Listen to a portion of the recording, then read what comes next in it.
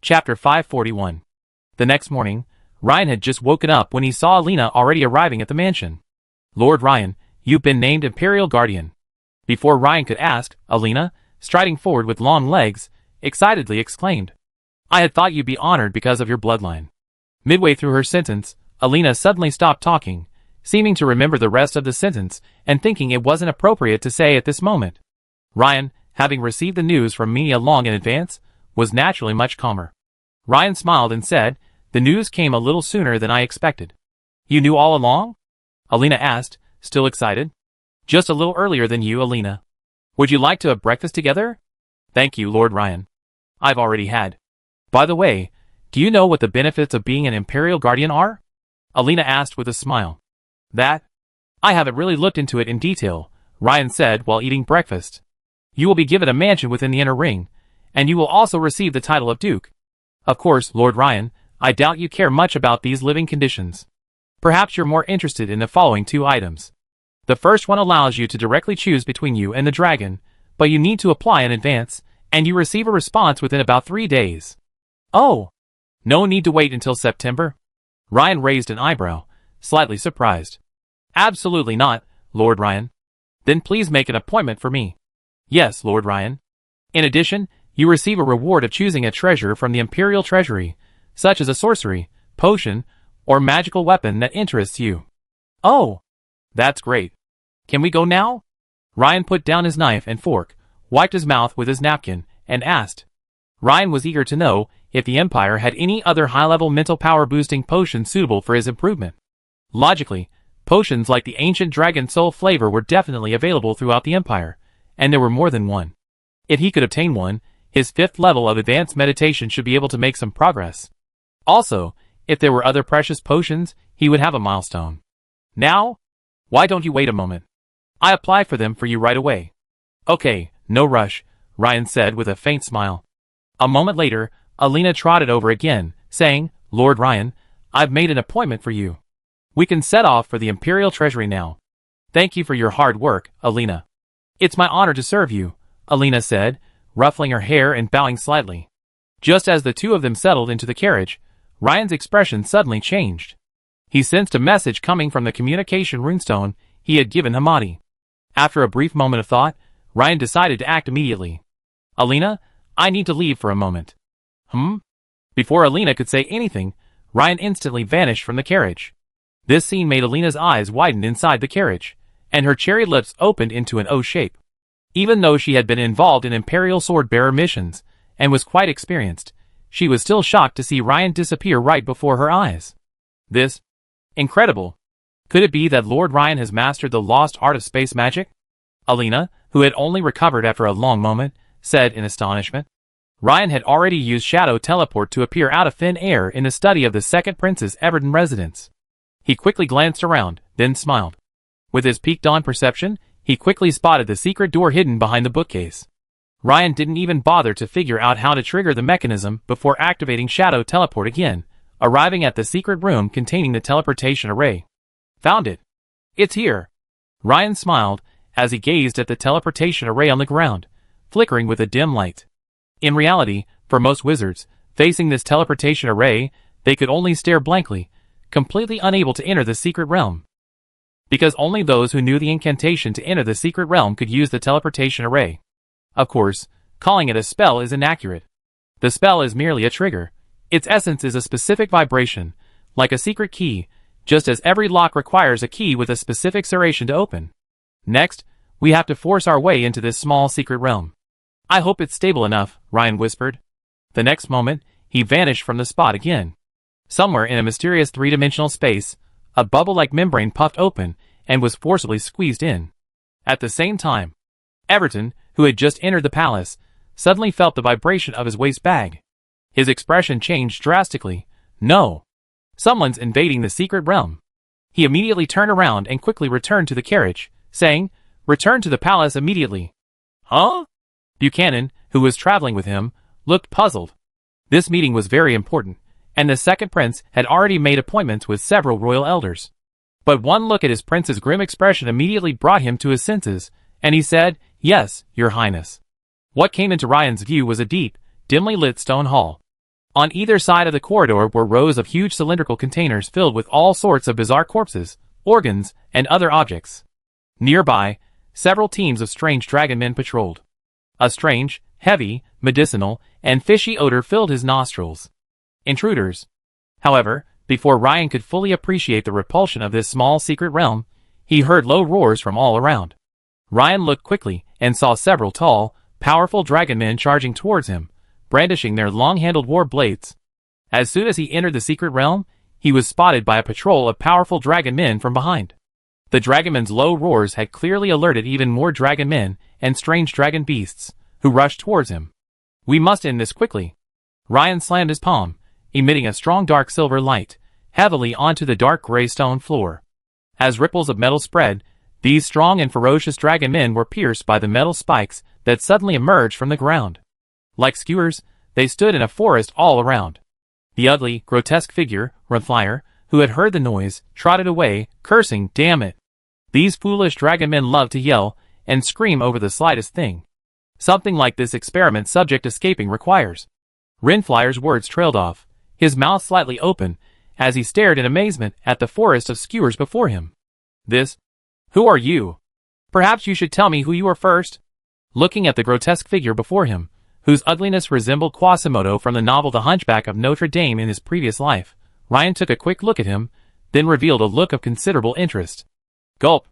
My name is Runflyer, and I'm the person in charge here, Runflyer said nervously, swallowing. He could sense the terrifying mental fluctuations of the young man before him, and he knew that if he didn't answer or use the second prince to scare him, he would immediately become one of the skewers nearby. The person in charge? Very good. Ryan nodded, feeling rather pleased that this man, Runflyer, was sensible. This would save him a lot of time. Where are the elves? Over there, Runflyer said, trembling as he pointed in a direction. Take me there. Very well, sir. Soon, Runflyer led him to the room where the elves were imprisoned. Seeing the group of female elves, their expressions sluggish and their movements slow, Runflyer's face darkened, and a strong sense of pressure emanated from him. He asked Runflyer, who was standing beside him, "What did you do to them?" Nothing. Runflyer trembled at Runflyer's gaze.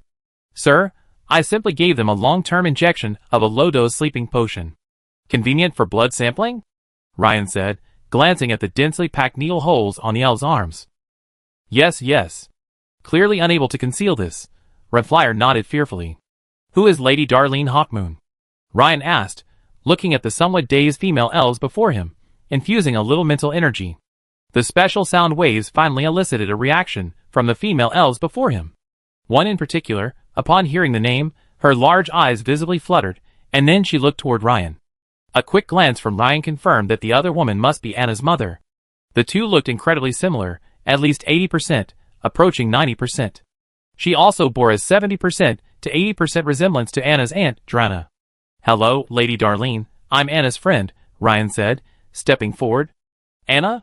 The woman stuttered slightly, seemingly a little disoriented, but the name held a special meaning for her, so she managed to speak. From the other person's expression, Ryan knew he had found the right person. Yes, Ms. Darlene, I escort you out first. Since he was already there, Ryan naturally intended to rescue all the elves. However, he glanced at Runflyer beside him and hesitated for a moment. Besides, this eccentric man's level of alchemy was unprecedented in his life, so it seemed a pity to kill him directly. Furthermore, he had seen the condition of the female elves. Aside from the slight dullness, numbness, and weakness caused by prolonged use of a sleeping potion, they had not suffered any physical abuse. This was completely different from what he had imagined, these female elves being confined to some kind of chair, subjected to various forms of abuse, or being forced into conception. Most importantly, the other party had cooperated throughout the entire process. Clearly, they were timid, and there was a high possibility that they would rebel in the next step. So, after some thought, Ryan didn't kill them, but quickly sent the female elves away. Runflyer watched Ryan, who was leading the female elves away, his heart pounding. Now he stood there, stunned and stupid. He had thought he was dead, but he had unexpectedly survived.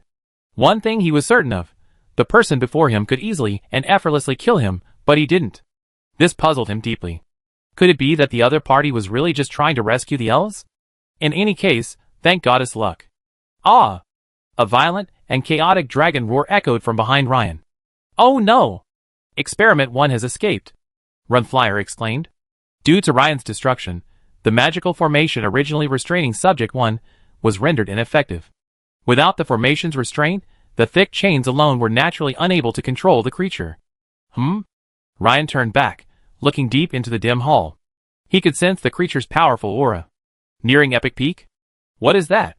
Sir, that's the subject I was testing the Mega Evolution Potion with. It's out of control now. Let's run. It's likely grown to the level of an Elder Dragon. An Elder Dragon? Ryan's eyes narrowed. No wonder he just vaguely sensed something deep in the hall. Huh? It looks like this. Interesting. Instantly, Ryan thought of his next move. In a corner of the palace garden, two elders were chatting. Elder Ivan, wasn't Her Highness Minia's decision a bit hasty? Even though young Lord Ryan saved her life, I feel it was still a bit rash in this matter, a royal elder said. Elder Ivan frowned, unsure how to respond. According to the ancestral precepts of the dragon royal family, once a person is confirmed to be of the multi-headed dragon bloodline, there is only one outcome, total destruction.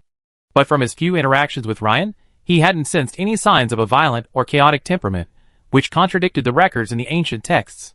Well, at this point, it's not confirmed that Lord Ryan's bloodline is that of a multi-headed dragon, right? Elder Ivan pondered, his words ambiguously. But, just as the old royal was about to speak, an explosion suddenly erupted from the inner circle not far away. Boom! A violent explosion emanated from the second Prince Everton's residence, followed by an angry dragon roar. A hideous monster appeared above the second prince's residence. A single dragon head flanked by four others, some deformed and some shrunken, made it hard not to be reminded of a multi-headed dragon. This sudden change naturally attracted a large number of elite Griffin Knights to swoop down. Since the second prince's residence was adjacent to the Imperial Palace, 7 or 8 Imperial Dragon Knights also immediately appeared in midair. At that moment, second Prince Everton arrived at the mansion's gate. Seeing this scene, he was naturally furious. Ryan, how dare you invade my mansion? I was only there to rescue someone. Besides, this monster was created by one of your people, right? In midair, Ryan folded his arms across his chest, maintaining a faint smile. He continued, don't deny it, I have evidence. You? Everton's face flushed red, his chest heaving violently. He had previously stated in the meeting that Ryan possessed the bloodline of an evil multi-headed dragon. But the problem now was that the monster created by his dragon-scale brotherhood looked even more like a multi-headed dragon than Ryan himself. Damn it! Ryan's words immediately caused the dozen or so Imperial Guardians and elders of the Senate to look at second Prince Everton with skeptical expressions. After all, just 2 days ago, the second prince had identified Ryan's bloodline as that of a multi-headed dragon. Yet, today, it seemed as if he had accidentally revealed his true colors, secretly creating a monster resembling a multi-headed dragon. This made one question the credibility of the second prince's previous identification. Chapter 542. Everyone's gaze lingered briefly on second Prince Everton before returning to the bizarre multi-headed dragon. It was hideous, but its aura was undeniably growing stronger. After carefully sensing it, many Imperial Guardians widened their eyes and whispered, Epic peak? Extremely Elder Dragon? If it's really the second prince, how did he do it? Before they could even consider it, the creature roared furiously and charged at Ryan again. Facing the attacking experimental subject, Ryan this time didn't maintain his human form. Instead, he immediately activated his sixth form, transforming into a massive, dark silver dragon and engaging in hand-to-hand combat. Just now, after sending the elves to his mansion, Ryan returned to the small secret realm and blasted the experimental subject out of the realm with a single blow. Everyone, why don't you all join forces to help His Majesty Ryan? Elder Ivan said solemnly to the several elders around him, observing the fierce battle between the powerful and slender dark silver dragon and the Hydra. It seems the second prince's earlier accusations are unfounded. Let's attack together. This is the Imperial capital. We better quell this situation quickly. With that, the Imperial Guardians present attacked simultaneously. Some attacked the experimental subject directly, while others cast some kind of large-scale obscuring spell, obscuring the scene and preventing it from spreading. After all, this was the Imperial capital of Tamriel, symbolizing the face of the Dragon Empire. With the Guardians' involvement, the battle naturally became a foregone conclusion. Although the opponents' energy fluctuations had reached epic proportions, their combat skills were not particularly impressive. They were evenly matched in combat with the dark silver dragon Ryan had transformed into. Add to that the combined attacks of so many Imperial Guardians, and in just 10 seconds, the opponent let out a mournful wail and fell heavily from midair.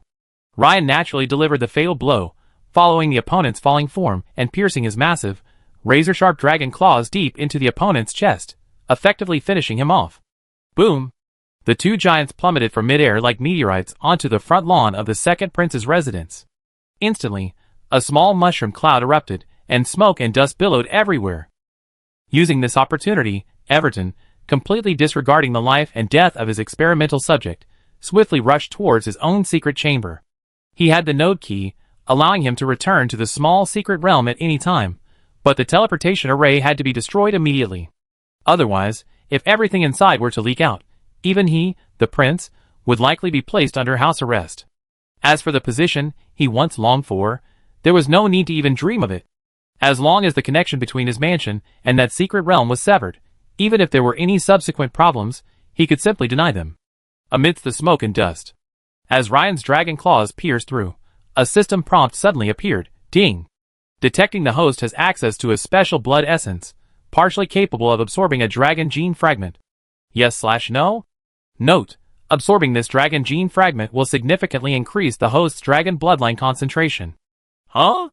There's actually a gene fragment I can absorb? Partially at that. Ryan was startled, then overjoyed. How many different dragon offspring did that guy mix together when he made the super evolution potion? You have to remember that his bloodline concentration has already reached super level, and further improvement would be extremely difficult. Ryan never imagined that he could increase his dragon bloodline concentration through this guy before him. He knew full well that the Dragon Scale Brotherhood was essentially an organization used by Second Prince Everton to obtain the blood essences of various dragon-blooded offspring through various dishonorable means. The blood essences of those dragon-blooded offspring are mostly very thin. How many offspring would it take to extract this? It seemed that Ryan had underestimated the size of the Dragon Scale Brotherhood and the talent of that ugly freak, Reflyer, in his potency. Without hesitation, Ryan immediately chose yes. Immediately, a system notification flashed across the screen. Congratulations! With the power of your bloodline, you have unlocked the 7th form of the mutated dragon bloodline, Extreme Elder Dragon form. The host's bloodline has mutated, and the special ability has been upgraded from 3 heads to many heads. In this 7th form, the host will possess the special ability Many Heads. Multiple Heads effect. In addition to the host's own head, the host can select and grow multiple dragon skulls with different attributes, thereby gaining corresponding dragon abilities, including but not limited to Dragon Breath, innate abilities, and melee abilities. Note: the host currently possesses the Void Dragon Head, the Corrupted Dragon Head, the Proto-Dragon Head, and the Red Dragon Head. Note: the current maximum number of dragon heads is 5. In this 7th form, the host will continue to possess the Void Dragon's special ability, Etherealization. The 7th form of the mutant dragon's bloodline, Extremely Old Dragon form. After activation, the body transforms into a giant dragon, and the size is 200% of the normal dragon form. Attributes such as strength and agility are improved simultaneously. It is immune to all toxins and disease effects below the high level, and immune to all witchcraft damage below 350 degrees. Note: duration is positively correlated with bloodline concentration and physical fitness. Multiple? Ryan couldn't help but laugh and cry at the special ability that appeared in the system prompt. He was desperately trying to avoid being mistaken for a multi-headed dragon, but this time, his special ability, 3 heads, had actually been upgraded to multiple heads. Never mind. Improving combat power is the most important thing. I don't need to worry too much about anything else for now. Ryan paused for a moment, and then stopped thinking about it. After all, at his current level of strength, unless facing a deity incarnate or some unknown resurrected giant, few enemies could force him to use the multi-head special ability while in his Elder Dragon form. Furthermore, this special ability also allowed him to unleash powerful combined attacks similar to those performed by multiple dragons working together, such as the Red Dragon's secret technique from before. Molten Flame. That was a powerful killing move that required the combined strength of 3 Elder Dragon-level red dragons. Last time, he only had this ability briefly after Minia performed the Dragon Blood Sacrifice spell, but now, he could possess it permanently. When Ryan transformed into human form again, and slowly emerged from the smoke and dust. Elsewhere, Second Prince Everton, who had completely obliterated the secret room, approached Ryan with a sullen expression. Just as the two were about to confront each other head-on, several royal elders descended from the sky, led by none other than Elder Ivan. Elder Ivan, with a stern expression, stepped forward and said, "Second Prince, Your Majesty Ryan, both of you are so distinguished, how about we call this a night?" "Elder Ivan, I'm fine." Ryan was in high spirits after rescuing Anna's mother, Darien Eagle Moon. Plus, Second Prince Everton's covert actions ultimately served him well, naturally making him feel even better. Finally, for Minia's sake, Ryan didn't intend to discuss anything further with the Second Prince. After all, from another perspective, he was his great-uncle. Okay. Thinking about it, he felt a bit ashamed. After all, how old was he? He already had a nephew older than him. Of course, if he still persisted, I'd be sorry. Don't be so complacent. Do you think using experimental subjects can conceal the true nature of your multi-dragon bloodline? This matter will eventually come to light. Second Prince Everton stepped forward, suppressed his anger, staring intently at Ryan, and whispered, "Then you're going to ask others?" Ryan smiled, glancing around. "You?" Everton, naturally noticing the scrutinizing glances directed at him, grew even more furious. After Ryan finished speaking, he strode past Everton and went to greet Elder Ivan and the others. Everton, still standing, began to calm down and quickly reflect on the entire matter.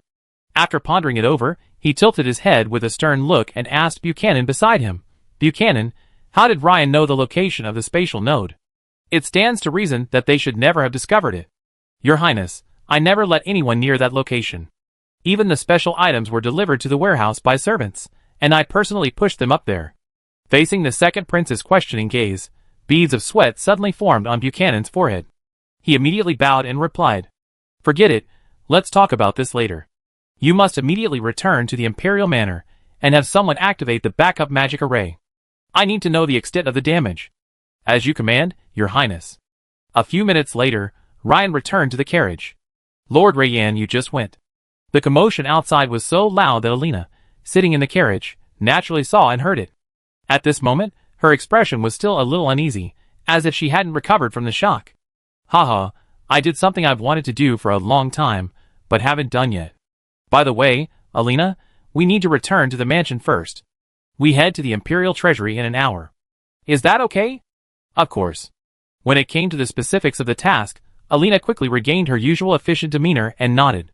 Before heading to the Imperial Treasury, Ryan still had to make arrangements for the dozens of elven women, including Anna's mother. He had considered escorting them to Ferdinand Forest, but after some thought, he decided to first notify the elven ambassadors in the Imperial capital and have them contact Ferdinand Forest.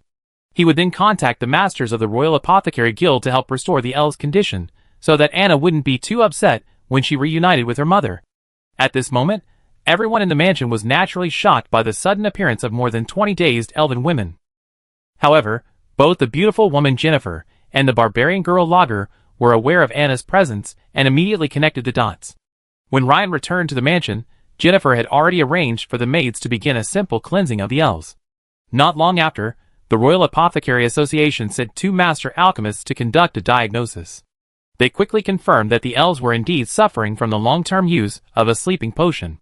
With the drug discontinued and supplemented with healing potions, they would gradually recover. After everything was settled, Ryan and Alina headed to the Imperial Treasury again. Inner ring of the Imperial capital. At the gate of the Imperial Treasury. It was a tall, temple-like building. While it appeared to have only 3 floors, it occupied a considerable area. Its exterior walls were clad in gray-white marble, creating a magnificent and imposing appearance. Because the items stored there were extremely valuable, to avoid any accidents, all exchanges required the Guardian to be present in person. After Ryan and Alina passed through the layers of inspection and entered the hall, a beautiful female attendant hurriedly approached, bowing and saying, "Your Majesty Ryan, hello. Nice to meet you. Please allow me to briefly introduce you. Due to their different types, these treasures are stored in different places. Are you here to exchange potions, magical weapons, or sorcery?" "Potions," Ryan asked. Alina had briefly explained to him on the way there that the Imperial Treasury was just a general term. In reality, the building is divided into several secondary treasuries, each storing items of different materials in a separate category. "Okay, Your Majesty Ryan, please follow me. Ms. Alina, could you please sit in the lounge next to me?" "According to regulations, Your Majesty Ryan can only go alone," the female attendant said to Alina. "Of course," Alina nodded. Ryan quickly followed the attendant down the corridor to the right, arriving at a smaller hall.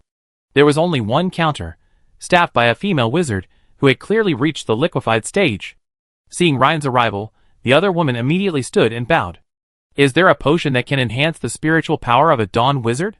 Ryan asked directly. "Yes, Lord Ryan. Please wait a moment. Here is a summary of the potions currently in the Imperial Treasury that meet your requirements. Super Wisdom Potion, Ancient Spiritual Fission Potion." The female wizard quickly explained them in detail. Half an hour later, Ryan exchanged the potions and returned to the secret room of the Bishio Constructor School. He chose the Super Wisdom Potion, an ancient potion that can steadily enhance the spiritual power of a Dawn Wizard. However, like most rare potions, its effectiveness is best after the first dose, but its effects diminish significantly with subsequent use. As for why Ryan chose this potion, it was because its efficacy was relatively stable and had virtually no side effects. Potions capable of steadily increasing a Dawn Wizard's mental power were extremely rare, even within the Imperial Treasury. They fell into two broad categories. One category involved potions for which the Empire had acquired the relevant formulas and could produce them in small quantities. These potions had been proven effective and highly reliable, such as the Super Wisdom Potion Ryan had exchanged for. The other category involved ancient potions found in ruins, or preserved in extremely small quantities, or even as rare artifacts. Their effectiveness was difficult to guarantee, such as the Mind Fission Potion. At this moment, the total amount of mental power displayed on Ryan's attribute panel had reached 295 points. 10 of these points were the reward for his promotion to Goblin Engineering Expert, and the other 2 were consumed while rescuing the group of elves in the small secret realm. Although he hadn't added any recovery points during the battle with the experimental subject, the use of Shadow Teleport during the previous rescue had consumed a significant amount of mental power. After all, the mental power consumption of teleporting directly and carrying others was completely different, increasing exponentially. Let's see how much mental power this bottle of Super Wisdom Potion can increase. After a brief preparation, Ryan downed the bottle of azure-emitting potion in one gulp. A refreshing taste, like the sweet taste of some kind of fruit, filled his mouth. As it slid down his esophagus and into his stomach, a few seconds later, Ryan felt a wave of warmth in his stomach. This warmth was like winter sunshine or a hot spring after a snowfall, and Ryan felt an inexplicable sense of comfort. At the same time, strands of coolness began to flow from his body, gradually flowing into his mind. A system notification then sounded. "Congratulations. Your spiritual attributes have been improved. Congratulations. Your spiritual attributes have been improved." After the drug's effects completely wore off, Ryan glanced at the attribute panel, which displayed the following: spiritual attributes, 310, quality attributes, 92%. A total increase of 15 points? Not bad. So, this bottle of Super Wisdom Potion has increased my total spiritual power by approximately 5%. Ryan couldn't help but smile as he looked at the attribute panel, which had finally reached the 300 mark. Feeling the changes in his body, Ryan quickly decided to try the 5th level of Iron Heart again, to see how much progress he could make. Suddenly, Ryan's expression froze, and he froze for a moment. This level of mysterious energy particle fluctuation. It's clearly increased significantly compared to before. Although Claire had reminded him of this more than half a year ago, this time, the increase in fluctuation was much greater. Let's put it this way. Suppose the previous daily improvement was approximately 2 decimal places, and now, it's roughly 1 decimal place. While this increase may seem small, it's only for 1 day. Over time, the cumulative effect is significant. The same scene unfolded across the Empire. Not only in the imperial capital of Tamriel, but also in the northern windswept tundra, the eastern coast of the Summer Sea, the northwestern Cyrodiil Plateau, and even across the ocean in the Federation, numerous powerful individuals expressed astonishment. Many of them, their brows furrowed in worry, as a thought struck them. At the same time, inside the palace, in a mysterious underground chamber, a commanding voice emanated, echoing in the ears of every powerful royal figure within. "In 2 days, I will attempt to reach demigodhood again. As soon as possible, gather the Empire's powerful men back to the capital." "Excellent. You won't be able to pass your father's test, Ryan." Second Prince Everton was naturally overjoyed upon hearing this. In a luxurious room in the palace, Minia's beautiful eyes suddenly widened as she said, "Your Majesty has awakened? But isn't this decision a bit hasty?" "Your Majesty." Elsewhere, Elder Ivan's expression was complicated. Chapter 543. An emergency meeting was immediately convened within the Imperial Palace.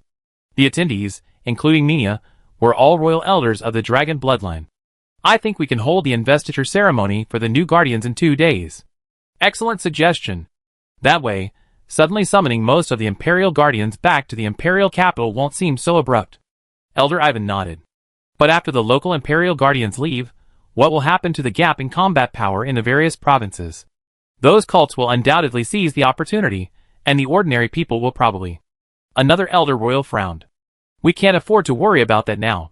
Let's choose the lesser of two evils, Elder Ivan sighed. I suggest recalling His Majesty Vokmoss as well. Minia, who sat in the main seat, spoke up. His Majesty Vokmoss? But if he leaves, what if there's any movement on the part of Queen Trista the Wind Pung? Another Elder Royal questioned. I agree. We must learn from the lessons of last time. If we had recalled a peak-level warrior like His Majesty Verkomas, perhaps the outcome would have been completely different, Elder Ivan supported. Half an hour later, the meeting concluded. Colorful sorceress messages echoed from the palace in all directions. At the same time, as if to be on the safe side, a few minutes later, a large number of blood falcons and swifts carrying secret letters flew out of the palace again. The secret letter contained a single sentence. On the last Sunday of this month, a ceremony will be held to invest the new Imperial Guardians. This was the perfect excuse, agreed upon by the royal elders, for most of the Imperial Guardians to gather in the Imperial capital of Tamriel 2 days later. Of course, this cover-up might not have much effect on the gods, but for some things, delaying their knowledge meant a slightly better chance of victory. Besides the construction school's headquarters. After a brief experiment, Ryan was delighted to discover that his progress in outlining the 5th level model of the Ironheart Advanced Meditation had increased by another 3 runes, reaching 395 runes. This was just as he had expected. The increase in total mental power was beneficial to advancing the meditation technique. A few hours later, Ryan had reached 412 runes, but the rate of improvement began to slow again. He knew that this level of improvement was nearing its limit. In other words, the benefits of the Super Wisdom Potion were gradually being exhausted. Absorbing the Divine Power crystals is still the most effective, Ryan sighed. At that moment, the communication mark on Ryan's chest suddenly flickered. Ryan's brow furrowed slightly as he sensed something, then he immediately left the secret room and headed for the palace. Voodoo communication wasn't entirely secure, so Minia was waiting for Ryan in a secluded chamber in a side hall of the palace. Soon, Ryan, led by a maid, arrived at the secret room. After the maid left, Ryan couldn't help but ask Minia, "What's so urgent?" "Ryan, there's something you need to pay special attention to. 2 days from now." Minia recounted the details. After hearing Minia's words, Ryan's face also grew solemn. Ryan then learned that the Emperor's previous attempt to attain demigodhood had been interrupted at a critical moment by several divine incarnations, resulting in failure and serious injuries. You know, the news he'd received earlier wasn't quite like this. It seemed that, to boost the morale of the Empire and the prestige of the royal family, the news had been embellished and manipulated. The Emperor, while still gravely injured, had been promoted successfully, but his failed promotion was replaced by a successful one. So this time, there's a very good chance the gods will descend again? Ryan asked after a moment's thought. Although Minia's consciousness had briefly merged with his before, it wasn't for long, so Ryan only knew a portion of the secrets and knowledge Minia possessed. Yes, that's very likely, Minia nodded. Minia, isn't 2 days too hasty? Why didn't your majesty choose to ascend when you're more prepared? Ryan asked again. Because the strengthening of the energy tides will have a far greater impact on the gods' revival than the speed at which we can increase our strength. Although the intensification of the energy tides will allow more powerful individuals to emerge in the Empire, it will take time. And time isn't on our side. I understand, Ryan nodded. I have another question. I heard that the Empire's founding emperor, Atlas the Great, was a demigod-level powerhouse. Later, it seems, 2 other emperors also reached the demigod level. Where are they? This question lingered in Ryan's mind for a long time. Of course, if it weren't for Minia's special relationship with him, Ryan might never have found the right person to ask the answer to this question. Indeed, all 3 ancestors successfully reached the demigod level, but it was 2,000 years ago. It happened to be shortly after the Empire was founded, and soon after their advancement, they noticed that the energy tide was gradually reaching its low point. Humans aren't immortal, their lifespans are limited. Perhaps gods and ancient beasts can hide through slumber, but humans can't. So, no matter how powerful our ancestors were, they had no choice but to seek other means. According to the Imperial secret records, our ancestors, and the few remaining full moon wizards of the time all journeyed to other worlds. Other worlds? Ryan's eyes widened slightly, shocked. Although Ryan had seen records and descriptions of other worlds in ancient texts, he knew very well that the other worlds Minia was referring to were definitely not those of the Purgatory world or the Demon world. Is it through some spatial passage? No, according to the records, our ancestors' original words were that only after ascending to demigodhood could one perceive the existence of that ever-changing portal through a mystical perception, Minia said slowly. Mystical perception? The existence of that ever-changing portal? Ryan couldn't help but frown at this. If what the other party said was true, and the records were correct, then the content revealed was worth pondering. Could this also be the reason why the gods descended upon you incarnated to prevent your majesty's advancement? That's not entirely clear. Perhaps it is, but it may not be solely due to this. Minia shook her head. Ryan nodded. He understood. Even though Minia was an important member of the royal family, she wasn't the emperor after all. It was normal for her to be unaware of some top-secret matters. Besides, the information he had learned today was more than enough. Ryan, if the situation is as dire as last time, I hope you will take care of your own safety. Minia's beautiful eyes fixed on Ryan, and she spoke seriously. I will, Minia, and you too. By the way, this matter is currently top secret. Aside from the royal elders, even the other imperial guardians don't know the details for now. Yes. After leaving the palace's side hall, Ryan returned home to make some arrangements. Fortunately, his current residence was located in the inner third ring of the imperial capital, far from the palace. Even during the previous battle, the main impact was limited to the palace and the inner ring. The second ring was virtually unscathed, let alone the third. However, Ryan still made some necessary preparations and issued some reminders. He urged his family to stay indoors for the next 2 days and set up a protective magic array within the residence to mitigate any aftermath of the battle. Ryan, is something going to happen?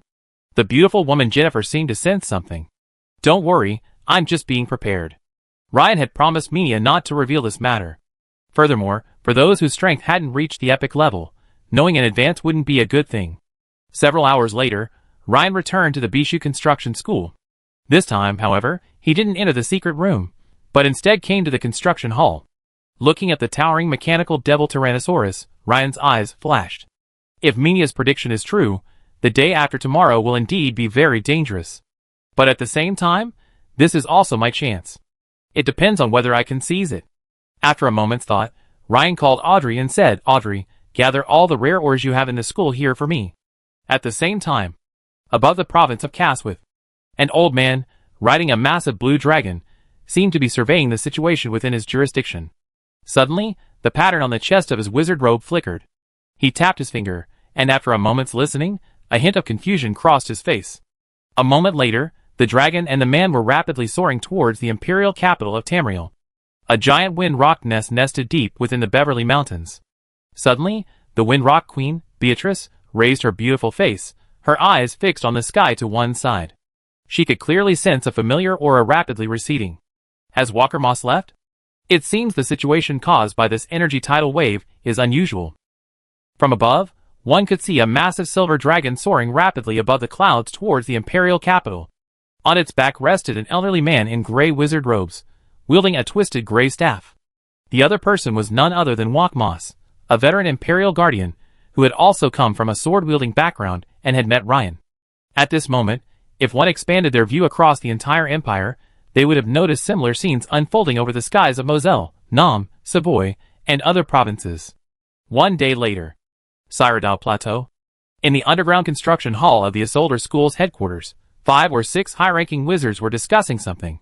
Bradley, deputy head of the Bisho Construction School, gazed with delight at a sand table on a stone platform, a replica of the entire Cyrodiil Plateau's terrain. He said, Headmaster, with the large number of mechanical sickle-clawed dragons and screamer dragons left by Lord Ryan, and the strong support of the Isolder School, we are now unstoppable, and have already cleared over 70% of the plateau. And, most importantly, judging by the distribution of the alien spider swarms, we can roughly determine that the headquarters of the esoteric school of Tutkarsh is somewhere within this narrow strip of land. Bradley pointed to the narrow strip of land west of the plateau and said, Well, it's indeed a welcome victory. However, the next step is the most difficult.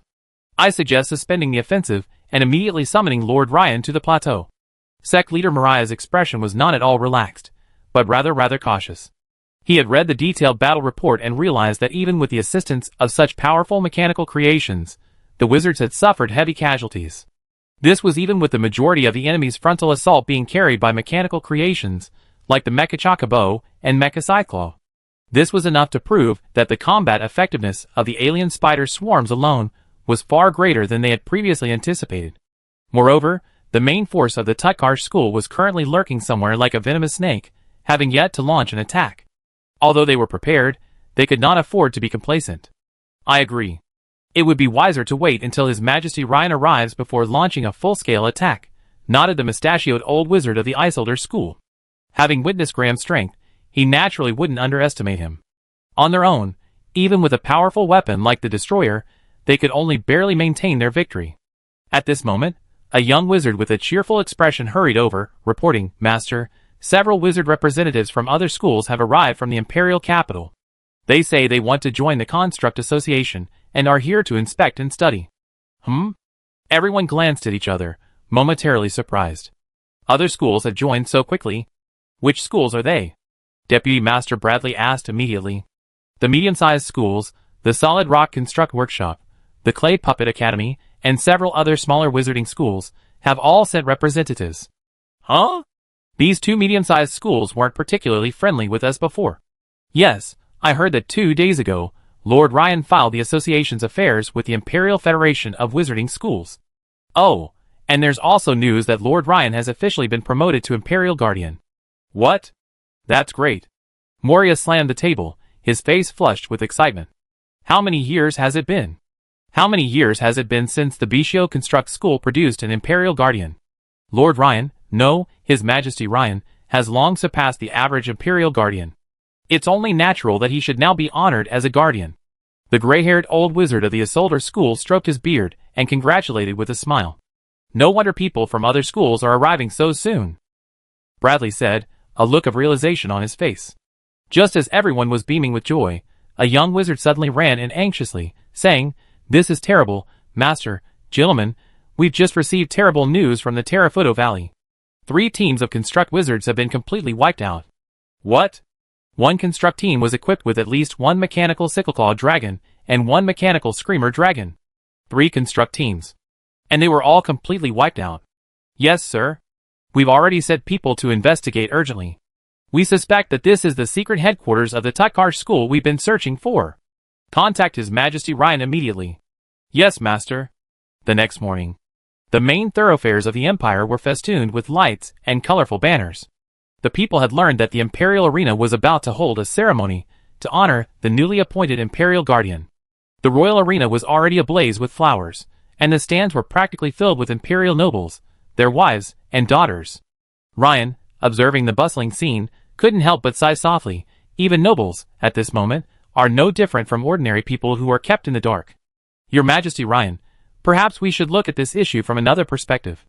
For most people, ignorance isn't necessarily a bad thing. Lambert, a solemn face, said solemnly. Upon arriving in the Imperial capital from all corners of the country, the Guardians were quickly ushered into a secluded chamber for personal instruction and additional combat and healing potions. Ryan also encountered Lambert, who had recently ascended to the rank of Sword Master. He was also one of the newly appointed members. At this moment, the Red Queen Minia, smiling gracefully from the royal stand, rose to her feet, displaying her graceful and elegant demeanor. She declared, after deliberation by the royal family and the Senate, I solemnly declare the investiture ceremony for the new Imperial Guardians to officially commence. Minia's words were like cold water poured onto boiling oil, and the entire royal arena erupted in excitement. Applause. First up is His Excellency Ryan from the Imperial Swordbearer Division. He's also the youngest Imperial Guardian in the history of the Dragon Empire.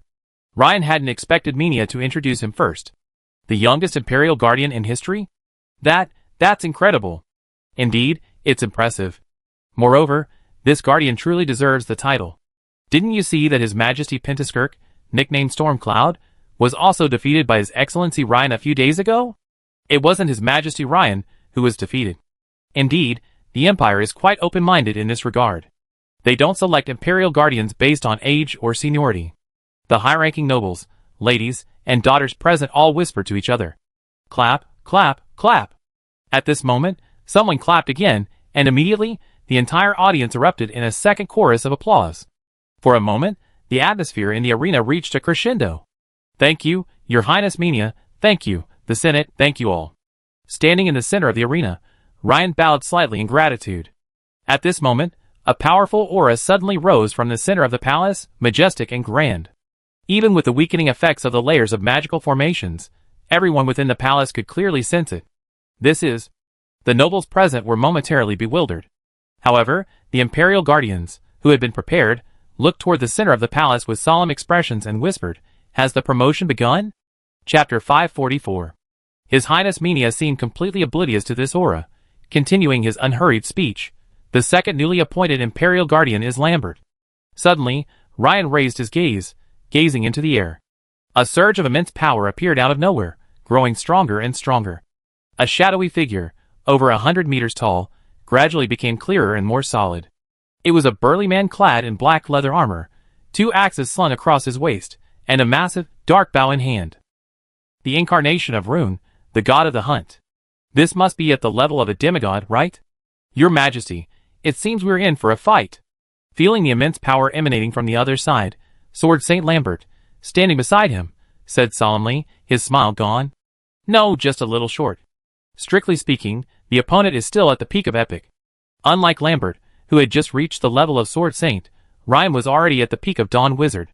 He carefully sensed the opponent's avatar, and discovered that it wasn't at the level of demigod. But the bad news was that the opponent's avatar was only a hair's breadth away from demigodhood.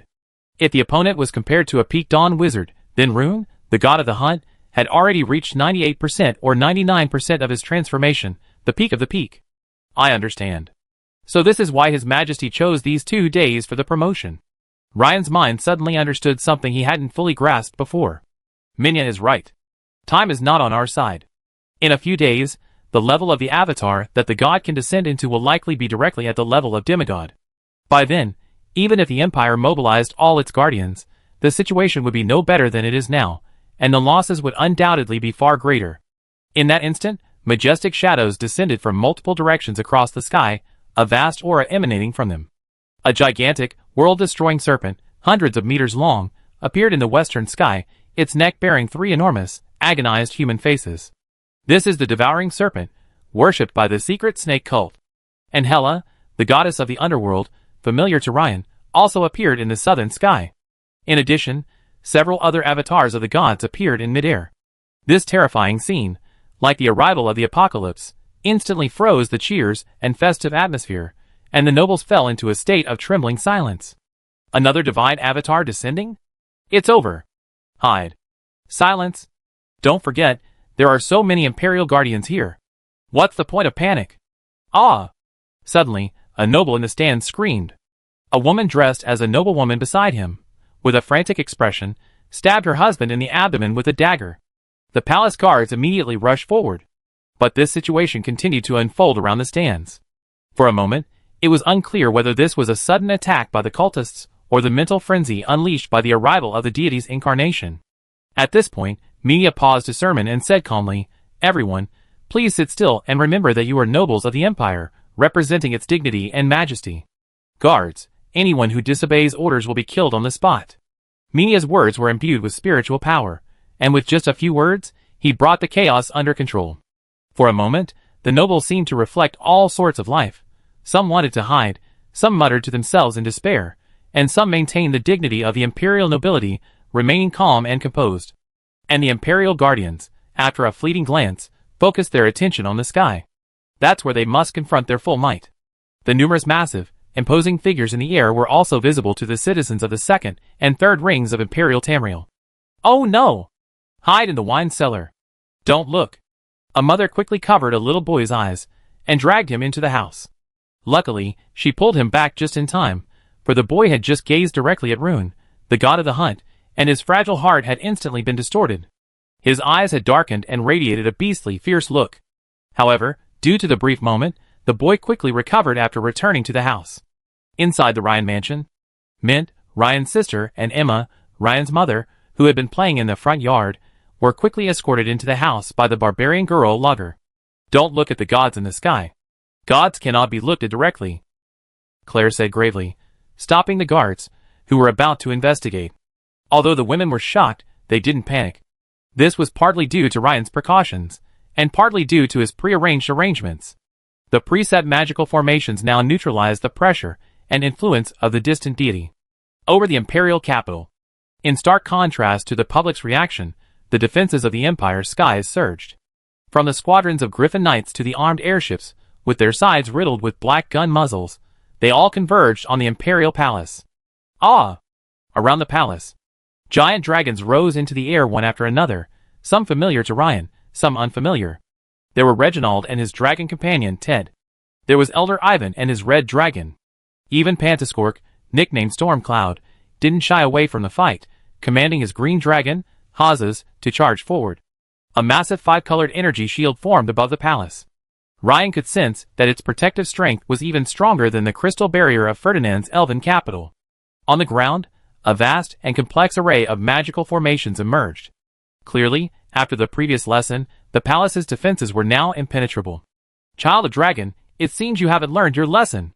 A resounding and commanding voice rang out. "Everyone, attack!" Instantly, numerous giant figures in the air began to attack the multicolored vortex. Hela, goddess of the underworld, waved her hand, and a 100-meter-wide waterfall of black water cascaded down from the sky, shaking the multicolored vortex violently. The devouring serpent coiled its body and lashed out at the multicolored vortex above the palace, tearing into it with a fierce bite. A massive dent appeared in the vortex.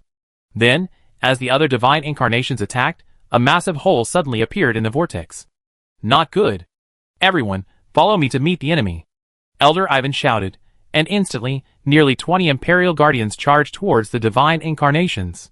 The last remaining divine incarnation, Rune, the hunting god, cast a contemptuous glance at the surrounding Imperial Guardians. He raised his massive black bow and aimed downward. A blood-red energy arrow, formed from the essence of energy, quickly formed on the bowstring. At the very front of the arrow, where the arrowhead was, a blood-red energy vortex appeared. The energy within the vortex seemed so dense that tiny energy crystals, resembling tiny starlight, appeared. Everyone present could sense the immense power contained within. "Get out of the way, Elder Ivan," the Imperial warriors nearby warned. For the target was Elder Ivan, the aerial commander. Chew! Words cannot describe the sheer speed of this arrow.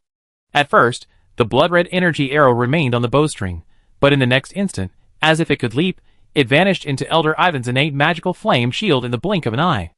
Only the rippling energy waves indicated that something had penetrated the shield and passed perpendicularly past Elder Ivan's nose. Thankfully, Elder Ivan, alerted, shifted slightly before the arrow was released. "Ah!" The red dragon beneath Elder Ivan's crotch cried out in agony as it plummeted from the sky. Though the arrow missed Elder Ivan himself, it struck his fellow dragon. With a single arrow, the opponent had broken the innate sorcery of a late-stage Dawn Wizard and left a full-grown red dragon critically wounded and near death. This power was like a bucket of cold water being poured over everyone present. This is the teleportation arrow of Rune, the god of the hunt. Legend has it that it cannot be dodged. Mia had now arrived beside Ryan, her pretty face solemn as she watched the scene unfold. Since Mia had lost her fellow dragon, Thassa, she was, according to the plan, responsible for ground defense. Unavoidable? Ryan frowned slightly. Even with the incredible defense of his seventh form, he had no confidence he could withstand the opponent's attack.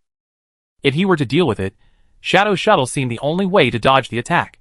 Faced with the threat of Rune, the god of hunting's arrows, many Imperial Guardians immediately used ranged magic to counterattack. Boulder throw. Reginald pointed at Rune, the god of hunting. A pair of giant ochre-colored hands suddenly emerged from the ground, grasping a massive rock about 20 meters in diameter and hurling it. Sleeping poison cloud? Pantascork controlled his green dragon, Hazes, to spit a large dark green poisonous cloud at Rune, the god of hunting. This was Hazes' special innate ability. As for the other Imperial Guardians with ranged magical abilities, they also launched their attacks. The boulder hurtled towards Rune like a comet, but suddenly, an immensely large and ferocious snake appeared and loomed directly in front of Rune. Snap! The devouring serpent's tail swung heavily, shattering the boulder. At the same time, it opened its enormous maw and, with a simple gulp, swallowed the entire poisonous cloud of the green dragon Hazes. The other colorful dawn sorceries bombarding its scales mysteriously shrank, causing no significant damage. For a moment, with the devouring serpent blocking their way, The crowd was completely helpless against Rune, the god of the hunt. The sorceress energy has been devoured, Ryan said, his pupils shrinking slightly. The situation isn't good. Although the Empire's counterattack appeared spectacular, Ryan knew that if the attack ceased, Rune, the god of the hunt, would find an opportunity to strike back, and one of the Empire's guardians present would likely be killed immediately. During the last battle, the devouring serpent of the secret snake cult didn't manifest incarnate. I didn't expect it to arrive this time, Minia said, her brows furrowed slightly. It seems we have to have His Majesty, the Red Dragon King Strozzi, take action beforehand. Minia crushed a glowing crystal in her hand. The Red Dragon King? Ryan immediately felt the ground tremble. Ah! A resounding dragon roar echoed. The ground in the palace's central square began to collapse, and a massive crimson dragon, the size of a hill, soared into the air. It was none other than the Red Dragon King Strozzi. It spewed a massive cone of flames at the mid-air devouring serpent. In an instant, the air within a radius of hundreds of meters was ignited. The hundreds-meter-wide flames nearly covered the enormous snake's body, causing the devouring serpent to feel damage and pain for the first time. But its counterattack was also quite sharp. With lightning speed, it thrust out its snake head and swirled around the mountain like Red Dragon King. The two giants immediately engaged in hand-to-hand combat. Finally, it's out. At this moment, Rune, the god of the hunt, smiled faintly, raised his great bow again, and aimed at the Red Dragon King. Oh no! Ryan, I leave this to you. I have to stop Rune, the god of the hunt. Minia's expression immediately changed. If the Red Dragon King was severely injured, there would be no power left to stop the devouring serpent. Furthermore, with other incarnations of the gods nearby, even the combined forces of over 20 Imperial Guardians would be unable to resist. On the contrary, they would be cut through from the center like melons and vegetables. Wait, let me do it, Ryan said, stepping forward and blocking Minia. Ryan knew that even if Minia tried her best, she might not be able to contain Rune. If she wasn't careful, she might die on the spot. He naturally couldn't bear to see that happen. Ryan, you. Their eyes met briefly. Minia seemed to see the confidence in Ryan's eyes. She nodded, no longer trying to dissuade him. Protect yourself. Then, a second later, Ryan vanished from sight. Immediately afterwards, a dark silver dragon, 70 or 80 meters long, appeared beside Rune, its breath of flames blasting directly at his head, obscuring his vision. Huh? Interesting. Rune continued to draw the bow, making no evasive movement. Suddenly, a black membrane appeared on his body, like a divine shield, easily blocking the fiery breath of Ren's elder dragon-level flaming force. A very good talent. Perhaps, against an opponent of the same level, this move could be a killer move. Unfortunately, you're facing a god. So what if he's a god? The next moment, Ren's pair of sharp dragon claws pierced the opponent's black membrane. The black membrane was extremely tough, and although two large arc-shaped dents were left in the wound, it seemed to still withstand Ren's attack. But with a roar, Ren's muscles expanded, and with a whoosh, his claws pierced the black membrane, and one dragon claw directly grasped Rune's arm, which was pulling the bowstring. Shoo! Due to Ryan's interference, Rune, the god of hunting's arrow, missed the Red Dragon King and instead struck a mansion in the inner ring, instantly creating a bottomless crater within the luxurious residence, which spanned hundreds of square meters. It's you? At this moment, Hela, the goddess of the underworld, naturally noticed the dark silver dragon that had suddenly appeared and blocked Rune, the god of hunting's arrow. As an old friend, Hela immediately recognized its identity. However, the next moment, both Ryan and Rune, the god of hunting, vanished from sight. Ryan, using a shadow teleportation technique, carried Rune thousands of meters into the air. Ryan knew that fending off the attacks of multiple incarnations of the gods was impossible. Only by isolating Rune would he have a chance of defeating them. Son of Dragon, the ability to travel through the warp consumes immense energy. It's a huge burden on you. I'm afraid you don't have much strength left. Are you trying to lead me into an ambush? Unfortunately, I just interfered briefly and disappointed you, Rune said with a smile, as he drew the two hatchets from his waist, seemingly unfazed by being pulled away from the other gods by Ryan. No! I just don't want anyone to see what's about to happen. Chapter 545. Before he finished speaking, the dark silver dragon transformed by Ryan began to undergo another sudden transformation. Two large bulges suddenly appeared at the base of its neck, and two red dragon heads rapidly sprouted out like blooming flowers. Just now, he had already silently added some energy to his recovery. Continuously performing Shadow Shuttle in his extremely old dragon form consumed a considerable amount of mental energy, especially the second time, and with Rune, the god of hunting, in tow, the consumption skyrocketed. Hydra bloodline? Rune's sudden transformation before him caused a flicker of surprise in his eyes. Nice surprise, I see. Unfortunately, you're facing a true god. Even possessing Hydra bloodline isn't enough. Split the sky. Rune's arms, gripping the twin axes, suddenly trembled slightly. The tremor was so subtle that it would be difficult to detect without close inspection. But the next moment, 2 lines of blood suddenly appeared on Ren's dark silver dragon form. Feeling a sharp pain, Ren looked down and saw that his steel-hard dragon scales had shattered, blood gushing out. 2 deep cuts had suddenly appeared on his chest. Do you see the difference? Rune said with a smile, as if he had done something insignificant. This is the difference between humans and gods. Even though they appear to be on the same level, in reality, the gap is vast. However, since you are of the bloodline of the multi-headed dragon, perhaps I can grant you a chance. Prostrate yourself at my feet. As a servant, I will forgive your offense. Ryan wasn't surprised by Rune, the god of the hunt's offensive prowess. He had fought Hela, the goddess of the underworld, 3 times before. When on equal terms, he was always outmatched unless he unleashed a power of a higher order. This was because the gods were near perfect in both sorcery and combat skills. The vast ages had endowed them with unparalleled combat experience, tens, even hundreds, of times greater than that of humans. So, for a god like him to possess such strength was perfectly normal. Is this your strength? It seems much weaker than I imagined. While trying to provoke the other with his words, Ryan quickly healed his wounds. Arrogant! Rune's face lit up with rage, and he swung his 2 battle axes rapidly. Blade dance. Chi-chi-chi. The axe blade swung through the air, and a transparent, wind-like energy attack instantly struck Ryan. Dozens of dense bloodstains suddenly erupted from Ryan's dark silver dragon body, and for a moment, he seemed to have transformed into a blood dragon. However, Ryan naturally wouldn't passively accept the blow. He raised his dragon claws, and a buzzing dark silver metal disc appeared out of thin air. Then, it slashed towards Rune's waist at high speed. A trifle. Rune sneered, then slashed at the disc with his axe. Snap. Some high-density transparent energy collided with the bladed disc, instantly shattering it. The 2 energies had almost completely neutralized each other. This was the first time Ryan had encountered an opponent who could so easily break his Dawn's killer move. Ineffective? Looks like that's the only way, Ryan thought to himself. Ryan's main dragon head opened its maw, unleashing a cone of fiery flames at Rune. In response, a black film suddenly appeared on Rune's body, and he swiftly swung his battle axe at him again. But what Rune didn't expect was that Ryan's other 2 red dragon heads also opened their mouths and began to spit.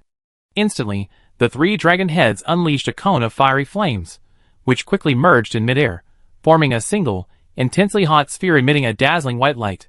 This was the red dragon's secret technique Ryan had learned from the memories of Red Queen Mania. Molten Flame. This powerful killing move, requiring the combined efforts of 3 extremely old red dragons, was now being unleashed by Ryan alone. What? Rune's eyes widened slightly, clearly startled. A direct attack with his axe against this sphere of fire energy would only cause it to explode, so the experienced Rune naturally chose to dodge. But just as he was about to evade, he found his right ankle wrapped in a thick, resilient dragon's tail. Damn it! This pause cost him the opportunity to evade. Rune could only immediately defend himself, bearing the full force of the molten flame explosion. Boom! A shockwave, like a small nuclear weapon, spread outwards from thousands of meters in the sky. Vast swaths of white clouds were instantly ripped apart and vanished, like shredded white cloth. From a distance, one could see a flash of white light, like a miniature star exploding, fleeting across the sky. The instantaneous brilliance far surpassed the sun. Such power caused even the 2 sides, engaged in fierce battle far above the palace, to raise their heads in awe. That move! Hela, goddess of the underworld sea who had just defeated a green dragon, instantly realized that Ryan had used the same move that had defeated her avatar. Rune, that idiot, must have underestimated that human. Could that damned blasphemer Ryan have managed to survive again? Hela's eyes flickered, as if she was weighing whether to continue advancing or turn back and eliminate the human who had repeatedly insulted her. Grek, how about leaving this to you? I go help Rune deal with that brat. Hela, is it necessary? The deity known as Grek stood 70 or 80 meters tall, wearing a jewel-encrusted crown and a full set of bright golden armor. But what was shocking was that everywhere he looked, his body was covered in densely packed arms. Clearly, he was the evil deity worshipped and believed by the limb reattachment cult. He had already placed the skulls of a green and red dragon he had killed on his backs, and the 2 dragon heads were controlled, spewing flames and acid everywhere. First, we must quickly defeat these ants before us, and then completely destroy the human emperor who once again attempted to ignite the divine fire. This is the most important thing. Indeed, Rune is not so easily defeated. Let's deal with the current situation first. Alright. Helen nodded. While she still felt that the blasphemer should be eliminated as soon as possible and not allowed to grow, there were indeed more important things to do right now. Their primary goal this time was to eliminate the emperor of the human empire, not anything else. Because over time, the avatars they had forcibly descended would become increasingly weaker. Most importantly, she sensed that Rune's aura hadn't dissipated, meaning the blasphemer's attack hadn't defeated Rune. And on the Empire's side, His Majesty, Ryan, is truly too strong. He actually defeated a god's avatar in a one-on-one fight? Sword Saint Lambert gazed at the mushroom cloud rising in the sky in the distance, stunned. He had thought that after reaching the level of Sword Saint, the gap between him and Ryan would narrow significantly, but now it seemed that it hadn't narrowed at all. Instead, it felt like he was being left further and further behind. No, not yet. He's merely injured, not defeated. Mia observed more closely than Lambert. She sensed that Rune, the god of the hunt, still had his aura, and it hadn't dissipated. That's Molten Flame. Elder Ivan, who had also contracted a red dragon, immediately realized that what Ryan was performing was the red dragon's secret technique, Molten Flame. But how is that even possible? Elder Ivan muttered, his eyes widening.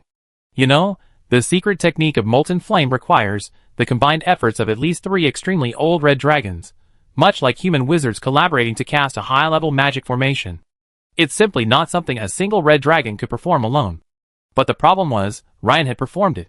The other Imperial Guardians, who had contracted red dragons, also looked surprised, clearly realizing this. As for the nobles and other combatants in the arena, their morale was boosted. Is that His Majesty Ryan? It's truly formidable. That god of hunting must have died in the explosion, right? I wonder if His Majesty Ryan is injured. In the distant sky, the dark silver dragon Ryan transformed into was drenched in blood, with hardly a single scale intact. Having just tried to hold off Rune, the god of hunting, he himself had been affected by the molten flame explosion and sustained significant injuries. Fortunately, his exceptional physique and regenerative abilities allowed his injuries to heal rapidly. By comparison, Rune, the god of hunting, was in a far more dire state than Ryan's. One of his eyes was blind, and his left arm, from the palm down to the forearm, had been blasted to pieces. Not a single piece of skin remained intact, and much of his body was charred black, emitting puffs of black smoke. However, the other's body was also rapidly healing. What troubled Ryan was that, although the other's aura had weakened somewhat, the perceived threat had increased. It seemed as if he would be doomed in the next second. Excellent, Rune said gravely. You've successfully piqued my interest, human. From now on, you are officially my prey. Strive for your life. As soon as he finished speaking, Rune swung the single-edged battle axe in his right hand and simply chopped it down through the air at Ryan. But in an instant, alarm bells rang in Ryan's heart. Void transformation. In a flash, before Ryan had time to recover his strength, he immediately unleashed the unique ability of the Void Dragon. The dark silver dragon, over 80 meters long, instantly became translucent.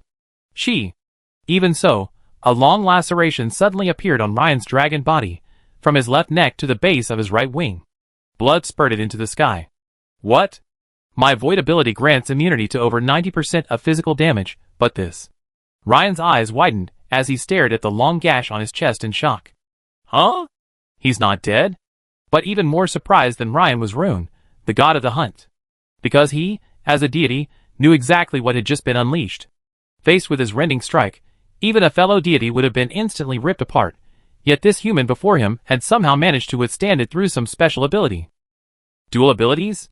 Even though you're of the Hydra bloodline, you've just unleashed warp travel and possess void. That's incredibly gifted. Rune quickly recognized that the ability Ryan had just unleashed was strikingly similar to the Void Dragon's signature ability. I think I should capture you and study you carefully. Ryan was also mentally pondering a battle strategy. In the brief encounter just now, Ryan had unleashed numerous killer moves. If not for 3 regenerations, he would have been exhausted. Since the molten flame of 3 dragon heads isn't enough, then use 4. But first, we need to attract their attention. As Ryan narrowed his eyes, thousands of meters underground, a massive metallic object began to slowly emerge. It was the skull of a massive devil Tyrannosaurus Rex. Its crimson eyes fixed on Rune, the god of the hunt, soaring in the sky. As if sensing something, Rune, who was currently confronting Ryan, relaxed his focus slightly and looked towards the ground. Swish! 2 red energy beams instantly blasted towards Rune. At the same time, Ryan activated Shadow Shuttle, appearing almost instantly behind Rune. Roar! A large bulge appeared again on the neck of the dark silver dragon Ryan had transformed into, and another red dragon head opened its eyes. The advantage of the molten flame red dragon's secret technique lies in its ability to multiply its power, as long as there are enough extremely old dragons. Flame breath. The 4 dragon heads exhaled cones of flame. 4 cones of flame immediately poured out towards Rune, the god of the hunt, forming a ball of flame in front of him that was even larger than before, emitting a rich white light. You faced a light dozens of times brighter than the sun, and for the first time, fear crossed Rune's face. Ryan, even more resolute than before, cast Shadow Swing again, securing Rune's arms with his claws from behind, and wrapping his tail tightly around his waist. The only thing hiding was the main dragon head. Boom! A mushroom cloud, even larger than the last, soared into the sky. This time, the shockwave even affected the mansions and houses thousands of meters below, damaging at least 100 buildings to varying degrees. A few seconds later, the massive figure of Rune, the god of the hunt, vanished from the sky, leaving only the blood-soaked dark silver dragon. But Ryan's condition was also quite dire. He gasped for breath. Only a small portion of the dragon's tail remained, most of it having been completely vaporized in the violent explosion. The sturdy dragon claws were nearly rotten, the scales long since vaporized, leaving little muscle tissue, a few scattered blood-red shards dangling from the arm bones. However, even in such a critical condition, Ryan's eyes radiated an unusual brilliance as he stared intently ahead. A palm-sized, blood-red crystal, resembling a divine power crystal, floated in midair. Upon closer inspection, one could discern Rune's wrathful expression etched across its smooth, mirrored surfaces. Divine power crystal, no, this aura, it should be a fragment of the godhead.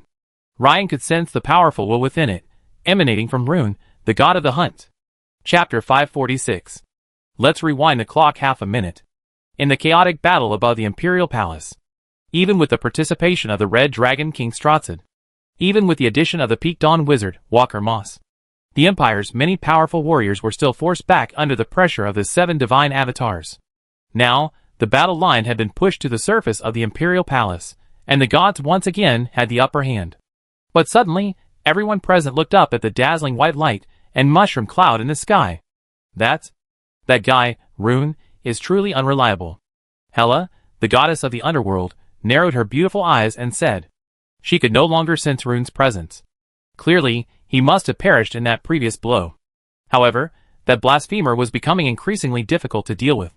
He was actually capable of launching attacks of this magnitude? This level of power, this is already a demigod-level energy fluctuation, said the multi-armed evil god, Greg, clad in golden armor, with a flicker of surprise in his eyes. He had naturally sensed the disappearance of Rune, the god of the hunt. Even the devouring serpent and the Red Dragon King, engaged in fierce melee, paused their clash and gazed toward the distant sky. A deep look of confusion and astonishment flashed across the Red Dragon King, Straw's enormous, vertical pupils. As the Red Dragon King, Straws was naturally most familiar with the familiar mystical energy fluctuations. But this level of power? It was too astonishing.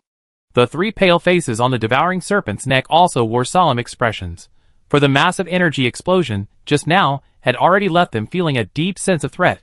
Sword Saint Lambert, who had just returned from his flight, felt the astonishing explosion erupting in the sky and couldn't help but ask Minia, standing beside him, Your Highness, Minia, did His Majesty Ryan win that explosion? Probably. Minia's pretty face flickered with worry. The explosion was so intense that even she wasn't sure Ryan had survived. But she was currently directing the battle on the ground and couldn't check on Ryan. Inside Ryan's mansion, Laudra and Claire, no ordinary people, were naturally unafraid of the deity's transformed power. Therefore, they kept a close eye on Ryan's movements. As they watched Ryan and Rune, the god of the hunt, clash fiercely in the sky, their hearts clenched, their hearts fluctuating wildly, with the fluctuating battle situation. The barbarian girl, Lager, gripped her massive shield and battle axe tightly, tightening and loosening her grip. Claire, we're far inferior to Ryan. If only we could help him, that would be great. Lager wanted to rush out to help, but she knew full well that the level of combat Ryan was facing was beyond her ability to intervene, let alone offer any assistance. If she rushed forward, it would simply distract Ryan, and not contribute to the battle at all. Lager, you shouldn't think that. Ryan's progress is simply too fast, Claire consoled her. As a witness to Ryan's rapid growth, she knew only too well how astonishingly fast his strength was rising. It was only natural that they couldn't catch up. In fact, it wasn't just them. Even with Claire's extensive knowledge of the Imperial Royal Academy, she had never seen anyone who could match Ryan's progress. We can help him with other things, which is also a form of assistance, just like what Jennifer is doing right now. In the sky, with barely a moment's hesitation, Ryan grasped the fragment of the divine nature. Instantly, a system prompt sounded, ding. Detected divine nature fragments that can enhance the quality of spiritual power. Do you want to accelerate absorption? Note, the system absorbs impurities and absorbs all at once. Ryan immediately chose yes. Instantly, he felt a surge of evil and overwhelming energy emanating from the fragment of the divine nature. The whispers and vicious curses of Rune, the god of the hunt, echoed in his ears, as if to twist his mind and assimilate his will. Logically speaking, the fragments of the divine nature left by a deity are not something a mortal could covet. At least one must reach the level of a full moon wizard, or even a demigod, before a human could handle the fragment of the divine nature before him. However, this problem did not exist for Ryan. For once the system intervened, these obstacles vanished. The fragments of Rune, the god of the hunt, were purified by the system, erasing any remaining divine will. The remaining pure energy surged from Ryan's arms, rising straight into his mind. At this moment, the spiritual energy point in Ryan's mind began to rapidly grow. A few seconds later, having absorbed all the energy, Ryan checked his stats panel. Spirit, 314, 100% materialization, his. It's completely full. Ryan's eyes lit up excitedly. At this moment, the hard battle and injuries he had just endured had not in the least dampened the smile that curled across his face. Doesn't that mean that once I master the 5th level of the Iron Heart Advanced Meditation, I can directly ascend to the level of a full moon wizard? The effect of the 5th level of the Iron Heart Advanced Meditation is the formation of a heart of steel within the spiritual sea. In a sense, this begins to transcend the human realm, and can be considered a partial manifestation of a lower-level godhood. But if one fails to form a heart of steel, as Ryan is currently experiencing, even if the qualitative transformation of spiritual power reaches perfection, one cannot ascend. Suddenly, an unusually surging energy surge from the distant palace interrupted Ryan's thoughts. Huh? What's that? Ryan couldn't help but glance sideways. Ryan could sense a majestic aura rising from the palace, imbued with majesty and dignity, yet distinct from the majesty of a deity. Has your majesty reached a critical moment in his ascension? Above the palace, the feelings of the gods were naturally more intense and clear. We need to speed up. Hela, let's ignore that human for now. Our goal this time is to prevent the emergence of another demigod-level powerhouse. Well, no matter how powerful that human is, it will take some time for him to ascend to demigod status. By then, we will have already descended into demigod-level avatars. He won't pose a threat. Hela, the goddess of the underworld, wanted to retort. But when she thought of her 3 failed battles with the blasphemer, out of respect for her reputation, she stopped talking and nodded, agreeing with the other gods. Then let's attack together. Sword of Judgment. The multi-armed evil god, Greg, roared, thrusting the 2-handed great sword he held in his main hand deeply into the palace ground. Instantly, hundreds of arms repeated his previous movement, thrusting the great sword downward. With dazzling blood-red ripples, the palace's ground, pillars, and other structures, all intricately carved with defensive formations, began to shatter piece by piece. For a moment, it was as if the palace had experienced a magnitude 10 earthquake, cracking and collapsing. Blackwater souls. Hela, goddess of the underworld, also raised her white hand, and with it, dense black water vortices appeared in the air, each containing the faces of ancient souls with agonized expressions. Go! With a wave of her hand, hundreds of swirling black water swooped down toward the shattered ground, followed by a series of violent explosions. The other incarnations of the gods also took action. In an instant, the entire central area of the palace was completely destroyed. No! Stop them! Elder Ivan's eyes widened as he shouted. Their target is His Majesty the Emperor. Protect His Majesty. Faced with the combined might of the gods, the Imperial Guardians immediately launched a counterattack, attempting to contain the enemy, but it was too late. At this moment, a powerful aura rose from the ground. This aura was as powerful as the incarnations of the gods before them. A tall figure, radiating golden light, slowly rose from the ground. It was none other than the human emperor, Carlos II. Meanwhile, in midair, Ryan, whose body was rapidly healing, also saw for the first time the supreme ruler of the Dragon Empire. Carlos II. Clad in a flowing golden robe and a crown, he bore a majestic expression. He clutched a golden scepter, and around him swirled several five-colored dragons of the extremely old age. This aura, Your Majesty has succeeded. An Imperial Guardian exclaimed. Indeed. Your Majesty has finally reached the demigod level. Great. Did it succeed? Ryan wondered. At this moment, Carlos II suddenly raised his gaze to the surrounding gods and spoke. It seems the legend is true. You are worried about the emergence of a demigod among humans, who could seize the artifact. So, even if it means expending a great deal of divine power, you must descend in an incarnation to prevent my ascension. Hearing this, Ryan's expression darkened. Artifact? Although Carlos II's words were vague, they hinted at something. For example, this artifact, whose name is unknown, should possess the power to restrain these gods. Otherwise, the gods wouldn't need to expend their divine power on such a thankless task. Son of Dragon, even if you are the emperor among men, you should not covet that artifact. It is not something you can covet, the evil god Greg said sinisterly. Any coveting will bring catastrophic disaster upon you and your empire, just as we are now. Hela, goddess of the underworld, said calmly, surveying the ruins of the imperial palace and the corpses of 7 or 8 five-colored dragons. The fierce battle, lasting less than 10 minutes, had exacted a heavy toll on the empire's side. Nearly double-digit numbers of adult dragons were killed, not to mention the several fallen imperial guardians, hundreds of elite griffin knights, and the tens of thousands of imperial soldiers aboard the airships. Do you still dream of wantonly enslaving humanity, as you did in the age of barbarism? Carlos II said solemnly. Since our ancestors succeeded in sealing all of you foreign evil gods, it's only natural that they will do so in this age as well. Presumably, if all of your avatars were lost here, it would greatly delay your awakening. Five-colored dragon flame. As soon as he finished speaking, Carlos II raised the imperial scepter. 5 extremely old dragons, red, green, yellow, blue, and black, roared simultaneously and breathed their breath towards the scepter. Breath of flame. Breath of acid.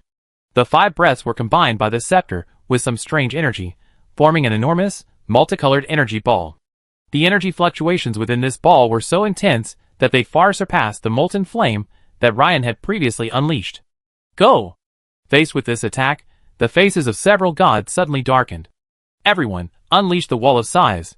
Grek, the god of the limb reclamation cult, was the first to raise his arm, channeling his immensely concentrated divine power into a translucent wall, blocking the way.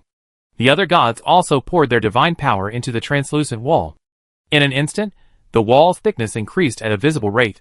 At this moment, the multicolored energy ball also struck the nearly meter-thick wall of size. Boom! A deafening explosion echoed throughout the imperial capital of Tamriel, and the surrounding palaces instantly lit up with dense, intricate magical patterns. But they barely withstood the impact for a blink before being completely destroyed. As the powerful shockwave dissipated, the gods remained unharmed, though the transparent wall was barely visible. The power of the avatars has fallen. An unknown imperial guardian shouted. Although the wall of size hadn't been completely breached, the imperial guardians present could sense that the gods had largely exhausted their energy defending themselves against their emperor's attacks. Huh? You? Suddenly Hela, the goddess of the underworld, stared at Carlos II with a look of surprise, then laughed. I see. Human Emperor, it seems you've lost again this time, and we've won. With that, the avatar of Hela, the goddess of the underworld, vanished into the air. She had actually dissipated her divine power on her own initiative. This had one advantage. After dissipating, that small portion of divine will would gradually return to its original form, unlike the previous case of Rune, the god of hunting, where that small portion of divine will was directly erased by the system. After hearing Hela's words, the other gods seemed to understand something. After gazing at Carlos II repeatedly, they smiled faintly and vanished into thin air. This scene naturally left the surrounding empire somewhat bewildered. Alas! At this moment, a heavy sigh escaped the mouth of the majestic-looking human emperor. At the same time, every imperial guardian present, Even Ryan, far off in the air, could sense Carlos II's aura rapidly receding. From the near demigod level, he plummeted to the peak of epic late stage. Your Majesty. Elder Ivan seemed to understand something, tears streaming down his face as he stepped forward. But the next moment, he froze in his tracks, his outstretched hands frozen in midair. The imperial scepter in Carlos II's hand began to shatter. No, more accurately, it was weathering. The seemingly pure gold imperial scepter began to weather, crumbling into dust. Seeing this, Ryan was momentarily stunned. He had a deep impression of the imperial scepter. Back then, when he was serving in the sword-bearers branch of Munster province, he had used a replica of this imperial scepter on several missions, defeating numerous enemies. But now, the real imperial scepter was crumbling before his eyes. However, it wasn't just the scepter. Carlos II also. As the imperial scepter disintegrated, so did Carlos II's arms, then his torso. Finally, a translucent figure remained, still standing, not completely dissipating. So the ascension just now failed? A thought instantly flashed through Ryan's mind. Just now, he had believed that Carlos II had successfully ascended to demigodhood, and that this was why he had defeated all the incarnations of the gods in one fell swoop. But he had never expected that he had achieved this by overdrawing himself. The same thought flashed through the minds of everyone present. No! Father has failed. Second Prince Everton's eyes widened, his face devoid of any color. It's over. The Dragon Empire is over, he muttered. Chapter 547. Seeing Second Prince Everton's distraught expression, everyone couldn't help but empathize and sigh. The once magnificent palace was now reduced to shattered ruins, and compared to the loss of supplies, the loss of life was far greater than anticipated. When Ryan, having recovered from his injuries, returned to the palace, numerous guards were already collecting the remains. Ryan approached Minia, looking at the spot where Carlos II had fallen, and asked, Minia, why are all the resurrected evil gods? What about the righteous gods? For example, the monsoon and the sea goddesses? In his opinion, if the resurrection was caused by the energy tide, it shouldn't be just the evil gods. If the battle for the imperial capital had included the participation of the righteous gods, perhaps the outcome would have been much better. The righteous gods have long since withered away. Since ancient times, evil gods have continuously invaded our world. According to ancient records, approximately 23 righteous gods have completely vanished in the long river of time, and some even have no temples left. Currently, within the empire, the only ones with a faint vestige of faith are the monsoon and ocean goddesses. However, I don't know if it's because of the seal, but there's still no sign of the goddesses reviving. I see. Ryan nodded. He knew that part of the demon's body was sealed deep beneath the Cologne Cathedral in the imperial capital. Ryan had assumed that neither the evil gods nor the righteous gods wished to see a powerful demigod among humans. But now it seemed that wasn't the case. After the war, the imperial capital had much to deal with. Under the current circumstances, Second Prince Everton clearly couldn't be relied upon. Therefore, after an urgent meeting among the imperial elders, Minia continued to serve as regent. After bidding Minia farewell, Ryan headed towards the palace. All along the way, people were crying and wailing at the top of their lungs. For example, a little girl with twin pigtails and a pink dress, clutching a doll, wept in front of a collapsed house. Under the rubble, the remains of a young woman could be seen. Clearly, she had once lived a happy life, but now, continuing forward, a shattered area, resembling a meteorite crater, emerged. A man wailed, clutching a broken leg. Judging by the signs, it was the aftermath of a previous battle. Federation Zetaya. A cave camp within the Reserlo Canyon. Swordmaster Tyrion, Don Wizard Hernandez, and several other distinguished elder wizards sat around a long table, solemnly discussing something. One of them was none other than Hiram, the director of the Federal Mechanical Research Institute. Judging by his aura, he had successfully reached the level of a Dawn Wizard. Hiram, in your opinion, what exactly is that gigantic metal dinosaur that appeared on the negative second floor? Asked Swordmaster Tyrion. Based on the memory crystal Lord Ryan left us last time, combined with the records in the ancient texts, I'm 90% certain it's the pinnacle of the ancient goblin mechanical army. The Tyrannosaurus King. In terms of the level of golems, the ancient goblins would have called them League Commander level, while wizards would more often call them Titan level, Hiram explained. Just days after he successfully entered the Dawn Wizard realm, he was summoned by Swordmaster Tyrion. The reason was simple. The Federation's exploration efforts had been forced to pause. During this period, the Federation had assembled 6 Dawn Wizards and Swordmaster Tyrion, a total of 7 epic warriors, yet they hadn't been able to penetrate the sub-3rd level and were instead forced to halt at the sub-second level. The greatest obstacle they encountered was a massive metal dinosaur, which Hiram was frightened upon first encountering. Titan class? Doesn't that mean it's a demigod-level being? An elderly wizard clutching a blue crystal ball exclaimed. Indeed, according to ancient texts, a complete ancient goblin mechanical army was capable of confronting even the most powerful demigods. Hiram nodded. Doesn't that mean we can't control the floating city? Another elderly wizard in a gray robe frowned. The Federation could naturally mobilize more epic-level warriors than just these 7, but the problem was that the various situations within the Federation's territory were complex, and the current 7 were already nearing the limit of what could be mobilized. Mobilizing more would drastically worsen the situation in many territories. Well, perhaps we could invite the Empire, especially Lord Ryan, to participate? Hiram suddenly offered a suggestion. The floating city is top secret. Inviting the Empire? Lord Hiram, do you think it's appropriate? The old wizard who had just held the blue crystal ball looked at Hiram with a speechless expression. However, he soon noticed that both Dawn Wizard Hernandez and Swordmaster Tyrion remained silent, appearing to be absorbed in thought and serious consideration. This intrigued him greatly. That Lord Ryan of the Empire, is he really that powerful? He single-handedly defeated the incarnation of the undersea goddess, slew the ancient sea beast, the smoldering electric eel, and routed the main force of the sea god cult. Do you think that's impressive? Hiram asked unhappily. The other wizard was from the same group as him, but due to their personalities and temperaments, they had always had a slight dislike for each other.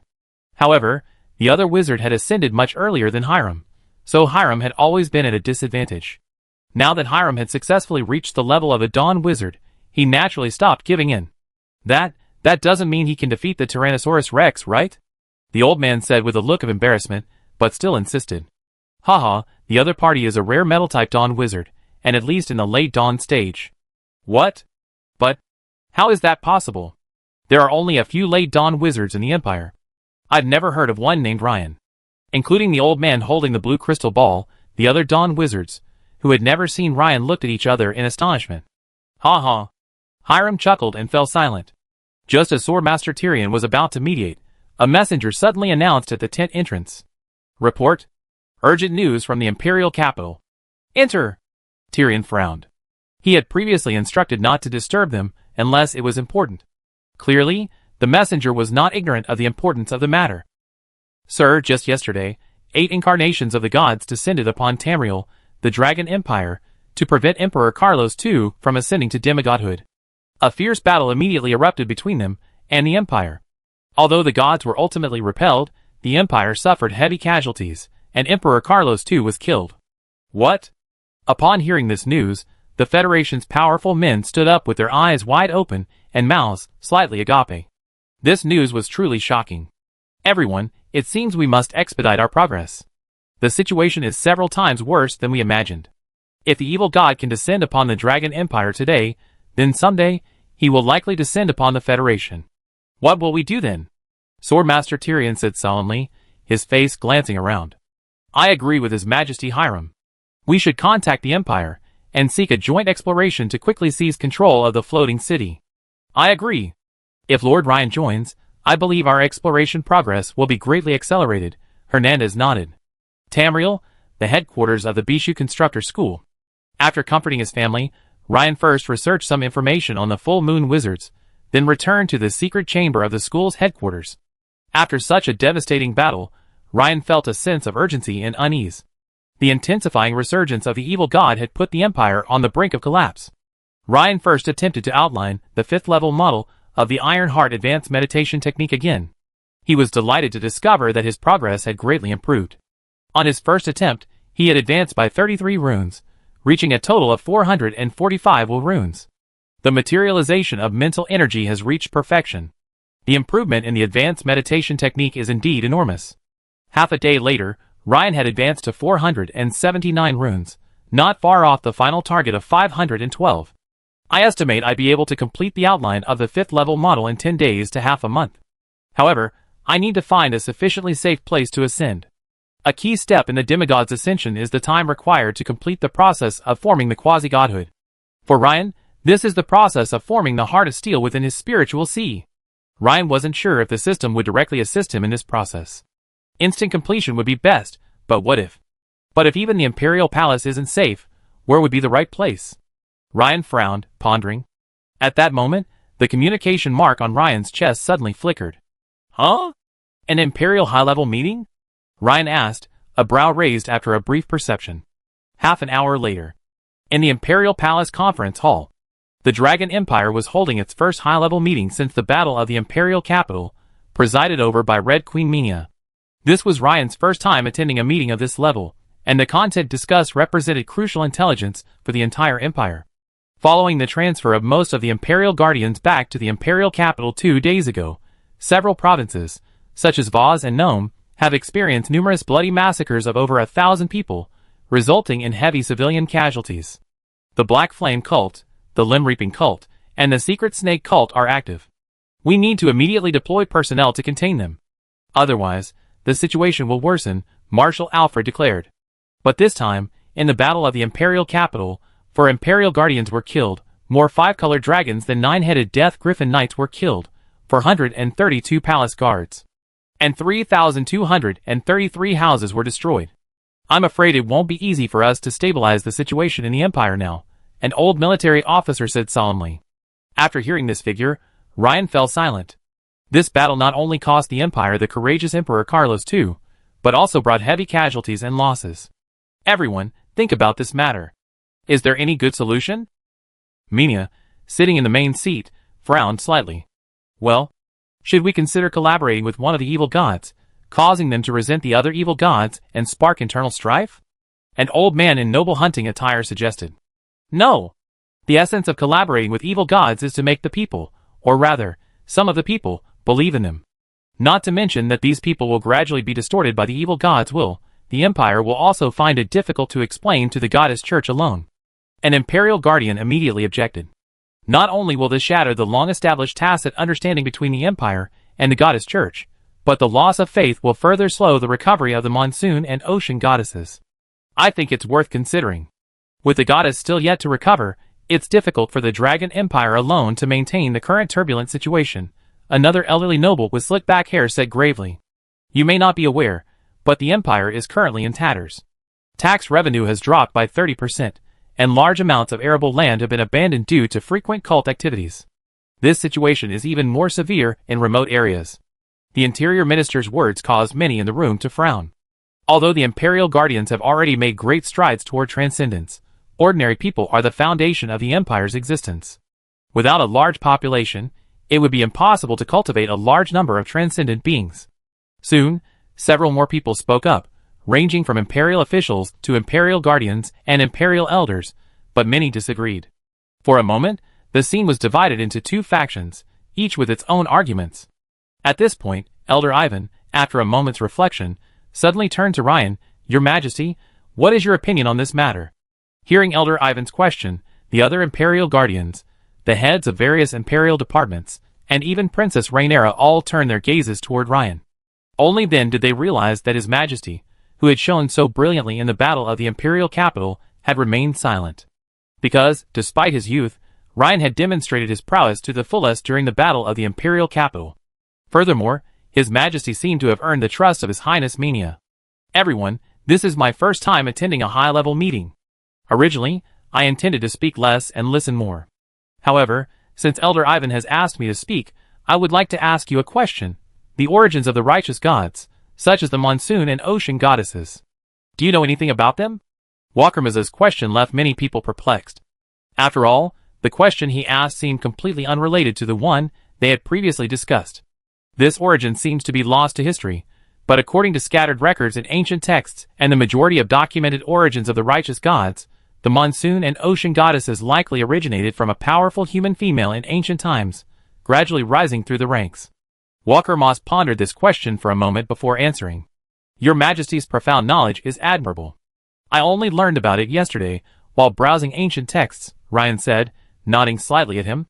Your Majesty Ryan, what do you mean? Elder Ivan seemed to have thought of something. His eyes suddenly opened and he asked. Chapter 548. Your Majesty, is this what you're saying? Are we creating gods? Hearing this, many dignitaries and Imperial Guardians expressed shock and began to whisper among themselves. Ryan didn't even need to listen closely to know that these whispers were mostly skeptical. After all, even if a god were to be created, someone would have to ascend to demigod status before they could draw on the faith of the common people. Ryan lacked even a single demigod-level powerhouse in the entire empire. Talking about creating a god was like building a castle in the air, trying to reach for the moon in the water. "No, what I mean is that what we lack most is confidence," Ryan said sullenly. "There's a saying from a past life. Confidence is sometimes more valuable than gold. In this world, and in this moment, it holds true no less." Having experienced the second battle of the imperial capital and the death of Emperor Carlos II, Ryan had seen ordinary people on the road filled with worry and anxiety. Even the once brave and resolute Griffin Knights were now filled with dejection. Even many of the Empire's high-ranking nobles had lost their faith. Without intervention and guidance, the Empire's morale will weaken, and the situation will become even more unstable.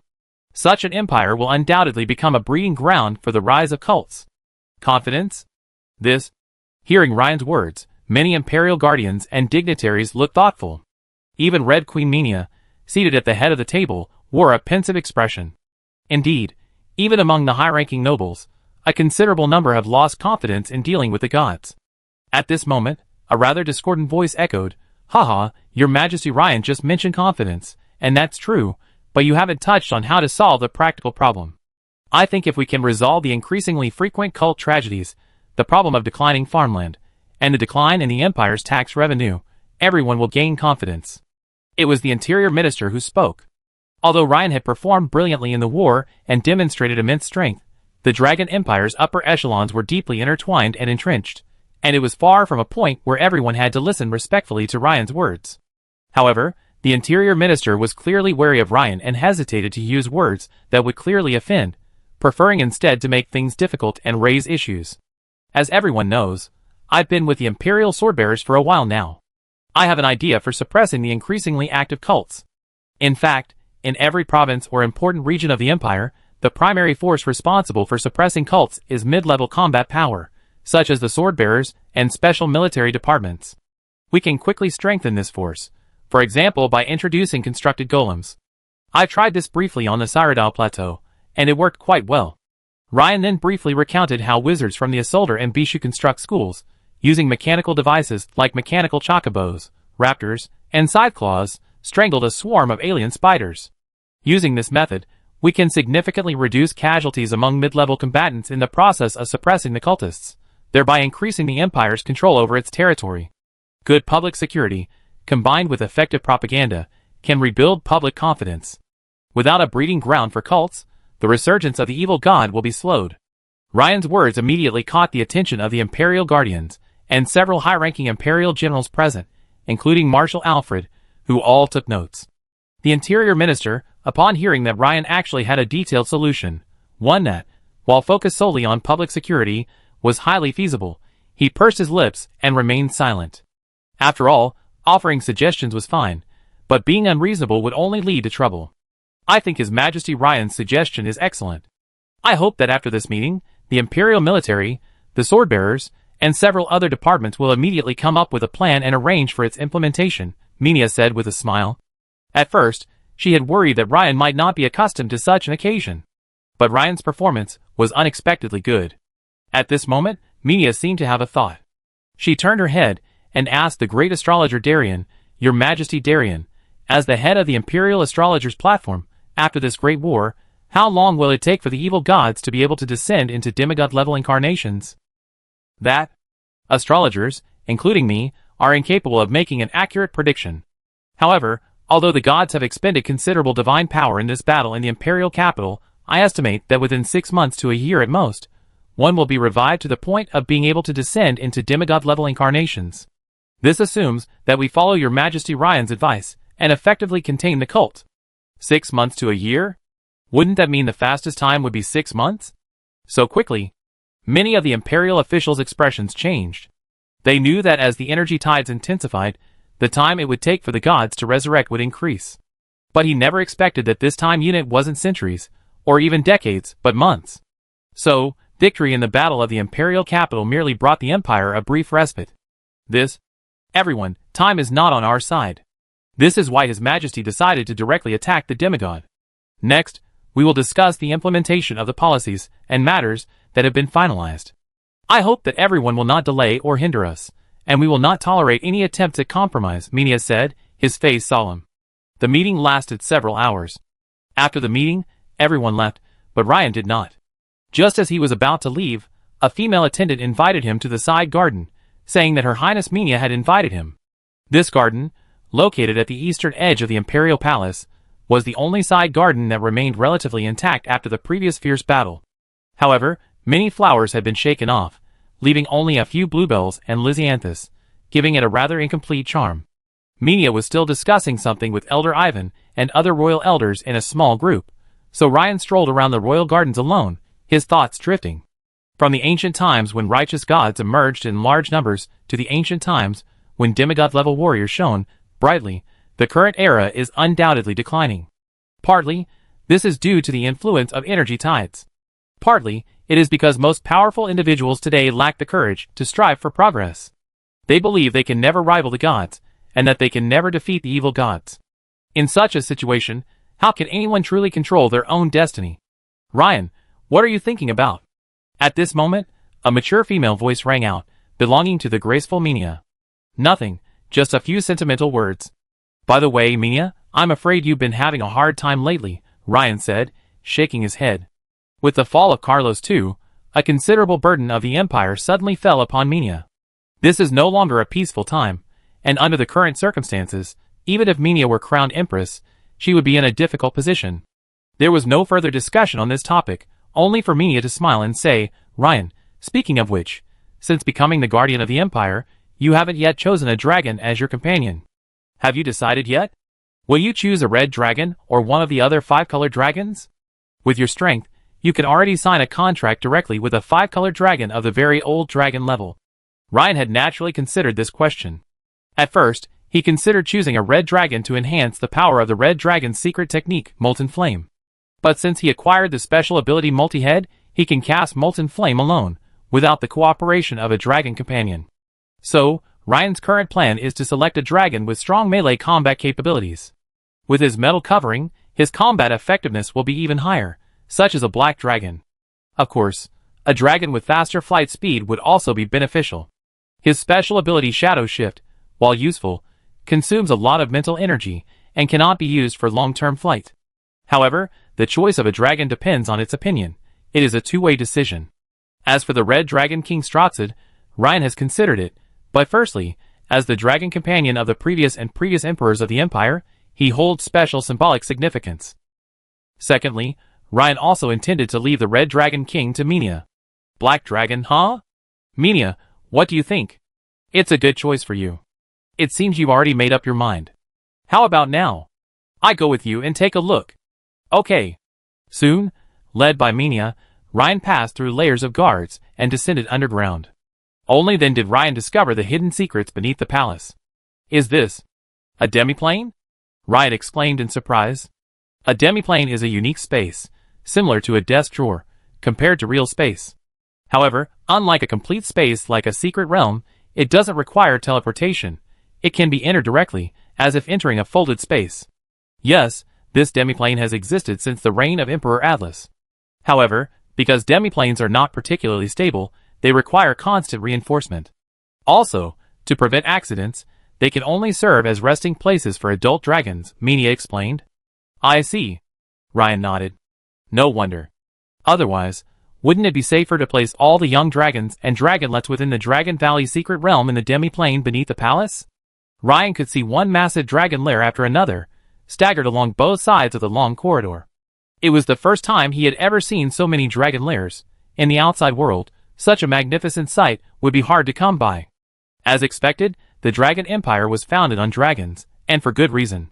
Actually, Ryan, I wanted to recommend a lair where a metallic dragon might be dormant.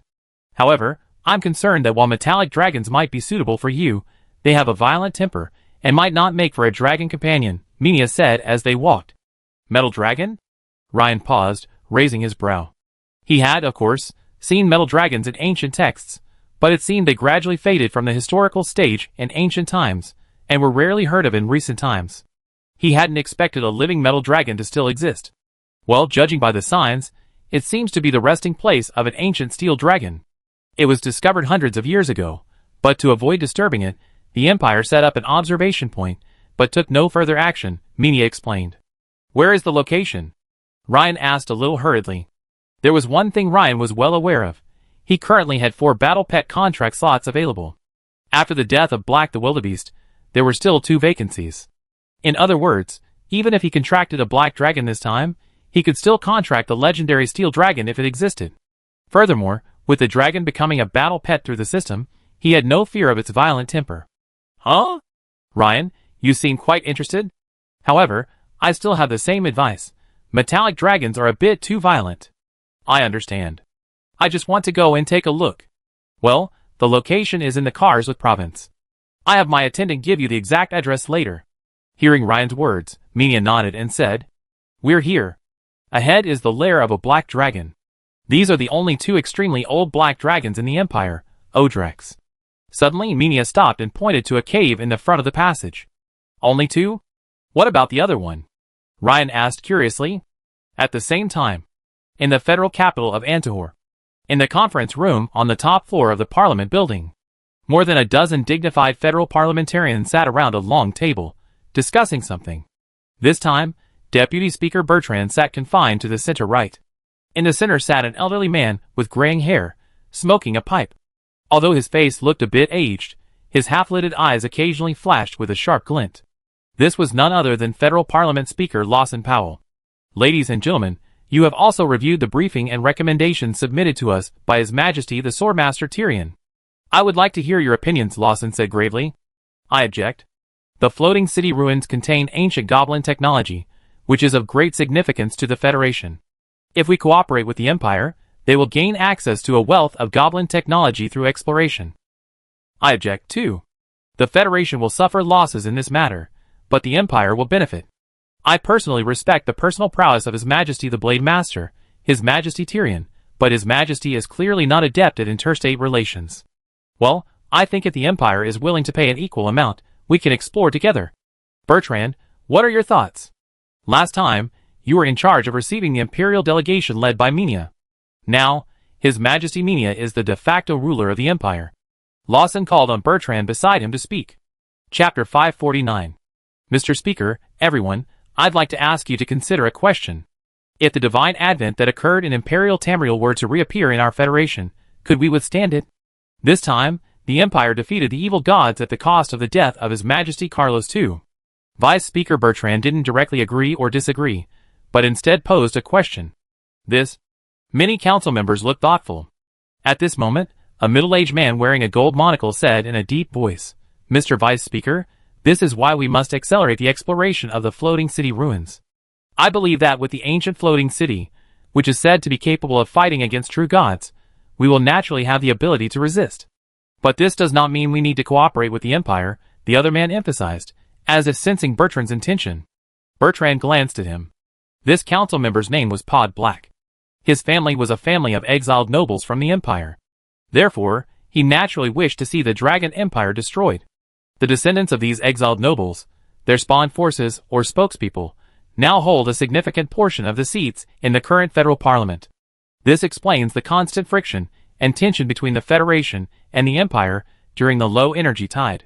The man with the golden monocle continued, his expression filled with righteous indignation. Furthermore, look at the statement in the report. I hope the Parliament will agree to invite His Excellency Ryan of the Empire to join the exploration of the floating city's location at a reasonable cost.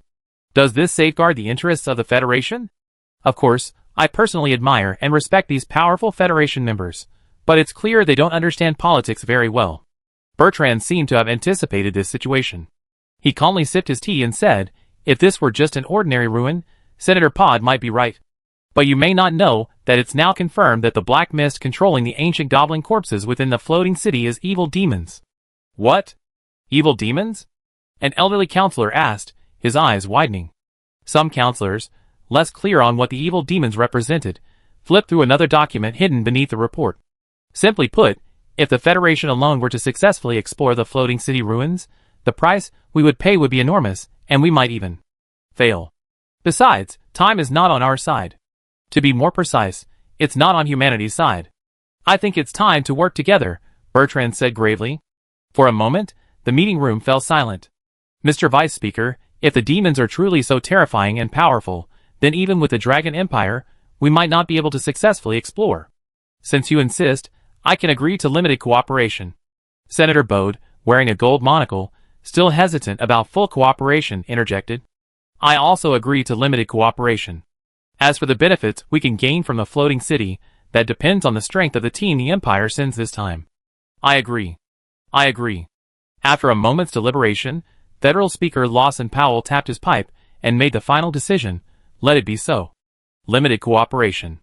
The beautiful woman, Tarina, sitting nearby, gazed at her colleagues with her beautiful eyes, feeling quite speechless. Alas, if this plan were truly implemented, and the Empire sent a team led by Lord Ryan, I'm afraid the Federation wouldn't even get a drop on the pie. What a bunch of people who don't understand the situation.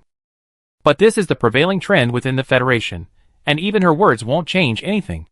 Deputy Speaker Bertrand's speech just now was quite insightful, but it's unlikely to change anything either. After all, the hatred and prejudice against the Empire in some people's hearts isn't the product of a single generation, but generations. Imperial capital Tamriel. Minia and Ryan, standing at the entrance to the lair of the Black Dragon Odrax, didn't enter, but continued their conversation.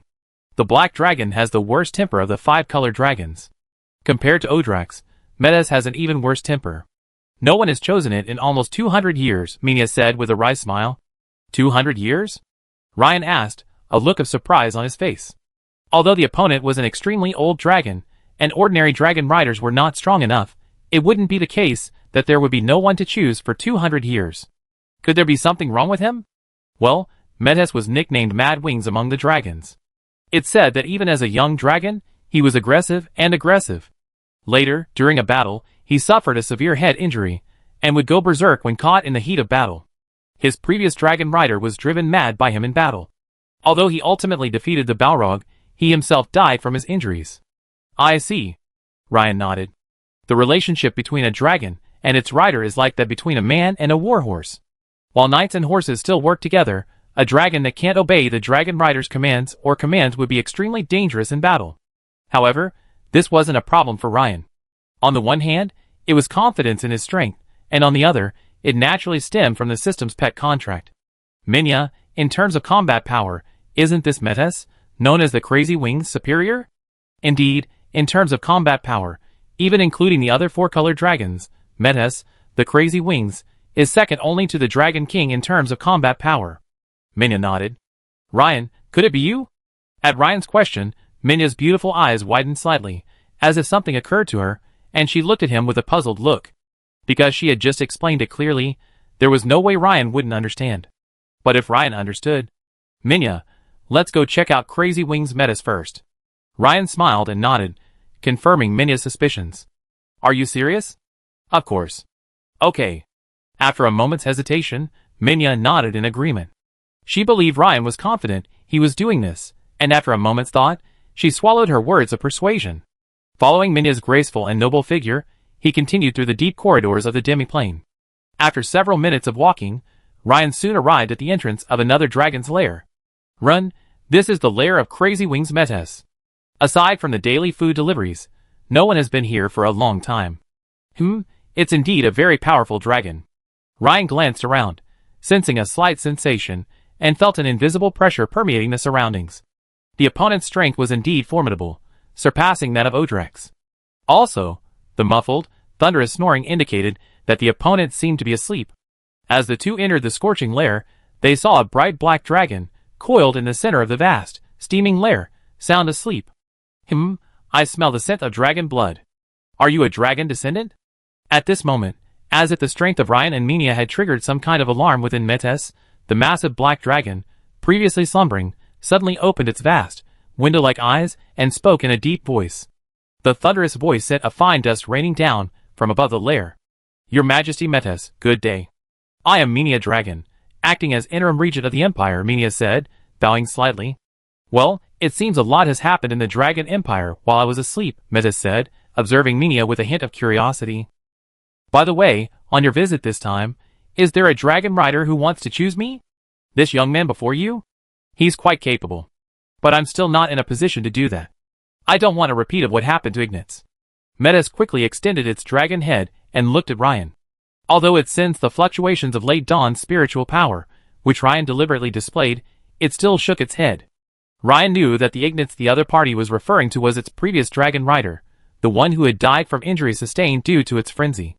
Minia had already introduced them to him on the way.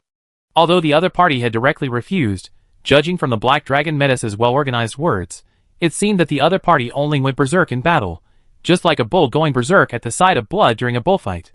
This made Ryan nod inwardly. If they could communicate normally, then there wouldn't be any problems. Sir Metis, I'd like to know what your requirements are for selecting a dragon rider? Ryan asked with a smile, unfazed by Metis' words. Hearing this, Metis' enormous dragon eyes could not help but examine Ryan in surprise. Seeing Ryan's calm expression, it seemed slightly surprised, and it straightened its neck and looked intently. After all, no fool would pass the rigorous dragon rider examination. Those who made it here are 1 in 1,000 exceptionally powerful individuals from the Dragon Empire.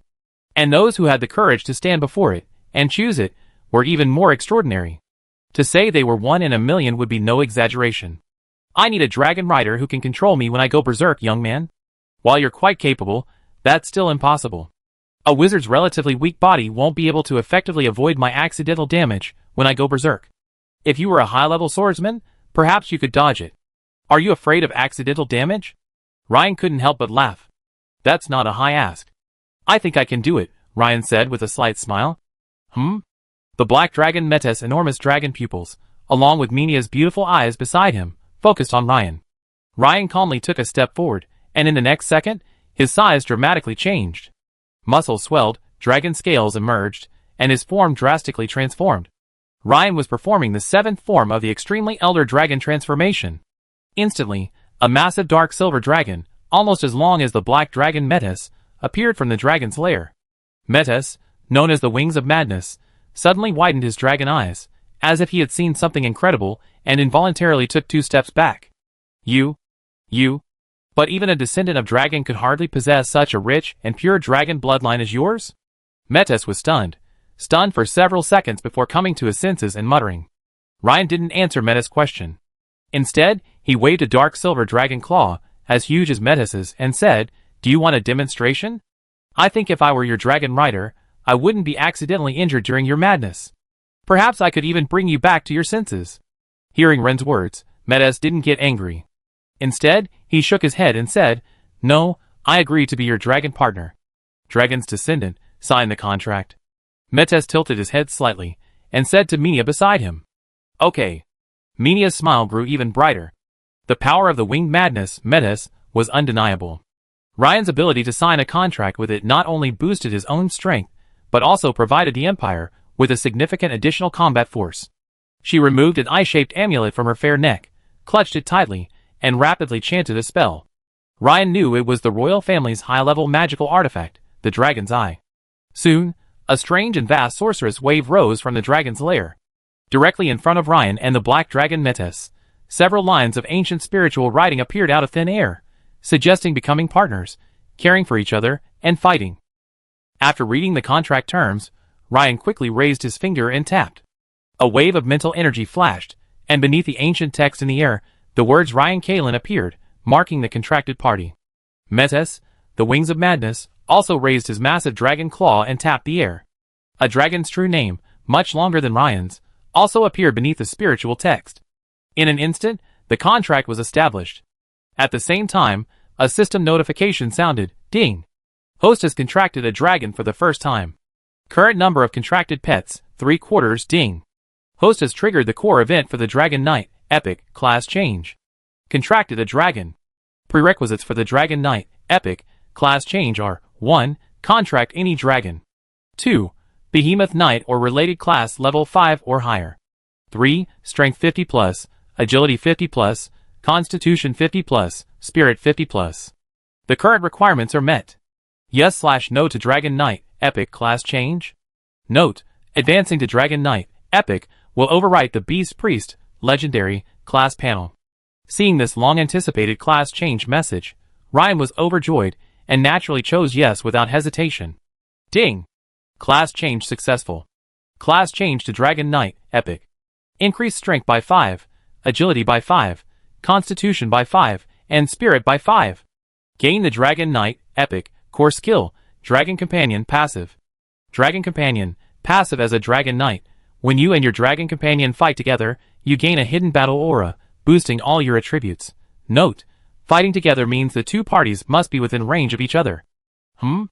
Metis felt something was amiss for a moment, as if something beyond the contract with the dragon offspring was present. However, it sensed it again, finding nothing. It shook its head slightly, letting the thought fade. Ryan, congratulations. Minia, observing this, stepped forward, smiled, and congratulated. Thank you. A few minutes later, a massive black dragon appeared above the palace. It soared high into the sky, then vanished in an instant with a flash of veiling magic. Ah! The black dragon roared loudly. Atop Metis' broad back, gleaming with brilliant black scales, stood Ren, smiling. Finally, I've become a dragon rider. A few minutes later, Red arrived at the swordbearer's office. Although he had been promoted to Imperial Guardian, due to the recent upheaval in the Empire, he remained with the swordbearer. Alina, having received word of Ryan's arrival at headquarters, quickly appeared at the door and said respectfully, "Sir, this is a top-secret letter from the Imperial Chamberlain. Also, there's an urgent message from the Mariah sect leader." The Mariah sect leader's urgent message should have arrived the day before yesterday, but due to the war in the Imperial capital, it's been delayed until now. Oh! Ryan frowned slightly. After taking the letter, he immediately began to read. As for the letter from the Imperial Chamberlain, Ryan wasn't worried. Minia had already told him that it contained a map to the lair of the suspected steel dragon.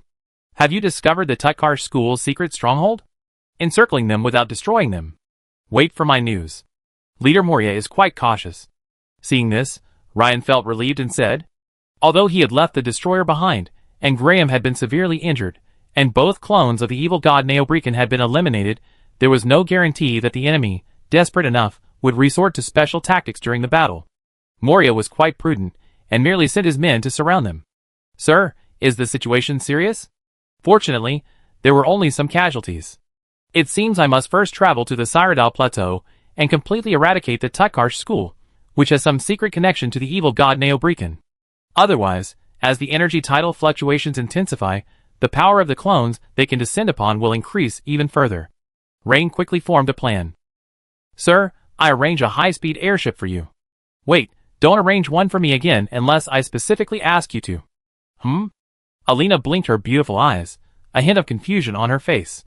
As she followed Ryan out the gate, a strange pressure suddenly descended upon her. Although she didn't see anything, Alina could sense the fear deep within her soul. As Ryan slid onto Metis' back, the majestic figure of crazy wings, piercing through the obscuring spell, flashed before Alina's eyes. Hiss. So huge! Alina couldn't help but cover her mouth and gasp. Sir, have you contracted a dragon? Congratulations, Sir Ryan. Thank you, Alina. I be leaving now. Ryan nodded slightly and smiled. With that, Ryan patted Metis on the back. With a surge of powerful air, man and dragon vanished from the sword-bearer headquarters. Chapter 550. As the Metis flew faster and faster, the scene below was also rapidly changing.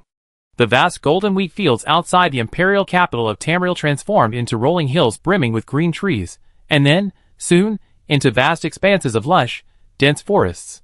Ryan could clearly see that the air, being forcefully squeezed from Metis' wings, had formed visible white streams of air. This speed is approaching the speed of sound. Ryan couldn't help but laugh at the scene. At least 3 times faster than the original high-speed airship. In fact, this wasn't even Metis' top speed. If it could burst into speed in a short period of time, its speed could be doubled, breaking the speed of sound. But doing so would consume a tremendous amount of energy. Generally speaking, the current speed is its normal flight speed. It's like a fighter jet. It has a normal cruising speed and a maximum speed. Over an hour later, in the Cyrodiil Plateau, within the Isolder School's headquarters. My lords, an unusually large black dragon is flying in the distant sky. Go and take a look, a young wizard said, running over in a hurry. Are you sure it's a black dragon? It's pitch black, so it must be a black dragon. The young wizard nodded heavily. A black dragon? It's rare for Imperial Dragon riders to ride black dragons. Could it be Hector's crown? But they usually stay in the Imperial Savoy province. How could they come to the Cyrodiil Plateau? As the head of the Bishu Constructivist School, Mariah naturally knew a lot about the Imperial Guardians. However, after a few reflections, he came up with a few dragon riders who met the requirements, but he still shook his head slightly, quite puzzled. Everyone, come with me to greet it. After a moment's thought, Moria turned to the high-ranking wizard of the Isolder School beside him.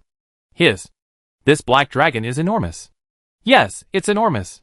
By the time Moria and his companions arrived at the center of the newly renovated Isolder School's plaza, many wizards were already pointing and commenting at the massive black dragon soaring from the sky.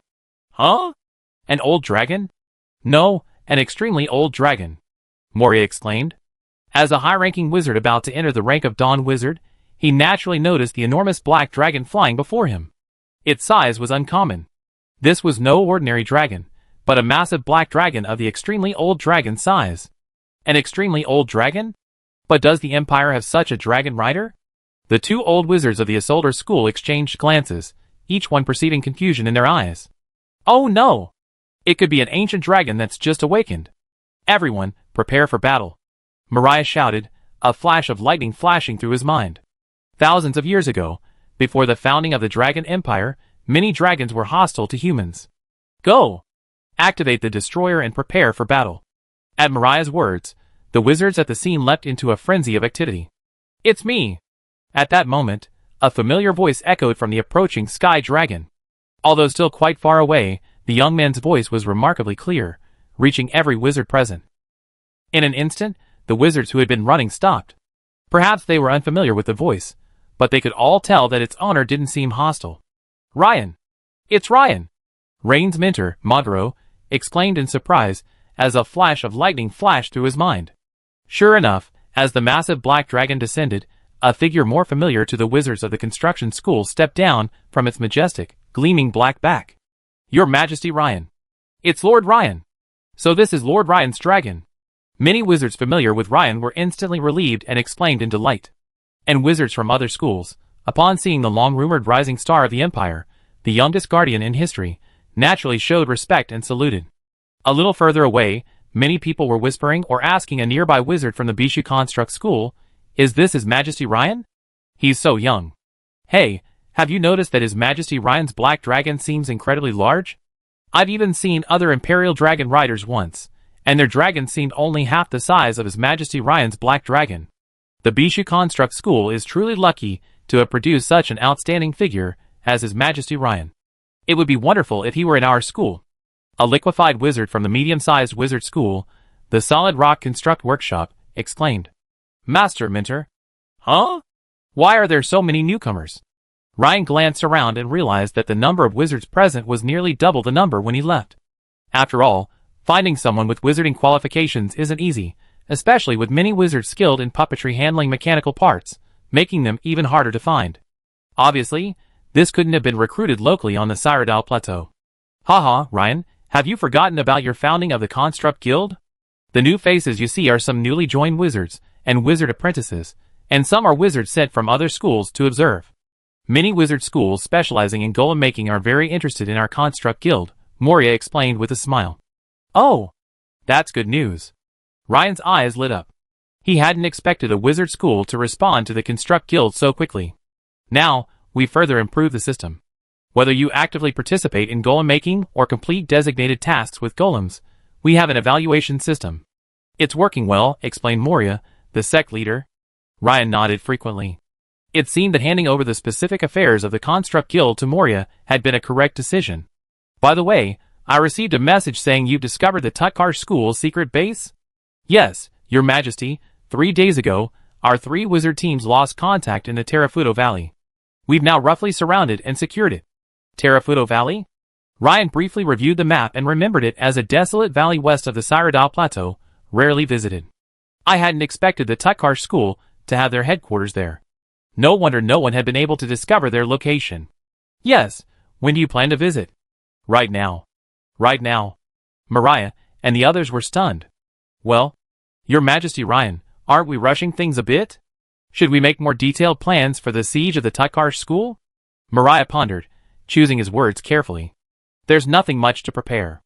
Let's just do it now. Ryan waved his hand and smiled. All right, Your Majesty Ryan, we take the destroyer with us. Wait a moment while we arrange for the airship. The others, including Mariah, glanced at each other, then at the massive black dragon Metis, resembling a black hill. They nodded and said, no need. Let's go straight ahead. As for the destroyer, he stay at the base and take charge of the defense.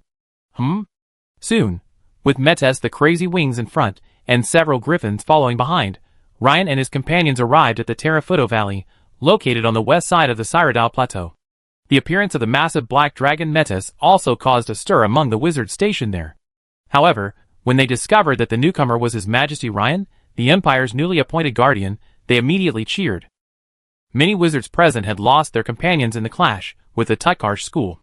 Ryan's arrival, coupled with the overwhelming pressure of the black dragon, boosted their confidence for the upcoming battle. Your Majesty Ryan, the enemy's base is located below the valley. The passages are intricate, with numerous magical arrays and traps.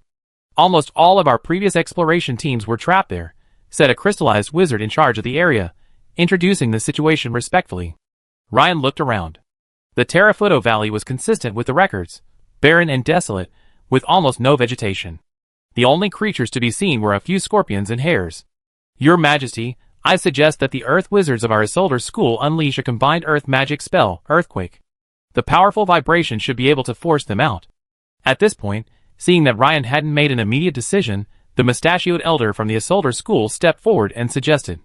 He hadn't suggested this method before because, without a high-end combat force capable of resisting Graham of the Tutkarsh School, even if they managed to force the enemy out, they would still be the ones to suffer. But things were different now. With Your Majesty and his powerful black dragon, if the enemy showed up, they would be guaranteed to inflict heavy damage. There's no need to go to such lengths, Ryan said, smiling and shaking his head. Stand back a little. Metis, you be on guard. With that, Ryan stepped forward and stopped at the entrance to the Tutkarsh School. Mariah, Bradley Mogaro, and a group of high-ranking wizards from Isolder all looked at Ryan ahead with puzzled expressions. They naturally had questions, but some were too awkward to ask of Ryan, already a guardian of the Empire. So, they could only wait and see what His Majesty planned to do. Suddenly, a rich, dark silver metallic light shone from Ryan's right hand, so intense that it almost completely obscured his palm. Then, Ryan bent down and gently slapped his hand against the ground. Paw! Instantly, ripples, emitting a rich, dark silver halo, spread out in all directions. Everywhere they passed, the ground was immediately covered in a thick layer of dark silver metal. But that wasn't all. The metal rapidly transformed, sprouting sharp spikes or thorns, covering at least several thousand square meters. The power of His Majesty Ryan's sorcery is astonishing. Remember, even though Stuttgart is also a Dawn wizard, he's nothing compared to him. The mustachioed elder from the Isolder School explained in astonishment. Indeed, the coverage area is far too wide. Even if all of us Earth wizards present joined forces, we'd only be able to reach this range. Another elderly wizard with gray hair was equally astonished. No wonder His Majesty Ryan didn't need us to intervene. Apart from the exclamations and whispers of the crowd, the black dragon Metis, known as Crazy Wings, stared at the center of the energy fluctuations with its enormous eyes, a serious expression tinged with shock. Because, as an extremely old dragon, it could sense the uniqueness of the sorcery performed by its master, Ryan. It could sense that, compared to the lateral energy diffusion, the vertical energy diffusion, extending several kilometers underground, was truly terrifying. The power of the master's sorcery was truly exaggerated. Metis's perception was correct. The power displayed before his eyes was merely a demonstration. The truth was, as a Dawn Master at the pinnacle of his qualitative progress, Ryan's full-strength Dawn Killer move, Iron Forest, focused on the depths, not the horizontals. Underground, invisible to the public, a layer of dark silver metal, like a thin stream of water or pervasive mercury, was invading the crisscrossing passages of varying sizes at an extremely rapid pace. A large number of defensive or warning formations, barely beginning to glow with magical auras, were enveloped by the dark silver metal ripples the next second, instantly dissolving like a dreamlike bubble. Some alien spiders on guard duty, as if sensing the imminent danger, hissed and screamed as they scurried deeper into the passage like headless flies. Any alien spider that hesitated or reached a dead end was instantly trapped by the overwhelming metallic ripples, and the next moment, exploded under the metallic spikes. As for the wizards of the Tutkarsh School, whether they were at the atomized, liquefied, or crystallized level, they could have survived a few more seconds by simply fleeing. Those who remained to resist were devoured by the dark silver metallic ripples, one and all. And without exception, the multicolored spells they unleashed collided with the metallic ripples, like stones thrown into a lake, The water swayed for a few moments before returning to its original state. They were completely unable to stop the dark silver metallic ripples from spreading, let alone resist them. Because the one casting this spell was Ryan, who possessed a superior affinity for metal elements, the Iron Heart advanced meditation technique, and had reached the pinnacle of the Dawn Wizard's path. Master, the enemy is attacking. A panicked Tutkarsh wizard scurried into Graham's laboratory. But upon entering, he froze in his tracks. He saw his own master, Graham, standing on a magical array that was clearly a teleportation array. Is he planning a retreat? But what about the wizards of his own school outside? In fact, even as Ryan was casting the spell, Graham, a high-level Dawn wizard, had already sensed the immense surge of metallic energy particles. What frightened him even more was the sheer intensity of the magical surge, which made him feel completely overwhelmed. A sense of impending disaster washed over him. Fortunately, ever since his last defeat by Ryan, he had already planned a retreat. Suddenly, a vast, dark silver metallic ripple appeared at the entrance, surging like a stream, instantly enveloping the stunned messenger. Master! Help! The messenger's face was filled with pain and pleading, his hands involuntarily reaching out towards Graham, but he was pinned to the spot. Watching this, Graham remained completely unmoved, though deep within him was a burning resentment. Just wait! Ryan, wait until His Majesty Neobrican recovers some of his divine power, and descends once more into his avatar. That will be your death. Before the metallic ripples surged, Graham vanished in a flash of green light. And with a bang, the teleportation array on the ground exploded. Huh? This vibration. Ryan sensed a subtle, imperceptible spatial fluctuation. At the same time, his dark silver metallic ripples also covered the lowest level of the underground Tutkarsh school's residence. No, that Graham guy escaped? Ryan was slightly surprised. Then, with a flash of his figure, he disappeared from the spot. When Ryan reappeared, he was already in the room where Graham had been. He fixed his gaze on the ground. The shattered teleportation array indicated that Graham hadn't dared to fight him, and had simply fled. This made Ryan smile bitterly, and shook his head. I should have let the wizards of the Isolder School take action first. Now, they've scared them away. Soon, Ryan reappeared on the ground. Alright, have someone clean up this afternoon. There should be quite a few ancient books and materials treasured by the Tutkarsh School down there. Sect leader, you will take care of the arrangements, Ryan said, walking towards Moria. Your Majesty Ryan, it's over? Mariah asked, still a little dazed, staring at Ryan blankly. The other high-level wizards also looked at Ryan with expressions of immense shock. Is it over? Well, Graham escaped, but I've dealt with the other wizards of the Tutkarsh School, including those alien spider swarms. Ryan's words left the crowd in a long silence for several seconds, followed by a tsunami of cheers. Some wizards, still a little incredulous, immediately rushed to the entrance excitedly, intending to see if, as Your Majesty Ryan had said, those formidable enemies had been eliminated. Chapter 551. The sect leader, Mariah, regaining his composure, quickly approached the entrance covered in a layer of dark silver metal. However, he didn't rush in, but unexpectedly paused. Mariah extended his right hand, his expression filled with excitement, admiration, and hope as he slowly touched the still undissolved dark silver metal. He murmured, "This is the true Metal Dawn killer move." Mariah himself was a metal wizard. Although his talent was slightly inferior to Ryan's, compared to other wizards, he was still quite exceptional. Otherwise, he wouldn't have been able to reach the peak of crystallization. I understand. I understand.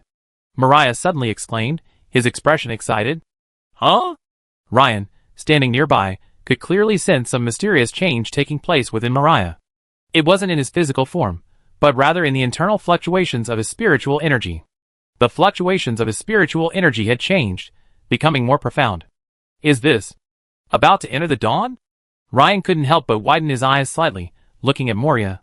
He hadn't expected that his full-strength use of the Metal-type Dawn's killer move, Iron Forest, would not only annihilate the Tutkarsh School and scare off Graham, but would also help Moria take the final step towards becoming a Dawn Wizard. Of course, this was also because Moria was already standing between the crystallization peak and the Dawn Wizard. All he needed was an opportunity. Don't disturb Moria. It's best to send someone to keep watch nearby. I think it won't be long before the school has another Dawn Wizard. Ryan couldn't help but laugh. The normal promotion process takes time, and it's best to proceed without interruption. Observing this scene, the nearby black dragon Metis couldn't help but scrutinize Moria with curiosity, his enormous dragon pupils carefully observing him. He marveled having never expected to encounter such a rare event during his recent outing. Is the sect leader about to be promoted? Deputy Sect Leader Bradley was both surprised and delighted. Yes. Ryan smiled and nodded. This is truly wonderful.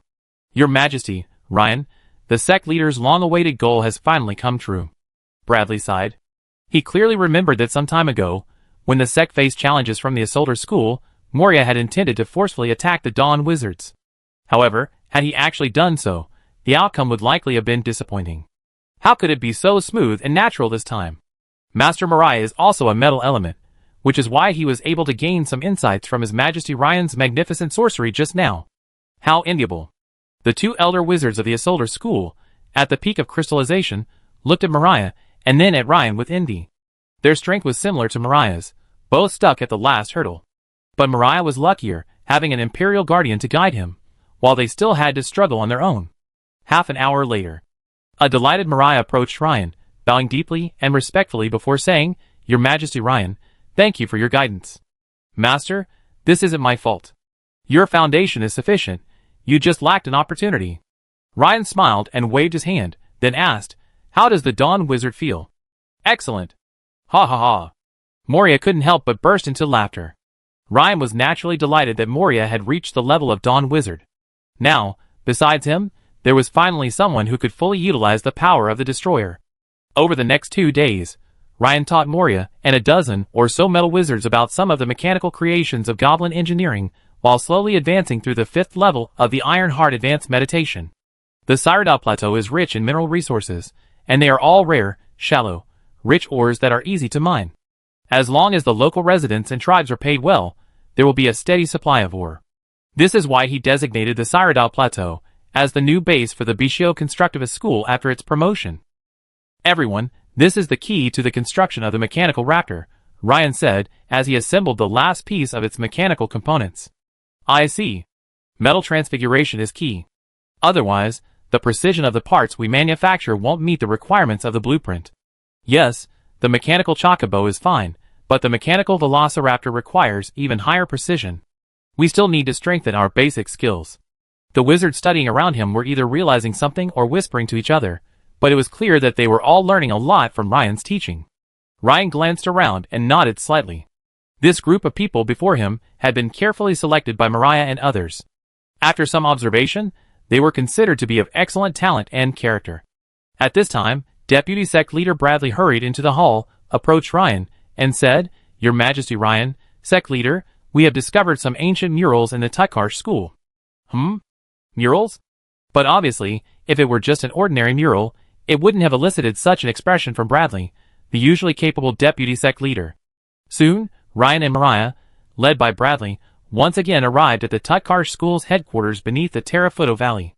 After 2 days of cleaning and transporting, the remains of the alien insect swarms and Tukarsh School wizards that Ryan had slain were now gone. Only the dark red bloodstains lingering on the walls of the passage, and the faint smell of blood in the air indicated the presence of a fierce battle. The murals were hidden in a warehouse at the very bottom, on the same floor as Graham's laboratory. Perhaps calling it a cave would be more appropriate. As the three of them entered, Ryan quickly discovered that the surrounding rock walls were covered with more than a dozen dim, slightly blurred murals, their age suggesting an unusually long history. Your Majesty, Master of the Sect, this is it, Bradley said, pointing to the cave wall. The first mural depicted a group of human warriors and wizards in classical bronze armor battling a black-robed girl surrounded by powerful and ferocious sea beasts. The warriors roared, brandishing their swords. The wizards chanted spells, battling the black, surging waves, all with a vivid, lifelike quality. The second mural. It seems to depict an ancient battle between humans and gods, Moria explained in surprise after a brief inspection. You know, many records of gods, due to their age and constant wars, rarely survive in images. Even if they do exist, they are mostly written, fragmentary. Moreover, the major cults seem to have a tacit understanding in this regard, deliberately erasing some relevant records. This is Hela, goddess of the underworld. This is Rune, god of the hunt. Ryan examined the first few murals, and quickly discerned that the ancient human warriors and wizards were fighting against the familiar evil gods. The middle ones depicted humanity, led by a righteous deity, gaining the upper hand and defeating several evil gods. As for the later ones, is this a demon? Ryan thought, his eyes narrowed. The final few murals depicted an intriguing scene. Several figures, both familiar and unfamiliar to Ryan, both righteous and evil, were fighting off a massive black monster in their respective areas, but were clearly at a disadvantage. That massive black monster looked very familiar to Ryan. Its sides were flanked by multiple black sickles, its lower body covered in pairs of sharp black claws, its head covered in spiky horns reaching up into the sky, and a bloody maw studded with fine, fawn-filled fangs. A dark aura enveloped it, and it floated in midair. It was clearly an enlarged version of the demonic demon. Are the evil gods and demonic demons fighting?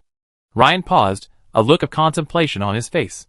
He had always assumed that the demonic demons and the evil gods were one and the same, a common enemy of humanity since ancient times, but now it seemed otherwise.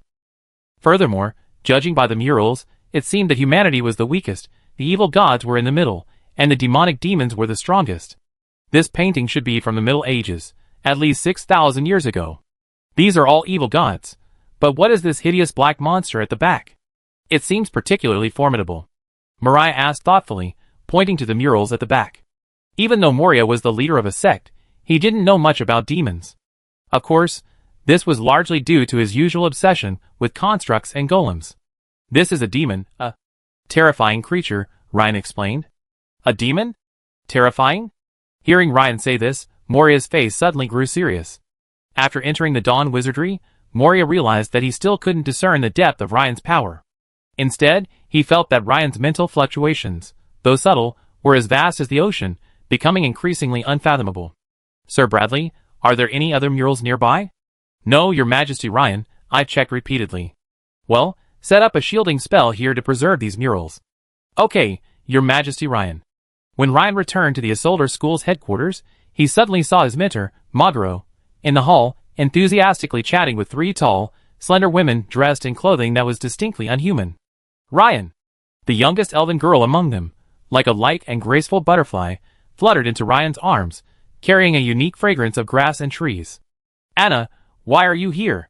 Ryan asked, wrapping his arms around Anna's soft, slender waist, feeling the girl's warm, yet at the same time, a hint of surprise in his heart.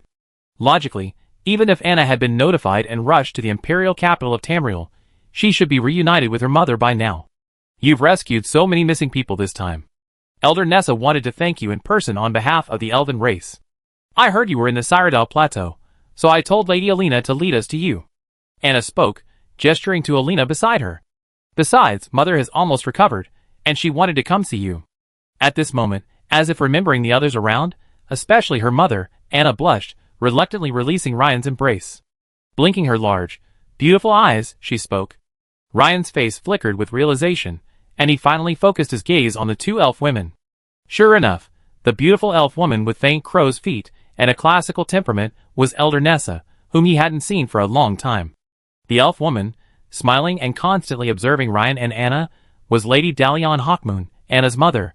She was also one of the elf women Ryan had rescued from the Dragonscale Brotherhood's secret realm some time ago. Also, judging by her expression and movements, she seemed to have fully recovered. It seemed that Elder Nessa had provided her with further treatment after arriving in the imperial capital, which had accelerated her recovery. Elder Nessa, hello? Miss Darlene, you look much better. Seeing this, Ryan immediately stepped forward and bowed slightly. Although Ryan surpassed the two women in both strength and status within the Dragon Empire, as Anna's elders, Ryan naturally had to bow first. This was a courtesy and a sign of respect for Anna. Your Majesty Ryan, you are so polite. Congratulations on becoming the youngest guardian of the Dragon Empire. Elder Nessa immediately returned the greeting. Ryan, thank you. Darlene Hawkmoon continued to study Ryan with a smile, like a mother-in-law who has taken a liking to her son-in-law.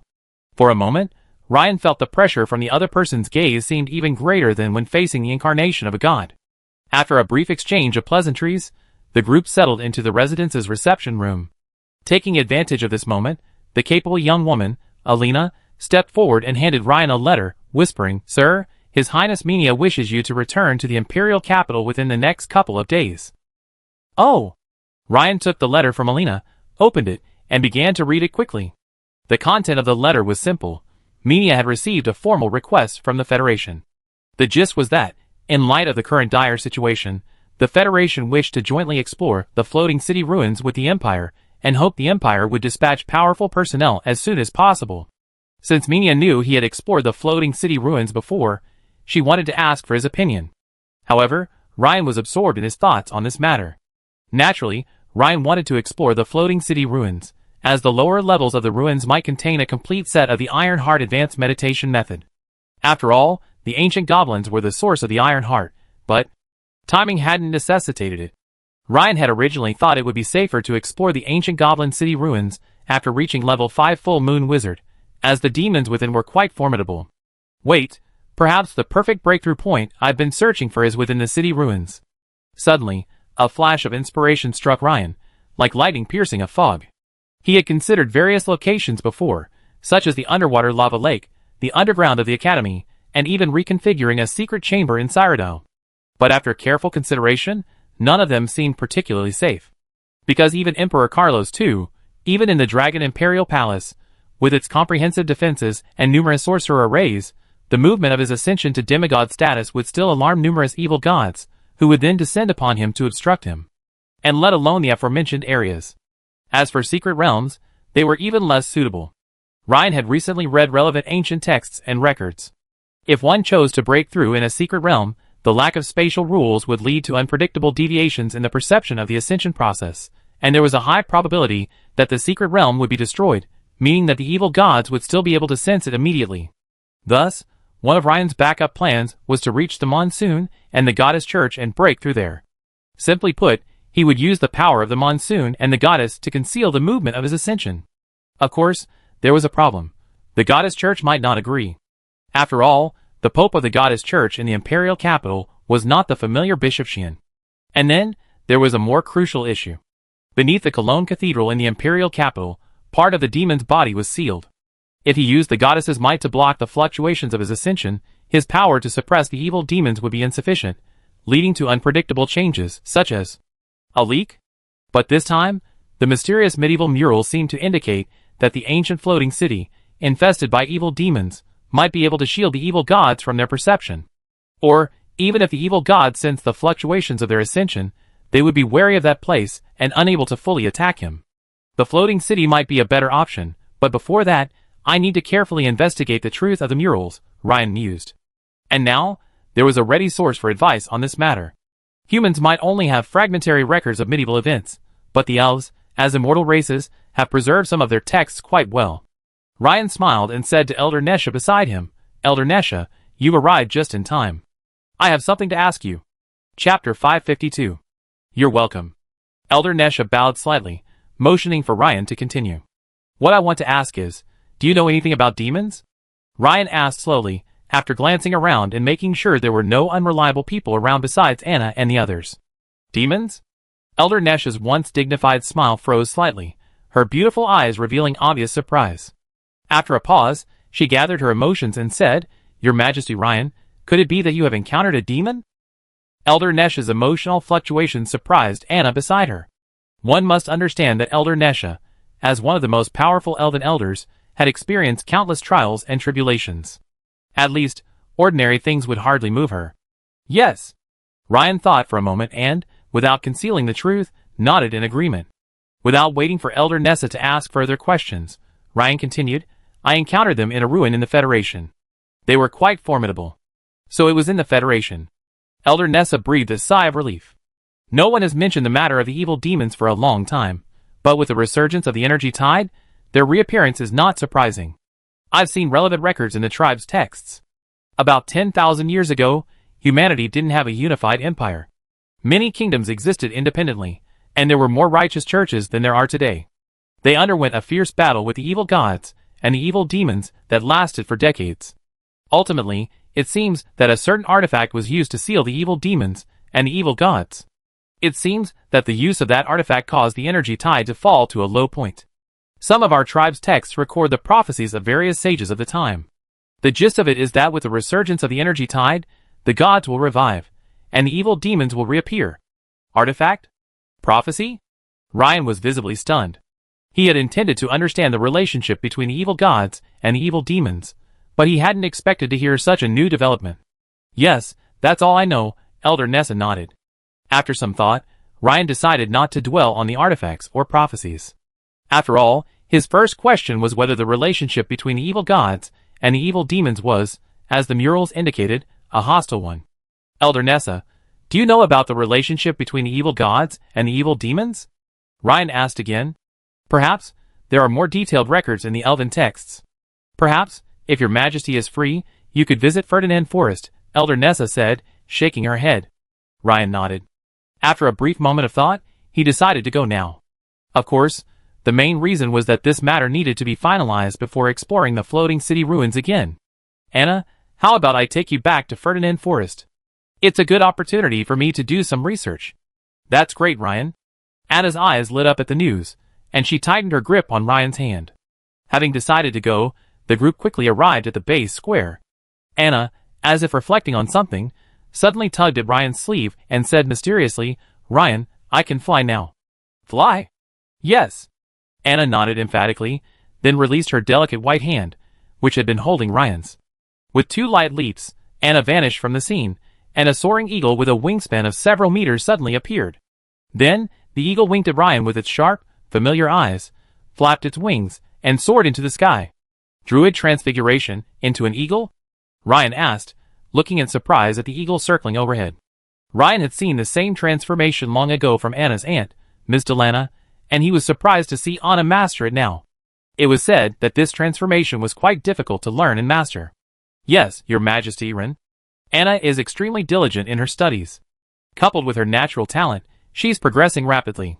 If we were to categorize her by the level of human wizards, she'd already reached the late stage of the 2nd level liquefaction. Elder Nessa, standing nearby, looked kindly at Anna in the sky and explained to Ren. Ren nodded in agreement. Anna's progress was indeed significant. Although the grading of elven druids' abilities isn't as refined as that of wizards, generally speaking, each additional transformation ability represents a significant increase in strength. Generally speaking, those who master 3 or more transformations and the corresponding combat techniques, supplemented by multiple nature spells, are considered advanced druids, and even further, archdruids. Soon, an eagle swooped down from the sky, landing a few meters in front of Ren, and quickly transformed into a charming and beautiful elven girl. That's amazing. Anna, I didn't expect you to have mastered the transformation into an eagle. I remember the last time I saw you was on Miss Delana. Ryan walked up to the girl, smiled, took her hand, and praised her. Well, I'm still not as good as you, but I try my best. Anna's heart was filled with joy at Ryan's praise, and she smiled shyly. By the way, where's Miss Delana? Ryan suddenly remembered. Normally, Delana should have been with her sister, Darian Hawkmoon, but Ryan hadn't seen her. Aunt Delana is in charge of the others' return. She said she'd come to thank you in person later, Anna whispered. I see. Tell Miss Delana that she's so polite. This is what I should do. Well, Ryan, I heard from Miss Alina that you've contracted a dragon? Anna asked curiously. Olena had told her about this on the airship they'd come with, but she looked around and couldn't see the dragon. Yes, there it is, Ryan said, smiling slightly and looking up. Anna followed Ryan's gaze, and saw a dark cloud quickly appear in the distant sky, rapidly approaching. As the wings of Madness Metis approached, the eyes of Anna, Lady Dalion, and Elder Nessa widened slightly. Anna's mouth dropped open in astonishment. His. So huge. Anna stared at the massive size of the descending Metis, her beautiful eyes widening in disbelief. Rylan, how can your dragon be so large? Your Majesty Ryan, if I'm not mistaken, your dragon companion appears to be a very old black dragon? Elder Nessa, having regained her composure, answered Anna's question for Ryan. Elder Nessa, you have a keen eye indeed. Ryan nodded with a smile. Anna, so this time, there's no need for you to transform into an eagle and travel. Come, my lady. Ryan smiled and gave Anna a gentleman's salute, taking her fair hand. Ah, but I've heard that some dragons refuse to ride anyone other than the dragon rider himself, even if they're relatives. Anna seemed slightly bewildered, her other hand covering her mouth, half surprised and half hesitant. Well, that's another dragon rider's dragon, but Metis wouldn't, Ryan said, patting the back of Anna's hand. Just kidding. His relationship with Metis was sealed by a system contract, so naturally, that wouldn't be a problem.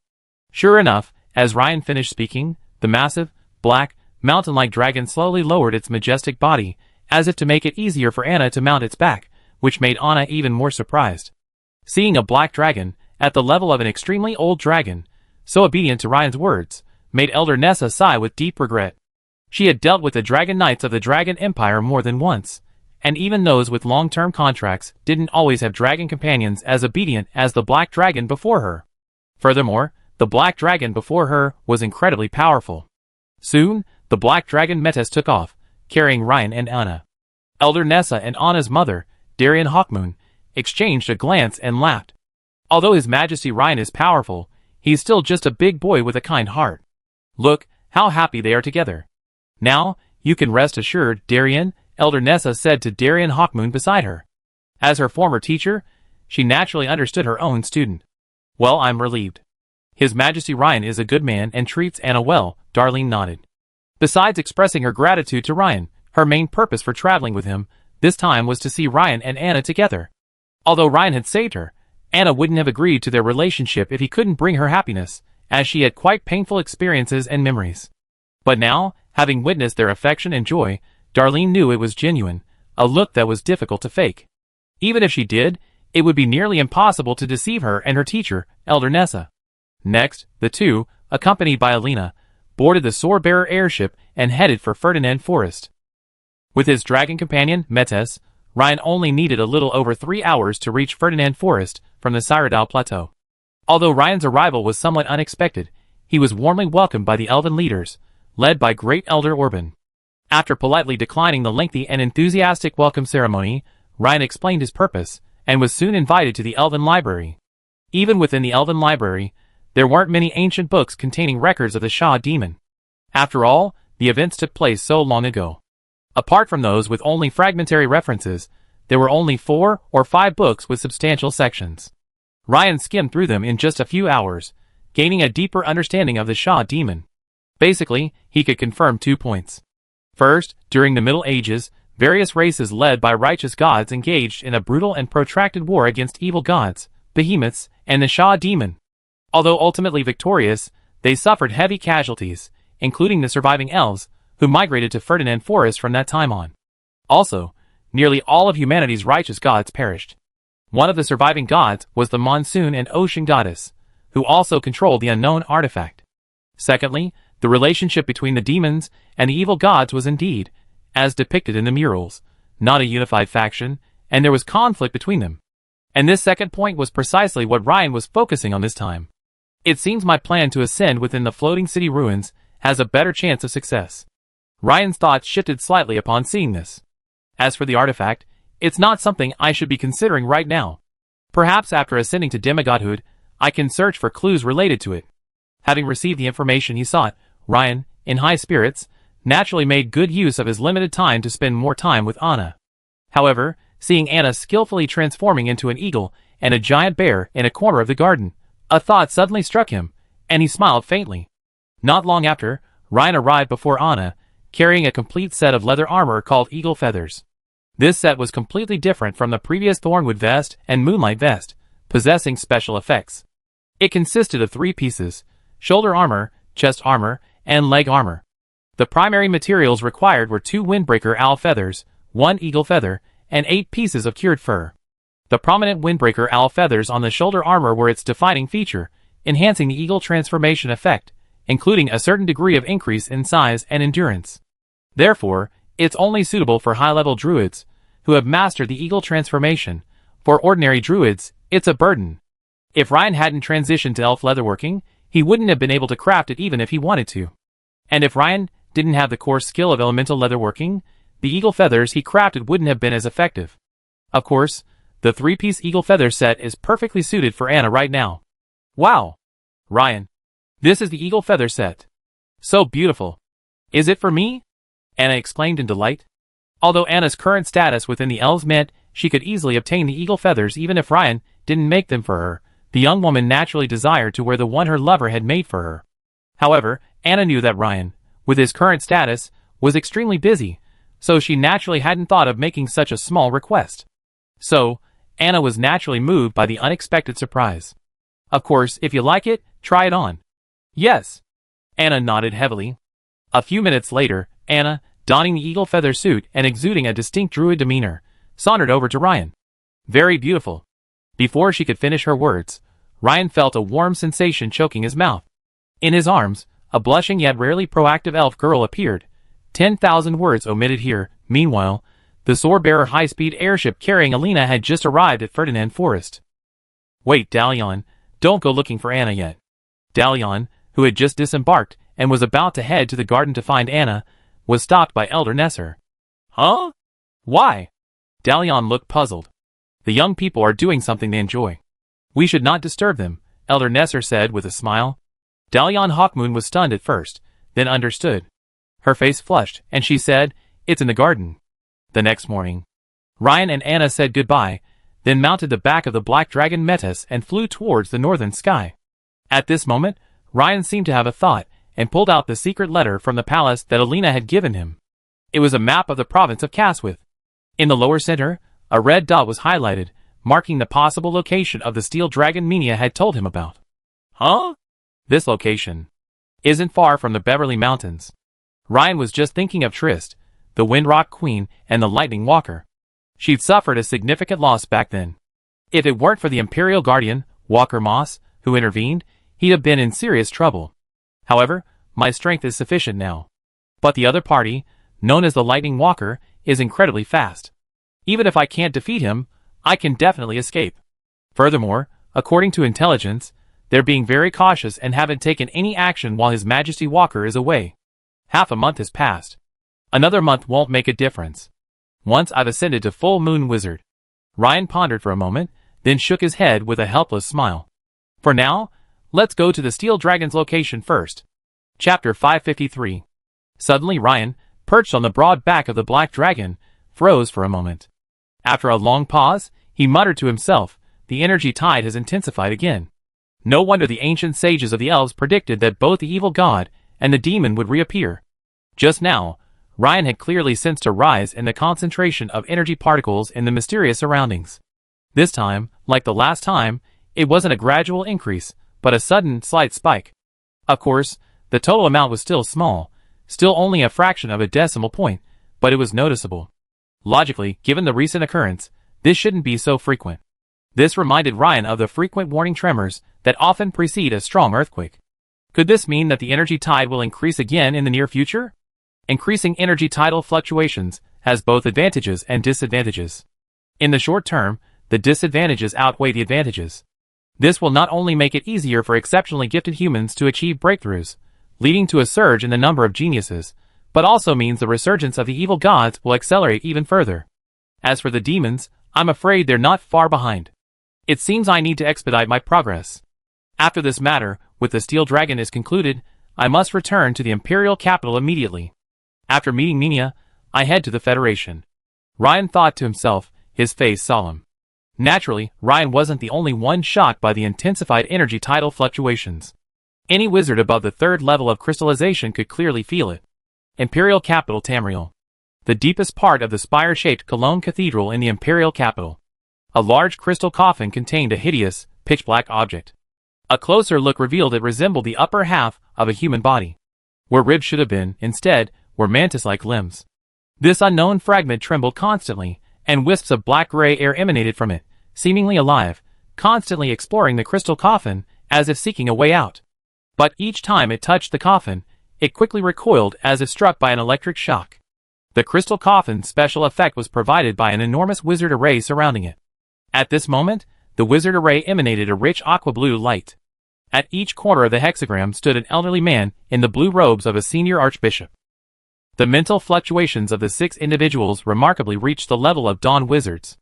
As virtually the only remaining orthodox sects, the Monsoon and Ocean Goddess churches possess considerable strength. At this moment, a dazzling aquamarine ball of light condensed before the several people. Simultaneously, it emitted a beam of light as thick as a bowl, connecting to the massive wizard formation before them. It looked as if it were charging the wizard formation.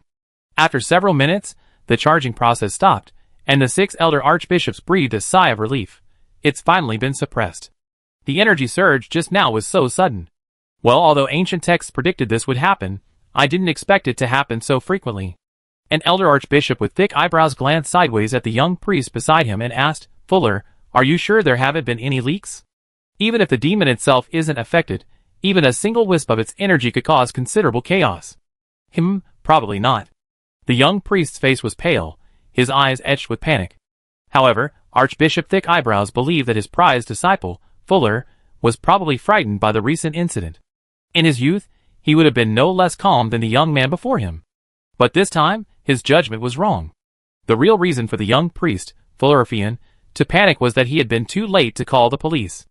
As the observer on duty today, he had clearly witnessed a wisp of black demonic energy, forcibly breaking through the restrictions of the magic formation and escaping. But as the youngest, most promising first-level priest, soon to assume the position of local bishop, Fuller thought again and decided not to reveal the truth. After all, it was only a small incident. It shouldn't be a big deal, he thought. Starting today, increase the frequency of energy infusion in the magic array from once every 7 days to once every 3 days, the thick-browed archbishop said to the other archbishops beside him. Is such a high frequency necessary? Yes, to prevent accidents. If this evil demon's body escapes, we'd be in big trouble. What will we do next? I'm afraid just a few of us won't be enough. Yes, I report to His Holiness the Pope later.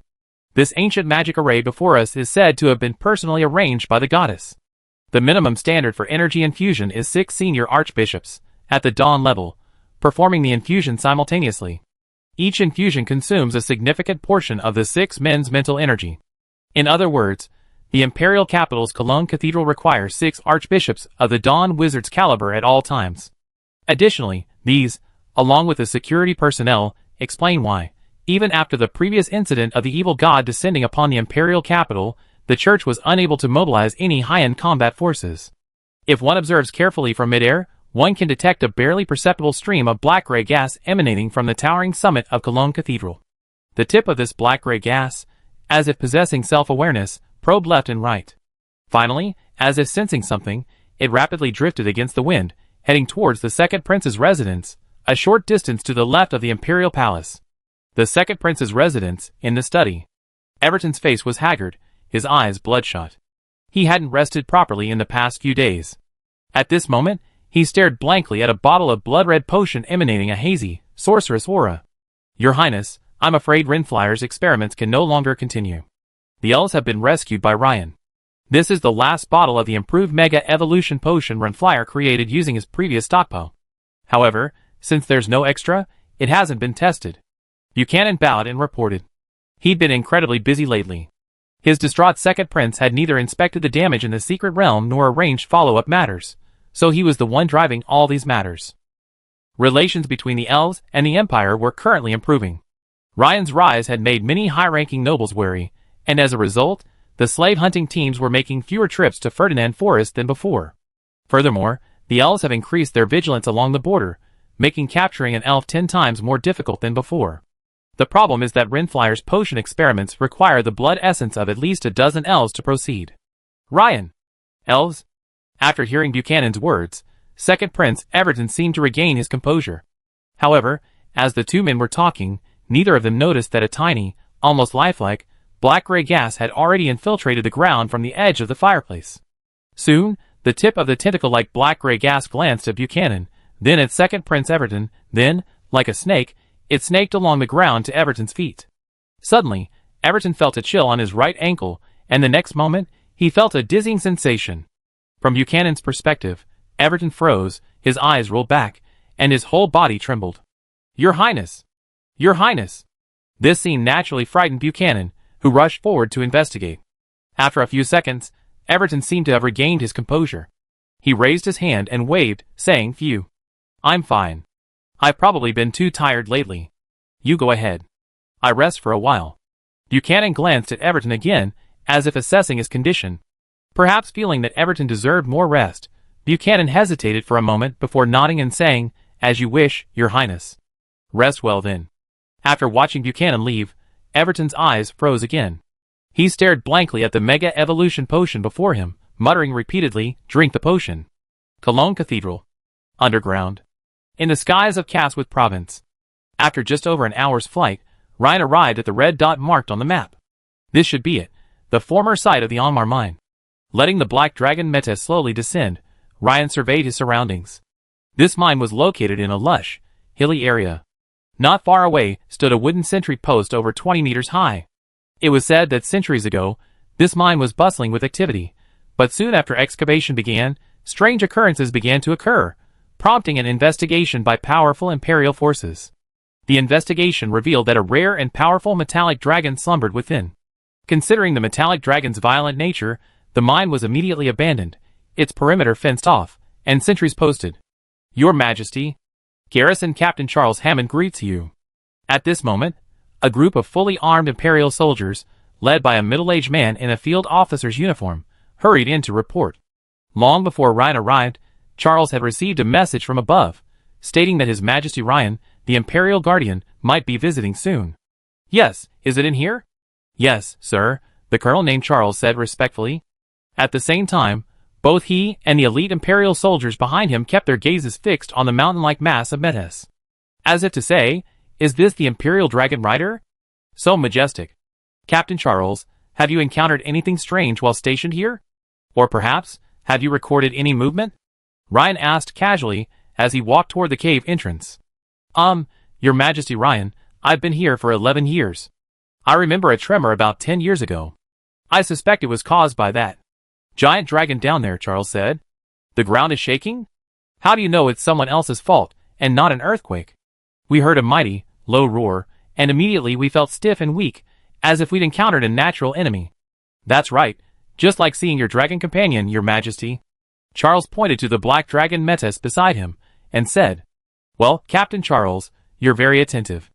Ryan smiled and nodded. Not really. It's a skill the previous captain taught me. Charles scratched his head, seeming a little embarrassed by Ryan's compliment.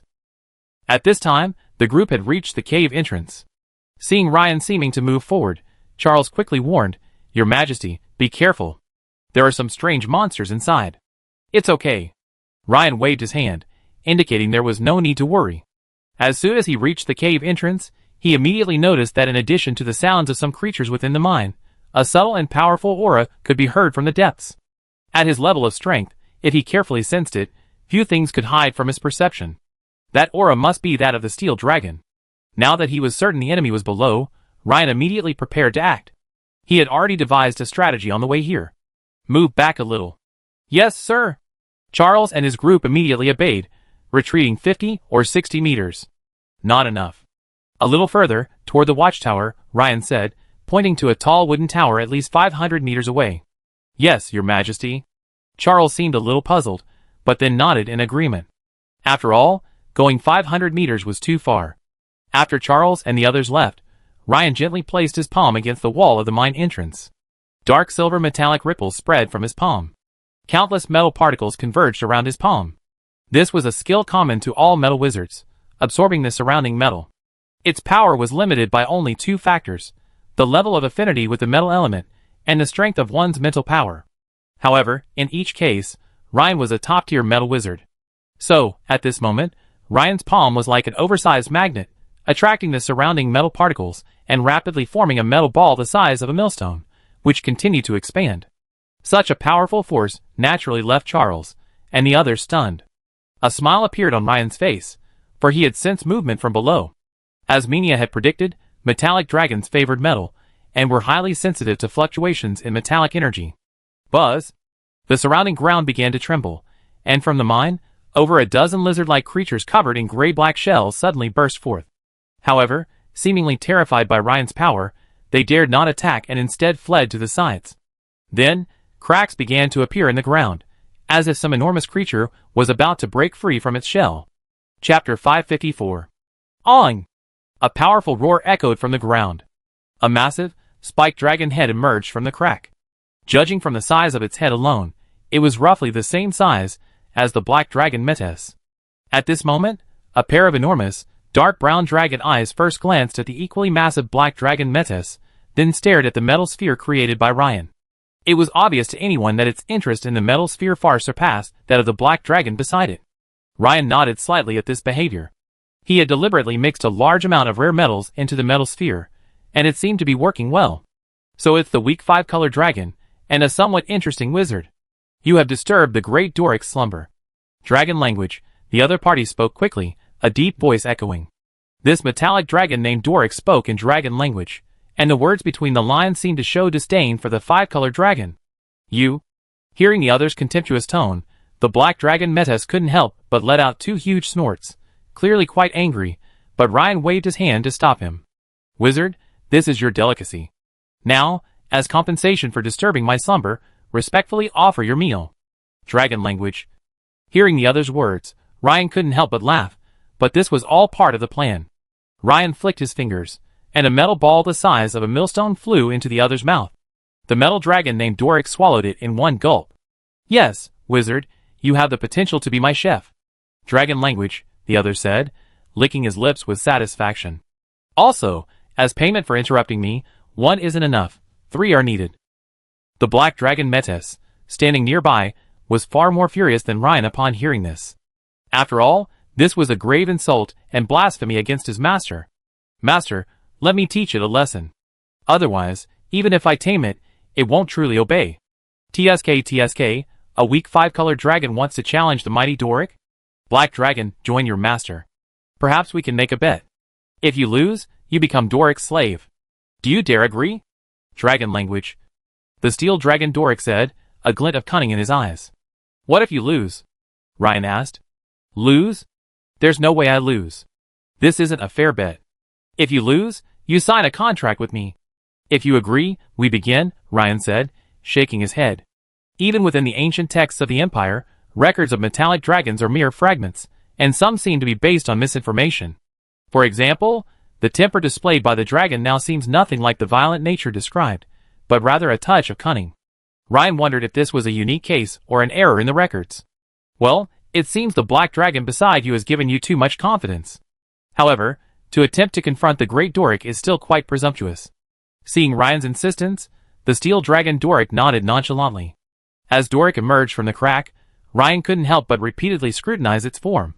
Although it bore a resemblance to a giant dragon, it was vastly different. Its back was lined with sharp vertical spikes, and the end of its thick tail was also spiked, giving it the appearance of a long spiked warhammer.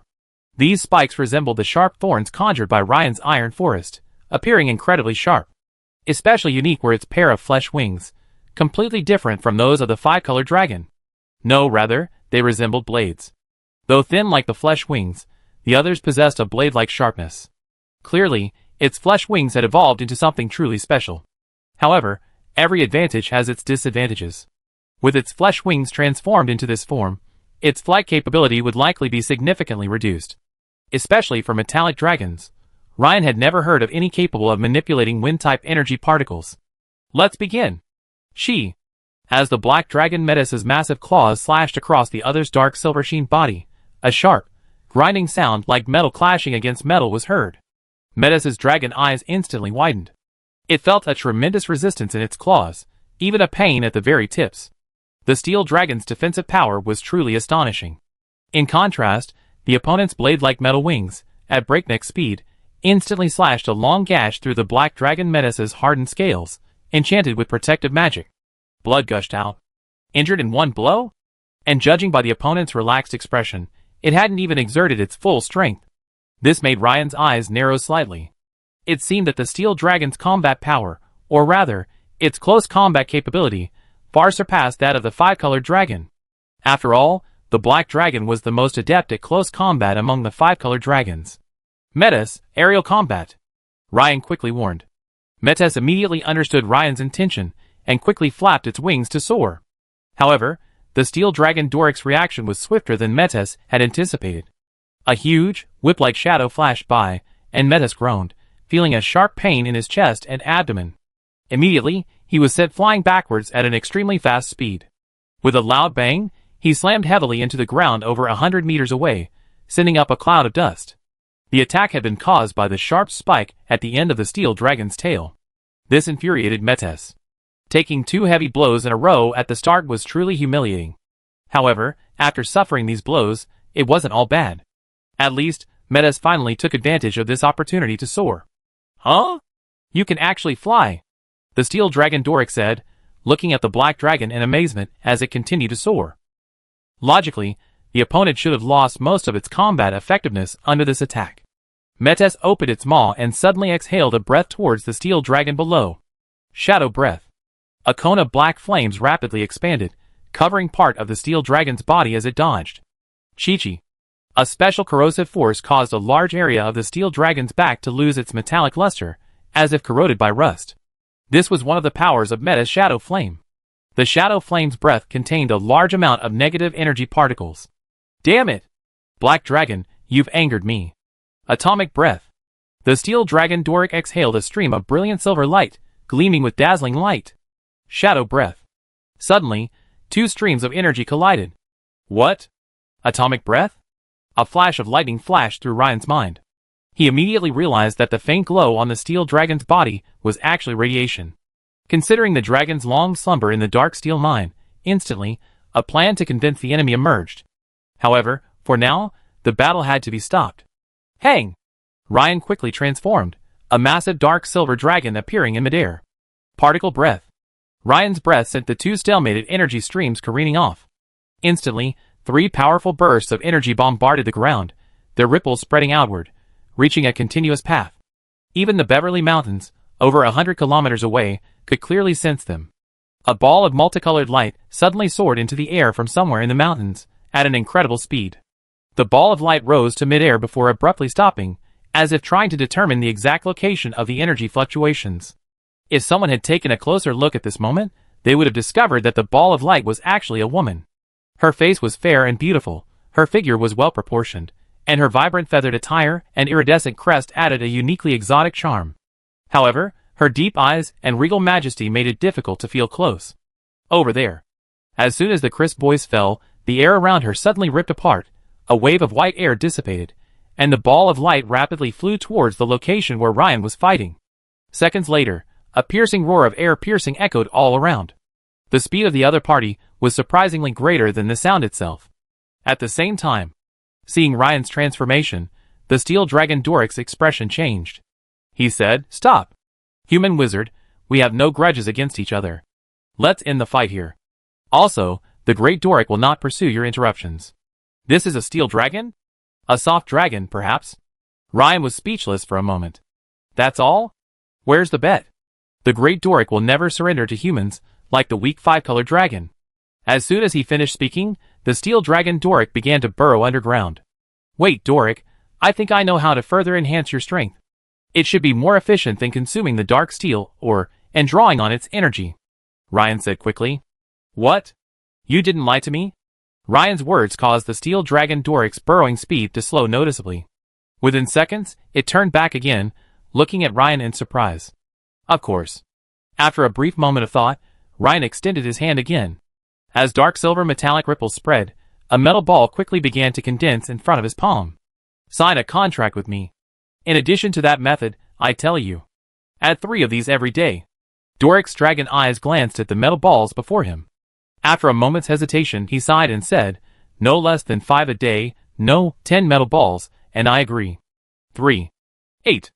At least 8. 3. All right. Sign the contract, human wizard. Steel Dragon Doric said slightly dejectedly. Finally, the contract between Ryan and Steel Dragon Doric was concluded. Simultaneously, a system notification sounded. Ding! Host contract Steel Dragon. Current number of contracted pets 4/4. With the system contract concluded, Doric's gaze toward Ryan changed the next moment, becoming the same as that of the Black Dragon Metis, without a trace of arrogance or disrespect. Master. Ryan nodded. However, he immediately considered a thorny issue. The dragon riders of the Dragon Empire only made one-on-one contracts with dragons. There had never been a case of 2 dragons being contracted. In other words, if he flew to the imperial capital with Doric, it would be too conspicuous. But if he didn't take Doric with him, then going to the alliance. Doric, do you know of the other continent? Ryan thought for a moment, then waved his finger rapidly in the air. Soon, a simple map formed by magical auras appeared in midair. Of course, Master. What do you need me to do? We meet here in 3 days, okay? Ryan said, pointing to the approximate location of Zatai on the other continent. Yes, Master. It won't take 3 days. I've been to that continent before. 2 days will be enough. Doric nodded. That's great. We meet up in Zatai, Ryan said, smiling. As you command, Master. By the time Trieste, Queen of the Wind Rock, arrived, the battle was long over, leaving only the massive silhouette of the Black Dragon receding. As if sensing Trieste's presence behind him, Ryan turned and smiled at her. Then, he patted Metis on the back and said, Let's go, Metis. Master, aren't you going to say hello to this bird? Metis's voice boomed. Huh? Metis, Have you fought Trieste, Queen of the Windrock? Yes, we fought once before, hundreds of years ago. I couldn't do anything to her, and she couldn't do anything to me, Meta said with some pride. I see. But let's do it next time. The time isn't right now, but there will be another opportunity. Ryan patted the black dragon's broad back and smiled. The moment she saw Ryan's face, Trieste's delicate body stiffened.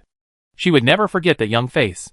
It was he who had defeated her most capable subordinate, taken the divine crystal of the underworld goddess, and unnecessarily delayed her path to demigodhood. This guy's strength. How could he improve so quickly? And that black dragon just now, if I'm not mistaken, was a very old dragon, rare even among the dragon royal family. No, that was Metis. Yes, it was Metis, the wings of madness. But how could it be contracted by such a young man? Beatrice's long eyebrows knitted together, puzzled. An extremely old dragon.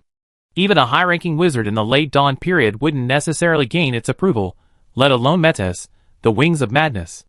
Incredible. However, when Triss looked down, her beautiful eyes narrowed. Is this a metal dragon? She happened to see the steel dragon Doric slowly disappearing from the ground while burrowing. Thankfully, the other party must have intended to defeat this steel dragon, but it seems they haven't succeeded. Thinking of this, Triss couldn't help but feel a little better. Her pretty face relaxed, and a slight smile appeared on her face. But I have to speed up. The situation is getting increasingly chaotic. Besides, I can't let this young man surpass me.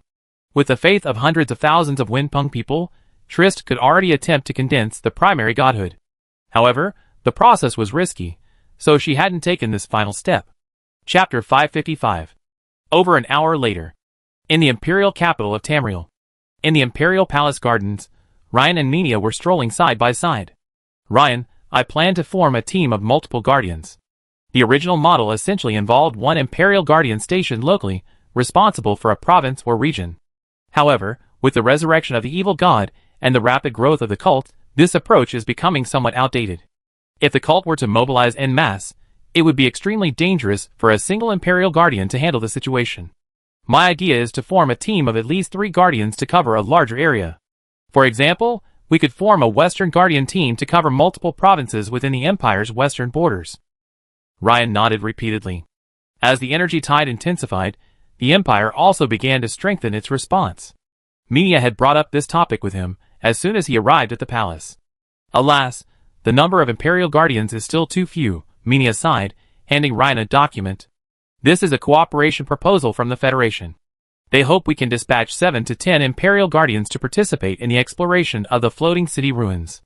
7 to 10? Ryan couldn't help but raise an eyebrow. In peaceful times, dispatching this number of Imperial Guardians to explore the ruins would be fine, and would even demonstrate the Empire's strength. But the situation is completely different now. Under the current circumstances, maintaining the Empire's stability requires more Imperial Guardians than we currently have. It's impossible to send so many more. Well, I calculated, and the Empire can only dispatch 4 Guardians at most. Ryan, do you think that's enough? Minia asked, her beautiful eyes fixed on Ryan. In reality, even if the Empire could spare 3 Guardians right now, it would be extremely difficult. However, since it was Ryan who was going, Minia still wanted to send as many as possible. Perhaps others didn't know, but Minia knew full well that the ancient floating city with the evil demon was no less dangerous than the last battle for the imperial capital. At Minia's words, Ryan frowned slightly, but didn't immediately respond. After a moment's contemplation, Ryan said, "No, I go alone." "You alone?" Minia's eyes widened in surprise. "Ryan, are you serious?" "Yes. But even if you signed a contract with Metis, the Wings of Madness, going alone is too. Minia, my strength is greater than you expected, perhaps even greater. So you don't have to worry about my safety." Ryan smiled faintly, simultaneously releasing his previously slightly concealed spiritual power. A surge of profound spiritual energy immediately rose from Ryan, but it was fleeting. Ryan concealed it once again. But in just that moment, Minia sensed Ryan's true strength. Her beautiful eyes widened, her mouth slightly open. Her elegant demeanor, and the shock she now displayed created a rare contrast. "Ryan, you've reached the peak of dawn?" If she hadn't merged with Ryan's consciousness, Minia would have suspected he was possessed by an evil spirit. This rate of strength increase was truly too rapid. No, it was terrifying. "Well, so Minia, don't worry." Ryan had just thought about it, and understood. At his current level of strength, Not even Reginald of Earth Pulse or Elder Ivan of the Imperial family could offer him much help. The only people who could truly be considered his helpers were either the Red Dragon King, Straz, or the Imperial Guardian, also at the peak of the dawn. But both of these men were among the Empire's top fighters. If they left Imperial territory, the consequences would be dire. Ryan neither wanted to nor would he consider it. Finally, considering his intention to advance within the floating city ruins, if his teammates weren't familiar enough, it would be better to leave. Okay, in that case, I follow your advice. Mia thought for a moment and nodded. When do you plan to leave? I plan to return to the mansion and then head directly to the Federation's Let Hero Canyon. Okay, I contact the Federation. The next morning. Unto Hall, Federation. A high-level emergency meeting was being held within the magnificent Parliament building. More than a dozen imposing Federation generals sat confined to the back half of the long table, while the seats near the top were occupied by powerful Federation members. Deputy Speaker Bertrand sat confined to the right. The pipe-smoking elder at the head of the table was none other than Federal Speaker Lawson Powell. At this moment, a bearded, middle-aged man with the rank of Lieutenant General was reporting in a resonant voice. On the afternoon of September 28th, a resurrected giant beast appeared on the west coast of the Federation. It was over 80 meters tall, with jagged horns on its head, resembling a swordfish. The military named it the pointed-headed monster. It attacked Weston City, causing over 1,000 casualties. On the evening of September 28th, a resurrected giant beast appeared in Central Federation. It resembled a giant frog, had a venom sac on its jaw, and a petal-shaped tongue capable of spewing large amounts of venom. It attacked Oberdeen, causing over 2,000 casualties. Generals, the situation is dire right now, because of that. Federal Speaker Lawson Powell, pipe in hand, suddenly paused. Energy Tide? Deputy Speaker Bertrand immediately whispered. Yes, Energy Tide. As the energy tide surges, we predict the number and frequency of resurrected behemoths within the Federation will intensify. As soon as Speaker Lawson finished speaking, the expressions of more than a dozen senior federal generals changed, and they began to whisper among themselves. Should the frequency be increased? The military alone is already operating at full capacity. Even the latest giant airships and artillery can't inflict fatal damage on the behemoths. The behemoth in Weston City was ultimately repelled by the intervention of powerful Federation soldiers. But last time, several Federation soldiers were mobilized. Yes, I heard there are important ruins that need to be explored, but the problem is, the situation is already so volatile. Shouldn't we stabilize it first? Everyone, I want to hear your opinions for this meeting, not rely solely on Federation soldiers. Speaker Lawson knocked on the table, annoyed. The meeting room fell silent upon hearing this, but this only made Lawson's expression even more grim. He said in a deep voice, with so many people, is there no way out? Not really. If there are enough Ajax golems, it can be done. The giant frog monster in Oberdeen City was repelled by 3 Ajax golems working together, with a fleet of armed airships, said a general. Is it the supergiant golem invented by the Federal Mechanical Research Institute based on ancient goblin technology? Speaker Lawson thought for a moment and said, Yes, Mr. Speaker, I think creating golems that are easier to control may be the chance to win the future. However, I heard that His Majesty Hiram, the director of the Research Institute, has also been assigned to explore the ruins, and the progress of the Ajax Golem has slowed further. A counselor in charge of logistics coordination said, I suggest that we slow down the exploration of the ruins and stabilize the situation. The question is, can we stabilize it? A short pain is worse than a long one. If we can gain technological innovation from the ruins, I think the short-term pain is worth enduring. Who can guarantee that exploring the ruins will yield results? For a moment, the long-term and short-term factions were at odds, and the majority of supporters advocated withdrawing powerful Federation troops to defend the area. At this moment, a male aide-de-camp swiftly entered, approached Speaker Lawson, and whispered something in a quick whisper. This scene brought a hush to the room. This male aide-de-camp was Speaker Lawson's secretary. His entrance in the middle of the meeting must have important news. What? One person? Speaker Lawson muttered after hearing this. One person? What one person? The Federation leaders present were also confused. Although the Dragon Empire agreed to the joint exploration proposal, it only sent one Imperial Guardian. Speaker Lawson's face darkened as he announced the news to the entire room. This statement immediately sent the conference room into an uproar, like cold water poured on boiling oil. This is too disrespectful. No, this is contempt. Is this a cooperative attitude? I suggest contacting the Dragon Empire again and asking them to carefully reconsider the diplomatic relationship between the two countries. A prominent counselor near the upper seat angrily said, "Wait, can I ask which guardian the Empire sent?"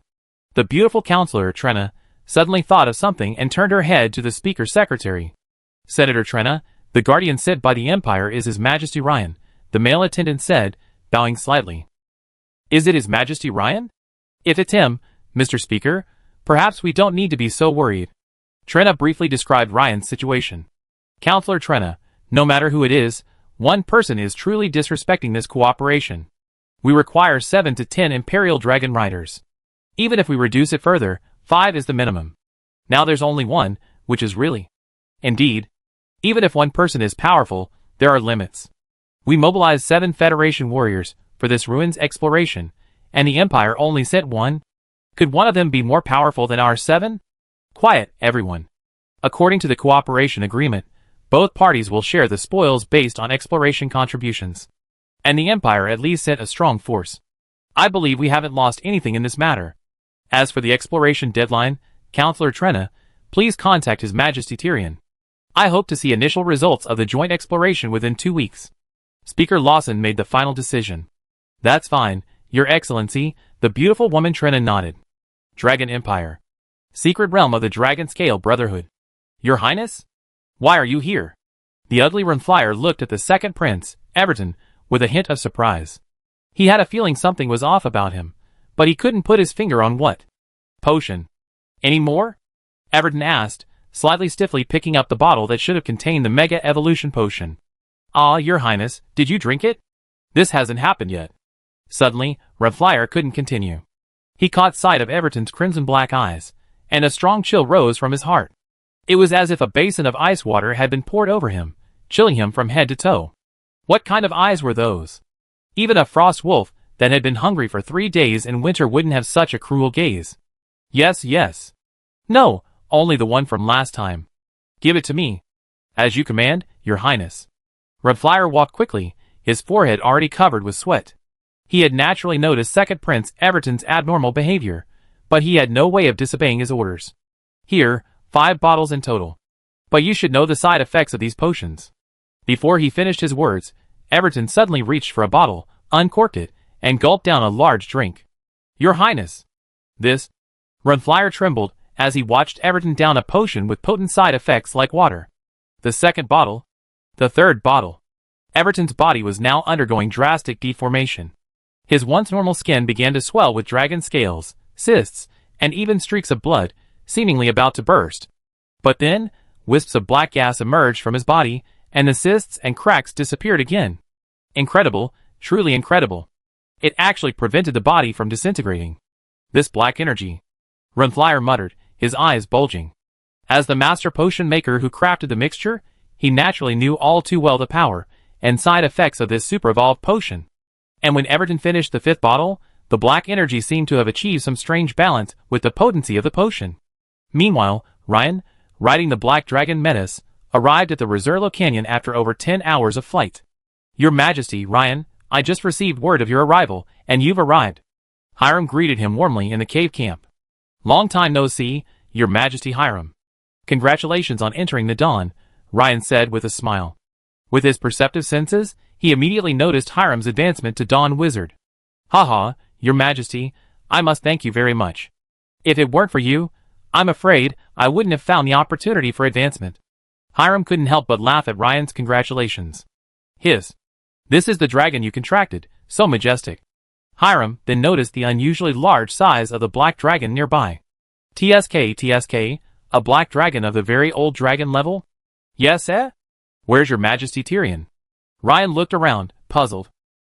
"They didn't expect you to arrive so soon. Your Majesty Tyrion and a few others just went to the ruins for routine exploration, and 2 others went to Zataya to temporarily help the army deploy defenses. Please wait, I contact them and come back." In Zataya, a major city on the west coast of the Federation, a huge shadow swept across the city streets. "Behemoth! It's a behemoth! Run!" The crowd on the ground immediately became chaotic.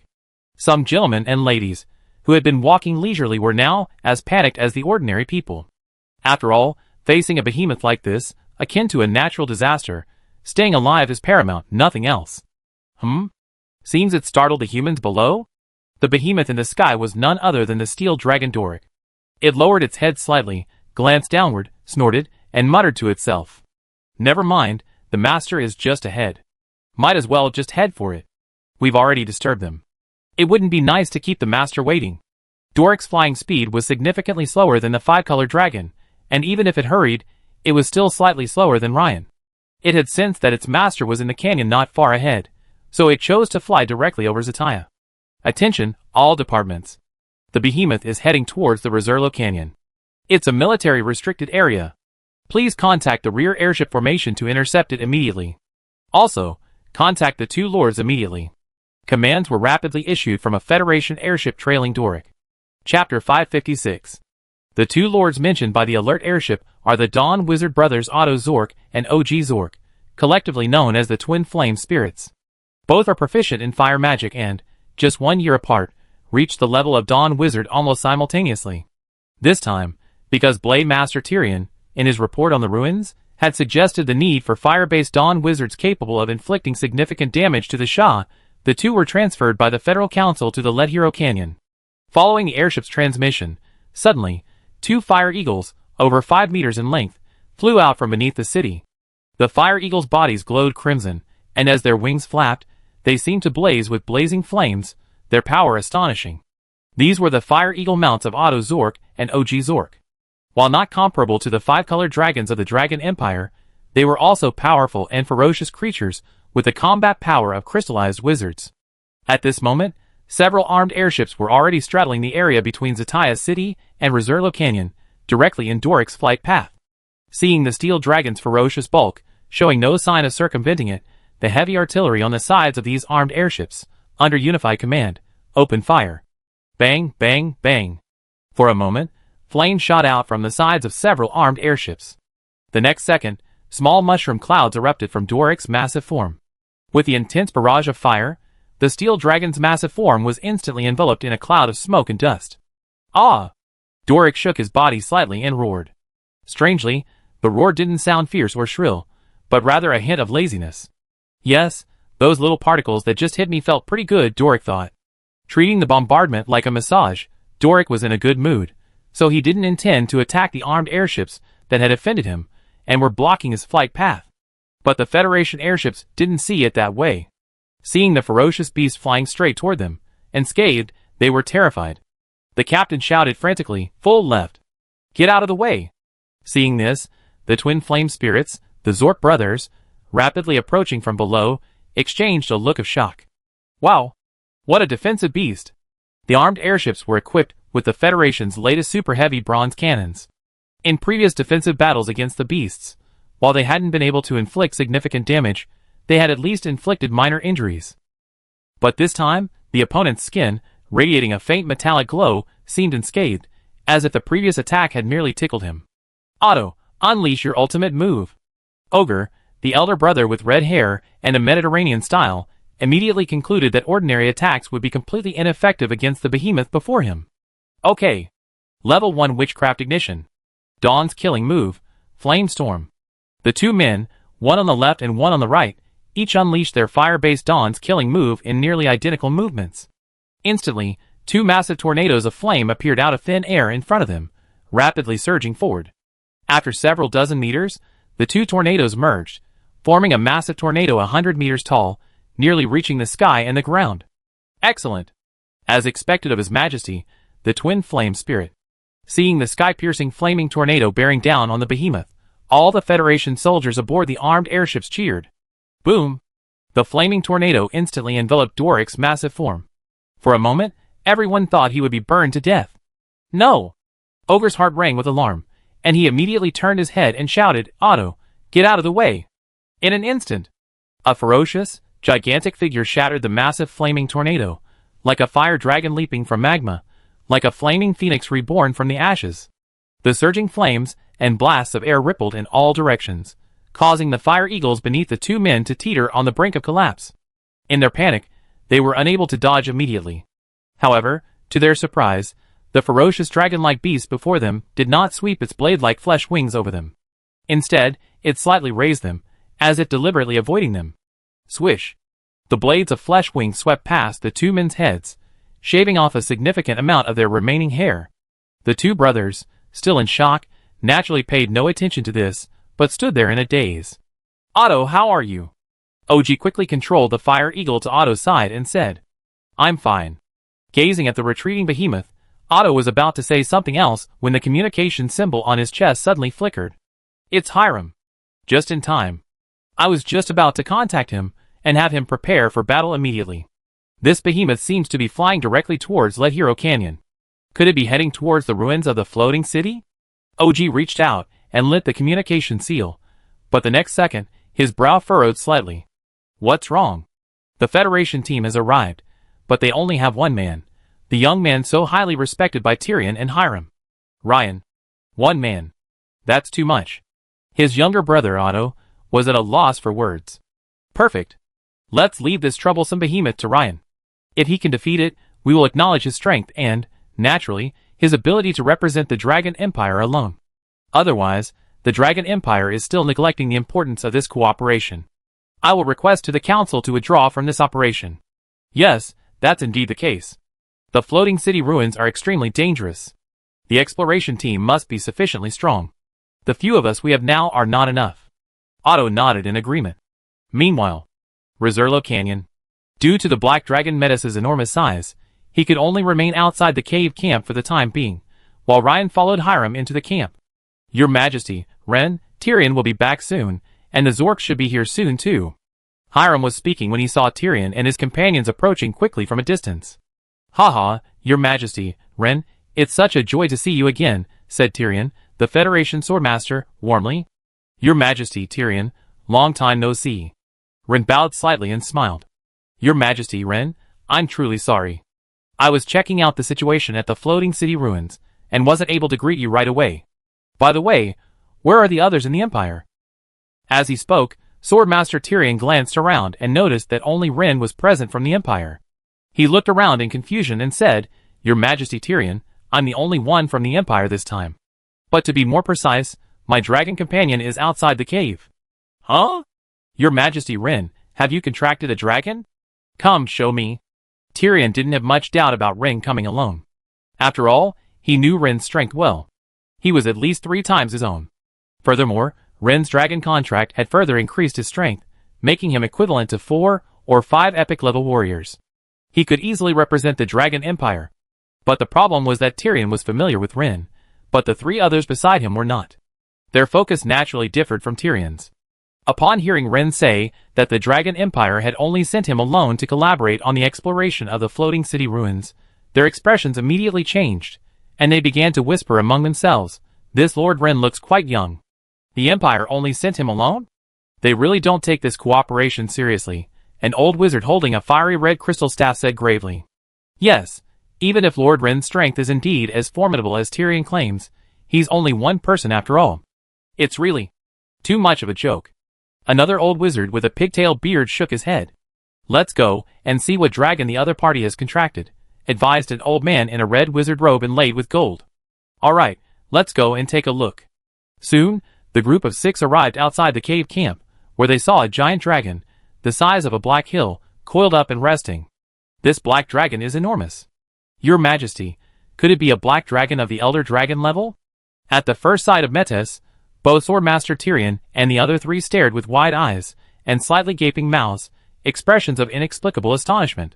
After all, most Imperial Guardians rarely encountered a dragon of the Elder Dragon level, let alone a Federation warrior.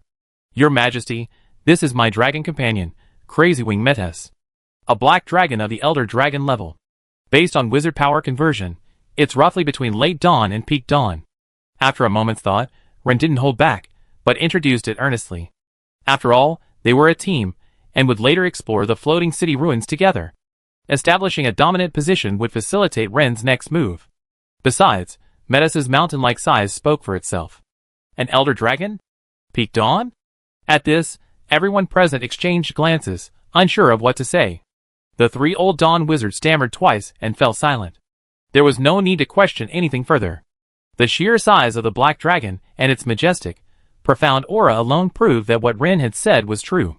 The dragons under his command were so formidable, not to mention the dragon riders themselves, who were at least in the late dawn realm. For a moment, the three felt ashamed of their own words.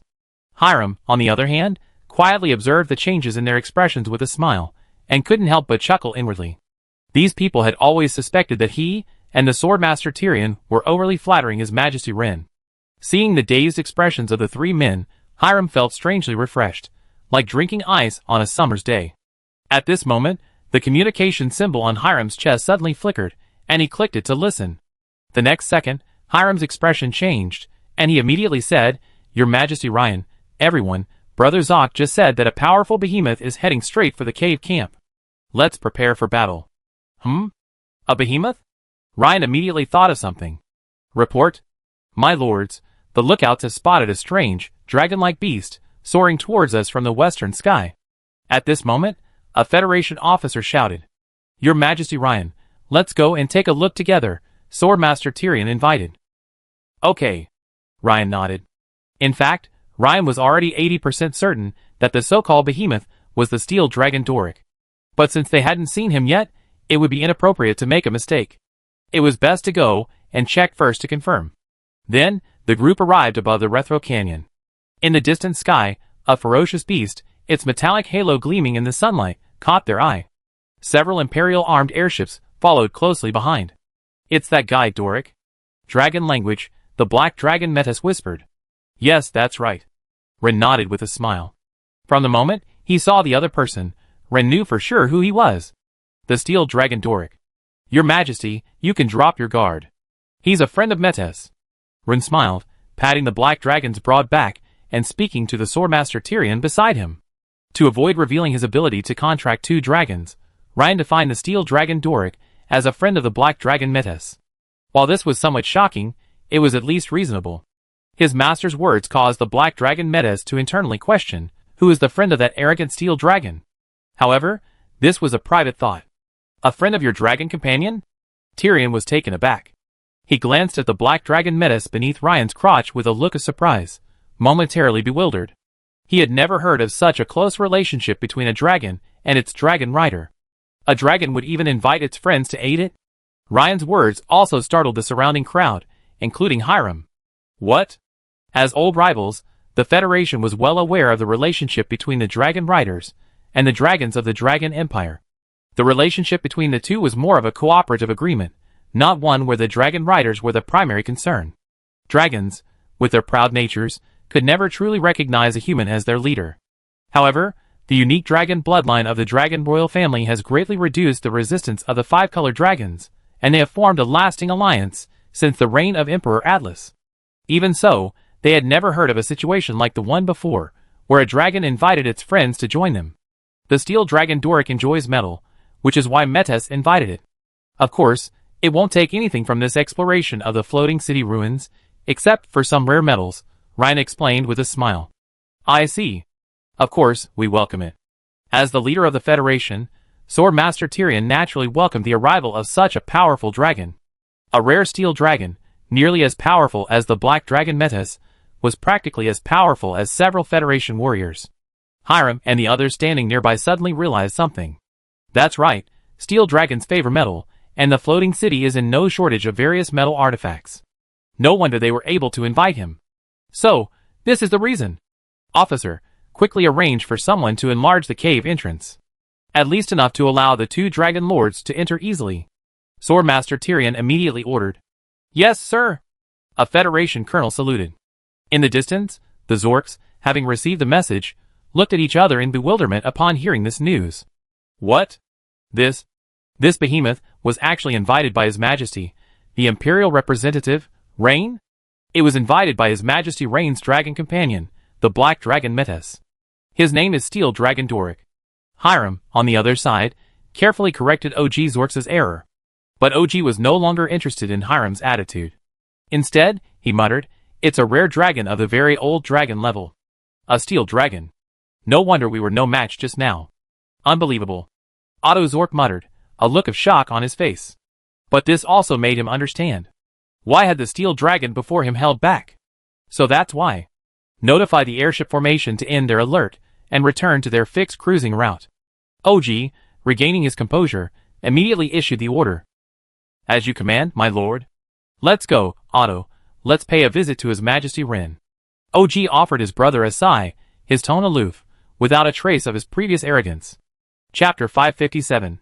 Soon, the twin flame brothers, OG and Otto, landed beside the group on Fire Eagles. At this moment, Swordmaster Tyrion began introducing each one to Rin. Your Majesty Rin, these two are OG and Zork, known as the twin flame brothers. Your Majesty Rin, although this is our first meeting, I have long heard of your glorious deeds from Your Majesty Tyrion. OG took the initiative to bow and greet them. Your Majesty Rin, hello. Rin smiled and nodded slightly. However, at this moment, the attitudes of the other 5 powerful men on the Federation side, aside from Tyrion and Hiram, were quite different. Previously, several of them had been somewhat dissatisfied with the Dragon Empire sending only one young man to participate in this joint exploration. Some even considered creating difficulties for Rin so that he would withdraw. But now, not only did the 5 of them all bow and greet him, but their eyes held no trace of doubt or disrespect. This was the difference strength brought. Ryan was well aware of this. Looks like there's no need for further demonstrations, Ryan thought. After all, this was a joint exploration. If everyone in the team was resentful or even suspicious of one another, they would obviously struggle to pull together when faced with difficulties. This was crucial when tackling the extremely risky exploration of the floating city ruins. Of course, while it wasn't yet clear that everyone was fully cooperating, it was at least a good start. And at this moment, Ryan believed his words carried far more weight than before. After brief introductions and pleasantries, the group headed back to the cave camp.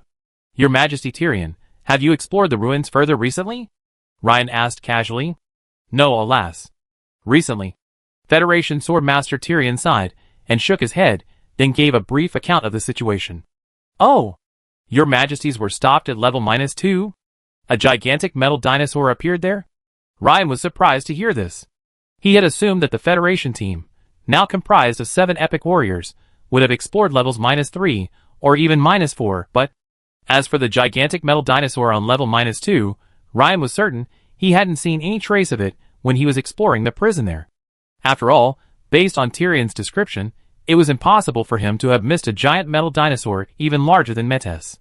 Yes, Your Majesty, I'm almost certain that the gigantic metal dinosaur that appeared on level -2 is the pinnacle of the ancient goblin mechanical army. The mechanical Tyrannosaurus King. At this moment, Hiram added. When he heard the words Tyrannosaurus King, Ryan keenly noticed a flicker of fear in the eyes of those around him. Tyrannosaurus King? Ryan nodded, a thoughtful expression on his face. He trusted Hiram's judgment. But why would the Tyrannosaurus King appear on the 2nd floor? Normally, the 3rd floor was where the goblin camp was located. In other words, they had come to the 2nd floor from the 3rd floor. Is this an attempt to escape? Suddenly, a flash of lightning flashed through Ryan's mind, and he thought of this word. Has there been any movement recently? Ryan continued. Yes, according to the sergeants responsible for continuous observation throughout the day, the noises coming from within the floating city are increasing in frequency and volume, although no noticeable changes have been observed on the surface. That's why we went on patrol just now, Tyrion said. Hearing this, Ryan became even more certain of his earlier suspicions. It's likely that the Shah are manipulating the various levels of goblin corpses, attempting to escape from the ruins of the floating city.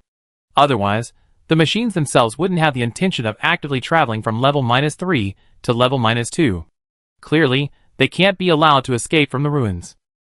Otherwise, unpredictable and serious consequences will surely ensue. It seems we must explore as soon as possible. Since the cave camp had further demolished the outer rock wall, 2 giant dragons, Metis and Doric, followed Ryan in, startling the faces of many Federation soldiers and researchers. Your Majesty, please rest for a moment. Over here. Wait, Your Majesty, I see you're all in good shape. Why don't we set off now?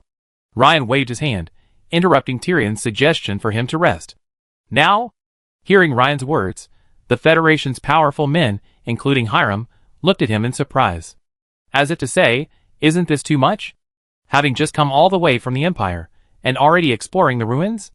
Well, I always feel that the longer we delay, the more disadvantaged our subsequent exploration will be, Ryan said solemnly. Everyone was silent for a moment at Ryan's words.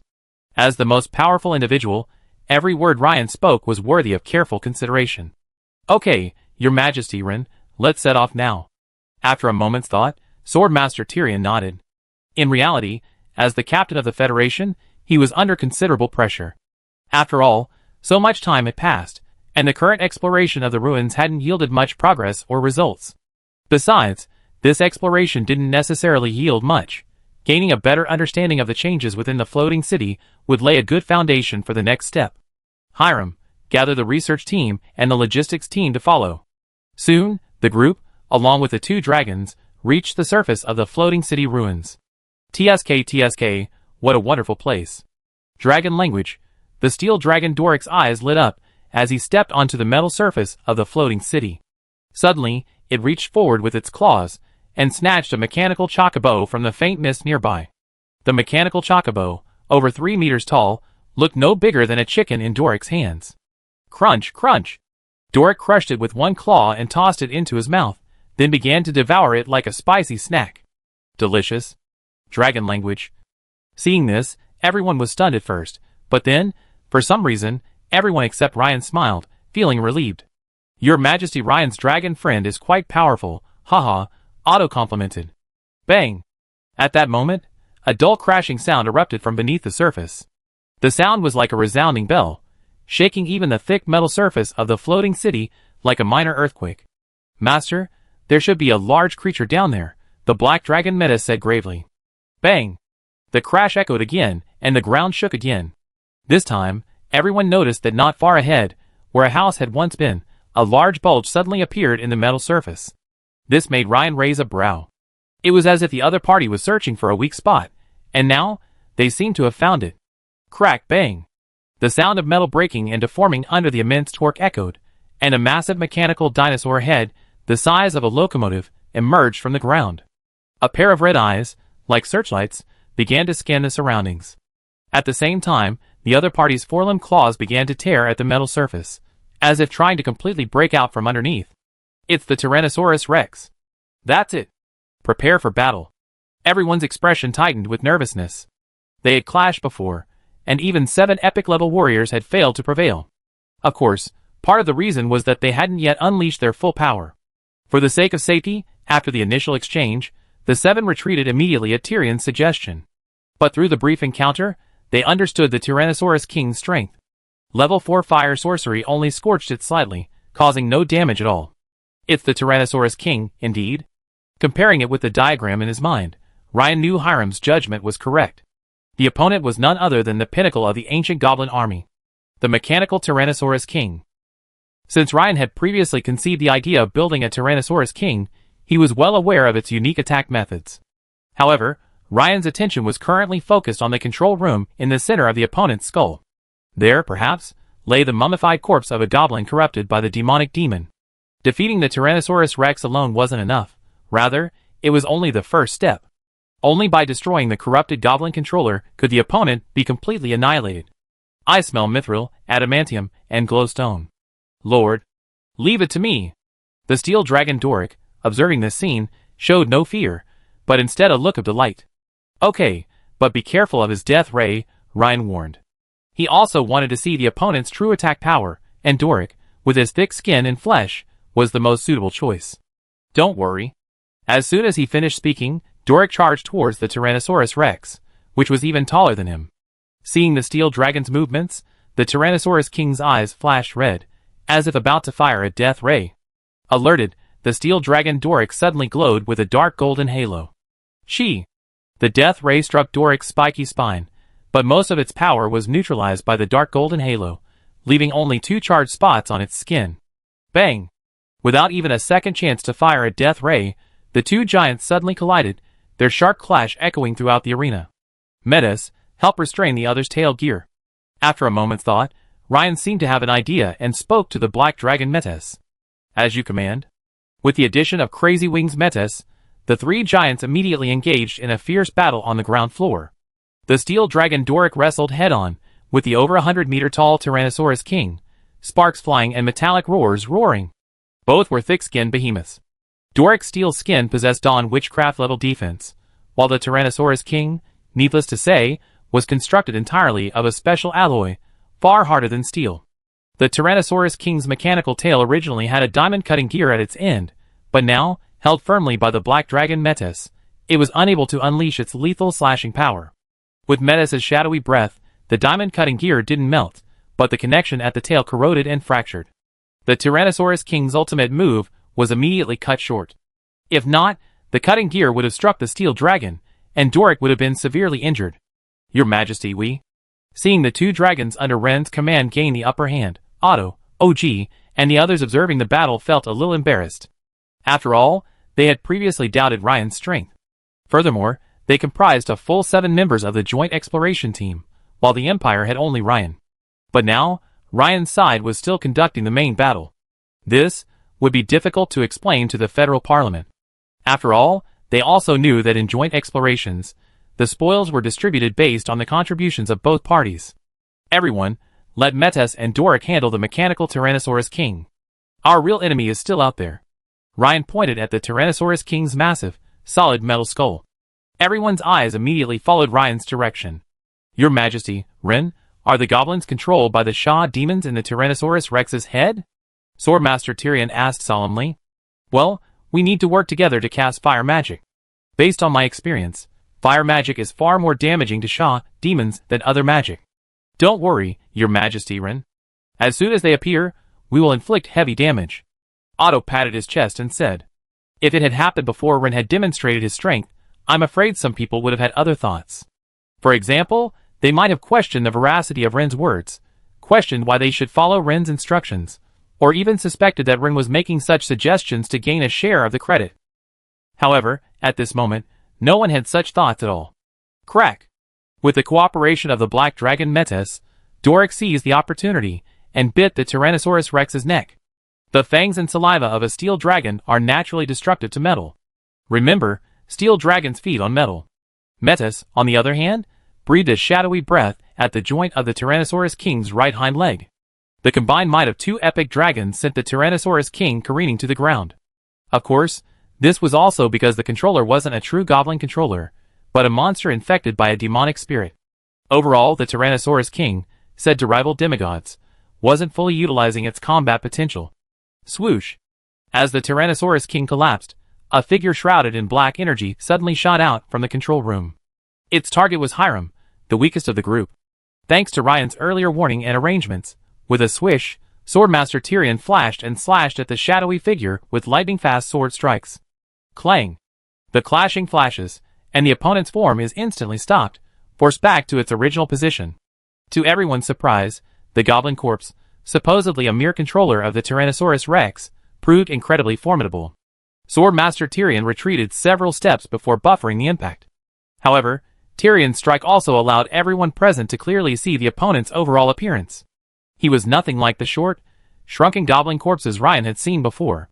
Although similarly shrouded in black energy, his physique was incredibly robust, and his skin was strangely marked with numerous black cracks, from which large amounts of black energy emanated and returned, forming a cycle. As if for this reason, his skin was not shrunken, but rather had a strangely plump quality. Furthermore, the other party's black aura was denser than the ancient minotaur Ryan had encountered in prison. Ryan had a feeling this man wasn't just an ordinary goblin operator, but rather a high-ranking goblin warrior. Furthermore, his most distinctive feature was the 2 individually tied brown beards on his chin. This appears to be General Enrique, a renowned ancient goblin. Hiram, standing nearby, suddenly exclaimed, as if having discovered something. Your Majesty, while exploring other goblin ruins, I found some ancient goblin diaries. Among them were records of important figures in the ancient goblin empire. Enrique, the double-braided beard, was one of the more famous. Hiram introduced quickly. As Hiram and Ryan were talking, a deep, raspy voice suddenly emanated from General Enrique. Foolish invaders. Prepare to meet your doom. Then, the other party flashed and attacked Ryan and the others again. This time, however, he was greeted by 2 blazing tornadoes of flame, tens of meters high, appearing out of nowhere. From the left and right, they barreled towards him. The casters were none other than the well-prepared brothers OG and Otto. Chapter 558. Boom!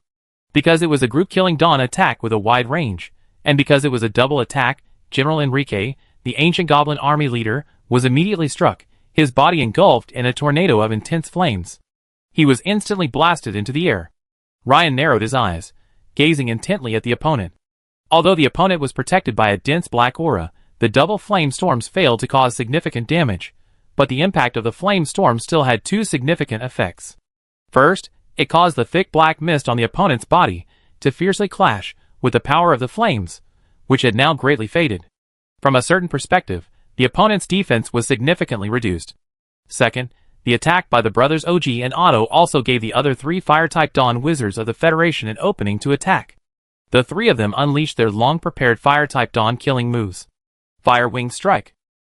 A pair of wings composed of blazing flames, with a wingspan of over 10 meters, struck Enrique in midair with lightning speed. Fire Explosion Barrage. Immediately afterwards, hundreds, even thousands, of fireballs pelted Enrique like a torrential downpour, cascading down like a waterfall. Lava Fission. Finally, a large area of magma appeared from nowhere on the metal ground directly below Enrique. Simultaneously, a pillar of scorching flames, mixed with liquid magma, shot up from below, striking Enrique. Boom, boom, boom. As these three fire-based Dawn sorceries impacted, intense waves of fire energy spread all around. The blazing flames nearly suffocated the squad of Federal soldiers and researchers over 100 meters away. Beside Ryan, the 5 Dawn Wizards, including Otto and OG, also began to breathe lightly. After all, for most mid-stage Dawn Wizards, they could only perform 2 or 3 Dawn killing moves, so performing one was still very draining on their mental energy. But at this moment, smiles spread across their faces, a look of relief. Your Majesty Ryan, thank you for your prompting. Otherwise, we wouldn't have been able to achieve such a beautiful coordinated attack, Otto said with a smile. Yes, we finally killed him. That's the evil demon. Really tough. The others echoed. Everyone, be careful. The battle has just begun, Ryan warned, staring straight ahead, his eyes narrowed. What? He's not dead yet? Several people quickly looked over, their expressions awestruck. Through the shimmering fireworks, General Enrique, struck by 5 consecutive fire-based Dawn attacks, looked utterly battered, his signature beard singed completely. His once nearly intact high-grade goblin uniform was now completely wrecked, scorched red, as if still being scorched by the intense flames. However, the problem was that the black energy within him continued to flow, repairing his body. In other words, just as Ryan had warned, he wasn't killed. Isn't he most vulnerable to fire magic? How come he's still alive? Before anyone could comprehend the situation, the goblin General Enrique twisted his slightly stiff neck, his dark eyes gazing around at everyone with a look of growing fury.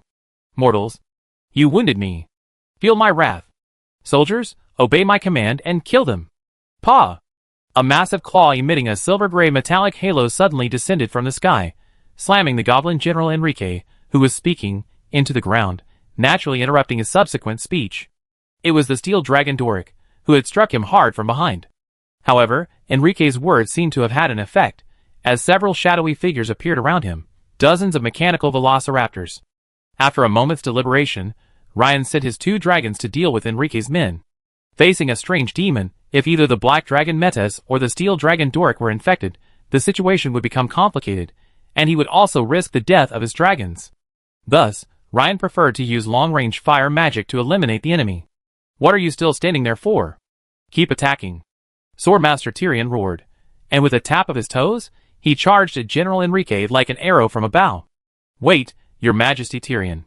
Tyrion was grabbed by Ren.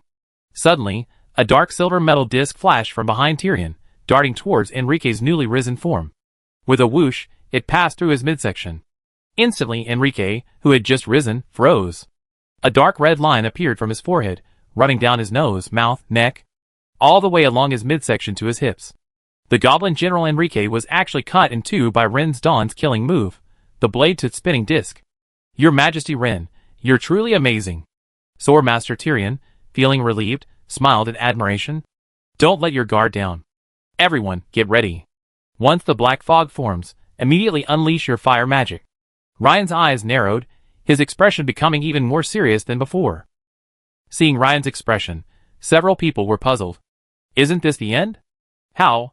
2 wisps of black mist emerged from the 2 halves of General Enrique's corpse, one on each side. Then, they quickly intertwined, forming a larger, violently surging black cloud. Everyone, continue the attack. Ryan warned immediately. As if anticipating the impending fatal attack, the black fog formed 3 times faster than the one Ryan had witnessed in prison. However, the Fire Dawn Wizards, who had received Ryan's warning in advance, finally reacted and unleashed 5 fire dawn-killing moves, one after another, blasting the surging black fog. Hiss! A shrill, agonized roar erupted from the black fog. At the same time, sharp black claws attempted to reach out with flames, only to be gradually melted by them. This scene sent chills down the spines of most present. The flames burned for a long time, until a foul odor filled the room. Only then did Ryan's expression relax. He said, "All right, it should be dead." Hiss! Finally! Yes, it wasn't easy. A sigh of relief washed over everyone. Using 2 consecutive dawn-killing moves was a tremendous drain on the 5 fire-based dawn wizards present. By this point, sweat was already beading on their foreheads, and they barely had the energy left to continue unleashing the dawn-killing move. Although he had won, Ryan wasn't entirely relieved. Because their formidable nature is far more formidable than the ancient minotaurs in the prison. It's understandable that if the sub-3rd floor is so daunting, what about the sub-4th and sub-5 floors? Also, who can be sure that the ancient goblin camp on the sub-3rd floor contains only one mechanical Tyrannosaurus King? It's likely that there are more than one high-ranking goblin general on the same level as Enrique. This means that the upcoming exploration will involve a series of fierce battles.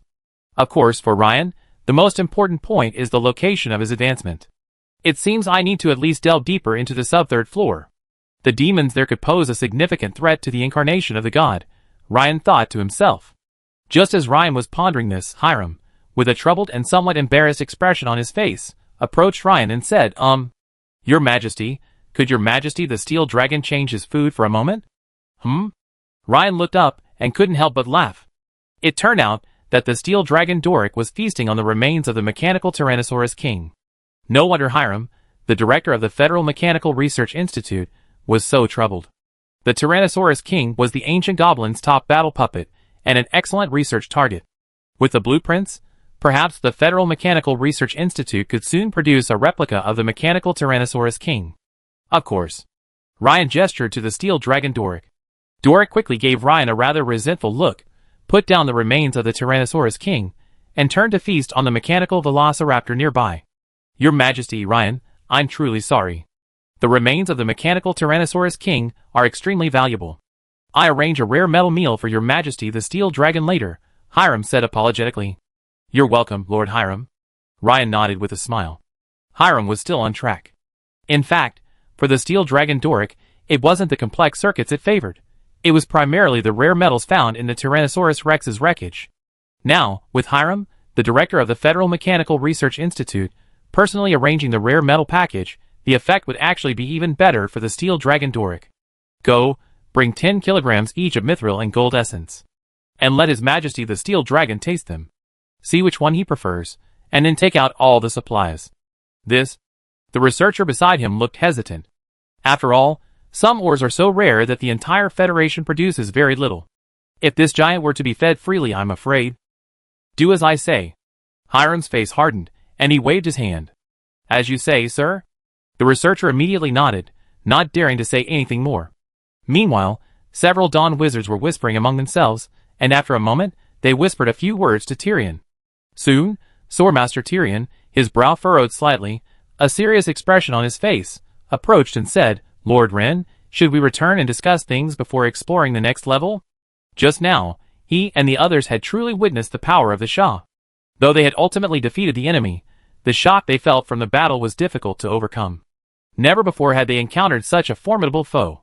With ordinary behemoths, if their weaknesses were recorded in ancient texts or known in advance, they could usually defeat them alone. But now, facing the Shah, the 5 of them joined forces, repeatedly unleashing their ultimate dawn-killing moves, nearly exhausting themselves, only to manage to kill a single Shah. By the way, this doesn't even include the fact that they didn't take action against the mechanical Tyrannosaurus King, but instead stayed on the sidelines to gather their strength. This had a profound impact on their minds. Oh! Can the Federation mobilize more powerful warriors? Ryan asked. Haha, Your Majesty, you're joking. These 5 Fire Dawn Wizards were assembled with practically all the Federation's resources, Tyrion said with a slightly embarrassed chuckle. Your Majesty, if the Federation won't mobilize more powerful warriors, then I suggest we rest for a while, and then continue our exploration. After a moment's thought, Ryan said seriously. Discussion won't make us stronger. On the contrary, as the energy tide intensifies, the activity of the demons within the floating city ruins will only increase. I think you all have seen this. In other words, the longer we delay, the more disadvantageous it becomes for us now. Hiram immediately understood. He had originally planned to work overtime for several months to repair the mechanical Tyrannosaurus King, so that he could use it as an aid for his exploration, but now it seemed that time was running out. Yes, Ryan nodded. Ryan's words immediately caused the Federation's powerful men present to reflect. Indeed, the increasing energy tide was causing the demons within the floating city to become increasingly unstable. Also, we need to at least understand what's happening down there. Otherwise, without even understanding the situation, how can we discuss any solutions? Ryan's words resonated with many. I agree with your majesty, Ryan, Otto nodded. I agree, Og said, his expression deeply assentful. Soon, everyone reached a consensus. Explore each level one by one, tentatively targeting level -3 to gain a detailed understanding of the lower levels of the ruins. Thus, they entered level -1 directly through the rift opened by the Tyrannosaurus Rex. On the surface, a group of elite soldiers, deafened, began carrying the remains of the mechanical Tyrannosaurus Rex. When Ryan entered level -1, he discovered that there were many more Goblin Army combat machines, such as mechanical Cyclaws and mechanical Screech Dragons. Of course, these combat machines posed no threat to Ryan and his men. They were quickly defeated and served as a snack for the Steel Dragon Doric. We haven't found a second mechanical Tyrannosaurus Rex, Swordmaster Tyrion and the others said after carefully exploring separately. Well, let's continue down.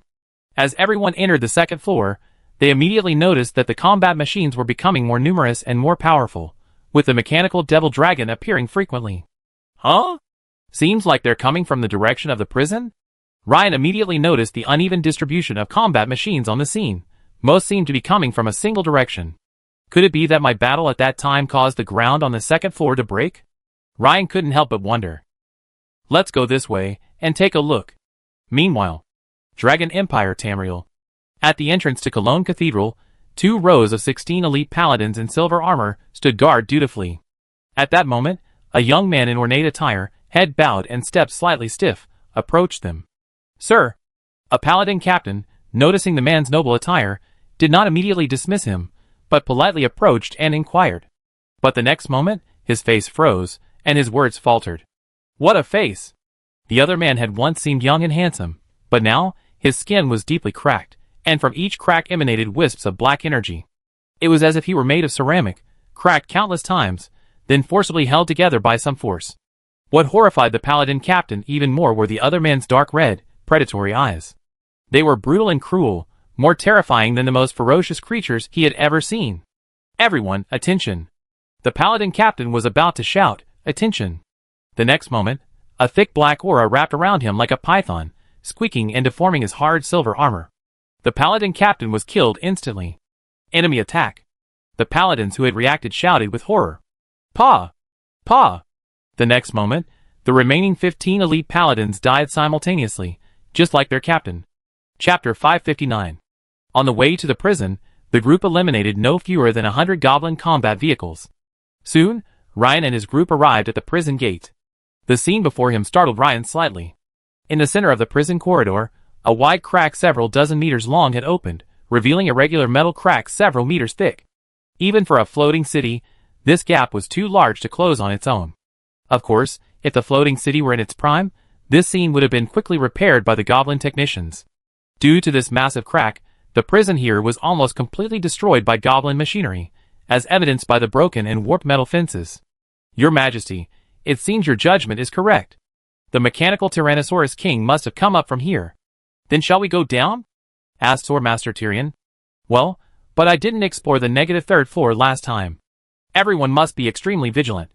The impact of this whisper is expected to intensify, Ryan warned. Having reached the peak of dawn, Ryan's visit this time allowed him to sense something even deeper. The entire floating city seemed to have a faint sense of oppression, like being trapped in a vast cage. However, this oppression didn't seem to be directed at living beings, but at the demons. Wait, Your Majesty, Ryan, how about letting me explore first? At this point, Dawn Wizard Og, one of the twin flame spirits, asked. Oh! I have a spell called Eye of Flame that can detect distant situations. Of course. Ryan nodded with a smile.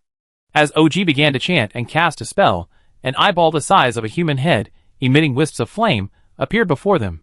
The center of the flaming eyeball was hollow, with a small, more vibrant flame within it, resembling a pupil.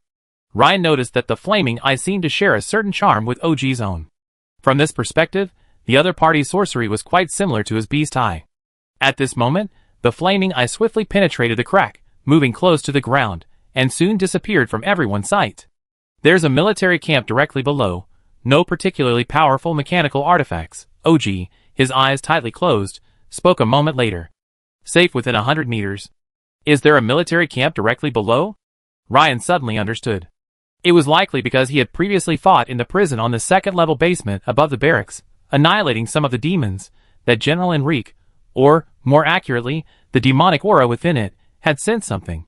This was what caused the mechanical Tyrannosaurus King to break through the ground on the second-level basement and charge up. Huh, strange. My blazing eye has disappeared. Suddenly, OG opened his eyes, a look of surprise on his face. Disappeared? But doesn't your blazing eye have a range of several kilometers? How could it disappear in less than 200 meters? Otto was equally puzzled. As a brother, Otto was naturally aware of the range and effects of OG's blazing eye. It seems to have been affected by something and disappeared. OG pondered for a moment, as if recalling his previous sensation. Wait, let me try again. 2 minutes later. I'm sure there's some kind of influence down there, Ogre said, his face grim. Are we still going down? At this question, everyone's eyes unconsciously turned to Ryan. Wait! The next moment, Ryan's figure vanished from the spot, reappearing in less than a second. It turned out that he had just performed shadow transmission. Although successful, it consumed several times more mental energy than before. The mental energy consumption was much greater, so there must be some kind of limitation, Ryan thought to himself. This scene immediately shocked everyone, but then they felt inexplicably relieved, as if this feeling of having something to rely on was quite good. It's not a big deal. There are some limitations here, so the effectiveness of some spells may be affected, Ryan explained. I see, everyone nodded. After everyone went down, they immediately felt the change. The whispers have a greater impact. Ryan immediately sensed the difference between the -3 RD and -2 ND levels. Although he could still resist normally, Hiram, a high-level wizard who had just reached the dawn level, frowned deeply. He quickly grabbed a concentration potion and drank it. The concentration potion was far more effective than the concentration amulet, providing immunity from the effects of these unusual whispers for a limited period of time. While the whispers at the -3 RD level can't distort a dawn wizard's will, they are already affecting their spells to a certain extent. Furthermore, the fog here has become even thicker. There should be some clues in the barracks. Let's look for them, Ryan said, looking around. Rounding the area were rooms extending from the metal walls, resembling square cave dwellings, quite regular. All right. A few minutes later, Hiram emerged from a room, holding up a burnt yellow diary with a hint of joy. He said, "Everyone, I found a diary. It should be the diary of General Enrique." Huh? It's been preserved? Swordmaster Tyrion raised an eyebrow, clearly surprised. Yes, these barracks have a constant temperature and humidity magic array, which is why it's been preserved. Even so, some of the text is probably blurred, Ryan said. He had seen some blueprints on the workbench on the second floor below ground, but they basically shattered at the slightest touch. Your Majesty Hiram, what's written in the diary? Otto approached with interest. Hold on, I translate for you. As the others gathered, Hiram, who was most fluent in the ancient goblin language, immediately began to whisper, I've always felt that the remains of the deity that the great sage Tamriel brought to His Majesty the Emperor were suspicious. However, after examination by over a dozen scholars, they have confirmed that they are undoubtedly the remains of a primitive deity from the Earthen Age. The Earthen Age? Ryan asked, puzzled. Well, this is an era even older than the ancient goblin empire of tens of thousands of years ago. Because almost nothing has survived, it's completely untraceable, Hiram explained. Ryan nodded. From the timeline, the ancient goblin age predates the murals previously discovered in the Cyrodiil Plateau by nearly 20,000 years, let alone the Earthen Age. Hiram continued, sure enough, His Majesty Thorson hasn't attended court meetings for several days. It's said he's been immersed in studying the remains of a god with the great sage Tamriel, and even Princess Amora can't persuade him. Over half a month has passed, and things are getting increasingly unsettled. Princess Amora, His Majesty's beloved, has been imprisoned. I quietly infiltrated the palace, and finally met His Majesty. He seemed completely like he'd lost his mind.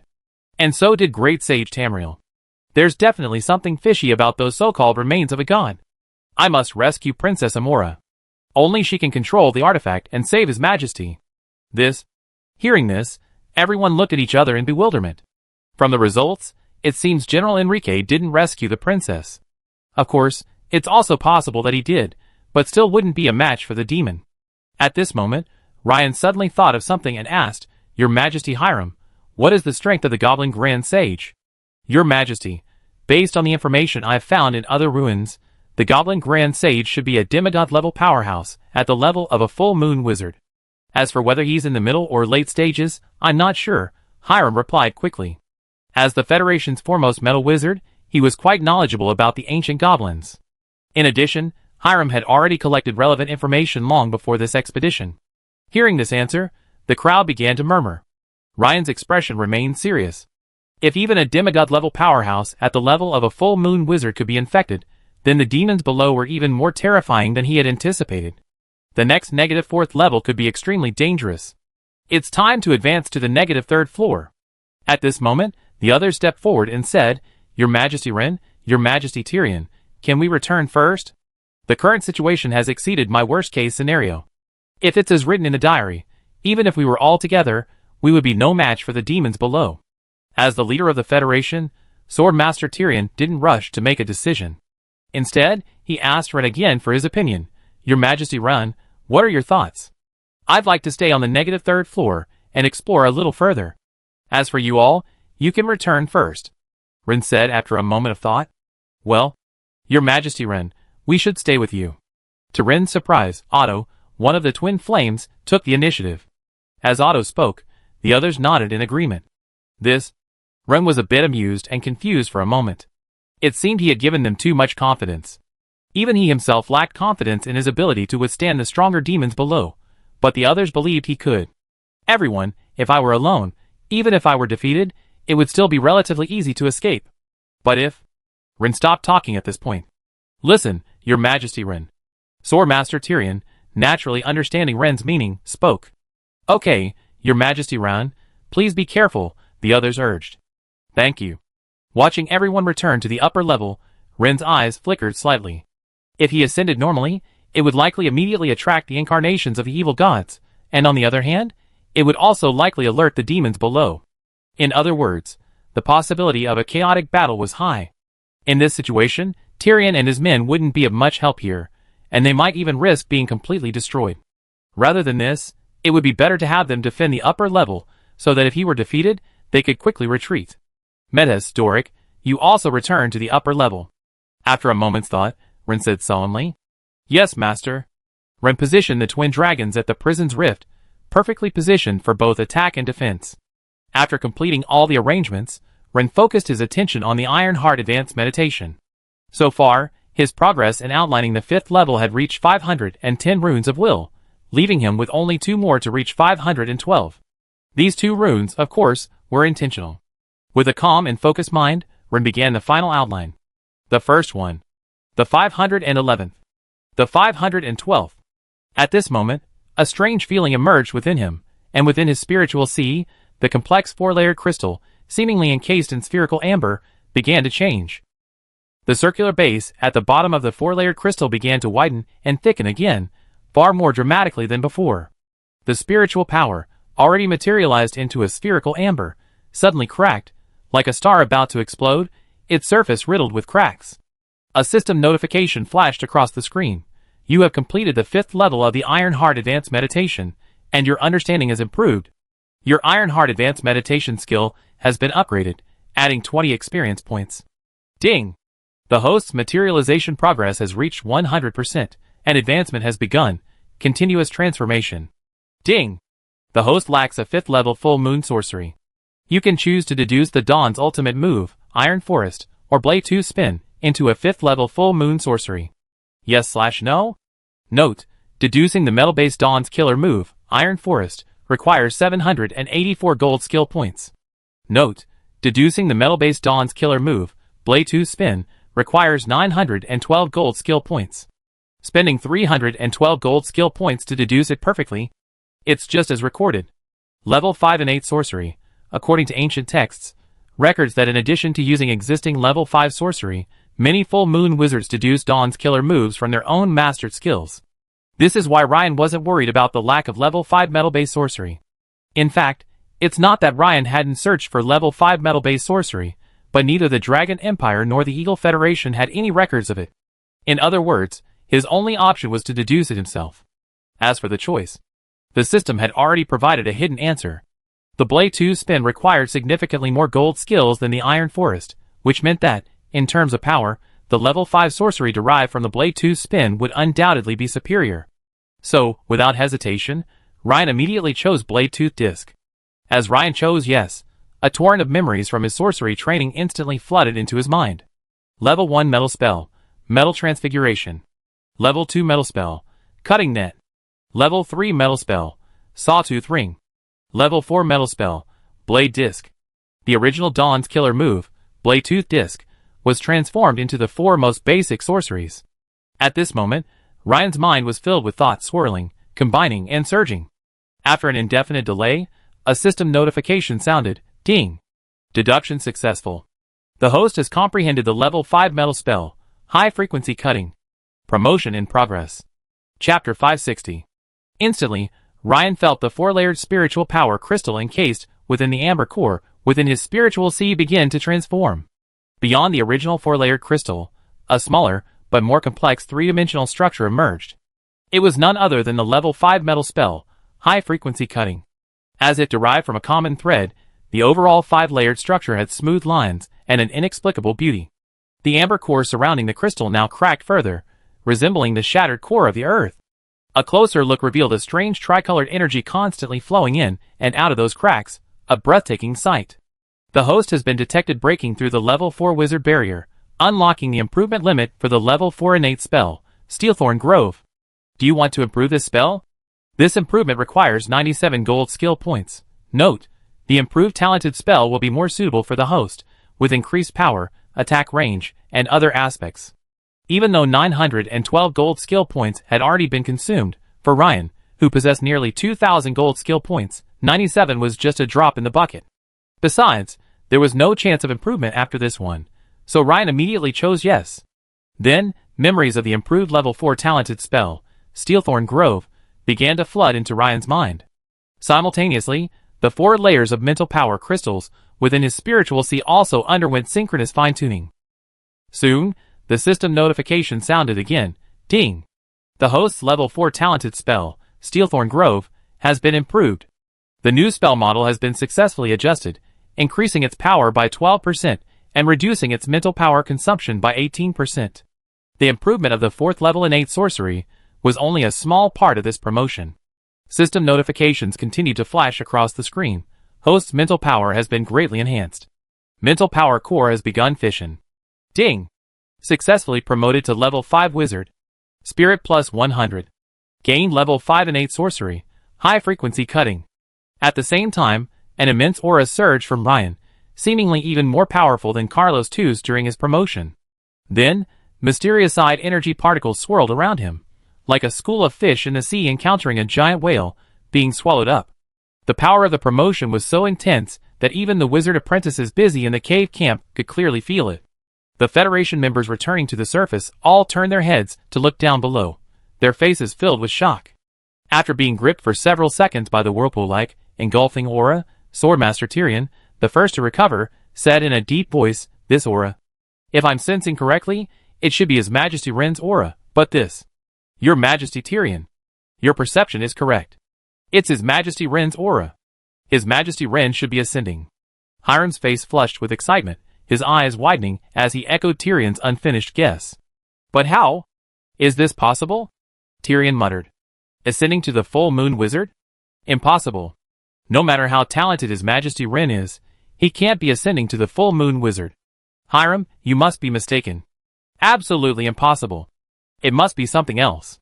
No, I've read ancient texts describing the scene of ascending to the full moon wizard. I'm 90% sure His Majesty Ren is ascending to the full moon wizard."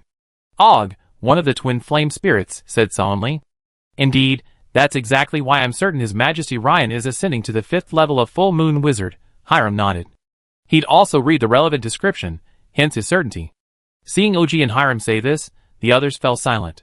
Clearly, no matter how much they hated to accept what was happening before their eyes, it was the truth. If it's true, His Majesty Ryan would be the first person in nearly 1,000 years to ascend to the full moon wizard level. But why would His Majesty Ryan choose to ascend within the perilous ruins of a floating city?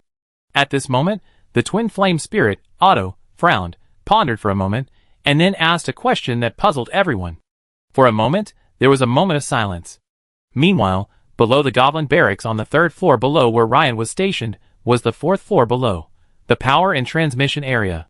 Amidst a dense web of thick metal pipes, a wandering goblin, previously shrouded in a dark aura, suddenly glanced upward. The next second, he was floating through the air, soaring towards the metal ceiling above.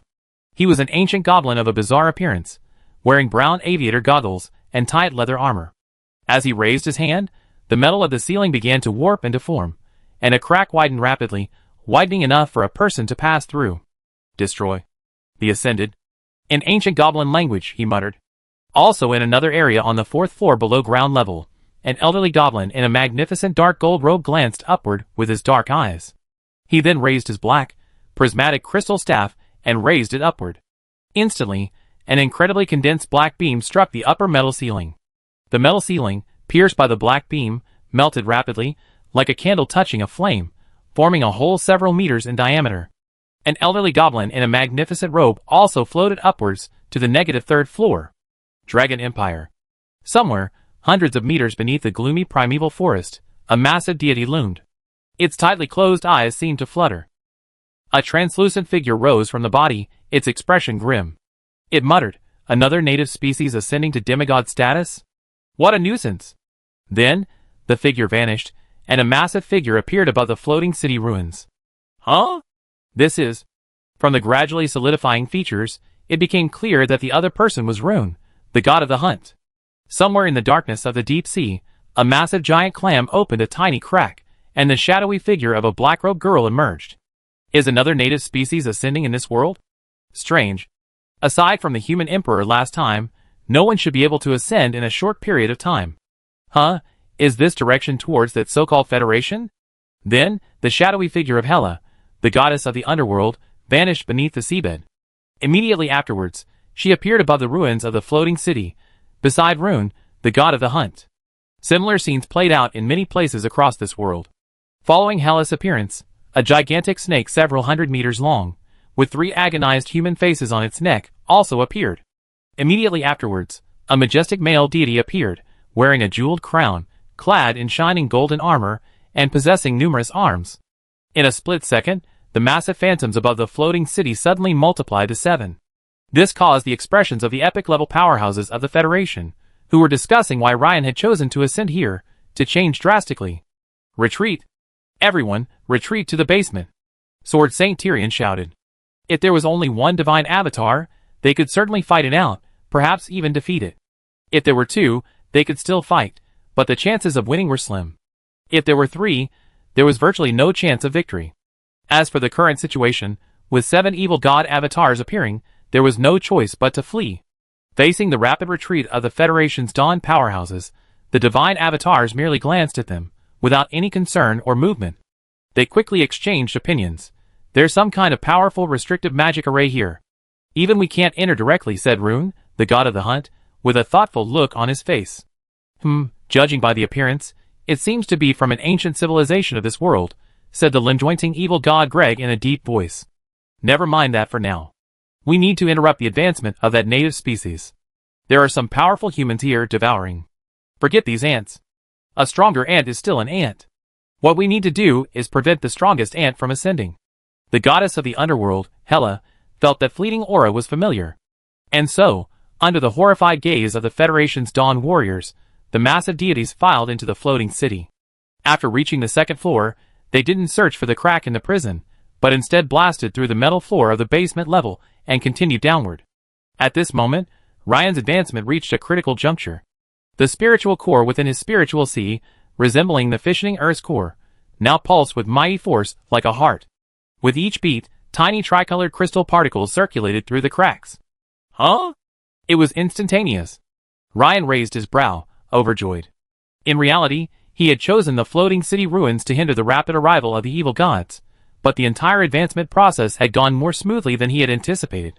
The system's intervention allowed his advancement process, which should have taken 10 minutes, to be completed in an instant.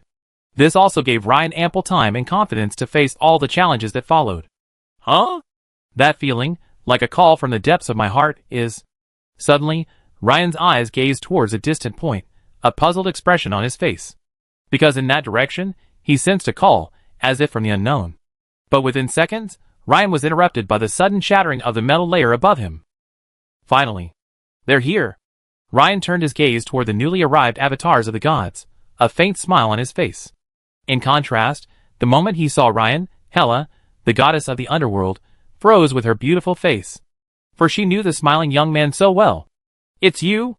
You, the blasphemer. She had never imagined that the one who ascended would be Ryan. It's you? Rune, the god of the hunt, immediately turned extremely grim. In the battle of Tamriel between the Dragon Empire and the Avatars, he had been defeated by this young man, becoming a laughingstock among the other gods. He considered it a profound humiliation. But he hadn't expected this young man to reach the demigod level they feared the most. Your advancement. How could it be so rapid? Greg, the evil god of limb reclamation, narrowed his eyes and spoke. Perhaps some secret technique was used, but it doesn't matter. His body must not have fully transformed yet. The combined power of our incarnations is more than enough to annihilate him. Run, the god of hunting, spoke in a stern tone. Just as the evil gods were about to attack, Hela, the goddess of the underworld, suddenly looked to the side and said, "Wait, there's movement over there." With a bang, a strange goblin, shrouded in black aura, rushed out from below. This is the Void Demon. As a deity, Hela saw through the essence hidden beneath the goblin's body at a glance, but precisely because of this, she was even more shocked. Weren't all the evil spirits in this world sealed away by Matilda? How could there still be one here? Hela, goddess of the underworld, blurted out. There's another one here, Rune, god of the hunt, said, turning his gaze elsewhere. Matilda? Ryan, standing nearby, keenly noticed the name. He had certainly heard of it. It seemed to be the name of the goddess of monsoons and the sea. Just as the 7 incarnations of the gods discovered the 2 ancient goblins shrouded in black aura, 2 goblins, clearly stronger than the goblin general, Enrique, also set their sights on the gigantic incarnations of the gods. I sensed the scent of delicious and tasty food. Yes, a delicacy delivered to your doorstep. Seeing this, Ryan nodded inwardly. As expected, the demons and the evil gods were also at war.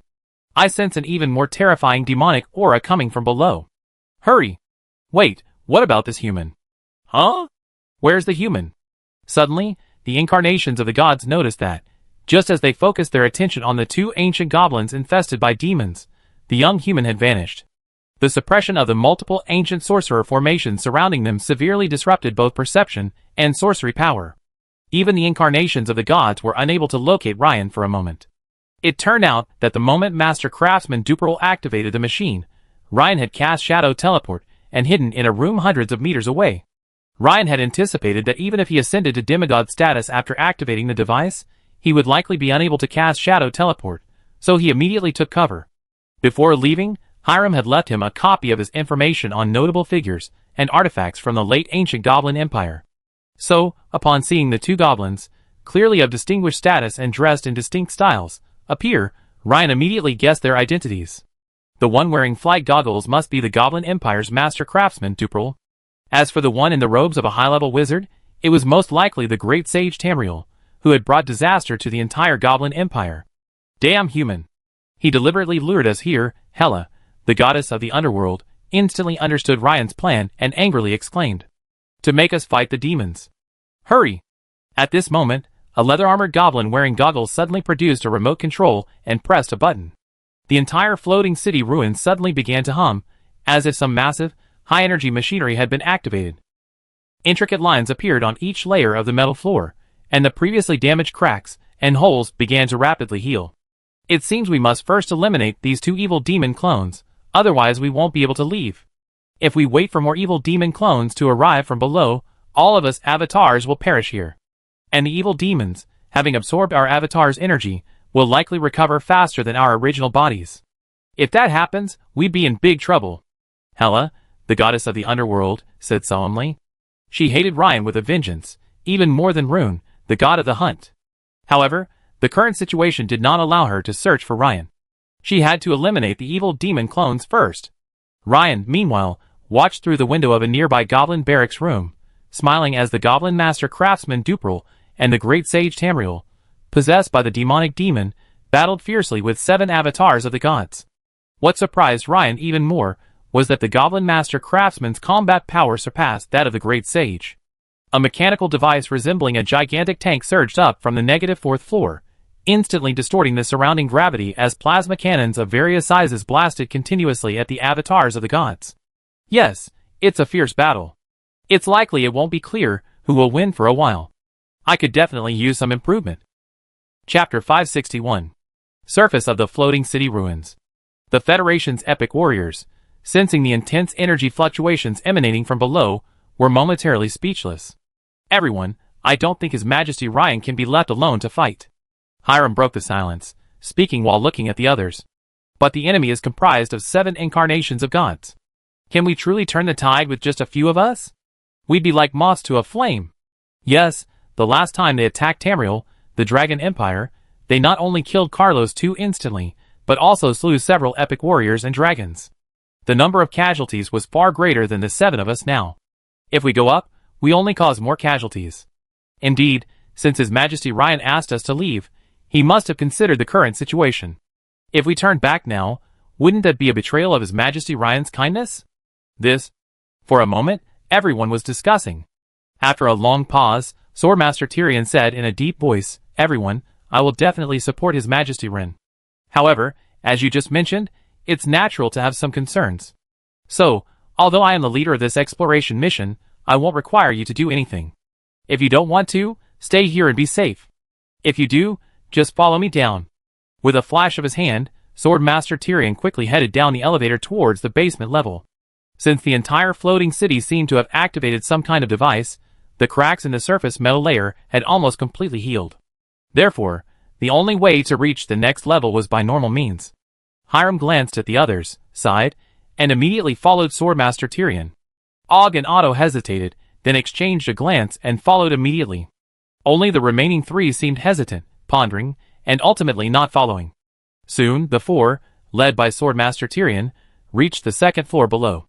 But after only a few steps, they stopped and stared ahead in astonishment. They saw 2 familiar dragons, the Black Dragon Metis and the Steel Dragon Doric, still on the 2nd floor below, having not descended. They believed the 2 dragons should be on the 3rd floor below, aiding His Majesty Ren in his battle against the incarnations of the gods. Even if the Steel Dragon didn't descend, the Black Dragon Metis, as His Majesty Ren's dragon companion, couldn't retreat in the face of battle. "Your Majesty, you aren't going down to help His Majesty Ren?" Swordmaster Tyrion's face darkened as he stepped forward and asked. "Everyone, it was the Master who told us not to go down yet. By the way, I suggest you don't go down now either." The Black Dragon Metis glanced at Tyrion and the other 3 with his enormous eyes, speaking calmly. Hearing Metis' words, Tyrion and Hiram exchanged a glance, confusion in their eyes. "There's a melee going on down there." Besides the 7 incarnations of the evil god Gobang, there are 2 ancient goblins infected by the evil spirit, seemingly named Great Craftsman Dupril Gaga and Great Sage Tamriel. The Steel Dragon Doric mumbled a vague answer to Tyrion's question, while chewing on a piece of unknown goblin machinery. "What?" Hearing Metis' words, Swordmaster Tyrion and the other 3 were suddenly a bit bewildered. Besides the 7 incarnations of the gods, there were also demonic clones. How could these 2 groups be clashing? "Where is Lord Ren?" "I understand." Hiram's eyes flashed, and he said excitedly, "I understand why Lord Ren chose to ascend in the necropolis. So that's the reason?" Hiram's words immediately drew the attention of the other 3. "Don't keep me in suspense, Hiram. Tell me," Swordmaster Tyrion urged, seeing Hiram stroking his beard, looking as if he had suddenly realized something but didn't get to the point. Wait, Lord Tyrion. Let me think about how to put it to you. Perhaps Lord Tyrion hasn't understood. Actually, I read in an ancient travelogue that the relationship between the Shah and the evil god seems hostile." "And what then? Aren't they also hostile to humans? Why would they fight instead of Lord Rain?" Tyrion asked, puzzled. "You all remember Lord Rain's ability to travel through the warp in front of us, right?" Hiram glanced at the 3 of them and smiled. "I believe Lord Rain has gone into hiding. That's why we're seeing the Shah clones, and the incarnations of the gods fighting fiercely down there now. As Hiram spoke, he glanced at the black dragon Metis, who looked at him with a look of contempt, and immediately realized that his suspicions were correct. I see. The brothers Oji and Otto immediately understood, their hearts relaxed, and the worry and solemnity on their faces faded considerably. His Majesty, Rin is truly cunning. Truly clever. The Sword Master Tyrion, who was under the most pressure, couldn't help but laugh. The current situation was far better than he had even imagined. Regarding the next step, regardless of whether the demonic clones and the incarnations of the gods could be defeated, everyone's safety was essentially assured. As the head of the Federation, he naturally felt relieved. As for Rin, on the Dragon Vein Wizard, Legend, class panel, he quickly found the Ironheart icon and checked the new description. Ironheart Advanced Meditation Level 13, with the added bonus of Metal Mastery Level 5. Metal Mastery Level 5. Passive, your control over metal energy particles increases 5-fold. 5-fold increase. This simple and straightforward description of the improvement delighted Ren. Compared to the 1-fold increase at Level 4, this is a tremendous improvement. As soon as he had achieved the promotion, Ren felt that mobilizing metal energy particles was now as easy as breathing. So here was the reason. Ryan raised his hand slightly, and a dark silver metal disc, approximately half a meter in diameter, spinning at high speed, appeared before him. The delay was almost imperceptible. The mental energy consumed was also negligible. This sorcery was the 5th level sorcery, high-frequency cutting, derived from Dawn's killer move, Blade 2's spinning disc. Thus, the two looked very similar in appearance, except that the vibration frequency of high-frequency cutting had reached an extremely exaggerated level. Furthermore, if Ryan so desired, he could always expand the diameter of the dark silver metal disc to several meters, or even over 10 meters, thus multiplying its power. For now, he was merely conducting a small test, so he kept the sorcery's power within a very small range. As the humming dark silver metal disc grew and shrank, Ryan instantly understood the gap between a level 5 full moon wizard and a level 4 dawn wizard, a gap far greater than the previous levels combined. When Ryan glanced at the attribute panel, he noticed a significant change in the mental power value in subsequent description. Spirit, 414, 1% fission. Ryan carefully sensed the pulsating mental core within his mental sea, resembling the cracked core of the earth. The description was remarkably accurate and vivid. Just as Ryan was considering whether to attempt a deduction of the full moon's killing move, something interesting occurred in the center of the battlefield on the -3rd level. He couldn't help but look up. Boom! With the combined power of the 4 divine incarnations, the complex mechanical device, shaped like a giant tank, that the ancient goblin master craftsman, Dupril, had remotely summoned from the 4th level, was completely destroyed. Dupril, inside, was also blown into several pieces. On the divine side, the devouring serpent of the secret snake cult suffered a severed tail and sustained significant injuries. Greg, the evil god of the limb reattachment cult, had dozens of arms on the left side of his body shattered. At this moment, a large amount of black smoke suddenly erupted from the top of the shattered giant tank. This smoke, like a living thing, swarmed towards the great sage Tamriel, who was still engaged in a fierce battle with the incarnation of the god. Not good. The power of the demon remains. Rune, it's merging into the body of the goblin you're dealing with. Hela, the goddess of the underworld, warned with a change of expression. In their original plan, 3 of them would be responsible for restraining the significantly more formidable wizard-robed goblin, while the remaining 4 would attack together. Besides eliminating this ancient goblin, who controlled numerous mechanical devices, they should also be able to directly destroy the demon's clone. Unexpectedly, the demonic power contained within this ancient goblin was surprisingly vast. This goblin possesses demigod-level power. Rune, the god of the hunt, was startled, then instantly understood. This was the only explanation for how such a vast amount of demonic power could be contained within him. It seems the demonic power contained within this place is far greater than we imagined. Damn it!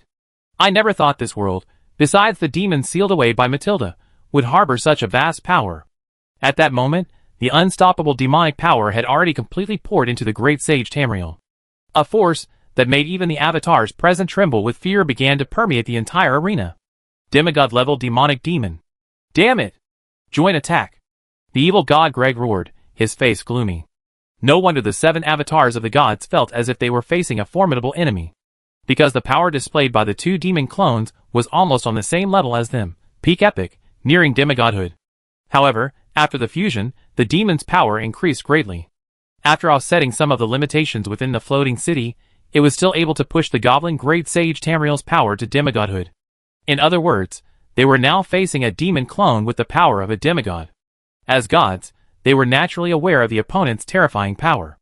Numerous blood-red rays, pillars of flame, dense black water vortexes, and lightning-fast black arrows bombarded Tamriel like a torrential rain.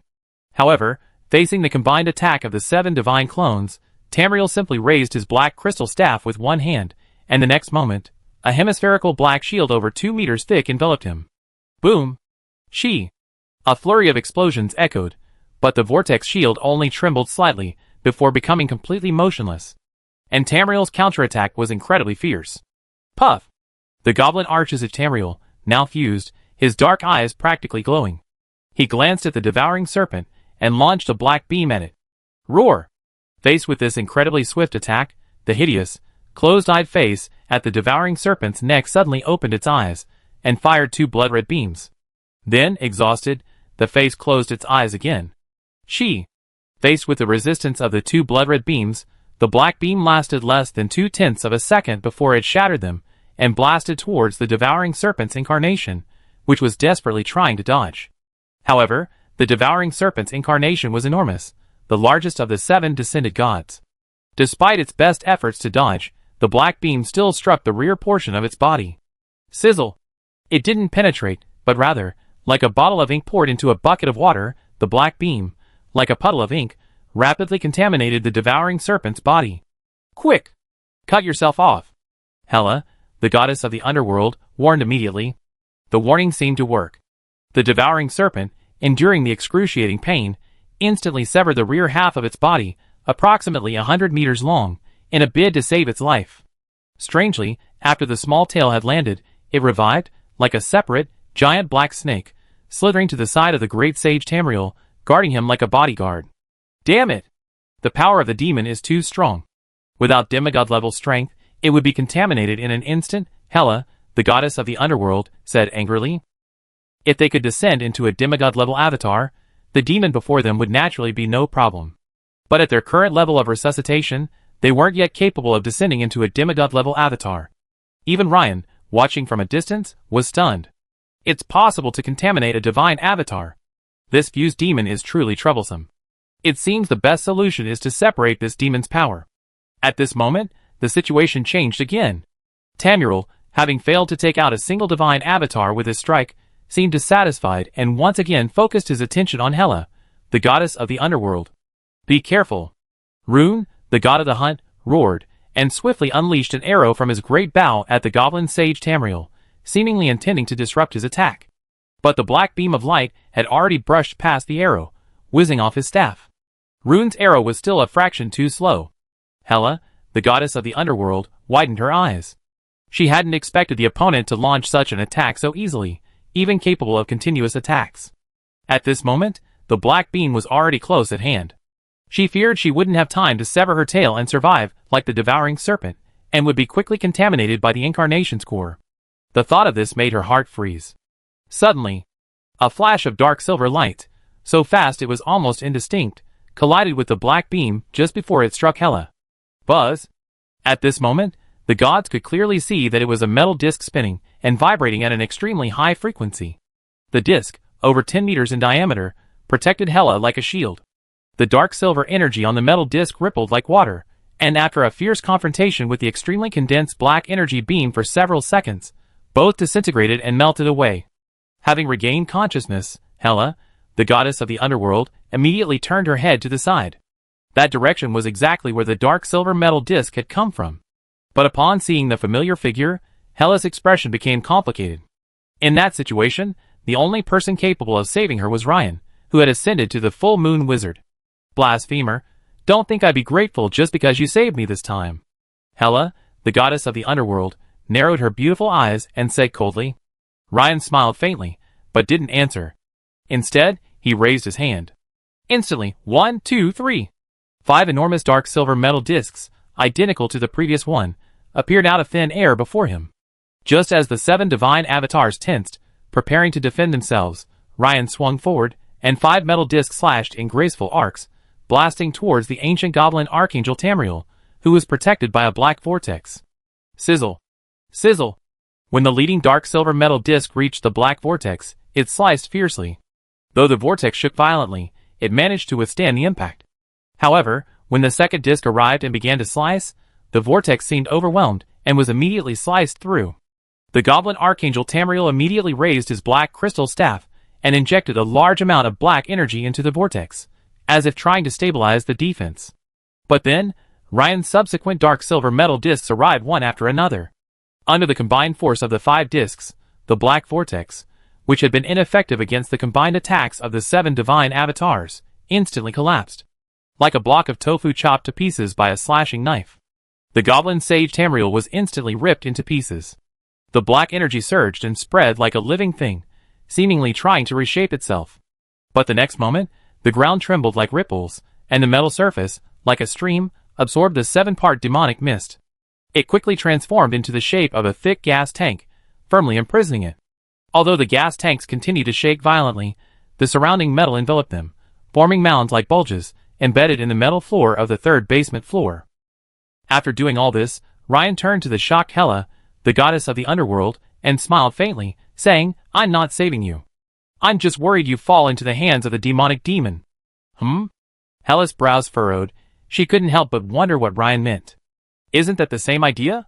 It's different because, even if you're going to die, Ryan explained with a smile, seemingly understanding Hela's thoughts. Your death must come at my hands, so it won't be wasted. Chapter 562. In fact, facing Ryan at this moment, the incarnations of the gods still felt a little guilty. Each avatar's arrival represents a tiny drain on the original god's divine power. If the projection consumes only a few 10,000ths of its power, or at most 1,000th, then the incarnation consumes 1%. If this happens too often, it will greatly slow the original god's recovery, which is why the gods are reluctant to see their incarnations perish. Just as the gods were still pondering what Ryan meant by waste, Ryan said nothing. Instead, he raised his hand and waved it, unleashing a full-strength level 5 sorcery, high-frequency slash, at the gods. Instantly, the attack that had killed the great sage Tamriel reappeared. 5 massive, buzzing dark silver metal discs struck the incarnations like lightning. Quick! Split up. Rune, the god of the hunt, who feared Ryan the most, shouted first. The gods' avatars had already expended considerable energy in their recent battle with the demon.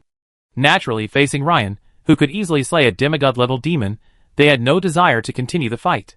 On the other hand, the gods also considered that Ryan was only one and unlikely to catch up with them all. If sacrificing one could ensure the survival of the other 6, it would be a win-win situation. As for which one would fall, that depended on their respective strengths and abilities. Run, the god of the hunt, and Hela, goddess of the underworld, both cleverly fled in the same direction as the devouring serpent. Because the injured devouring serpent was always a bit slower, its speed was still a bit slower. These 3 perfectly exemplified the saying, when encountering a tiger, you don't need to outrun the tiger, you just need to outrun your companions.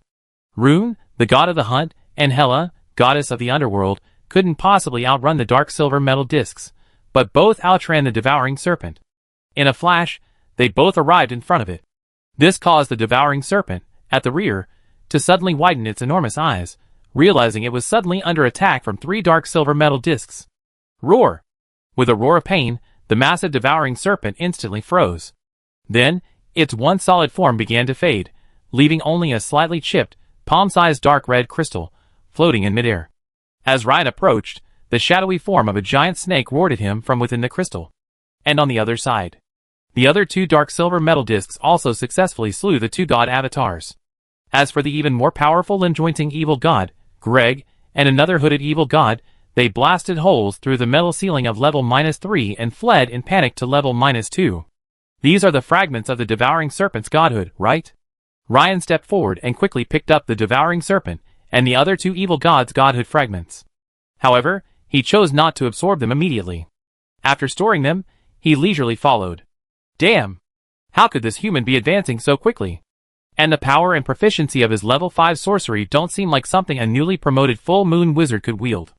Instead, they resemble those of a seasoned full moon wizard. As Rune, the god of the hunt, fled, he recalled the scene of Ryan slaying the demon clone and the devouring serpent, and a flicker of fear crossed his eyes.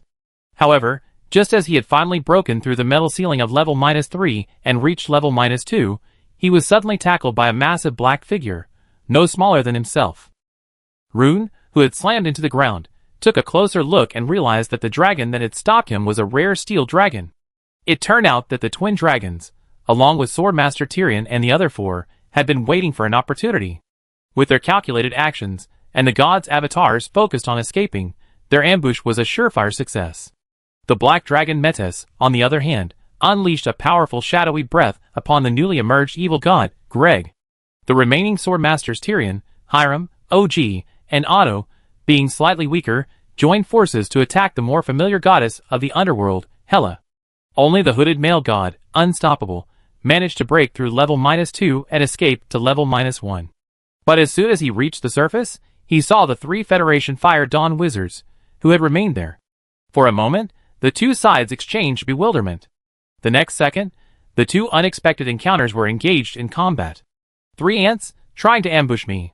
The hooded deity roared angrily, raising its hand and sending forth a cloud of grey dust. The 3 Federation Fire Dawn wizards frantically resisted, but in this moment of haste, they could only rely on their innate magical powers. But facing the wrathful blow of a peak-level Dawn god incarnate, how could they so easily withstand it? Furthermore, this hooded deity was the one the plague cult worshipped and venerated. Every move he made was laced with deadly poison. Redness, swelling, pustules, and yellow effusions rapidly appeared on the 3 Federation Fire Dawn wizards. Then, their skin began to rot and decay, like a wax figure placed in a blazing fire, instantly losing its human form. Only a small amount of foul-smelling pus and fabric fragments remained on the ground, proving something had just been there. As for Ryan, he had already reached the 2nd floor below. Blasphemer, don't get complacent. Swish. As 2 dark silver lights intersected, Hela, the goddess of the underworld, was caught in a flash of shock and fury. Before she could finish her words, her avatar was shredded, leaving only a fragment of black divine power floating in the air. Ryan moved quickly, pocketing the fragment and nodding his thanks to the Swordmaster Tyrion and the other 3 nearby. He then focused his attention on the limb-removing evil god, Greg, who was locked in a fierce battle with the black dragon Metheus. Greg, startled by Ryan's gaze, froze and, despite the injury to his left arm, he charged upwards. Just as he had barely broken through the metal ceiling of the basement level, 3 dark silver lights flashed past him. Instantly, another fragment of the divine power fell. 5. Ryan flashed and picked it up. This scene caused Rune, the god of the hunt, who was locked in combat with the steel dragon Doric, to suddenly shrink. "I be back." With a roar, a violent explosion echoed. Ah!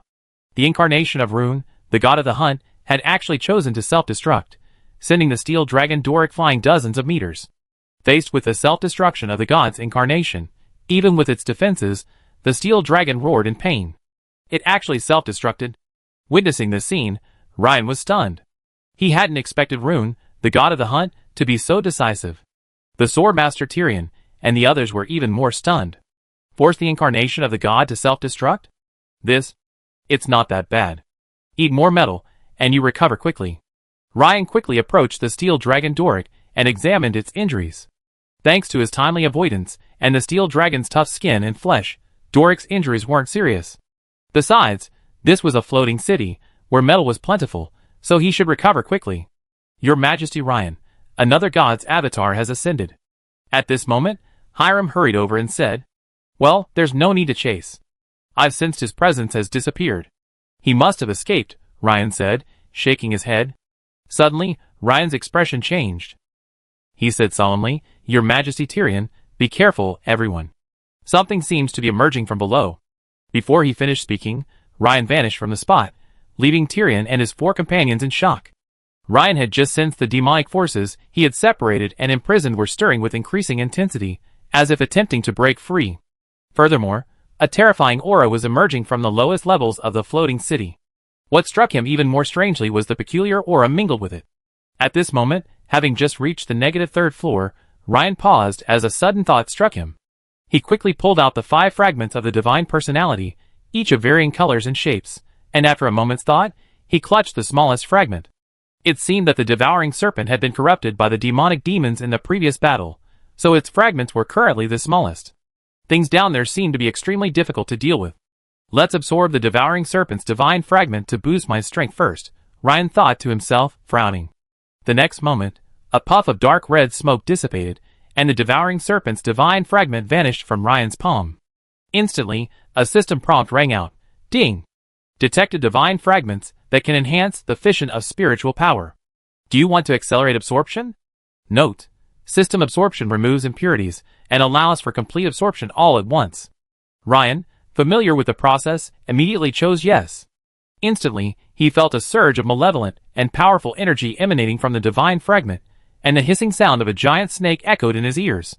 This had no effect on Ryan, but in reality, Dawn wizards like Hiram and Og would likely be quickly affected by the evil god's lingering will and become distorted.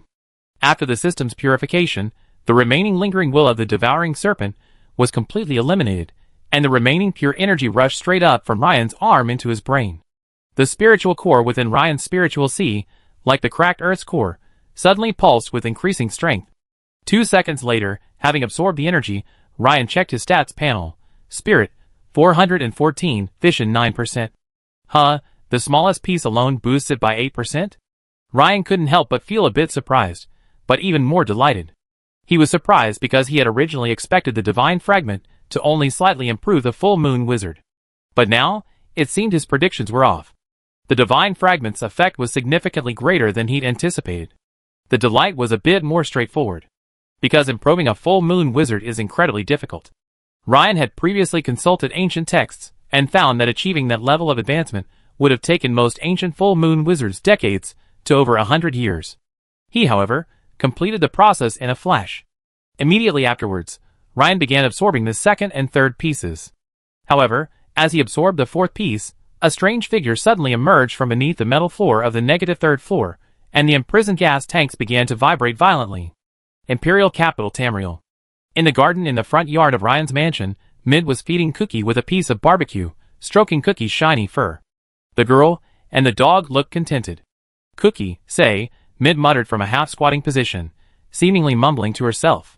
But then, Cookie's head, which had been lying flat on its back, suddenly lifted, and his half-closed eyes suddenly widened, gazing at the distant sky. This sudden action naturally interrupted what Mint was about to say. Woof! Woof!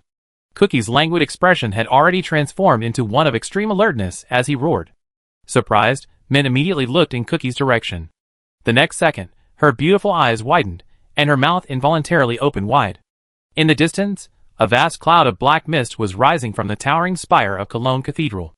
If it were just black mist, it wouldn't be surprising, but this mist was like a living thing, constantly surging. Even from a considerable distance, Mint could vaguely make out what looked like sharp claws within the mist, a ferocious maw occasionally emerging. It was as if some terrifying creature was entrapped within the mist, about to break free. Just staring at it, Mint felt a surge of extreme fear in her heart. Sister Lagley. Sister Claire. Mint shuddered and shouted. With a whoosh, the graceful Claire darted out of the villa. Soon, another slender and agile figure appeared beside Mint, Lagley. As soon as they emerged, both women looked in Mint's direction, their expressions instantly becoming extremely solemn. While neither of them was at the pinnacle of the empire, they had both reached the peak of the quasi-legendary realm. Even so, the moment they gazed at the black fog, a strong sense of dread welled up in their hearts. At this moment, Griffin Knights were already charging towards the black fog from the sky. However, before they could get close enough, they were trapped in midair by the wisps of black fog that stretched out. Even the Imperial Griffin beneath her crotch was restrained tightly, and cried out in pain. No matter how the Griffin Knights struggled, the lingering black mist seemed like morphing steel, impossible to break free from. After just a few seconds, the Imperial Griffin Knights suddenly twitched as if struck by electricity, then surprisingly regained their mobility. But to their horror, the enemy actually turned and engaged the Griffin Knights charging in the other direction. Controlled?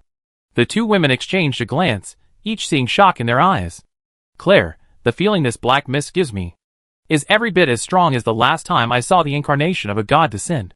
Perhaps even more powerful. Because the barbarian girl had used the most primitive means to break through, she was naturally wary of danger. Her pretty face was pale, and beads of sweat were already beating on her smooth forehead, clearly sensing the immense danger. Yes, Logger, let's organize an evacuation immediately, Claire said after a moment's thought. She had a feeling the Imperial City might not be able to withstand the attack this time, as the black fog's terror seemed even greater than that of the gods. Luckily, after the last battle in the Imperial City, Ryan had discussed with her how to evacuate quickly in the event of an emergency. Ong! Suddenly, a resounding dragon roar echoed from the sky. The Imperial Dragon Knights, who had always avoided direct view of the general public, now appeared unreservedly above the Imperial City. 1, 2, 8. And the number is still growing. Now, there was no need for any announcements or alarms. The entire Imperial capital of Tamriel was seething like boiling water. Everywhere were panicked citizens, and nobles frantically ordered their carriages to move quickly and flee. For a moment, the Imperial capital was filled with screams, cries, and angry shouts from men and women of all genders, ages, and backgrounds. In midair. Oh no! It's a demon! Ancient demons have escaped the suppression of the goddess church. How is this possible? Explained Workmas, the oldest and most powerful Imperial guardian among the Imperial warriors. What? A demon? Many Imperial guardians, who had heard the name, paled. Chapter 563. As Ryan absorbed the fourth fragment of his godhead, he shifted his gaze from the attribute panel to the newly emerged strange figure. Why was it strange? That's because, to be more specific, there were actually two people. The majestic old goblin below him, like the previous high-ranking officials of the Goblin Empire he had met, had cracked skin, but the black aura was thicker than anything Ryan had ever seen. Strangely, above him, a seemingly incorporeal goblin girl in elaborate attire wielded a strange golden weapon, which she thrust into the domineering old goblin's spine.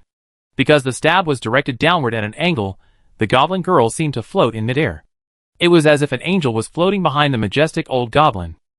The two of them approached in a strange manner. Another strange thing was that, although the majestic old goblin appeared to be extremely powerful, his pace was not very fast. Each step seemed to be as if he were carrying a heavy weight. This gave Ryan the feeling that the ornately dressed goblin girl was resisting, or rather, restricting the actions of the majestic old goblin. The last goblin emperor, Thorson Glenn? Is that the one floating, the goblin princess, Amora Glenn? A fight between father and daughter? Just as Ryan was sizing her up, she noticed him and suddenly fixed her dark, gleaming eyes upon him. Unlike facing the 7 incarnations of the gods, this gaze sent alarm bells ringing in Ryan's heart. Ryan's eyes narrowed. It was clear that the other party's strength surpassed his own. After absorbing 4 fragments of the divine power, his spiritual fission value had reached 37%, leaping directly past the early stage of the full moon wizard and reaching the middle stage. Even so, Ryan felt a faint sense of dread as he faced the last emperor. In fact, the contest of strength between the two had already begun from this moment. The gas cylinders Ryan had used to contain the demon's power seemed to be tugged at by immense force, trembling constantly, undoubtedly influenced by the other party. Of course, Ryan wasn't completely inactive.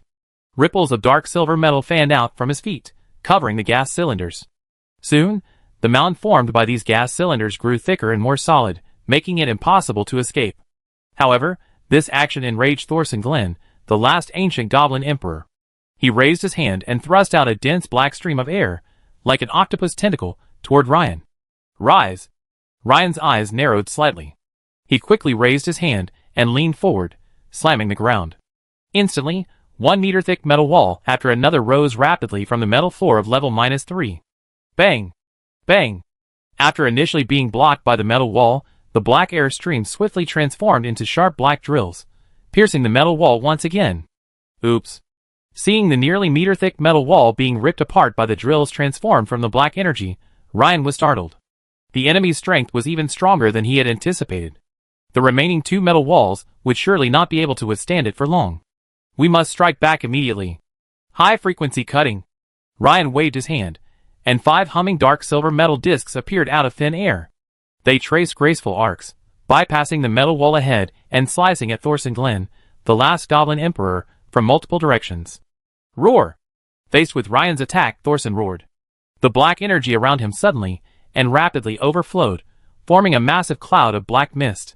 Simultaneously, several sharp black claws emerged from the mist, clawing at the incoming dark silver metal disc. Sizzle! A shower of sparks erupted as the high-frequency vibrating metal disc penetrated a little before being firmly grasped by the black claws. Immediately, more black claws emerged from the black mist. For a moment, each metal disc was under attack from a multitude of black claws. Bang! As the first metal disc shattered, the remaining 4 also shattered. This scene made Ryan's expression even more solemn. Although his level 5 sorcery, high-frequency cutting, wasn't a full moon ultimate move, with his exceptional affinity for metal elements and the fivefold amplification of his Ironheart advanced meditation, Ryan believed its power was no less than that of a typical full moon ultimate move. Even so, the opponent seemed to repel his attack without much effort. Perhaps it's because metal magic doesn't work against him. What about fire magic? The situation left no time for Ryan to dwell.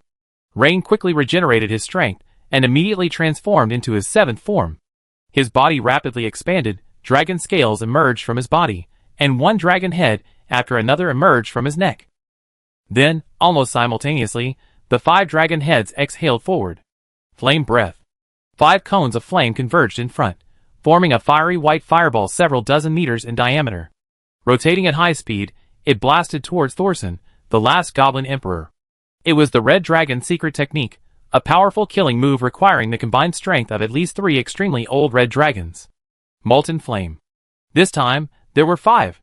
The power was even greater than the high-frequency slash that Ryan had just unleashed. The black energy emanating from Thorson's body also converged, forming hundreds of black drills that blasted towards the massive fireball. Boom! Instantly, the space within the negative 3rd floor was filled with a blinding white light, so intense it seemed impossible to look directly at. 1 minute ago. Negative 2nd floor. After hearing Ryan's instructions, Swordmaster Tyrion and the others exchanged a momentary glance, then a look of hesitation. In reality, both Tyrion and Hiram knew that the one who garnered Ryan's respect must be even more powerful than a deity incarnate. Not just one, but 7 deity incarnates. But with their strength, even holding back a single deity incarnate would be incredibly difficult. Therefore, if they went to help, they probably wouldn't be able to do anything. However, as friends and members of the joint Imperial and Federation exploration team, it felt a bit unreasonable to watch Ryan fighting alone down there.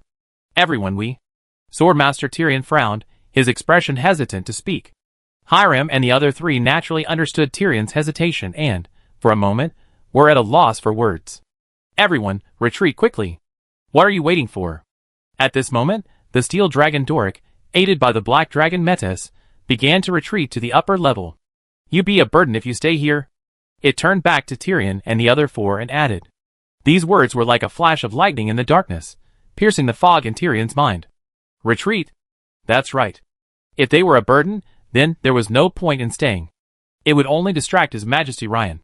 Besides, His Majesty Ryan possessed some kind of warp-traveling ability, so even if there was danger, he should be able to escape it safely. Soon, the 2 dragons and 4 others reached the surface. Huh? Where are Robert and the other 3? Hiram glanced around in confusion. He didn't see the 3 fire-based Dawn Wizards, who had stayed behind, Robert being one of them. Did they retreat to the cave camp first? Og turned around and looked around in confusion. No, look over there, said Swordmaster Tyrion, his face stern as he pointed to 3 pools of ichor on the ground to the right and in front of them. This is... Otto said in horror. Well, remember a god incarnation just escaped. Robert and the other 2 must have encountered them, and then... It was indeed them. Robert's scorching orb is still there. Og, his face equally grim, pointed to one of the pools. Amidst the pus, a round, corroded, and somewhat dull, fiery red crystal ball could be vaguely seen. The identities of the 3 men were now self-evident. Faced with their deaths, Tyrion and the others were in a solemn mood. After all, they were also part of the exploration team, but they had chosen not to join them in supporting Ren. From another perspective, they risked their lives to save others and were safe, while those who had retreated prematurely to avoid the risk met with disaster. For a moment, the 4 men were at a loss for words.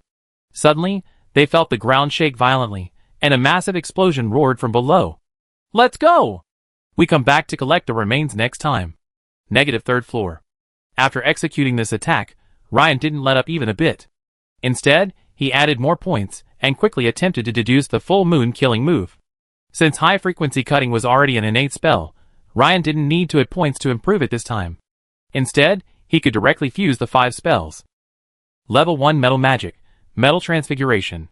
Level 2 Metal Magic, Cutting Web. Level 3 Metal Magic, Serrated Ring. Level 4 Metal Magic, Bladed Disc. Level 5 Metal Magic, High Frequency Cutting. The system prompt immediately rang out. Ding! Host has grasped the prototype of the full moon killing move. Yes/no. Expend 1349 gold skill points to perfect it. Without hesitation, Ryan stared intently ahead and immediately chose yes. I'd saved up so many gold skill points specifically for upgrading. Even though this upgrade would deplete my stockpile, Ryan didn't feel the slightest bit of regret. If any other full moon wizard had attempted to deduce the full moon killing move, it would likely have taken them hundreds of years. Instantly, a torrent of memories from his magical training flooded into Ryan's mind, as if he had been in some mysterious dimension, repeatedly practicing the coordination of these 5 spells for centuries. For a moment, hundreds, perhaps thousands, of magical glints streamed through Ryan's eyes, and his understanding of these 5 spells had completely merged into one. Ding! Deduction successful. The host has mastered the metal-type full moon killing move, high-frequency blade. Suddenly, alarm bells rang in Ryan's mind. A figure shrouded in black energy burst out of the smoke and dust of the explosion and rapidly attacked him. Ryan's eyes narrowed, and he raised his hand. Suddenly, a dark silver, high-frequency vibrating metal, not circular but more like a chainsaw, appeared in his hand. Full moon killing move, high-frequency blade. The last Goblin Emperor, Thorson Glenn, charged towards Ryan. His powerful body, shrouded in black energy, flashed a dark silver light, and then his entire body froze. The layers of black energy, resembling the tentacles of a black octopus, were simultaneously severed. Thorson was cut in 2 horizontally at the waist. Due to inertia, each half rushed forward for dozens of meters before falling to the ground with 2 clatters. Whoa! Just as Ryan let out a deep breath, feeling relieved, his eyes suddenly widened.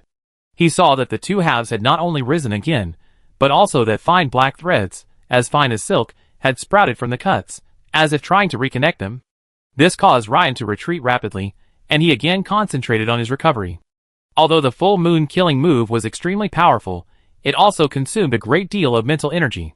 The more difficult problem was that even the full moon killing move Ryan had just unleashed seemed incapable of defeating the last Goblin Emperor, who had been infested by the evil spirit.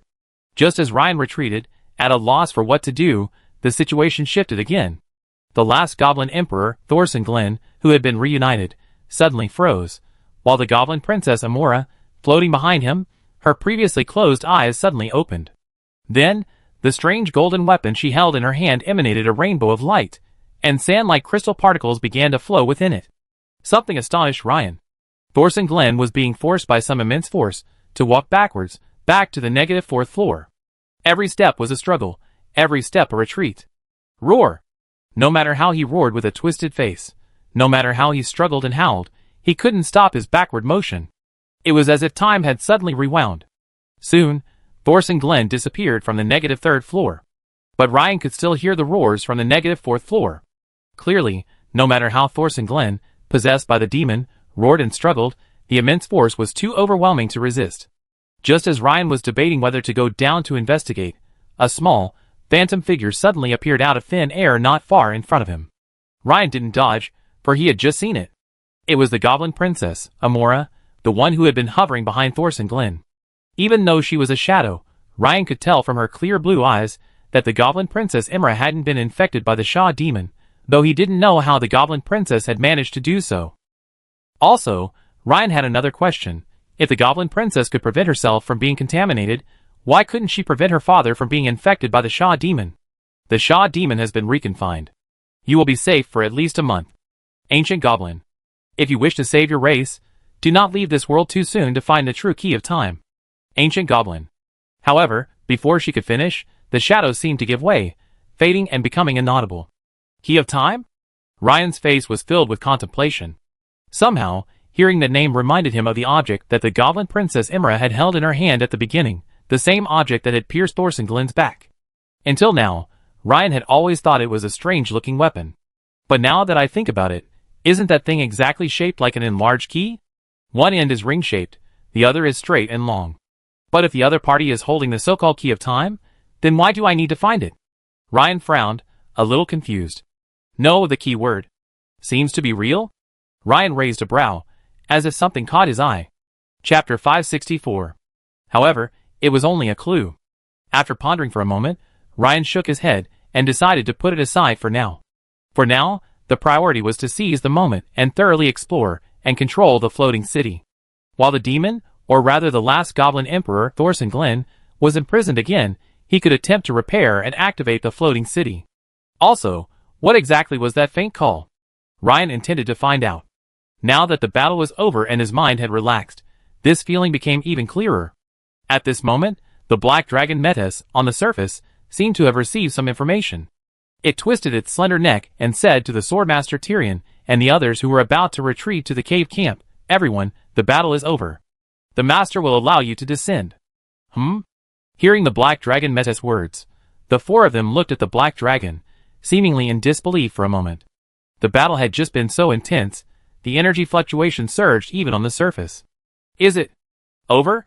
"Well, the master asked you to go down, saying that repairing the floating city is a very troublesome task, and there are other trivial matters besides," the black dragon Metis said solemnly. "Repair the floating city?" Upon hearing this, Hiram, the director of the Federal Mechanical Research Institute, his eyes widened and then lit up.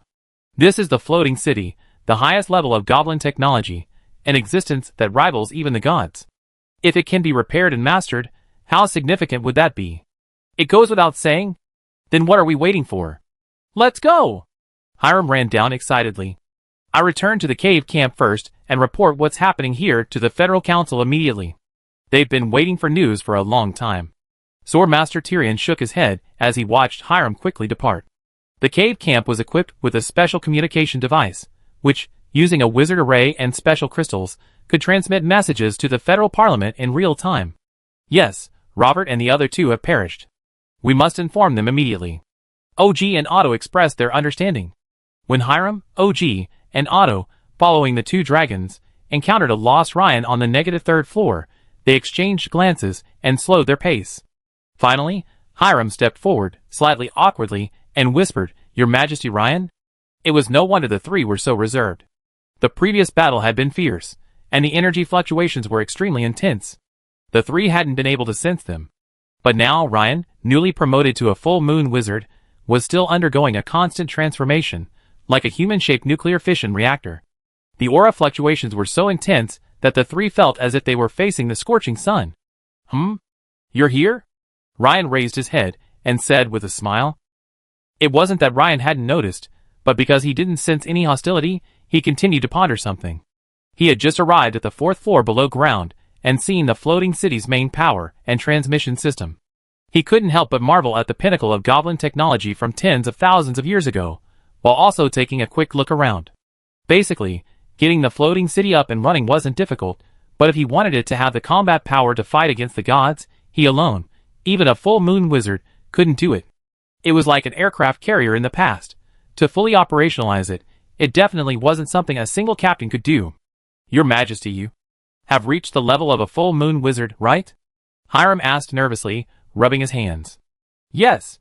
Ryan didn't deny it. "Hiss."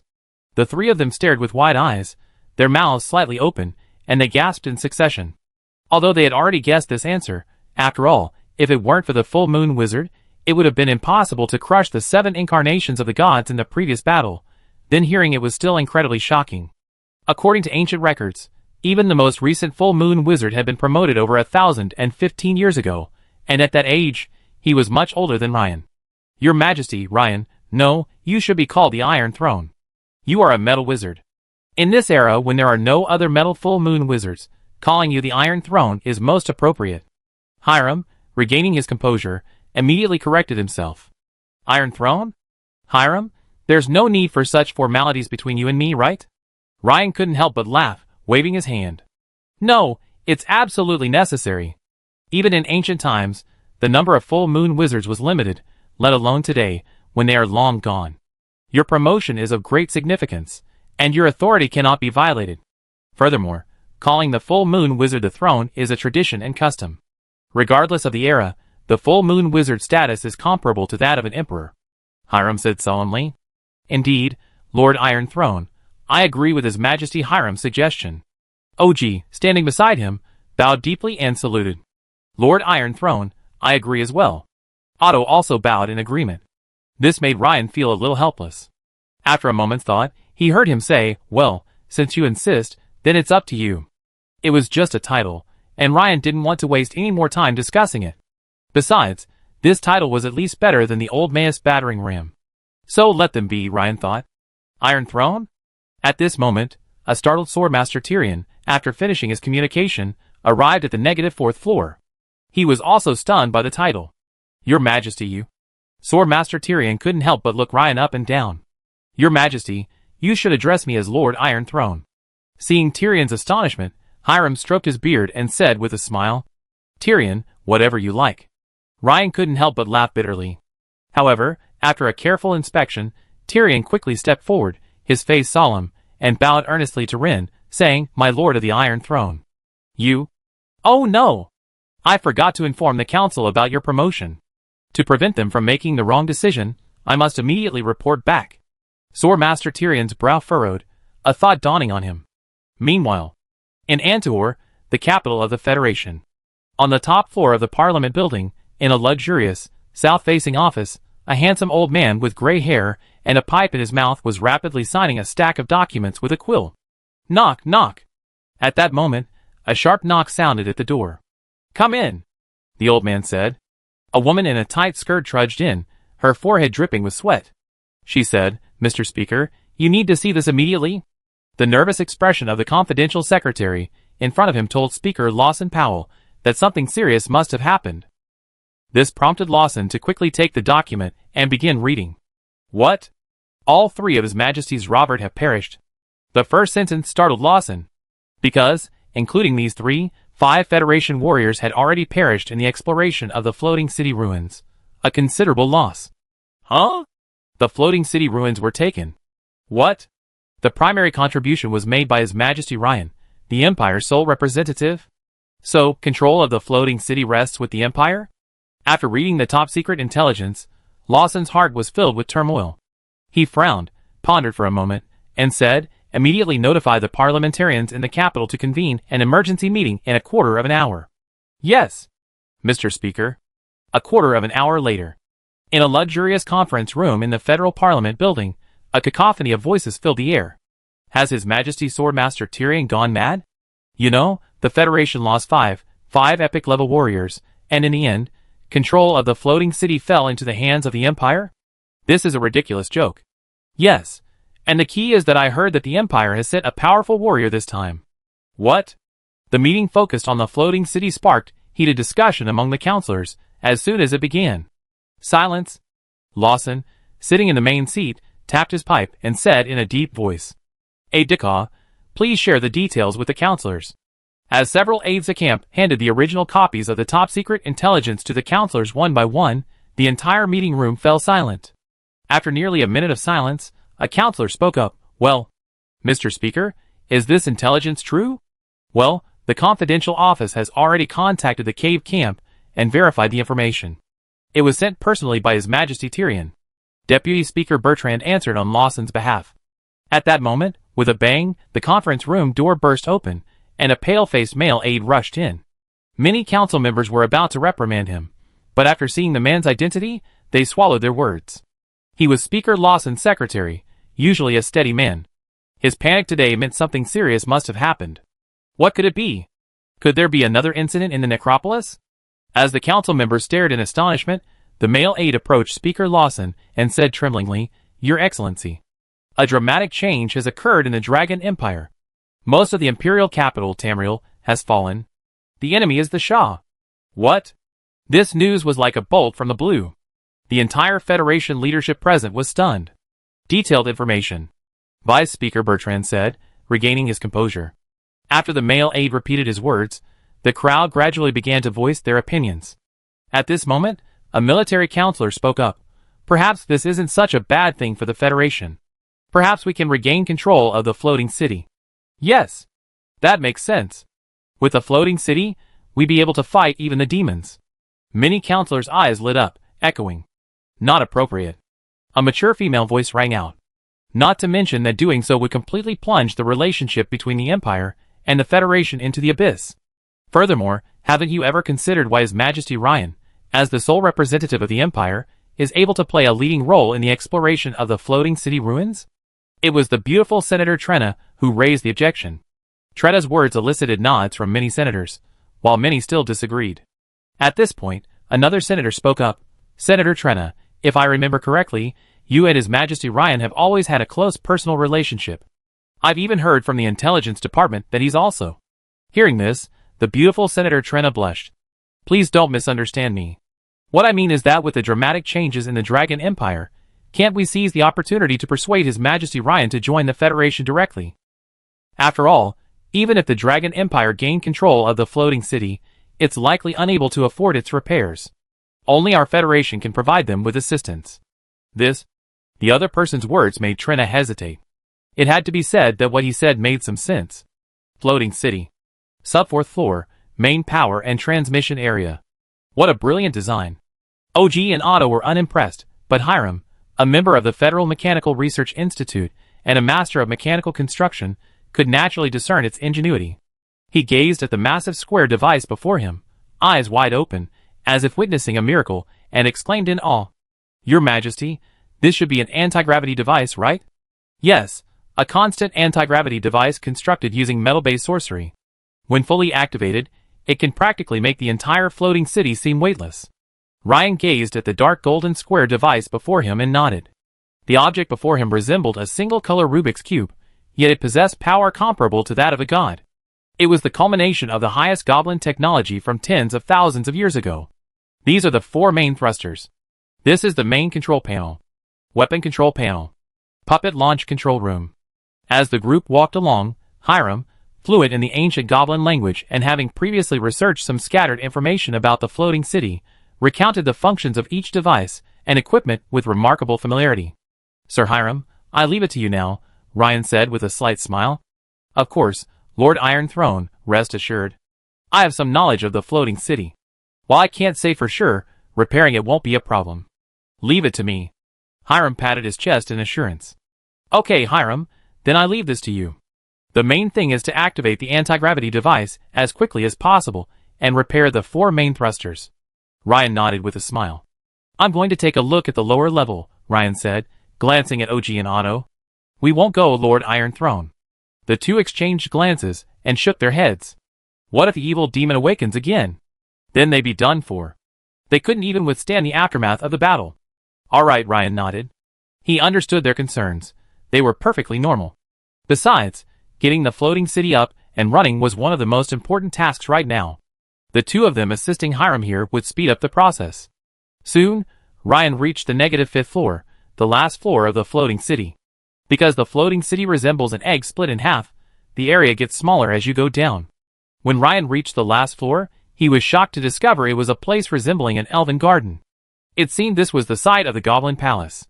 However, after tens of thousands of years, most of the flowers and plants had withered and dried, and the remaining ones had been infected by the evil spirit, transformed into something eerie, a dark grayish-black color, emitting wisps of black air and covered in thorns. At this moment, only the dilapidated fountain, the broken marble statues, and the shattered flower beds seemed to speak of its former glory. Ryan glanced around, his gaze fixed squarely ahead. The crumbling palace must be where the Shaw demon resided. He could sense a vast, sinister force entrenched within. Although the goblin princess, Amora Glenn, claimed she had once again restrained the Shaw demon, Ryan did not want to entrust such an important matter to others. He always wanted to see it for himself before he could be assured. There was another reason. Ryan wanted to search, to see if he could find any clues, whether it was a way to completely eliminate the Shaw demon or the true key of time that Amora had mentioned. Chapter 565. Without hesitation, Ryan walked towards the dilapidated palace. Suddenly, a black pitcher plant nearby, resembling a pitcher plant, suddenly opened its 2 sharp black leaves and bit down fiercely on Ryan's calf. But the next moment, a metal spike rose from the ground, piercing the newly opened maw and swiftly crushing it to pieces. This slight movement didn't affect Ryan's pace in the slightest, as he continued to walk forward at a steady pace. However, Ryan's gaze shifted slightly, as he noticed the black pitcher plant transform into wisps of light black smoke, slowly drifting towards the palace. The evil spirit has a certain attraction to evil energy. Just like the natural connection between the clones formed by other evil spirits, Ryan thought silently as he watched the scene. Thinking through his mind, Ryan continued to walk inside. Along the way, he was constantly attacked by plants contaminated by the evil spirit, but at his current level of strength, these things naturally posed no problem, not even the slightest impediment to his progress. By the time he reached the palace gate, the evil aura ahead had visibly formed a faint black vortex, hovering above the palace. If anyone below the epic level were to arrive here, Ryan was certain the dense evil aura before them would instantly cause them to mutate rapidly. Peering inside through the damaged palace gate, he saw a colorful vortex, trapping the recumbent Thorson Glenn. Above the vortex, a strange weapon, which Ryan suspected was the key of time, slowly spun, releasing strands of crystalline, wispy energy downward. Although the last emperor was still enveloped by a dark aura, his eyes were closed, his expression peaceful and serene, a stark contrast to his previous fierce demeanor. However, Ryan looked around carefully, but could not spot the goblin princess, Amora Glenn. He wondered if her spirit had dissipated or was hidden somewhere. But it seemed likely that it had. After observing for a moment, Ryan focused his attention on the key of time atop the head of Thorson Glenn, the last goblin emperor. This time, the key of time wasn't a phantom like before, but a real entity. Its lower end was vertical, like a sword, while its upper end was a hollow ring. At the very bottom of the ring, a single, shimmering speck of sand remained. Ryan could sense that these tiny crystal particles seemed to possess some kind of magical power. It seemed that it was precisely these crystal-like particles of sand that held Thorson Glenn, or rather, the demon, in check. The number of crystal pebbles inside seems to be slightly less than when Amora first appeared, Ryan pondered, recalling carefully. After a moment, he closed his eyes again and, using his immense mental power, carefully sensed again. Sure enough, there are still 32 crystal pebbles left. If one pebble represents a day, that's just over a month. But if the key of time before me is real, then wouldn't that mean it's real? Why did the goblin princess Amora leave me to find the real key of time? Ryan frowned slightly, pondering for a moment before shaking his head again. For a moment, he couldn't figure it out. A moment later, as if making a decision, Ryan once again looked at the key of time before him, his gaze firmer. He reached out his hand and slowly extended it. He had been pondering for a long time, a feeling lingering within him that the key to everything lay within the key of time before him. While this object held the key to imprisoning the evil spirit, it was even more crucial to unlocking the secret. Ryan decided to gently touch it. For at Ryan's level, some thoughts and ideas could no longer be described as spontaneous. In fact, it's no exaggeration to say that at the level of a full moon wizard, many thoughts felt like prophecies, guided by a hidden force. As Ryan's fingers lightly touched the key of time, his eyes suddenly widened. A surge of information flooded his mind, and images appeared one after another like slideshows. After a long moment, Ryan opened his eyes, his gaze filled with shock, and he murmured, "So that's it." It turned out that this wasn't the legendary artifact key of time, but one of its sub-keys. It had only a fraction of the power of the true key of time.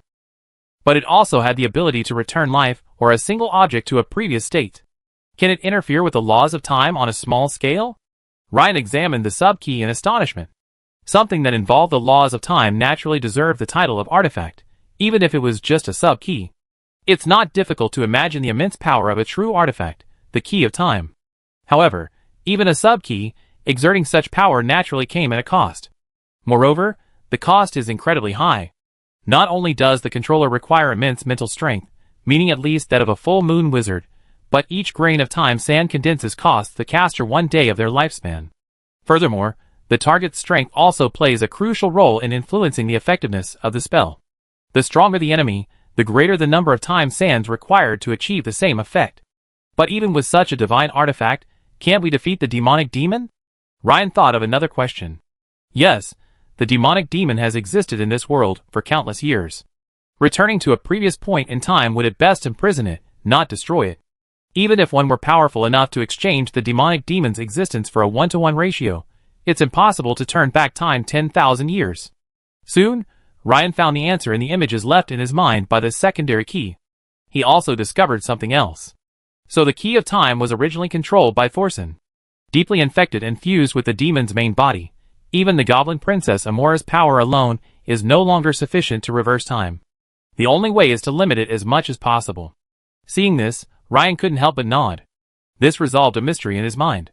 Why had Amora, the goblin princess who possessed the replica key to the artifact, the key of time, also failed to save her father, King Thorson? After a moment of deep contemplation, Ryan grasped the replica key directly. In the next instant, the crystalline sand within transformed into wisps of brilliant smoke, further solidifying the multicolored light enveloping Thorson. Immediately, Ryan removed the secondary key of the key of time. Because the power of the temporal sands within it still strengthened Thorson, removing the secondary key at this point wouldn't free the demon. This way, I can follow the secondary key's guidance and have a chance to find the true artifact, the key of time.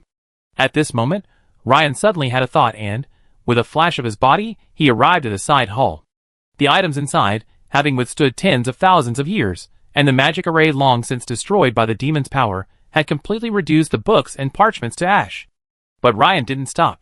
He walked straight into the side hall, stopping at the door of a room. From the general decoration and surroundings, it was vaguely clear that this was once a study. To be more precise, it was once the study of the goblin princess, Amora. By this time, the tables and chairs, originally made of precious wood, had long since decayed. However, some gold, silver, and other metal ornaments, though covered in a thick layer of dust, still remained. This should be it. Ryan walked inside, approaching the collapsed desks and bookshelves, but found nothing. Even the memory crystals on this last layer couldn't survive? Ryan sighed, looking at the two stains that had been reduced to white powder. If the memory crystals hadn't been damaged, they could have solved many mysteries of the ancient goblin era. Suddenly, he felt the ground shake, and from above came the muffled sound of gears turning. The entire floating city seemed to have undergone some kind of transformation. Huh? Startup successful? Ryan raised an eyebrow, quite surprised. He had assumed that even if Hiram was even faster, it would still take at least half a month to repair and restart the floating city. Unexpectedly, Ryan vanished in a flash. When he reappeared, he was already in the main control room on the 4th floor below ground. Since becoming a full moon wizard, he had become more adept at performing shadow shuttle. The once significant mental effort was now much less of a burden for him. Hiram wasn't surprised to see Ryan suddenly appear out of nowhere. The commotion of the floating city restarting would naturally alarm Ryan. My Lord Iron Throne, the anti-gravity device itself is not damaged. I just activated it, but the main energy core of the main power device is missing, Hiram said quickly, wiping the sweat from his forehead. Originally, the floating city's main power source relied primarily on the demon heart. It harnessed its powerful radioactive energy to power such a massive floating city. Now, after tens of thousands of years, the demon heart's energy has dissipated and turned to dust. Hiram frowned. Is there no replacement? Og asked beside him. No. It said that the demon heart was obtained from a high-level demon that invaded this world tens of thousands of years ago. It simply cannot exist today. Hiram shook his head. Radioactive energy? Ryan paused, as if realizing something. So now the floating city can float, but it can't move? With auxiliary power, it can move slowly, but not quickly. Some powerful things, Hiram explained. At this moment, Swordmaster Tyrion suddenly rushed into the 4th floor below. His face stern, he said, Lord Iron Throne, an emergency has occurred. A drastic change has occurred in Tamriel, the Dragon Empire. The ancient demon sealed by the Church of the Goddess has been broken. Currently, most of the imperial capital has fallen. Ryan's pupil shrank, and a powerful wave of mental energy emanated from him. When did this happen? The Federation received the news half an hour ago, Swordmaster Tyrion said immediately. Ryan thought for a moment before disappearing from the spot. Meanwhile, in the imperial capital of Tamriel, the entire city was filled with smoke, and the sky was covered with a thick cloud of black ash, a mixture of black evil spirits, and smoke from burning houses. Everywhere was filled with cries, the clash of swords, and roars of fury. The battle surrounding Cologne Cathedral was the core and most crucial, but by then, the black aura had already enveloped most of the imperial capital. Even the palace, with its intricate, layered magic arrays, could not stop the evil spirit's spread, and most of it fell. A dormant adult red dragon was also infected by the evil spirit, its body shrouded in a black aura. The pervasive black aura was seeping into the dragon's body through the cracks in its scales, its nostrils, and even its mouth. Ah! Help me, straws! The red dragon glared in pain. Then, its enormous pupils suddenly turned black, and it turned and attacked the Imperial Guardians. After being thoroughly infected, the dragon's combat power had increased by at least a level. Even 2 Imperial Guardians combined could easily defeat an opponent who feared neither injury nor death. But the problem was that the demi-plane below the palace had been lost. Those 5-colored dragons, still slumbering and unable to evacuate in time, were infested by the evil spirit in their sleep. One dragon after another roared and struggled, infected by the evil spirit, becoming accomplices of the evil spirit and charging towards the Imperial Dragon Knights in midair. The situation was rapidly deteriorating. Retreat! Your Highness Mania, we can't hold out for much longer. The evil spirit's power has intensified as it infested so many lives. Now we can't resist it. looking at the fleeing and crying Imperial citizens below, at the infected dragons ahead, one after another, Red Queen Menia's heart bled.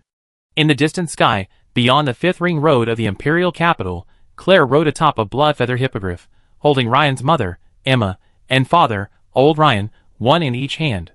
Below, a massive greyhound, carrying a little girl, weaved through the fleeing crowd. In midair, Claire's gaze remained fixed on Mint below, but she was worried about Lager. She and Lager had previously split up, with her responsible for Ryan's family and Lager's tasked with retrieving Jennifer. However, something seemed to be amiss with Lager. This worried her deeply. On a street in the second ring of the Imperial capital, a barbarian girl wearing tight leather armor and holding a massive shield was seen strapping a plump woman, radiating green light, to her back as they charged forward. Thanks to Ryan's rise in status, the beautiful woman Jennifer had become quite famous in the Imperial capital's business circles. When the incident occurred, she had been invited to a count's residence to discuss a partnership. By the time Lager found Jennifer, the power of the evil spirit had already erupted. The surroundings were filled with civilians, soldiers, and even a number of high-ranking knights, all infected and now their minions. Dang! Blocking the blows of a knight shrouded in black energy, Lager struck him with her shield, sending him flying, and continued to charge forward. Lager, put me down. If you carry me, we might both die. Put me down. Only then will you have a chance of escape. The beautiful woman Jennifer said weakly.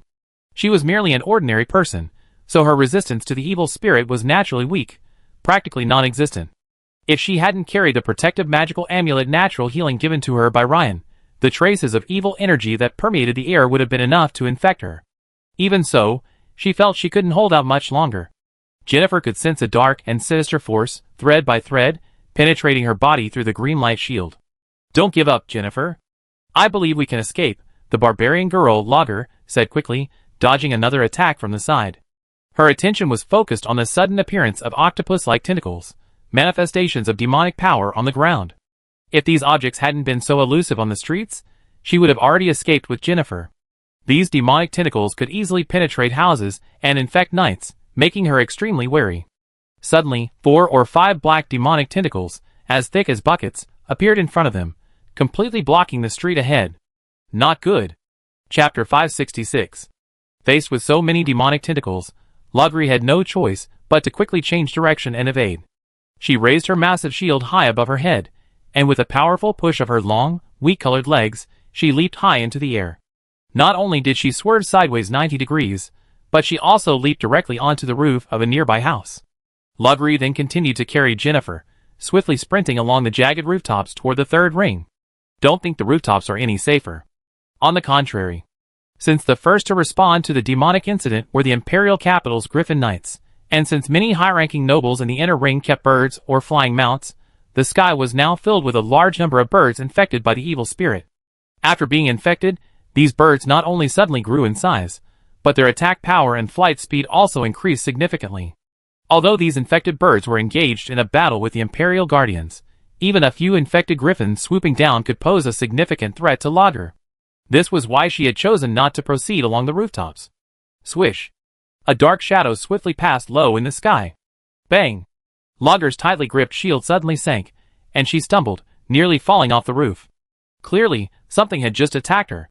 Before she could regain her balance, a powerful gust of wind blasted from behind her right side. Lager's beautiful eyes glared, thinking, "Oh no!" She immediately moved her shield sideways to block the attack. With a bang, she and Jennifer were both set carelessly careening off the rooftop. The attacker was a Griffin Knight infested with demonic spirits. As she fell, Lager noticed 2, 7 or 8 meter long, waiting demonic tentacles suddenly emerging from the street below. This set Lager's heart plummeting again. Rizzurlo Canyon. When Ryan reappeared, he was already above the canyon. After several more shuttles, he arrived at Sataya, one of the Federation's major cities. Now, Ryan could see the vast summer sea to the west, and across the sea lay the Dragon Empire. However, his mental strength was nearly exhausted. It wasn't that the full moon wizard wasn't powerful enough. If he hadn't ascended, Ryan would have been even less capable of achieving this level. Even a mere 1/5 of the distance wouldn't have been possible. In midair, Ryan surveyed the boundless blue sea, seemingly trying to gauge his bearings. The next moment, he added a little to his mental power, exhaled deeply, and vanished again. Not far away, in the sky, A lookout on a patrolling Federation airship raised and lowered his copper telescope with a puzzled look. After checking several times, he muttered, "How strange. Could it be that I stayed up too late hugging Lilith yesterday and am hallucinating? But I just saw someone standing in midair." The lookout pondered for a few seconds, then shook his head. "Forget it. Let's not report it to the captain. It must be an illusion." Imperial capital Tamriel. Ragnar was about to be struck by two demonic tentacles on the street below. In a flash. Suddenly. A flash of silver sword light abruptly severed the two demonic tentacles below, transforming them into two puffs of black dust. "Miss Logger, it's me, Lambert." At this moment, a muscular man wielding a great sword appeared on the street below. Before he finished speaking, another cold flash flashed.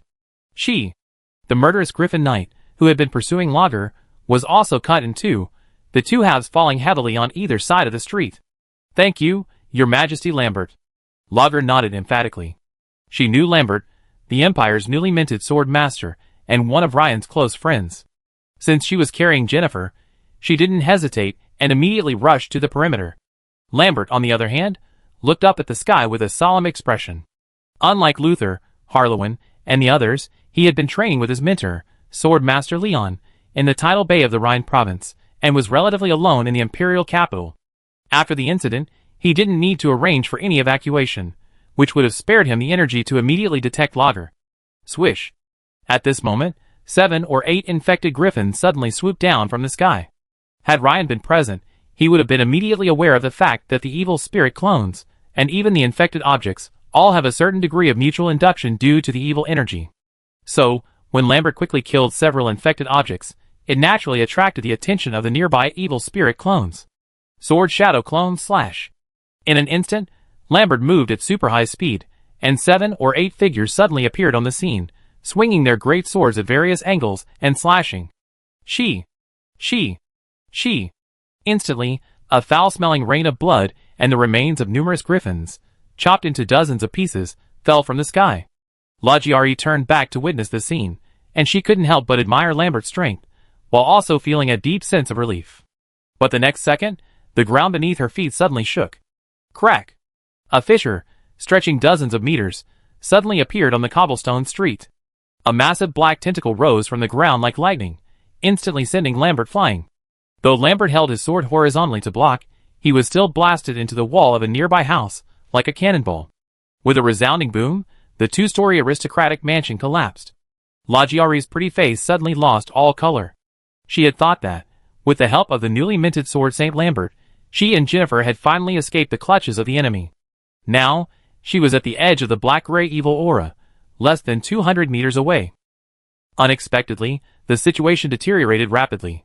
The murderous aura of the giant black tentacle was so intense that even from dozens of meters away, Lagiari knew she was far from immune. So she could only do her utmost to flee. "Leave me alone."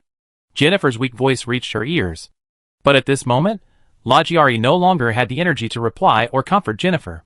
She gritted her teeth and rushed to the right. But the giant demon's tentacle was even faster. Bang! A long, whip-like black shadow flashed by, and the giant shield shattered. She and Jennifer were also flung into the air by the immense force.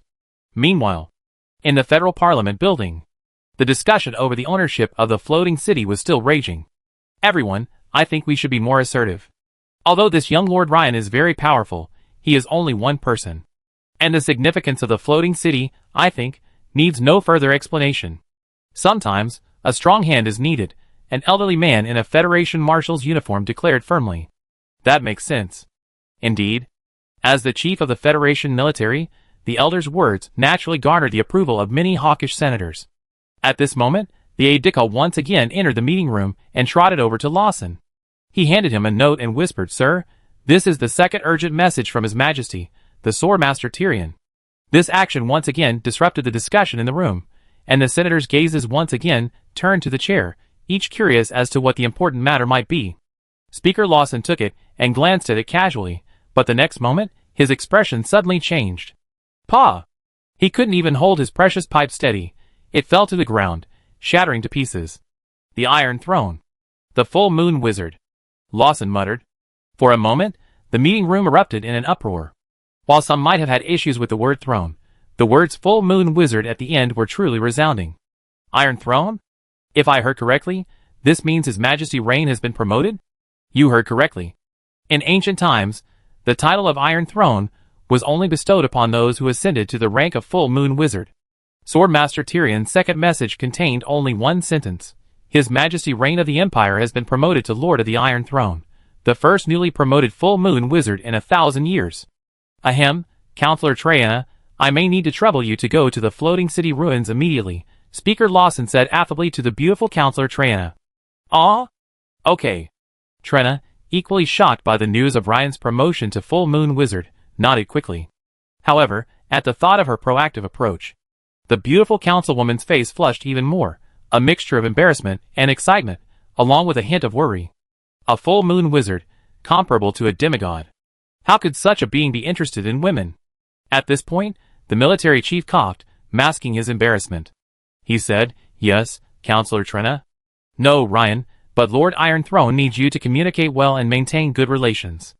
If Lord Iron Throne can join the Federation, that would be best. Even if not, we hope Lord Iron Throne can reach in-depth cooperation with the Federation, including, but not limited to, repairing the floating city. Yes. Yes. This not only concerns the millions of ordinary people in the Federation, the hawkish counselors echoed. Imperial capital Tamriel. Just as Lager was about to despair, a massive, fiery red figure suddenly caught her and Jennifer, and a mature, noble female voice echoed in her ears. Don't be afraid, you're safe. This voice sounded familiar to Lager. Lager looked up and saw her and Jennifer on the back of a massive red dragon, accompanied by a beautiful, elegant woman. Your Highness Miminia. This was the first time Lager had seen the Red Queen Miminia, the de facto ruler of the Empire, so closely. Your name is Lager, right? Is this Jennifer? Ryan told me about you, Miminia said with a smile. Did Ryan mention that? This made Lagray feel much less reserved. Oh no!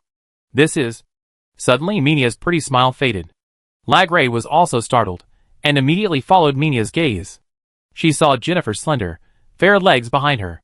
Strands of evil energy were already swirling up from beneath her skin like earthworms, rapidly invading.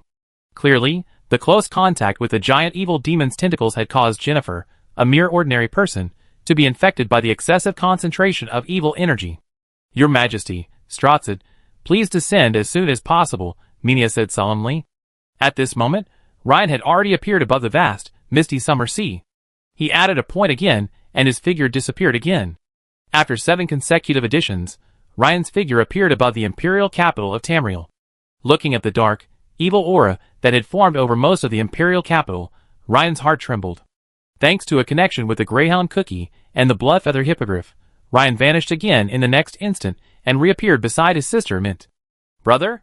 Mint, riding on the Greyhound's back, saw Ryan suddenly appear beside her. Her eyes widened and she cried out in excitement. Mint, I'm glad you're okay. Ryan ruffled Mint's hair and soothed her. At the same time, he saw Bloodfeather in the sky, as well as Claire, his mother Emma, and his father, who were riding above. However, he didn't see Lager and Jennifer. Before Ryan could ask, Mint suddenly realized something and said, By the way, brother, you need to find Sister Lager as soon as possible. She went to see Aunt Jennifer. I'm worried. Well, don't worry, they be fine. As surges of mental energy radiated, a wave like ultra-high-powered radar quickly enveloped most of the imperial capital. The next moment, Ryan vanished again, arriving at a temporary military camp. He immediately spotted the familiar, graceful figure being treated. In the center of the temporary camp. Your Highness Minia, you've been infected by the evil spirit's power and cannot be healed. You can only suppress it by doing this. Your Highness Minia, I beg your pardon. Your Highness Minia, beware of the evil spirit contamination. Even epic-level powerhouses can be easily infected if exposed to evil spirits. Yes, Your Highness Minia, you are now responsible for the safety of the Empire. You must focus your energy. Many people urged Red Queen Minia, who is performing some kind of fire-based mystical technique on Jennifer. Your Majesty Ryan. Your Majesty Ryan, how did you come back? Everyone present was surprised by Ryan's sudden appearance. Ever since the last battle in the Imperial capital, Ryan had become recognized as one of the most powerful warriors in the Dragon Empire. Ryan, I'm sorry, I didn't protect Jennifer. Lagra, burdened by immense pressure, filled with guilt and self-blame, threw herself into Ryan's arms. No, you did very well, Ryan patted Lager's back, reassuring her. Ryan, I realized it a little late. Mina, upon seeing Ryan, was delighted at first, then her expression darkened. She slowly stood up and said. Ryan nodded and quickly approached Jennifer, who was infected by the demonic power. Ray, it's good to see you before you leave. Jennifer's face was pale now. A dark aura lingered around her once fair face. If Mina hadn't unleashed some kind of fire-based secret technique, fiercely battling the evil spirit, Jennifer would have died long ago. Don't worry, you'll be fine, Ryan said, grabbing Jennifer's now blackened and wrinkled hand. Ray's words caused the surrounding Imperial warriors to look at each other in bewilderment. They wondered if what he said was a comfort, or if it could actually be done. Although they instinctively felt it was impossible, the fact that the speaker was His Majesty, the youngest guardian in the Empire's history, His Majesty, who had repeatedly achieved miracles, fell silent for a moment. At this moment, Ryan slowly raised his hand, and a nearly meter-long, multicolored key of time replica appeared out of thin air before everyone. Ryan gently grasped it, and the next moment, he began to infuse it with his spiritual power. As Ryan injected his spiritual power, tiny, translucent grains of sand began to appear at the base of the secondary key's ring. At this moment, several colorful, wispy streams of crystalline mist, like morning mist or smoke from a cooking stove, rapidly emerged from the key of time and penetrated Jennifer's delicate form. A scene that shocked everyone present occurred. The evil aura emanating from Jennifer's body retreated at a visible speed, from her head to her chest, thighs, and calves, finally vanishing completely. Jennifer's previously dark complexion had once again become fair and rosy, and her transformed figure had returned to its voluptuous, graceful form. How is this possible? Then His Majesty Ryan can save everyone. No, take a closer look at His Majesty Ryan, Lambert said gravely. As a sword master, his keen senses had just noticed a subtle change in Ryan's person.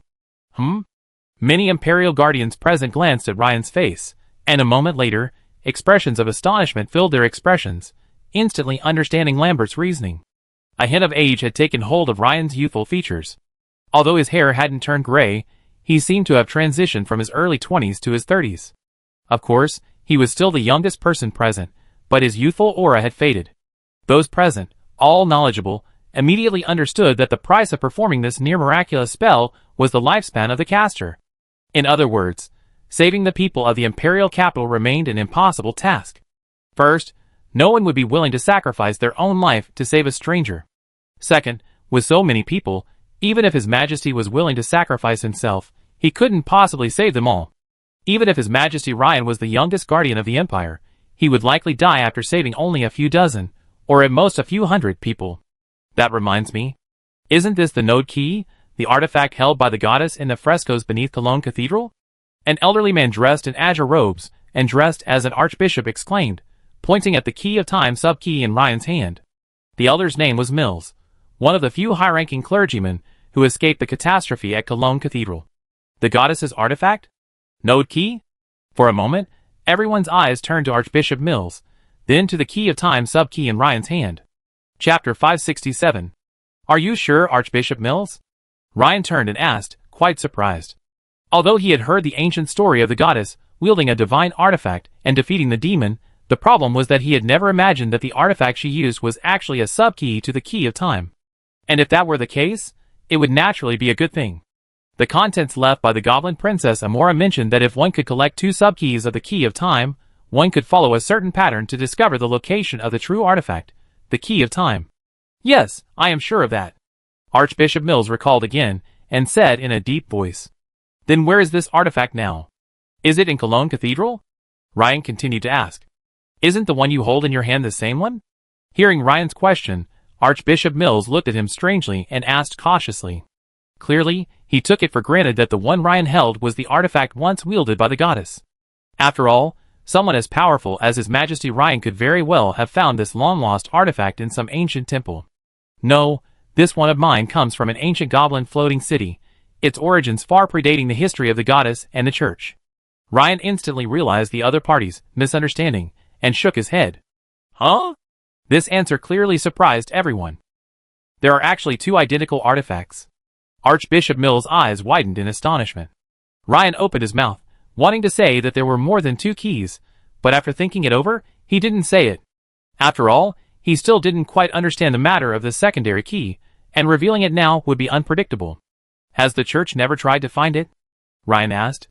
Of course we have, and we've found quite a few clues, but that's not my area of responsibility, Mills replied, having regained his composure.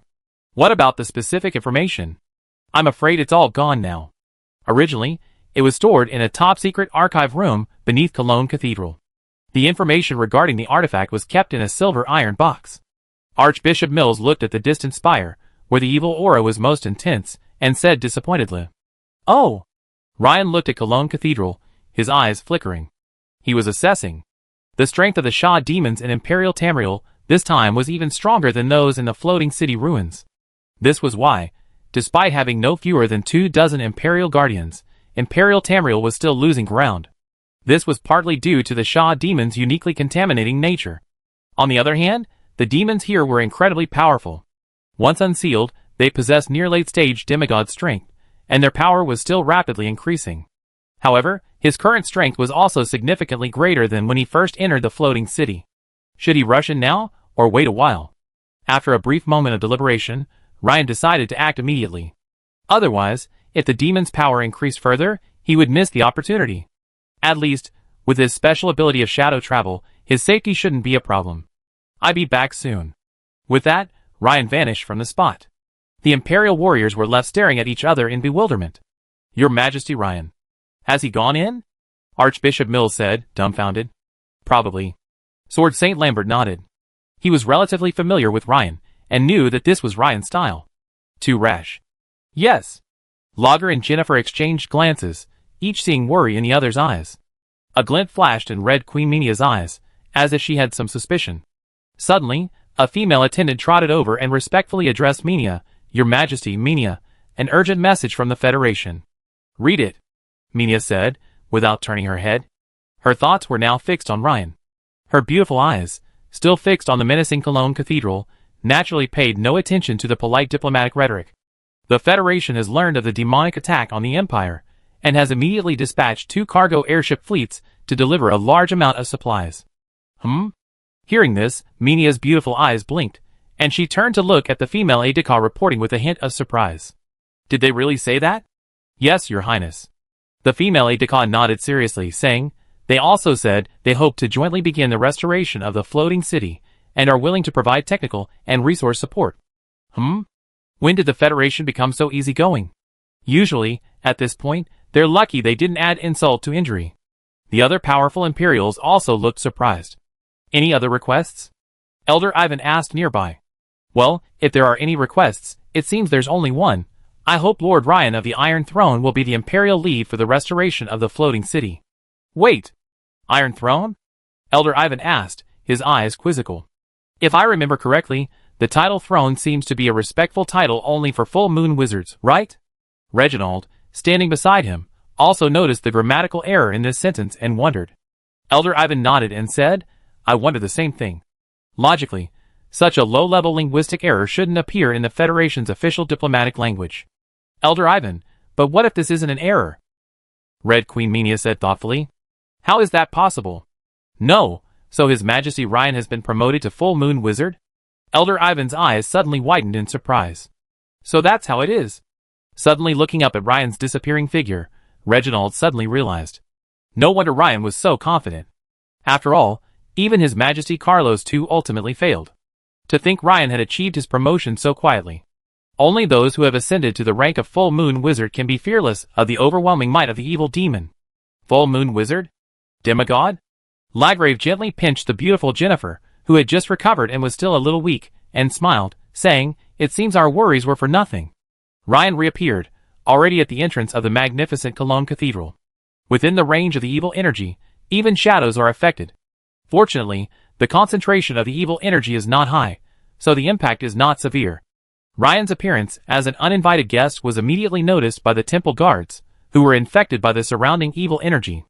The completely deformed temple guards rushed towards Ryan. Even faster than the temple guards were the dense black-gray tentacles growing from the surrounding ground. Swish! Swish! Swish! Several of these, 7 or 8 meters long, whipped toward Ryan with lightning speed. Ryan naturally paid no heed to these attacks. With a flash, he vanished again, entering the interior of Cologne Cathedral, where the aura of evil was even more intense. This is it. Having already locked onto the shuttle location with his mental power, Ryan reached the top-secret data room underground in one step.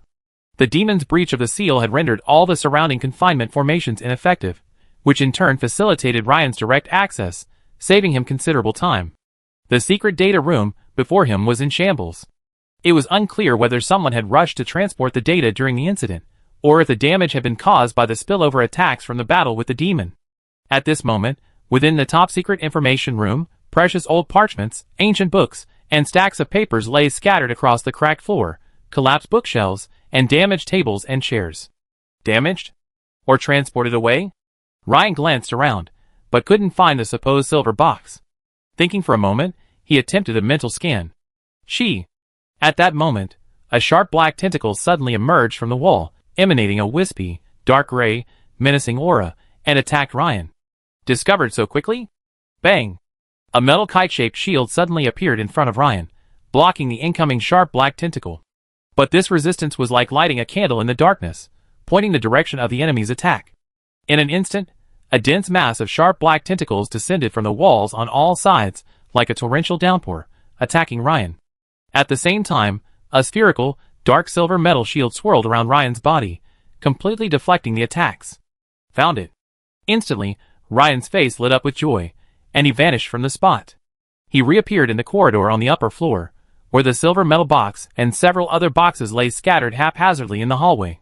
From this scene, it seemed the Goddess Church had organized a special team to transport the top-secret information, but the demonic outburst was so swift, causing chaos behind them, leaving all the information and stored supplies abandoned. Ryan immediately stepped forward, picked up the box, and prepared to leave. At this moment, the black-gray tentacles of evil energy, like a thorn in his flesh, clung to the walls and the ground in all directions. How disgusting. In that case, it's rude not to reciprocate. Ryan's eyes glared, and the next moment, he appeared in midair outside Cologne Cathedral. A thin metal filament connected the silver box, causing it to float in midair as if nothing.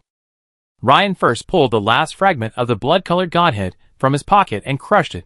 In just a few seconds, his mental fission value soared from 37% to 49%. Feeling the growing power of his mental energy, Ryan narrowed his eyes, looked downward, and began to silently chant a spell. Then, he raised his hand and swung it downward. A high-frequency, dark silver, chainsaw-like energy beam, over 100 meters long, instantly extended from his right hand and struck directly above the center of the twin towers of Cologne Cathedral, slicing down into the ground. This move was none other than Ryan's newly mastered metal-based full moon killer move, high-frequency blade. The sound of the cutting was silent, yet it penetrated deeply. Roar! Instantly, a furious roar erupted from below. The roar echoed throughout the entire imperial city of Tamriel. Simultaneously, a swarm of black tentacles disintegrated into black smoke. Fleeing civilians and resisting soldiers alike turned their heads to look. Even those in the camp, thousands of meters away, heard this inhuman roar, brimming with rage and unwillingness. Looking down from the sky above the imperial city, one could see that the dark gray hemispherical aura, which had been expanding and expanding with Cologne Cathedral at its center, suddenly began to shrink, shrinking from several kilometers in diameter to nearly half its original size before stagnating. Dozens of black tentacles, as thick as buckets, launched a frantic counterattack above Cologne Cathedral. But by then, Ryan had already vanished. This unusual sight naturally astonished the powerful Imperials in the camp.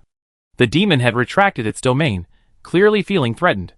The culprit must have been the newly promoted full moon wizard, King Ren, at Cologne Cathedral ahead. At this moment, Ren suddenly reappeared in the camp, carrying a silver box. Archbishop Mills, is this it? Ren gestured to the box in his hand. Yes, your majesty, no, Lord Iron Throne, you got it? Archbishop Mills bowed, his expression slightly nervous. In less than half a minute, this person had calmly entered the grueling Cologne Cathedral, retrieved the item, and brought it out. Archbishop Mills knew all too well how many life-or-death trials he had endured during his escape from Cologne Cathedral. Ryan was slightly surprised. He remembered that only Hiram and his friends knew the title of Iron Throne. How had it reached us? Has there been news from the Federation? Yes, Ryan. Congratulations. The first full moon wizard in 1,000 years. Minia stepped forward and smiled. She had sensed that Ryan's strength seemed to have increased, but she hadn't been certain. Now that she finally knew, the pressure she felt suddenly eased. The imperial capital had been nearly completely destroyed by this battle. The Dragon Empire, with its 2,000-year history, was on the verge of collapse. The people of the empire were like fledglings, displaced and crying for food in the face of winter.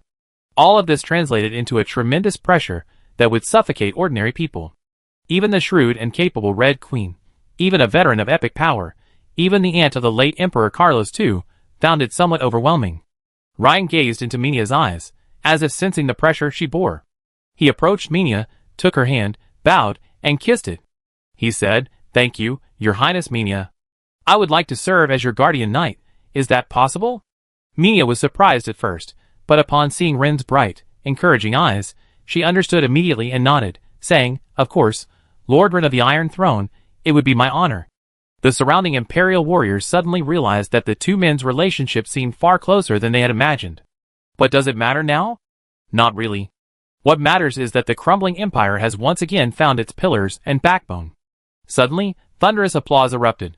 A few minutes later, everyone gathered around a long table in the camp tent, holding their first emergency meeting since the Shah demon upheaval.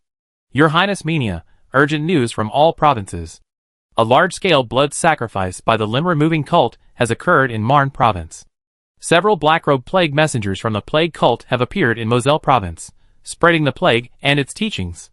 Powerful members of the Black Flame Church have appeared in Caswit province, and the local county of Ravik has been captured.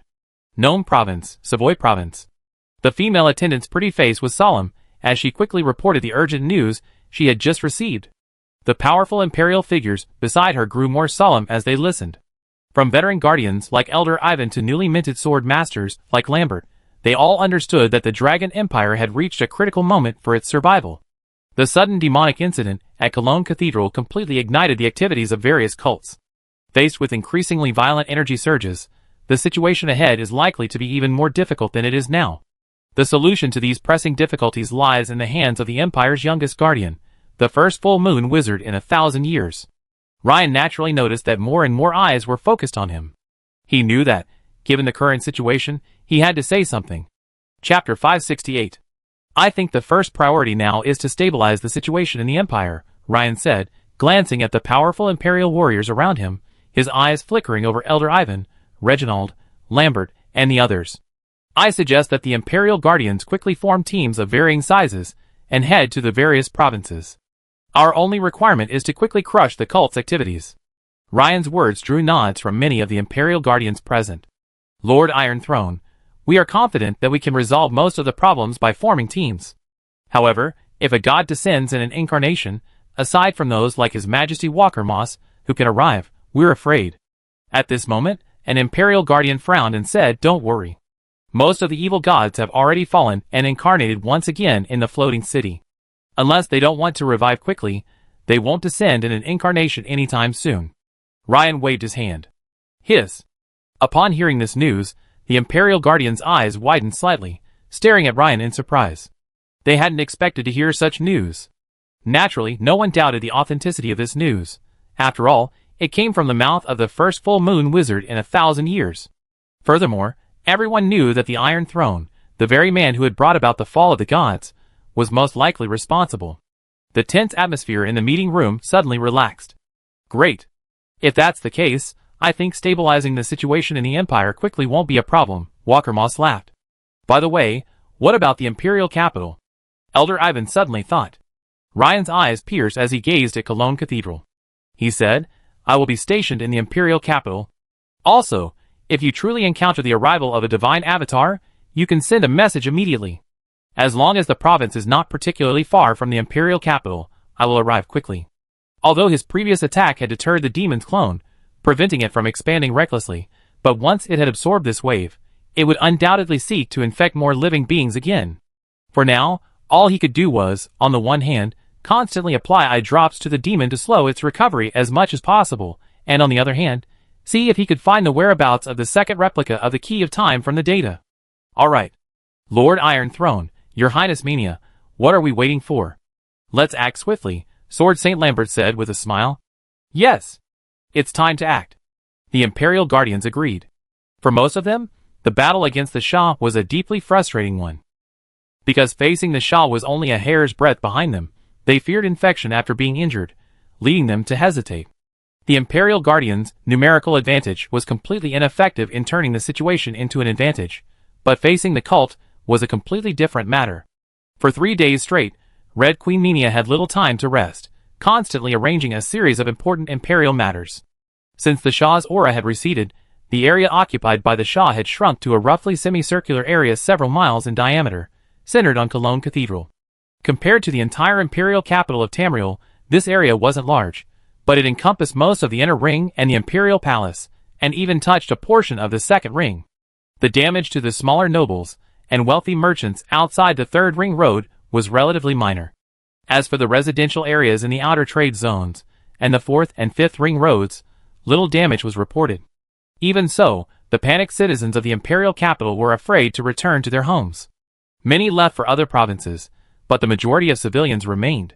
This was because the people saw that the imperial high-ranking officials, led by the Red Queen, had not evacuated the imperial capital. More importantly, they had heard that a powerful demigod had emerged in the empire.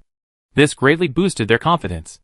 Fortunately, the imperial capital's outskirts contained vast estates and farmland, originally used to supply the capital. They provided food, shelter, and other supplies, and could accommodate most of the population. 3 days prior, the Imperial Guardians had assembled their teams according to the meeting's arrangements, and were heading to various provinces to support the suppression of the cult and restore order. Progress was currently smooth, and the situation in the empire was gradually recovering. Rose Manor, on the outskirts of the imperial capital. Originally belonging to the Dragon royal family, Rose Manor now served as a temporary residence for Ryan and his family. For Ryan, with his shadow-traveling abilities, as long as the distance wasn't too far, it wouldn't be a major problem. He could reach the camp or Cologne Cathedral to suppress the demons in an instant. In the manor's second-floor study, Ryan was rapidly flipping through the box of documents he retrieved from Cologne Cathedral. After sporadically reading through them over the past few days, Ryan had nearly finished reading them. Many of the records weren't intentionally vague. Rather, the recorders themselves were unsure of the artifacts' whereabouts, and the information they left behind was often based on speculation and investigation. In other words, Ryan needed to find the clues he needed amidst a vast amount of disparate information. After defeating the demons and the evil gods, the goddess began traveling to various locations to seal away powerful beasts. After that, no one seemed to have seen the goddess wielding a divine weapon in battle again. Ryan closed a brown-covered diary, pondering. Unlike the goblin princess Amora, the goddess didn't use a secondary key to imprison the demon clones. So where would she have kept the secondary key? After piecing together the scattered records, Ryan had a vague grasp of something. Wait, why seal? And not kill? Logically, these beasts are far less powerful than the goddess Matilda. They could even defeat demons and evil gods. Why seal them? Suddenly, a flash of lightning flashed through Ryan's mind, ripping through the fog. If it were me, unless I wasn't strong enough to kill these behemoths, there would be no need to choose to seal them with the help of so many powerful believers. Lack of strength? Then it's most likely due to injury? Yes, that's right. While it's not necessarily injury, it's definitely due to being unable to exert my full strength. So, the secondary key of the Key of Time is used to suppress injuries? Ryan's eyes brightened. In other words, the secondary key is likely near the sleeping goddess. It's not the goddess herself who's sealing the behemoths in various places, but her incarnation. This perfectly explains all the absurdities. At least, that's a possibility.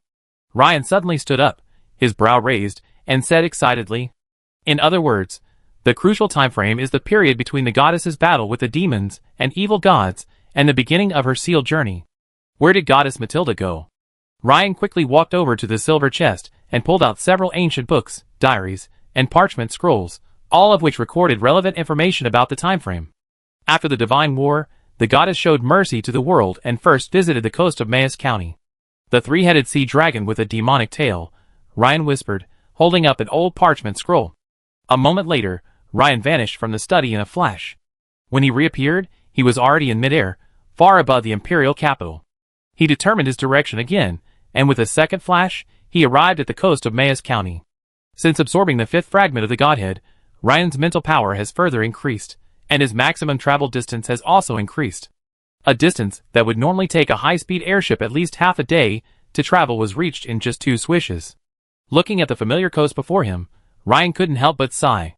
The 2 entrances to the underground passages were now guarded by only a handful of Imperial soldiers. Clearly, their importance had greatly diminished since the last battle between the demonic-tailed three-headed sea dragon and Menia. The next moment, Ryan arrived at the familiar underground hall. The massive bronze sealed door was empty, but the lingering aura of the demonic-tailed three-headed sea dragon remained, showing no sign of dissipating quickly. After a brief glance, Ryan turned, his gaze fixed on the underground hall paved with pale green stone slabs. A surge of mental energy, centered around him, probed downward.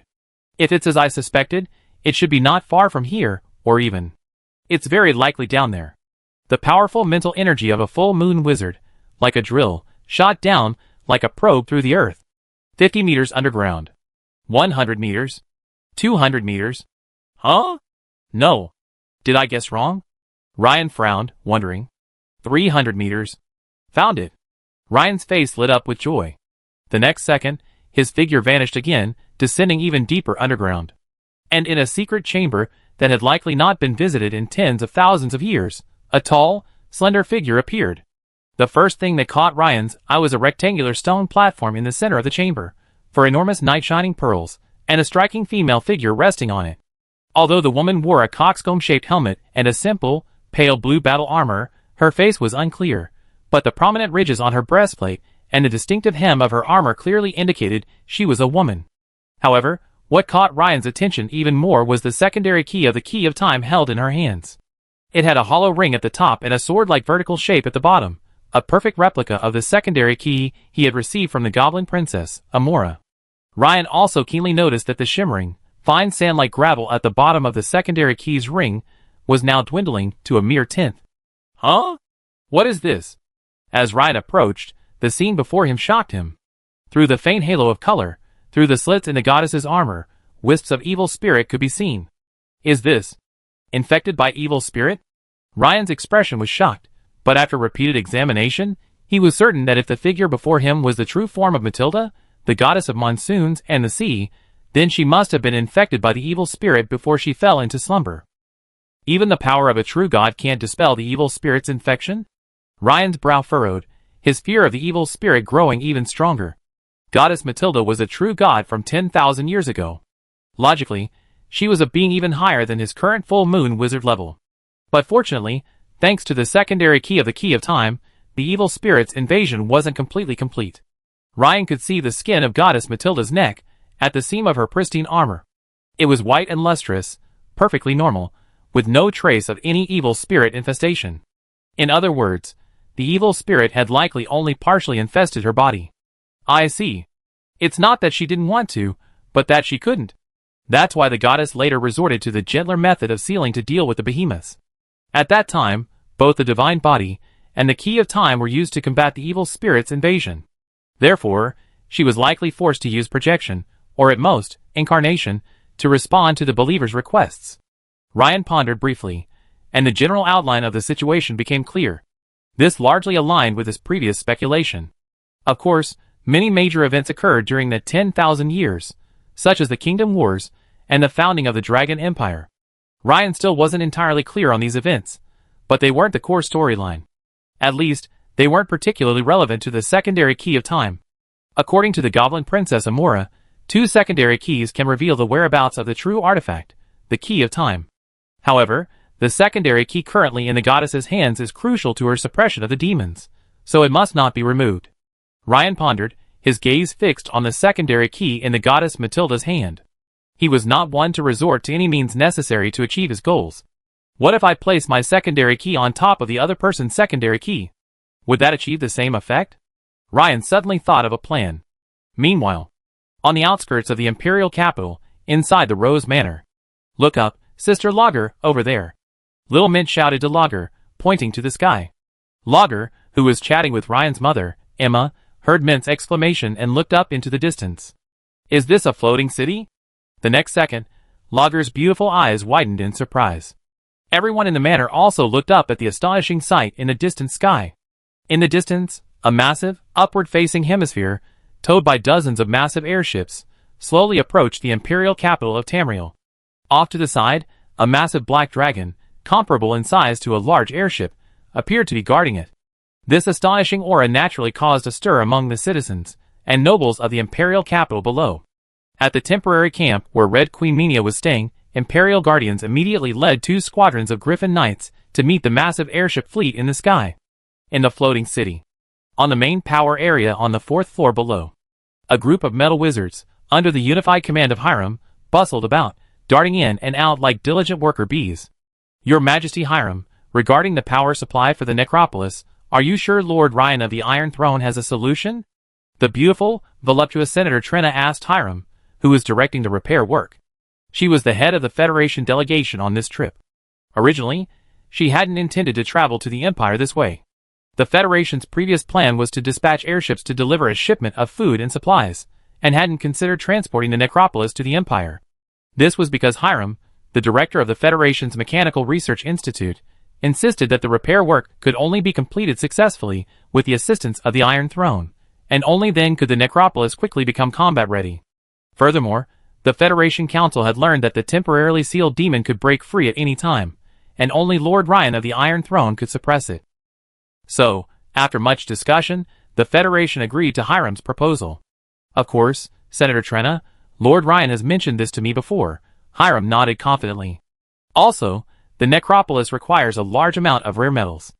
Our Federation reserves are insufficient, while the Empire's Cyrodiil Plateau has always had rich mineral reserves. The current situation requires the concerted efforts of both countries to quickly bring the necropolis into combat readiness. Chapter 569. His Majesty Hiram. Your Highness Minia, on behalf of the Federation, I express our deepest regards to you and the Empire. We have brought a large amount of aid and food this time, hoping to be of some assistance to the Empire. Thank you, Special Envoy Trenna. After some official greetings, the 2 beautiful women, each graceful and unique, arrived at the camp meeting room, surrounded by a group of high-ranking officials. By the way, why don't I see Lord Iron Throne? Hiram, half a body length behind Trenna, looked around and wondered. I've just contacted Lord Rin, but he may have something important to attend to, and should be here later. Elder Ivan, who was also in the welcoming group, helped to clear Hiram's confusion. I see. Hiram nodded. In the meeting room. Your Highness Minia, I have been commissioned by the Parliament to sign a comprehensive joint defense cooperation agreement with your country.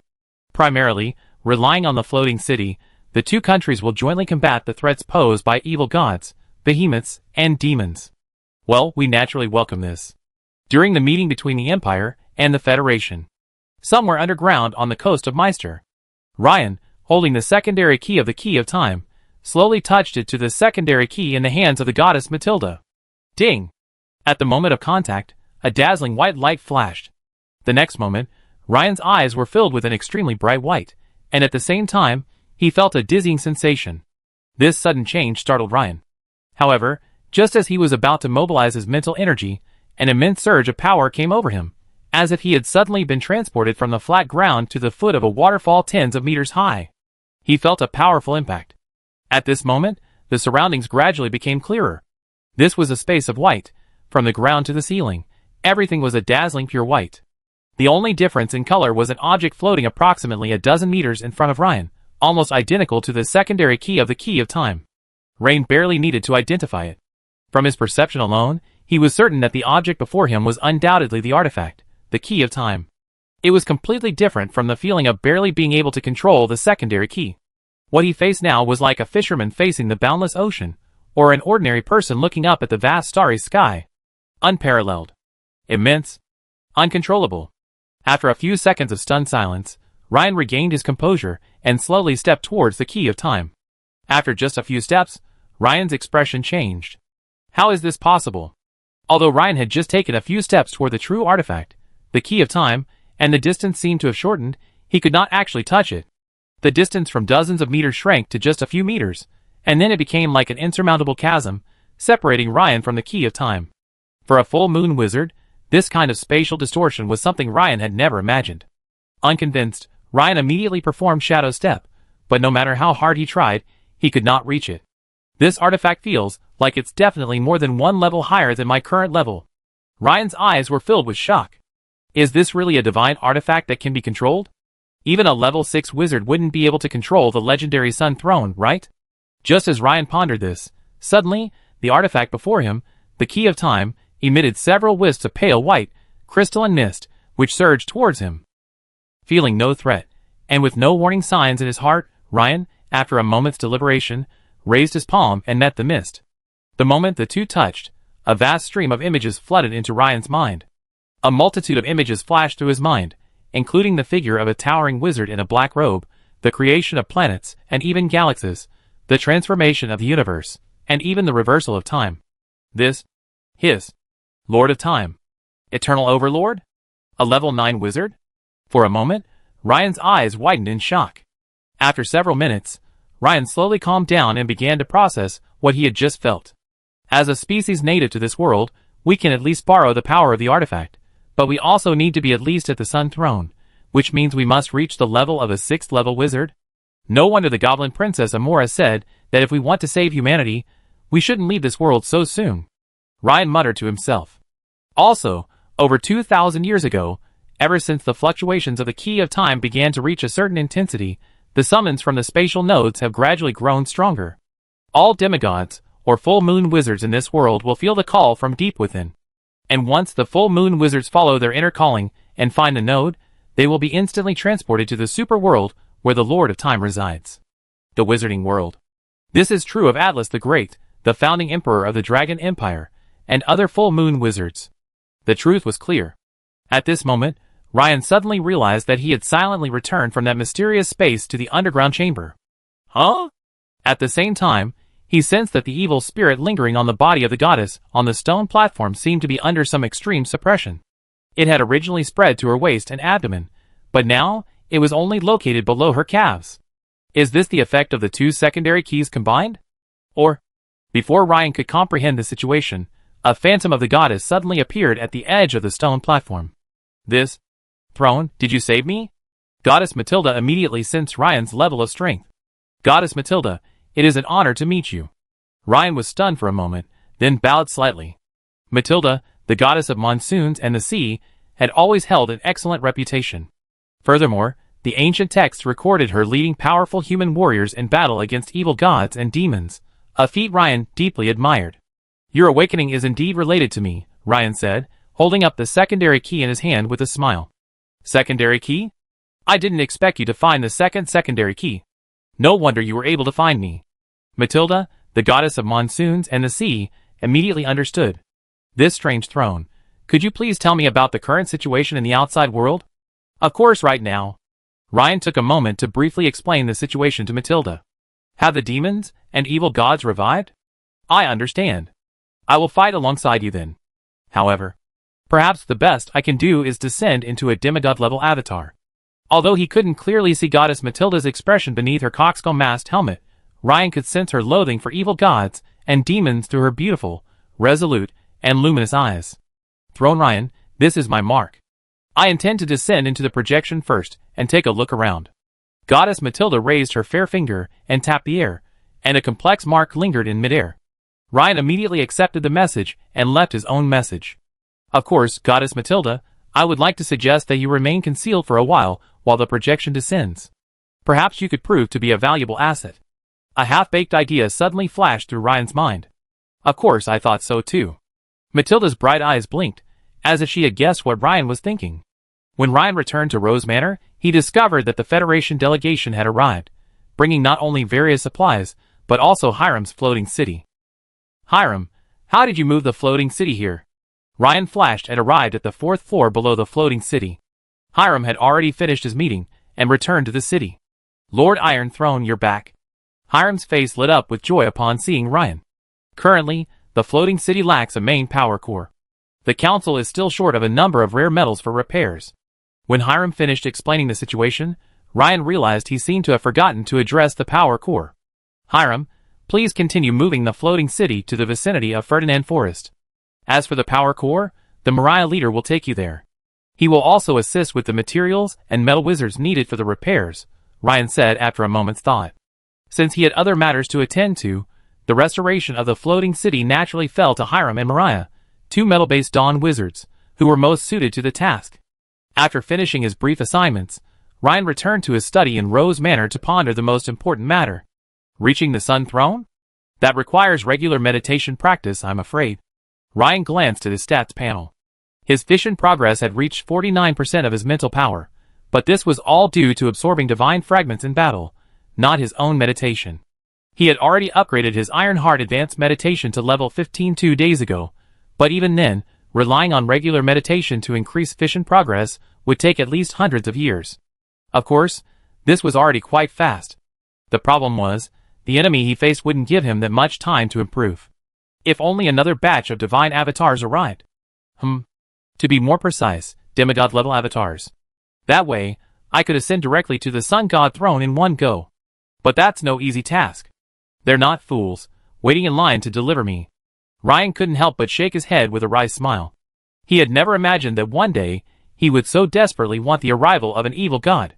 Wait, aside from those evil gods, whose original bodies have already invaded this world and whose recovery progress is restricted by the artifact time key, those foreign evil gods, who haven't yet entered are not subject to this restriction. For example, the Void Mother Tree Ganasser that invaded the elves last time, and the spider evil god Neobrekan, who attempted to descend through the Tutkarsh school. After figuring this out, Ryan immediately called Alina over and said, Alina, send people to intensify the search for any trace of the Mother Tree cult and the Tutkarsh school. Also, have His Majesty, Grand Astrologer Darian, do your best to locate Graham. As you command, Lord Iron Throne. Alina said respectfully. After Alina left, Ryan checked his class panel. Name, Ryan Kalin. Classes, Dragon Mage, Legendary, LV-17, Lord of Thousand Blades, Epic, LV-15, Dragon Rider, Epic, LV-4, Goblin Engineering Expert, Epic, LV-4, Potions Master, Legendary, LV-6, Witchweave Tailor, Transcendent, LV-7, Elven Leatherworker, Transcendent, LV-3. Spirit, 425. Fission 49%. The increase in total spirit is due to the points gained from the previous journey across the Summer Sea, when repeatedly casting Shadow Shuttle. Despite repeated battles, I only have 9 attribute points remaining. As for my gold skill points, I now have 975, which will soon reach over 1,000. I should take advantage of this time to upgrade a class that can quickly improve. If a high-intensity battle breaks out, the more attribute points I have, the better. So, for several days, Ryan focused his attention on Elf Leatherworking, Transcendent, upgrading it to level 8 and gaining another 5 attribute points and 5 skill points. However, the evil gods remained silent. They were like venomous snakes hiding in the dark grass, quietly waiting for their chance. If I keep waiting like this, I won't have a chance to significantly increase my strength before the evil demon breaks the seal. I guess I need to think of a solution, Ryan thought, frowning slightly. It wasn't that he had no other options. For example, he could use the power of time from the secondary key to restrict the evil demon, giving him more time to react. But the problem was that the power of time, a power far beyond his current level, consumed his vitality, that is, his lifespan, to wield it, even with the secondary key's blessing. Given the choice, Ryan naturally preferred not to do so. This could only be a backup option. That afternoon, Ryan arrived at the floating city, which was undergoing repairs, and approached Hiram. He said, Hiram, I want to fully publicize the significance and combat capabilities of the floating city. Furthermore, I want to emphasize the impending restoration of the floating city. The purpose is, excuse me, if an evil god descends as a demigod-level incarnation, what will you do? Hiram asked, slightly worried, after a moment's thought. I have arrangements, don't worry. Then I be fine, Lord Iron Throne. Hiram bowed and smiled. Several days passed. Somewhere in a hidden space, several powerful voices exchanged a conversation. I didn't expect their repairs to be so rapid. If the ancient goblin city is completely restored, even our demigod-level avatars wouldn't be able to stop it. Even with our true bodies, we're not completely certain. Erebus, last time, only your clone escaped, and it was the fastest to recover among us. You should be able to descend into a demigod-level avatar now, right? Erebus, I imagine you don't want to see humans gain the power to directly confront us, do you? Hela, I understand your meaning. We must stop them, of course.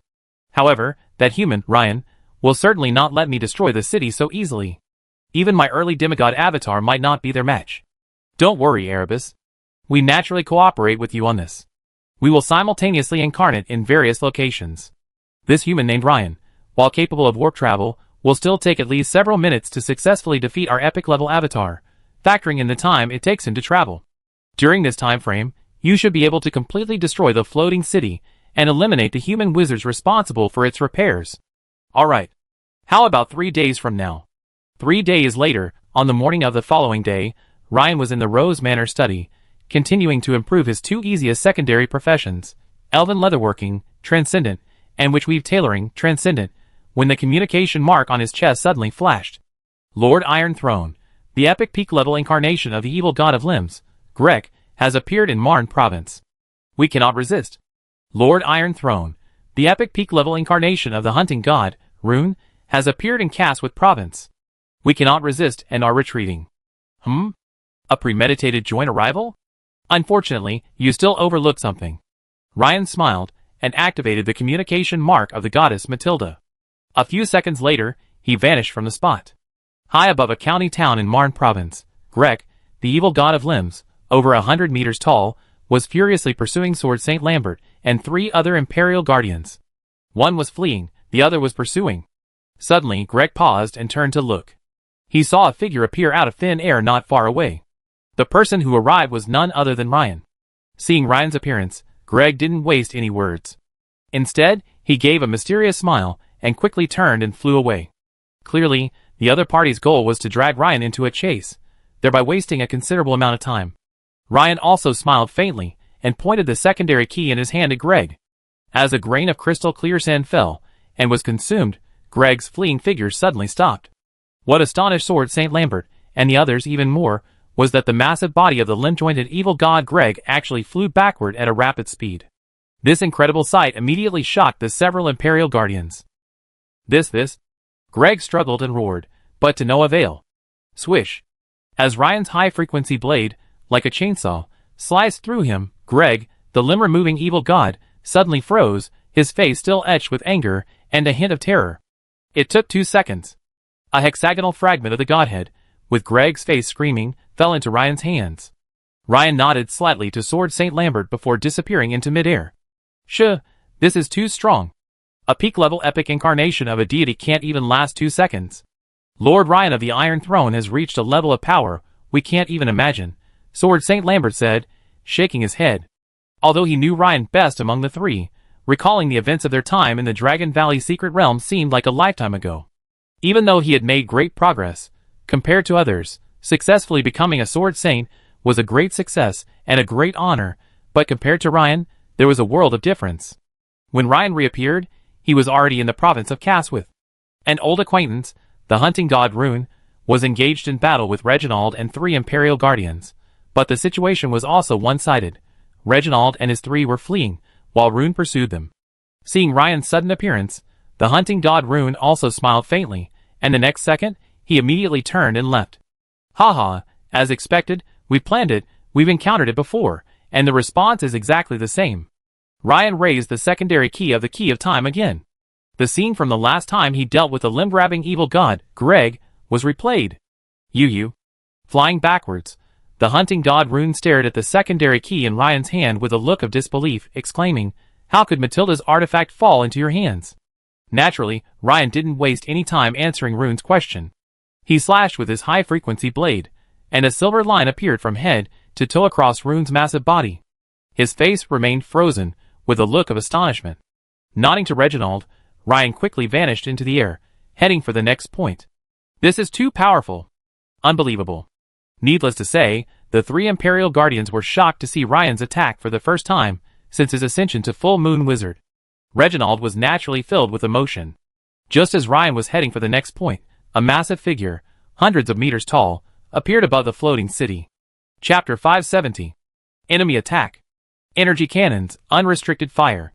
Oh no! This is demigod level pressure. Quick! Activate the Fear Protection Array. In the control room on the 4th floor below the floating city, a peak-level, third-level crystallized wizard glanced at the energy intensity on the dashboard, his expression immediately changing dramatically. Because the sheer pressure of a demigod-level enemy is enough to crush most people, rendering them completely unable to fight. We've matched their signature values. They're the Plague God. Another crystallized wizard roared. Immediately activate the Shadow Protection Array. Commands were issued one after another from the command center, mobilizing nearly all of the floating city's combat machinery. However, anyone familiar with the situation would have noticed that 2 key figures, Hiram and Mariah, the 2 metal-type Dawn wizards, were not in the control room at the moment. Also, although the floating city's numerous defense and combat systems had been activated. However, the floating city's biggest problem was that repairs hadn't been completed. Therefore, the primary energy shield couldn't be activated for the time being, and only some secondary protective magic arrays and energy cannons could be activated. How much protection this would provide against demigod-level enemies was unclear. As Erebus's towering figure stomped heavily onto the surface of the floating city, numerous mechanical chocobos and velociraptors were crushed into patties, leaving noticeable dents on the thick metal floor. "What a tiny ant!" Erebus said disdainfully, casually crushing a 10-meter-long mechanical octopus into scrap metal. Even more terrifying was the vast, gray mist that spontaneously emanated from him. Wherever it enveloped, countless combatants perished instantly, a characteristic of its divine form comparable to a sorcerer's plague cloud. Even mechanical artifacts corroded and rusted at a visible rate. It was clear that the demigod-level incarnation was far more powerful than the previous epic-level incarnations. Bang! With a single punch, he cracked the meter-thick metal surface, thrusting his hands in and violently ripping it apart. Erebus knew that while these creatures before him were mere ants and posed no threat to him, humans were still a challenge, and he needed to expedite his attack. Furthermore, even a demigod-level incarnation would struggle to penetrate the multi-layered floating city below with plague and poison alone. Therefore, he had to first destroy the floating city to a certain extent. However, as he attacked, he carefully observed his surroundings and hesitated to exert his full strength. After completely breaching the second floor, Erebus was almost certain that the human full moon wizard, Run, whom he feared, wouldn't be able to make it anytime soon. If that's the case, then let them all die. Erebus felt relieved, and immediately launched an all-out attack. Suddenly, he sensed the surrounding plague cloud seeping into the ground below, blocked by a high-level blue energy. "Erebus, you're still so disgusting. You love sneak attacks and plagues." At this moment, a clear female voice, familiar to Erebus yet seemingly unheard of in a long time, rang out. A vast expanse of blue light emanated from the surroundings, and a heroic female figure, wearing a coxcomb-faced helmet slowly emerged. You're Matilda. You're not dead." Erebus's expression was filled with astonishment, and his movements involuntarily paused. But he quickly recovered. Erebus quickly examined Matilda before him, then breathed a sigh of relief. Perhaps because he realized Matilda was merely a demigod incarnation, not her true form. "Matilda, you can't hold me back alone. Besides, haven't you heard the saying? Destruction is easier than construction." Erebus chuckled, preparing to strike again. At that moment, two beams of red energy suddenly struck Erebus from the left and right. Two ferocious Tyrannosaurus mechas, nearly 100 meters in size, emerged from the metal layer below. These two were the restored Tyrannosaurus kings, once a powerful legion commander among the ancient goblins. Hiram and Mariah, two early-stage metal-type dawn wizards, along with the mechanical Tyrannosaurus king, though still a step shy of demigod status, were already capable of causing considerable trouble for Erebus. "Erebus, it seems you need to take back your words." Matilda scoffed, then conjured an energy spear in her hand. With a fleeting flash of grace, she charged forward. After just a few seconds, Erebus lost interest in the fight, knowing his sneak attack had failed. He needed to escape quickly, or else, when that human Ryan arrived. Suddenly, he was startled. For out of nowhere, a human figure appeared in the sky above him. It was none other than Ryan, the very person he feared the most. "How could you be so fast?" Erebus' eyes widened slightly in astonishment. After all, it hadn't even been 30 seconds since he launched his attack. He couldn't believe that Rune, Hela, and the others hadn't been able to hold them off for even that short a time. "Ha, you mean them?" Ryan smiled faintly, spreading his hands. 6 small, colorful fragments of divine power appeared before everyone's eyes. This sight naturally caused Erebus to change drastically, his hundreds-meter-tall body trembling slightly. Swish! He quickly fled towards the other side of the sky. "Can you get away?" Ryan raised the secondary key and pointed it at Erebus. 1, 2, 3. As the 3 crystal grains of sand dissolved into white mist within the secondary key, Erebus's massive body unexpectedly flew backwards and back again. "Matilda, you actually gave your divine weapon to this human. Damn it! Could this human be your illegitimate child? Bitch. You talk too much." With a swipe of Ryan's high-frequency blade, Erebus, who was cursing viciously, froze, his words abruptly cut short. The massive body of the god began to disintegrate into tiny specks of black and gray light, leaving only a fragment of the godhead, far larger than the previous 6, the size of a baby's head, floating in midair. Ryan reached out, and the fragment fell into his hand. Seeing Ryan so easily slay Erebus's demigod-level incarnation, Goddess Matilda couldn't help but give him a second look. Half an hour later. At the lowest level of the floating layer. This demonic clone should only be imprisoned for less than 2 weeks. Throne Ryan, are you planning to continue using the secondary key to extend its confinement? Goddess Matilda, standing beside the colorful swirling shroud, turned to Ryan and asked. Ryan was a little unsure how to begin with Matilda's question.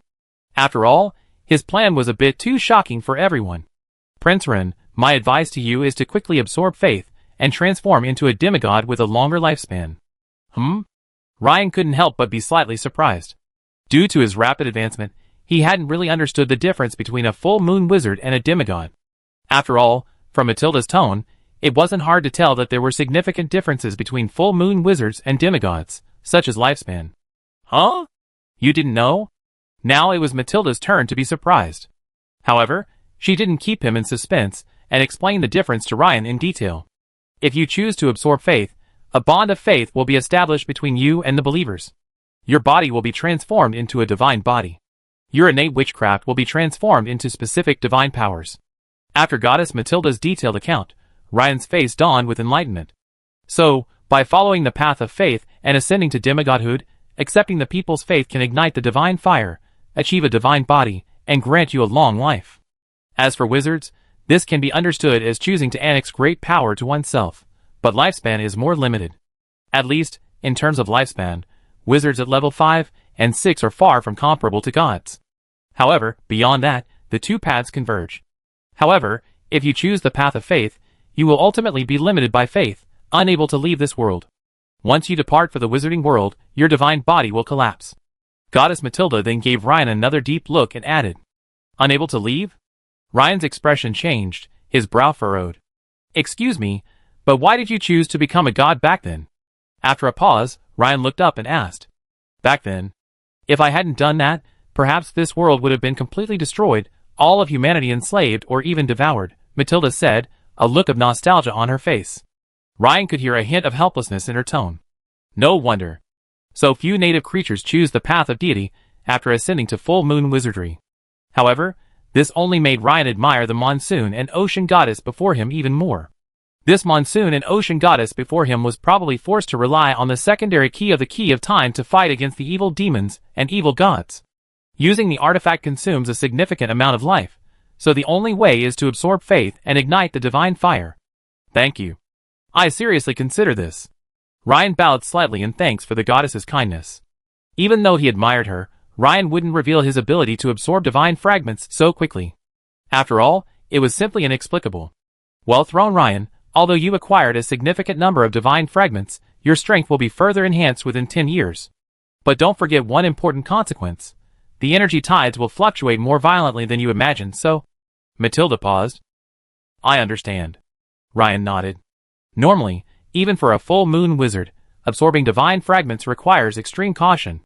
It typically takes years to absorb even a small fragment, and the absorption process incurs considerable losses. At the same time, in the imperial capital of Tamriel, inside the Cologne Cathedral, a sinister aura lingered.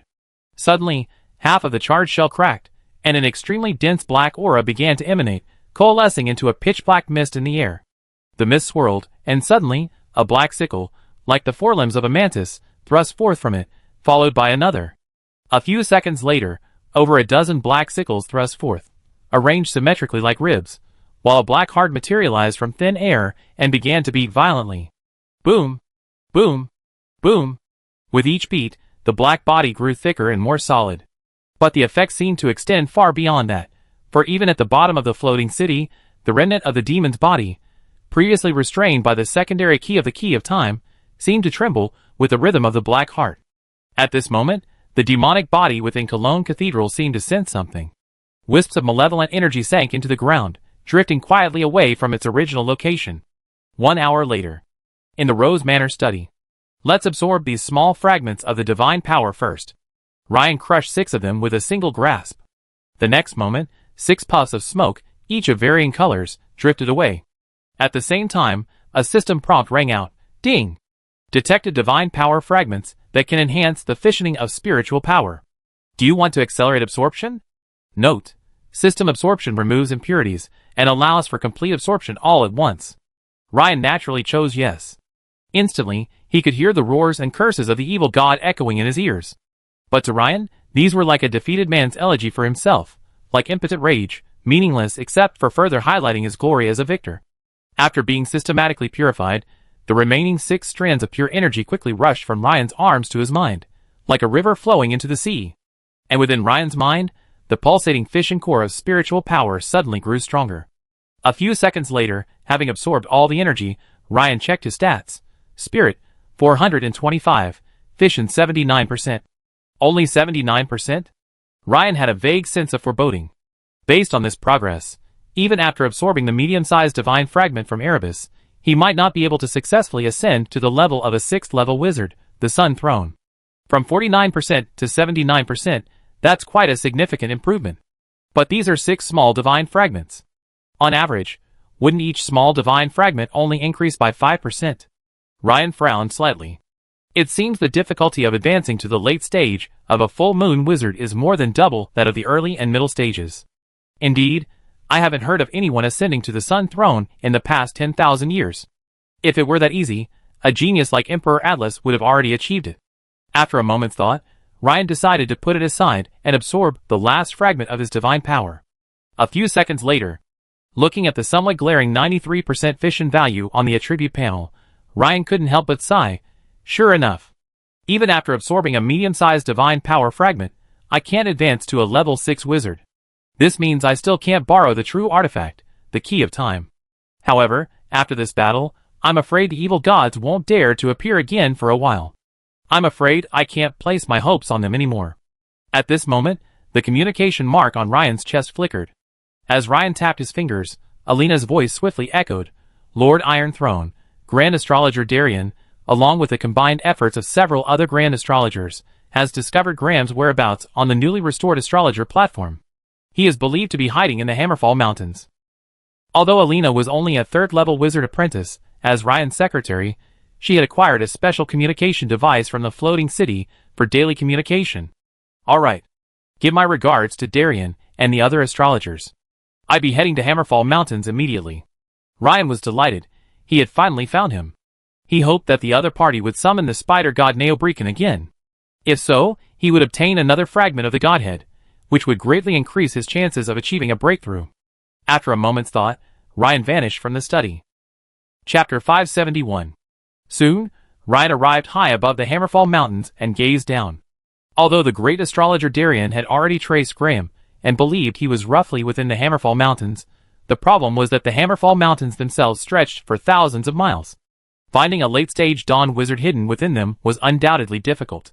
Of course, this was better than having no scope at all. Furthermore, for others, even a veteran Dawn wizard like Elder Ivan would have needed at least a month to search such a vast area. But for Ryan, who had already reached the peak of his full moon, it naturally wouldn't take that long. Ryan was confident that he would find the man in half a day at best, or 3 to 5 days at worst, even if he was hiding in such a vast, sprawling mountain range. Just as Ryan was about to act, he suddenly thought of something. Given Graham's personality, he's hiding in the mountains, waiting for an opportunity. That means he either seek out areas with high human traffic, waiting for an opportunity to perform a blood sacrifice, or rely on areas with a high spider count, using the spider spirit to summon. If that's the case, Ryan's eyes lit up, and he instantly disappeared. About an hour later, Ryan returned to the area, a thoughtful expression on his face. I've visited all 11 county towns along the edge of the Hammerfall Mountains, and haven't found any trace of him. As for the other towns, their populations are too small, and there aren't enough experts to perform a high-quality blood sacrifice. So, it seems likely he's in a place where some ferocious spider species are entrenched. The next second, his figure vanished into midair again. Ryan soon arrived at a rocky valley, a favorite habitat for the Blacksmith spiders of the Hammerfall Mountains. Unfortunately, there's no sign of human intervention. Ryan's gaze first focused on the nests, where the Blacksmith spiders were moving in and out. Soon, he shifted his gaze to a fist-sized Blacksmith spider, examining it closely for a moment before quickly shaking his head. Indeed, these Blacksmith spiders are numerous, but they're too weak, practically the weakest of the ferocious species. If I were Graham, I probably wouldn't choose the Blacksmith spiders either. A few minutes later, Ryan arrived above a dense forest. Below this dense forest lay a large swamp, home to numerous colonies of swamp poisonous spiders. No signs of human intervention either. Ryan picked up a shivering swamp poisonous spider the size of a wash basin inside. Ryan then visited over 10 areas infested with various spider species, but found no trace of Graham. Not in the giant web spider's lair. Not in the black widow spider's lair. Not in the wildthorn spider's lair. This made Ryan frown slightly, and he couldn't help but doubt his own judgment. Could it be that Graham has truly found a place to hide? If that's the case, I really can't do anything to him. No. Judging from his previous actions on the Cyrodiil Plateau, he's not the type to simply hide away without further plans. There must be something I've overlooked. After pondering it over, Ryan felt his thinking was correct. The other party must have some hidden agenda, but he hadn't discovered their location yet. It can't be in the Hammerfall Tunnel, right? Ryan muttered, reflecting on the situation in his mind. Although there are plenty of caravans there, the problem is that if multiple caravans disappear, the Imperial garrison will definitely report it. But, after thinking it over, Ryan decided to go and take a look first. In a flash, Ryan arrived at the Hammerfall Tunnel he had passed through before. A faint, scorching aura from the underground permeated the air. Several caravans were moving in an orderly manner towards the other end of the tunnel, showing no signs of panic or anxiety. This indicated that no major incidents had occurred in the Hammerfall Tunnel recently. There's magma below, and spiders prefer shade. No way. There's another type of spider that prefers heat, the lava spider, a rare, powerful, and ferocious species. Ryan suddenly thought of something. A relatively rare, dark red spider, resembling a calf, came to mind. His figure flashed several times before arriving at a lava field beneath a Hammerfall tunnel. Found it. It's here. A smile finally broke out on Ryan's face. Ahead of him lay a lava spider nest. Hundreds of lava spiders were carrying the carcasses of numerous beasts into the nest. A close look at these lava spiders revealed several new black lines on their bodies, a clear difference from their original appearance. This was undoubtedly due to tampering with the lava spiders. In fact, Ryan had already spotted, through the scorching steam rising from the lava, a familiar figure deep within the nest, having escaped from the Cyrodiil Plateau. Graham was standing beside a large, almost complete altar. In the center of the altar lay a massive, dark red rock body.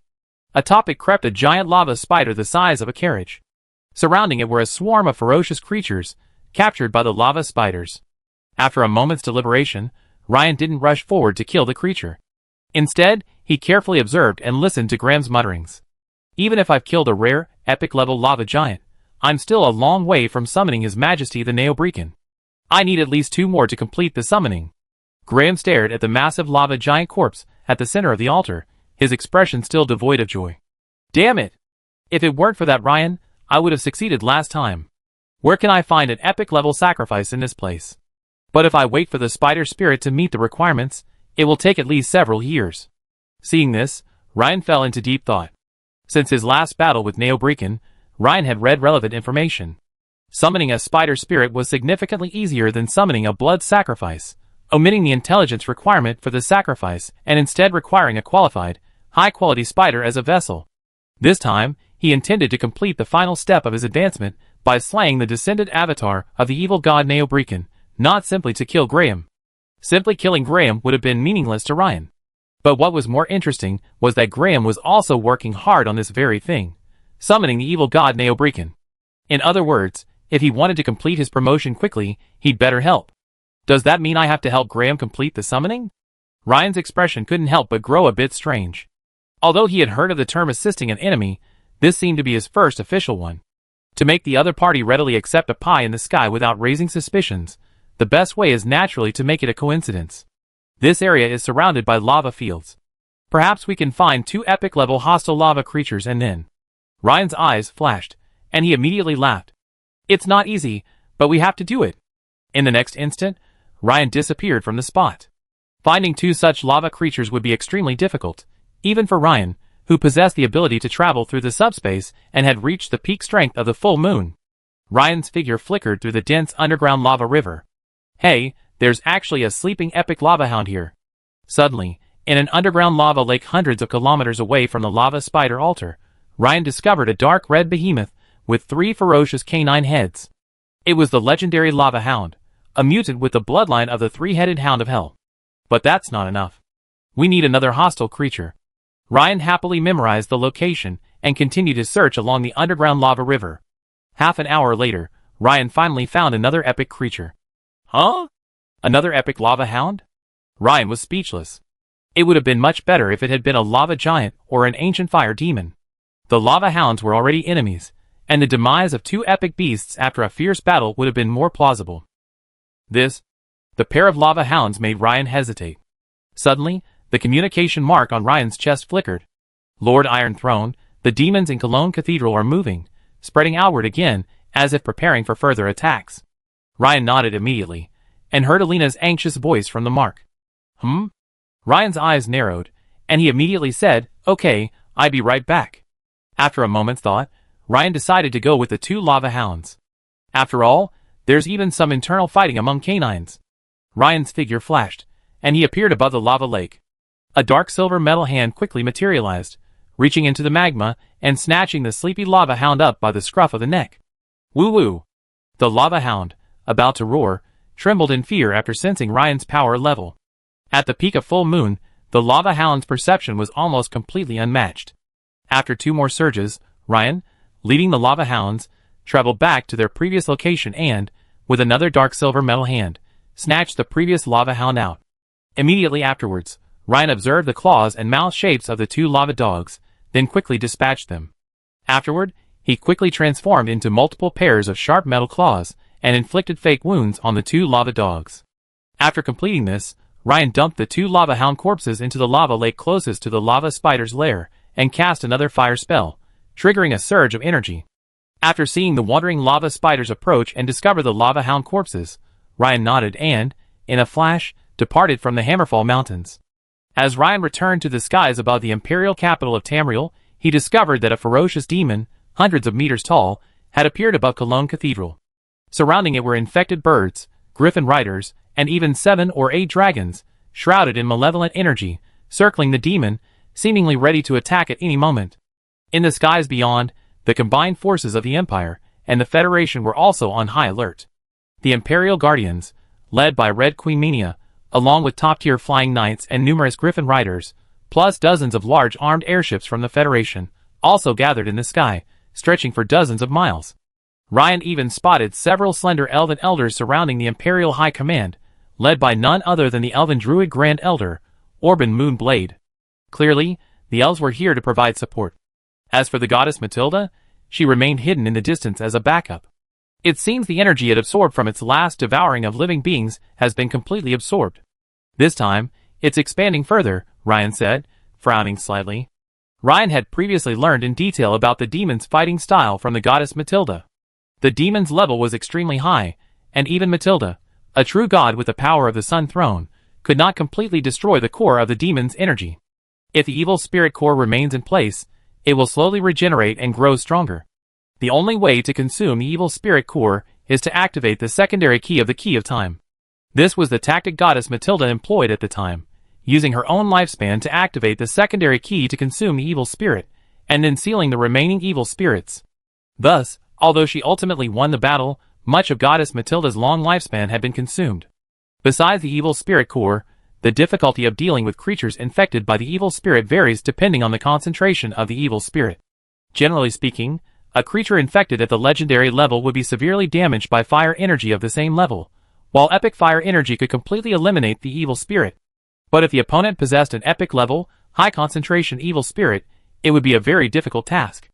I'm afraid that besides him, even a wizard in the late dawn stage would find it extremely difficult to completely eliminate the evil spirit. This is why the battle against the demons is so difficult. If one is not careful, one is easily infected, and completely eliminating them is extremely difficult. Ryan flashed once more, arriving beside Red Queen Minia and saying, "I'm here." At the sight of Ryan's appearance, everyone, from the Imperial Guardians to the elite soldiers aboard the armed airships, breathed a sigh of relief.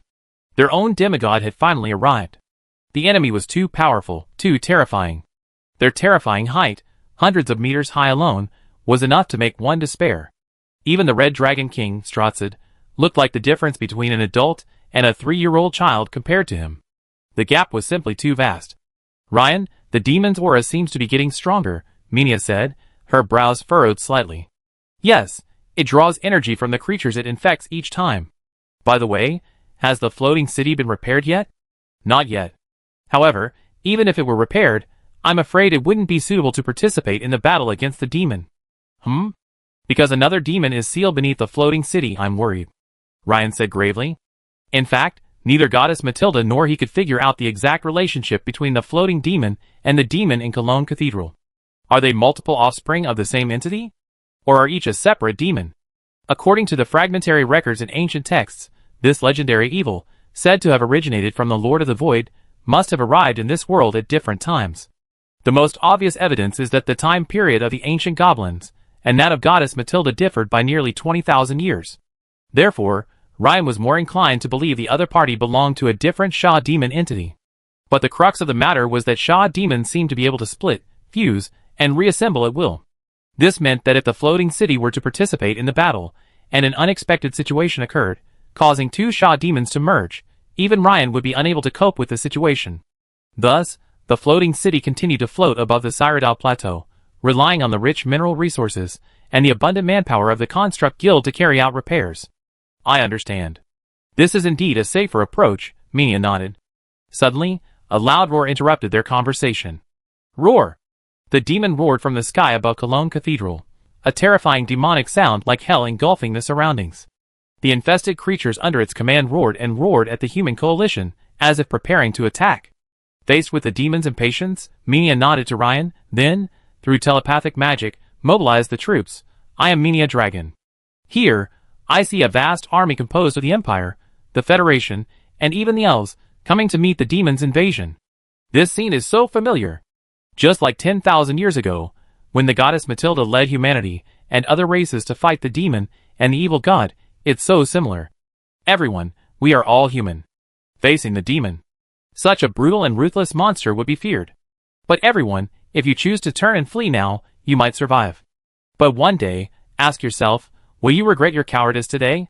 Stay, though you may die in battle, but you can proudly tell everyone that you fought bravely to defend your home and your family. You can proudly tell the demons that we humans will never surrender. Everyone, glory is with us. I am with you. Minia's powerful pre-war mobilization seemed to have the effect of a deafening spiritual sorcery. Thousands upon thousands, both in the sky and on the ground, high and low in status, strong and weak, overcame their fear, raised their weapons high, and brandished them, roaring, "Glory be with us! Glory be with us!" However, the coalition's roar clearly enraged the demons. In the sky, the demons' flying followers, centered around the infested dragon, roared down towards the coalition forces in the air like a cascading black waterfall. And on the ground, the tens of thousands of infected beings, like a zombie siege, rushed towards the coalition's ground positions. A fierce battle immediately erupted. Chapter 572. Meanwhile, in the Hammerfall Tunnel, deep underground in the lava spider's lair, a red and black lava spider, the size of a millstone, swung its limbs and quickly approached Graham, who was lost in thought, hissing something. "Little darling, take your time. Don't rush. What do you want to say?" Graham seemed to sense the lava spider's excitement and soothed it, extending his hand and placing it on the fiery red-haired lava spider's forehead. Through telepathy, he could better understand what the other party was saying.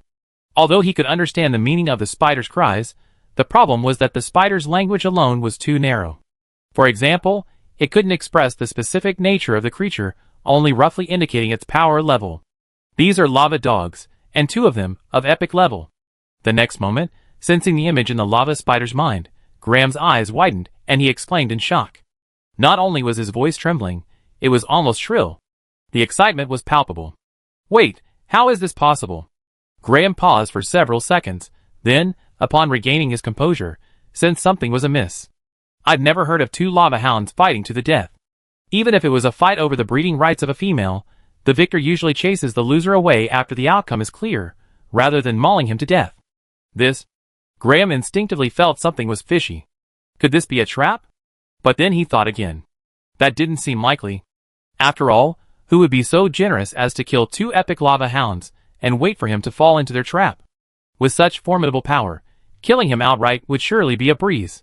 In that case, well, let the lava spiders carefully inspect the surroundings. If there are no traps, I go to the scene immediately. Graham quickly made a decision. A few minutes later, after dozens of lava spiders scoured the lava lake, confirming there were no ambushes, Graham cautiously appeared beside the two tragically dead lava dogs. After reaffirming the absence of ambushes, Graham focused his attention on the two lava dogs. Looking at the hideous, crisscrossing scars on the lava dogs' bodies, Graham carefully compared the two giant claws. Undoubtedly, they matched perfectly. The claw marks are indeed from the other. How rare. I've actually encountered something like this. Graham's eyes flashed with surprise. He'd pondered this matter repeatedly on the way here. If it was a trap, it would most likely have erupted the moment he appeared beside the corpses. Did someone do this on purpose? Impossible. Once I truly summon His Majesty Neobrican, any trap will be a joke. And how could anyone actually set such a trap? Two epic lava hounds. That's a massive undertaking. Furthermore, without the mutual intuition between the lava hound species, finding even one in the intricate underground lava rivers would be nearly impossible. Graham immediately dispatched dozens of lava spiders to carry the two massive lava hound carcasses back to the lair. After returning to the lava spider's lair, the two massive lava hounds were quickly placed next to the epic lava giant, while the giant lava spider hissed with excitement. Excellent. This is years faster than expected. Ryan, this time you're dead. Lady Luck won't always favor you. Death is your final fate for those who have offended the great Neobrican.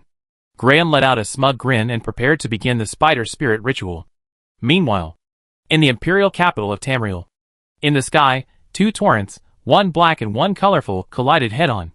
Fierce battles ensued between dragon riders and infected dragons, and between griffin riders and infected flying knights. All guns load incendiary rounds. Orders were rapidly issued from the Federation's armed airships. Aim at the infected dragon and fire. Boom! Boom! Boom! Instantly, dozens of small mushroom clouds erupted from the infected green dragon, its skin pitted and blazing. But the dragon seemed oblivious to the pain. Black evil energy emanated from its body, extinguishing the flames before continuing its charge towards Elder Ivan. Clearly, the concentration and power of the infecting dragon's evil energy were far beyond the reach of ordinary flames. However, the much smaller infected flying knight, struck by a single shot, burst into flames, a true blast to the very core, instantly transforming into a charcoal and falling from the sky. King versus king, general versus general. Ryan naturally wouldn't let Menia deal with the demon itself. He had already engaged the hundreds-meter-tall demon from a distance. Thanks to the ability of the full moon's killer move, the high-frequency blade, to extend and transform its energy form at will, Ryan now seemed to be wielding a silver-gray chainsaw over 100 meters long, slashing at the demon in front of him from various angles. The high-frequency blade's immense destructive power meant that even with the demon's mantis-like, sharp black limbs, it would still shatter a small piece of itself. This was clearly making the demon extremely uncomfortable. Even 10,000 years ago, when it faced the goddess Matilda, it had never been so vulnerable. Roar! With a furious roar from the demon, a visible, transparent wave rose up like a tsunami, spreading in all directions. The opponent's intention was clear, to use this area of effect attack to disrupt Ryan's attack rhythm, thus creating an opportunity for a counterattack. But Ryan's figure flashed and disappeared. As soon as the sonic wave died down, he suddenly appeared to the right of the demon, swinging his high-frequency blade at it again. It was Shadow Shuttle and high-frequency blade. Although the mental and physical energy consumed by Ryan's simultaneous use was staggering, it was truly an almost unstoppable combination for the enemy.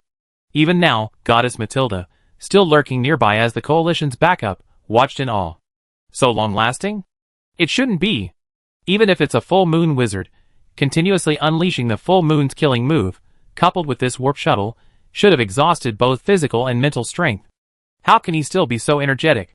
Goddess Matilda, watching from the sidelines, had been ready to leap in several times when the battle became critical, but each time, Ryan was able to turn the tide or dodge at the crucial moment. This forced the Goddess Matilda to suppress her desire to fight several times. According to the agreement, she was a backup, a precautionary measure, and would only be called upon to intervene upon receiving a signal from Ryan. On the other hand, Ryan had a clear objective for this battle. Before he could ascend to the Sun Throne and truly harness the power of the artifact, the Key of Time, he could only restrain the demon before him. Therefore, he planned to consume the demon's Sha-Chi to reduce its combat effectiveness, ultimately achieving his goal of dismembering it. Although the demon could generate a large amount of Sha-Chi again, this would take time. Recovering Sha-Chi takes time. And time was what Ryan lacked most. After restraining the demon, he planned to return to the floating city and expend a small amount of his life force to stabilize the seal. Ryan was confident that even without the fragments of the divine nature to absorb, relying solely on his own efforts, he would have the opportunity to take this final step within a few years. Having already topped up his energy for the third time, his physical and mental strength restored to peak levels, he seized the opportunity once again, unleashing his high-frequency blade to sever the giant demon's fist-sharp mantis-like limb, which was actually a rib. A small crack had appeared in the massive, pulsating black heart. High above the Cyrodiil Plateau, within the floating city, a bustling repair scene unfolded on every level except the bottom. Your Majesty Hiram, I heard the demons in the Imperial City have become active again, and the battle has already begun? Indeed, Your Majesty Moria, that's what I'm worried about, Hiram said, his brow furrowed slightly. Although the Imperial City boasted high-end combat power, like the Throne of Ren and the Goddess Matilda, the battle remained extremely dangerous. Logically, a weapon as powerful as the ancient goblin floating city should be deployed in this war that will impact the entire world. Tell me, isn't the Throne of Ren's worry overblown? Now is the time to unleash this powerful weapon, the floating city, into battle. Let the demons have a taste of our might. Hiram waved his hand vigorously, a touch excited. Moria was no longer surprised by Hiram's excitement and eagerness for battle. However, at first, Moria hadn't expected that the director of the Federal Mechanical Research Institute, a veteran scientific leader, was actually such a combat enthusiast. He had discovered this the last time they fought together, while controlling the mechanical Tyrannosaurus Rex. Of course, this genuine nature didn't hinder anything. Instead, it made him feel trustworthy, and so he and Hiram quickly became close friends. Not only did they frequently discuss the construction of advanced mechanical devices, but they also had in-depth discussions on how to handle various combat situations. Just as Moria was about to respond, suddenly, both of them noticed a subtle vibration in the metal floor beneath their feet. This vibration was only once, and it was fleeting. If it were anyone else, they might have overlooked it amidst the clamor of the repairs, but both of them, Dawn Wizards, possessed exceptionally keen perceptions, and they immediately sensed something was amiss with this vibration. This was definitely not the result of a simple heavy object falling. No ordinary heavy object, even a subtle one, could cause such a vibration that spread throughout the entire floating city. That vibration just now seemed to be coming from below. The two exchanged glances, each seeing shock in the other's eyes. Quickly investigate the situation below, Hiram turned and shouted to the wizard at the control panel. Yes, Lord Hiram. The crystallized wizard at the control panel immediately began to use the endoscope to inspect the floating city. This physical inspection can be used when magical inspection is inappropriate. Oh no! My lords, the evil spirit below has faded. No, the demon has disappeared. The evil spirit has opened a hole in the wall on the bottom floor and left the floating city, the crystallized wizard exclaimed in shock. What? This situation was clearly beyond their expectations. Originally, they had assumed that even if something unusual had occurred, it would simply be the demon escaping its seal and engaging them in battle within the floating city. But now, the demon had actually left? Hiram immediately grabbed the endoscope to inspect, while Mariah immediately looked through the porthole to check the direction of the evil spirit. An unexpected event has occurred. The demon has truly escaped. Hiram was somewhat distraught. Just now, he had doubted whether Ryan's worry was excessive, but now it seemed that Lord Ryan of the Iron Throne had been incredibly prescient. Oh no, Your Majesty Hiram. The demon seems to be heading towards the Imperial capital. Moria's eyes fixed on the retreating mass of dark gray evil energy outside the porthole, his face pale as he exclaimed in shock. Damn it! Could it be that even at such a distance, the demons are somehow connected or connected? Quick! Notify Lord Ryan of the Iron Throne immediately. Notify Her Highness Minia immediately, Hiram shouted. Meanwhile, over the Imperial capital of Tamriel. After unleashing a blast of flames that sent an infected griffin knight flying, Minia cast a look of relief at Ryan, who was suppressing the Sheikh in battle. Excellent! Although I can't completely destroy the Sheikh, Ryan can completely suppress it. Victory in this battle is practically a foregone conclusion. But at this moment, the communication symbol on the chest of her red wizard robe suddenly flickered violently.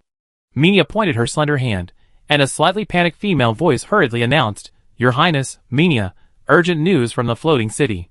The demon sealed at the bottom has escaped, and is now rapidly flying towards the imperial capital of Tamriel. What?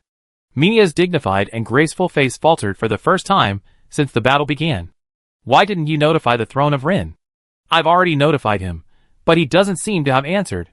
Ren, facing such intense battle, couldn't possibly be distracted by a message of uncertain importance. Not good. I need to inform Ren immediately, Mia thought to herself. But before she could do so, a vast mass of dark gray mist, seemingly slow but actually swift, descended from the distant horizon in the blink of an eye. This dark gray mist insidiously spun in an arc, suddenly attacking from behind Ryan.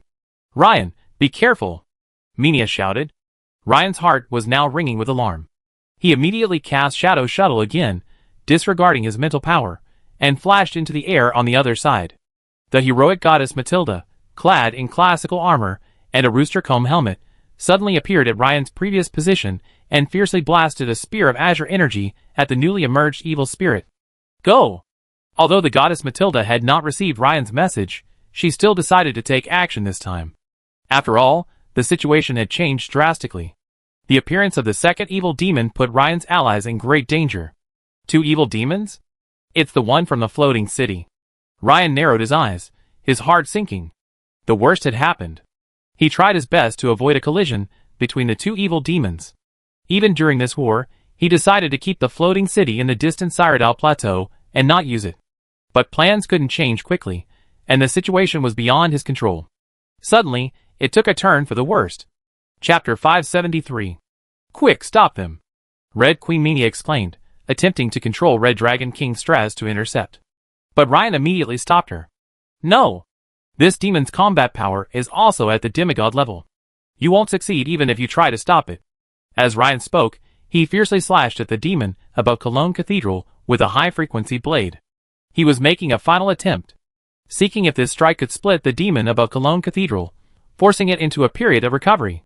In fact, he could immediately sever the demon's 8th sharp segment, which would surely allow him to advance steadily and gain a chance to severely injure the demon.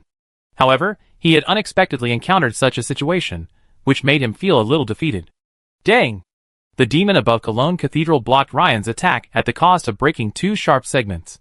The blue beam of light from the goddess Matilda only managed to push the second demon back slightly. Roar! The next second, the demon from Cologne Cathedral roared, its one solid black form transforming into a thick black mist.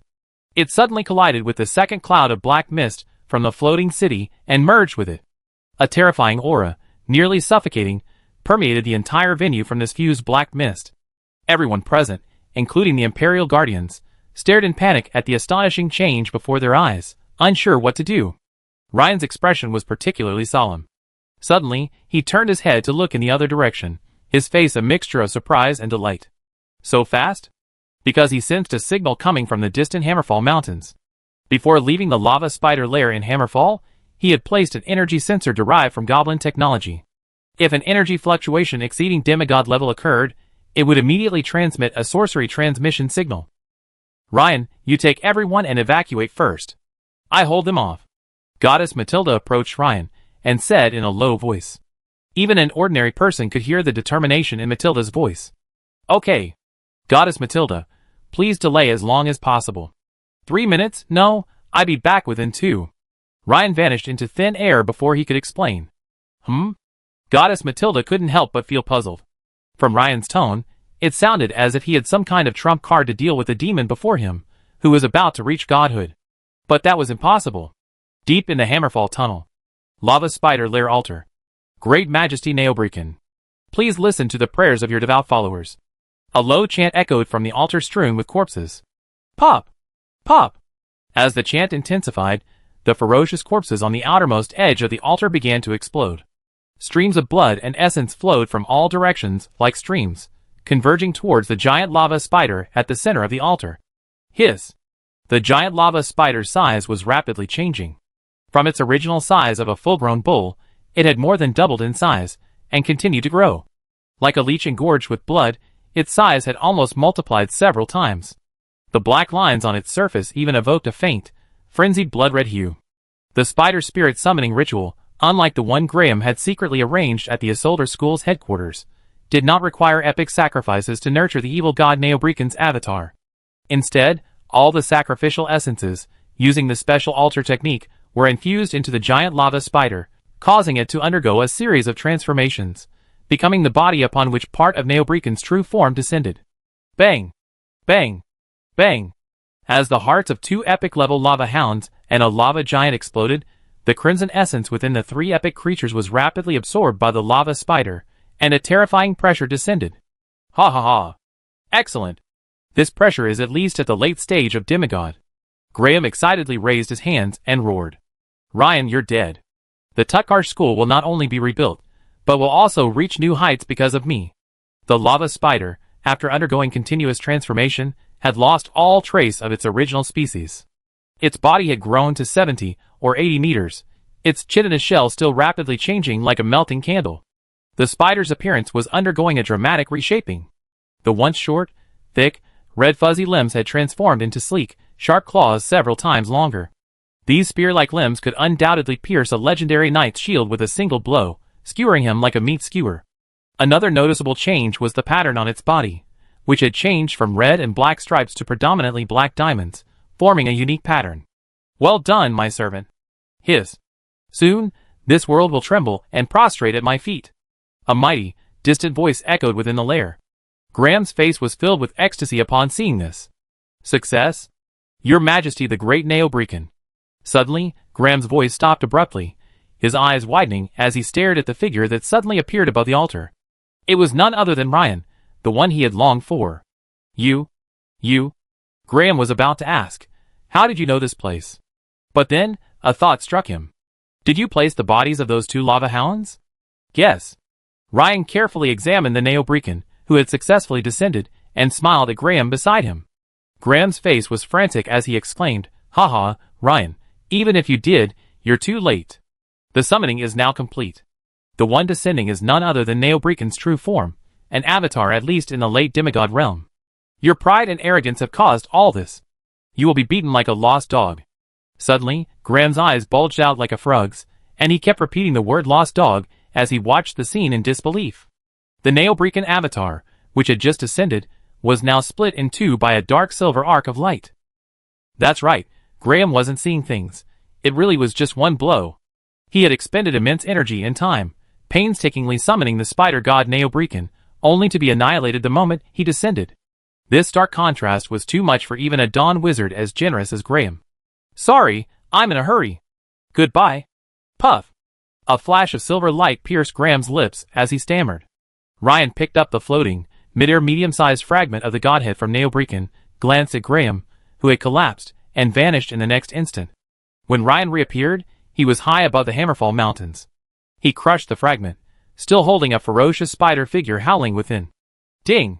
Detecting a fragment of the godhead that can enhance the fission of mental power. Accelerate absorption? Note, the system absorbs impurities and absorbs all at once. Ryan naturally chose yes without hesitation. Instantly, the roars and curses of the evil god Neobrekan rang in his ears. However, Ryan was already accustomed to this, and naturally paid no attention. His attention was now focused on the fluctuating fission value on the attribute panel. He saw that the mental fission value was rapidly rising from 93% to 94%, 95%, 99%, 100%. Instantly, Ryan felt the pulsating mental core within him, like the fissioning Earth's core, expand to a certain limit and then suddenly collapse inward. Instantly, an unusually dazzling dark silver light flashed in his mental sea, like the rising sun. System notifications appeared like a flood across the screen. Ryan could feel the originally expanding fissioning Earth core transform into a much smaller essence core, but the light and energy density far exceeded its previous state. It was like the same nuclear power plant, but the power generation method had been upgraded from nuclear fission to nuclear fusion. At that moment, within Ryan's spiritual sea, it felt as if an artificial sun was rising. At the same time, Ryan's entire being began to radiate a unique radiance. This transformation is difficult to describe in words. If I had to use a metaphor, Ryan at this moment was like a black and white photograph of an environment suddenly appearing with a colorful figure. Is this the Sun Throne? Ignite the fusion fire, and achieve the Sun Throne. Ryan looked at his palm, emitting a faint halo, and was overwhelmed with joy. However, Ryan didn't have time to fully appreciate the changes taking place within his body. In a flash, he arrived at the mysterious space where the true key of time lay. Unlike before, where he needed two secondary keys to determine his location, since he had already entered that mysterious space once, Ryan's advancement this time allowed him to arrive directly at the key of time. Similarly, When Ryan reached out for the key of time, a shadowy image of the key of time emerged from the artifact and slowly drifted toward Ryan's palm. I still can't control it, but does this mean you're lending me some of its power? The moment the shadow touched his palm, Ryan suddenly sensed more fragments of information than before, transmitted to his mind. After several seconds, the shadow gradually dissipated, but it didn't vanish. Instead, it merged into the secondary key in Ryan's possession. So that's how it is. The key of time is the core of this world's stability. The highest level in this world can only be reached by the Sun Throne, or a 6th level wizard. To ascend to a higher level, one must journey to the wizarding world. This is a long-held design of the Lord of Time, the Eternal Lord. Except for the Shah, the ultimate fate of the other evil gods who descend upon this world is also predetermined. Under the assimilation of the key of time, they will slowly transform into nutrients for the world's ascension. Ryan finally understood why, even in the memory crystals preserved by the ancient goblins, this world had never heard of higher-level wizards, such as 7th-level wizards. However, now was not the time to carefully comprehend this information. Back in the imperial capital of Tamriel, the human coalition was still engaged in a bitter battle. Ryan cast Shadow Warp once again, instantly arriving above the imperial capital of Tamriel. Looking at the raging, oversized demon, Ryan's eyes calmed. He extended the secondary key, imbued with some of the power of the divine artifact, the key of time, and aimed it at the demon. Swish! A beam of colorful light shot straight at the demon, instantly enveloping it, forming a colorful ellipsoidal object resembling a silk cocoon. Ryan shook it slightly, and saw the cocoon, enveloping the struggling demon, shrink continuously. The demon within, like a piece of pork in strong sulfuric acid, emitted a hissing, boiling sound and screams. The nearly 1,000-meter-tall demon shrank rapidly. 500 meters. 300 meters. The infected organisms, now emitting black-gray smoke above their heads, rapidly drifted towards the colorful cocoon, as if trying to support the demon itself. However, these weaker black evil spirits, like moths to a flame, were of no use. Unlike the goddess Matilda, who relied solely on her life energy to propel the secondary key to defeat the evil demon 10,000 years ago, this time, Ryan harnessed the power of the Key of Time, a divine artifact from the Lord of Eternity. According to the fragments of information Ryan had just learned, this was the power of rules, a magnificent power wielded only by wizards of level 7 and above. Only the power of rules could completely dissolve the evil demon created by the Lord of the Void. This scene naturally astonished everyone. At first, many speculated whether the throne of Ryan had a strategic retreat, but now it seemed that was not the case. So he won? A nearly exhausted knight on the ground, panting, his hands resting on his great sword. Yes, we won, Sword St. Lambert said, sheathing his great sword, a look of joy on his face. Immediately, cheers resounded like a landslide and a tsunami, echoing across the imperial capital of Tamriel. After defeating the demon, Ryan nodded to Minia and gestured to Matilda. In the next instant, they had arrived at the secret chamber where the goddess Matilda's true form resided. Matilda, as if sensing something, shifted slightly. Immediately, Ryan aimed his secondary key at the dense, evil energy lingering around Matilda's calves. Then, a burst of multicolored light illuminated the chamber. A beam of colored light enveloped the dark gray evil energy, gradually dissolving it. A few seconds later, Matilda slowly rose. This time, she removed the coxcomb-shaped helmet, revealing a stunningly beautiful face and long, lustrous brown hair. Lord Ren, thank you for your help. Goddess Matilda slung her helmet around her waist and bowed slightly to Ren as a token of gratitude. You're welcome. If I have anything to thank you for, I'd first like to thank you for your sacrifice in the battle against the demons and evil gods 10,000 years ago. Ren immediately smiled and saluted. Evil god. Ren frowned slightly and immediately took up the secondary key again. The next second, multiple beams of colored light shot out in all directions like meteors. Somewhere beneath a primeval forest on the Empire's frontier. No! How could my divine body have fallen into slumber again? This is impossible. A massive deity's true form was enveloped in a shroud of colorful light, while a translucent shadow emerged from it, roaring as it struggled to rise. From the shadow's appearance, it was Rune, the god of the hunt. At the bottom of the summer sea, a beam of colored light instantly struck a gigantic giant clam. No! This is the power of the Key of Time. Instantly, the shadowy figure of Hela, goddess of the underworld, appeared beside the giant clam, her mouth slightly open, her eyes wide with shock. But how could I know that? It's that blasphemer Ryan. The giant clam trembled a few times, and then, there was no sound, and Hela's shadow gradually dissipated. Similar scenes appeared in many places in this world. A month later, Red Queen Menia was officially crowned Her Majesty the Empress of the Dragon Empire, while Jennifer was appointed Chief Finance Minister. The reconstruction of the imperial capital of Tamriel was in full swing. Meanwhile, in the lush Ferdinand Forest, within the courtyard of the Elven Royal Palace, Mint and the greyhound war dog Cookie were happily playing on the green lawn, while Anna held the hand of Ryan's mother, Emma, and chatted intimately. As for Lagra and Claire, they were sparring in the training ground nearby. At that moment, Anna suddenly thought of something. She turned, blinked her eyes, and looked at Ryan, who was lying in a rocking chair beside her. She asked, "Ryan, are you really not going to the wizarding world?" "Yes, my home is where my heart is."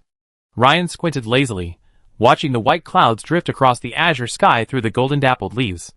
The laughter of his sister Mint and mother Emma filled his ears. And in the end, it all seemed to transform into a gentle ripple, flowing through the softest corner of Ryan's heart.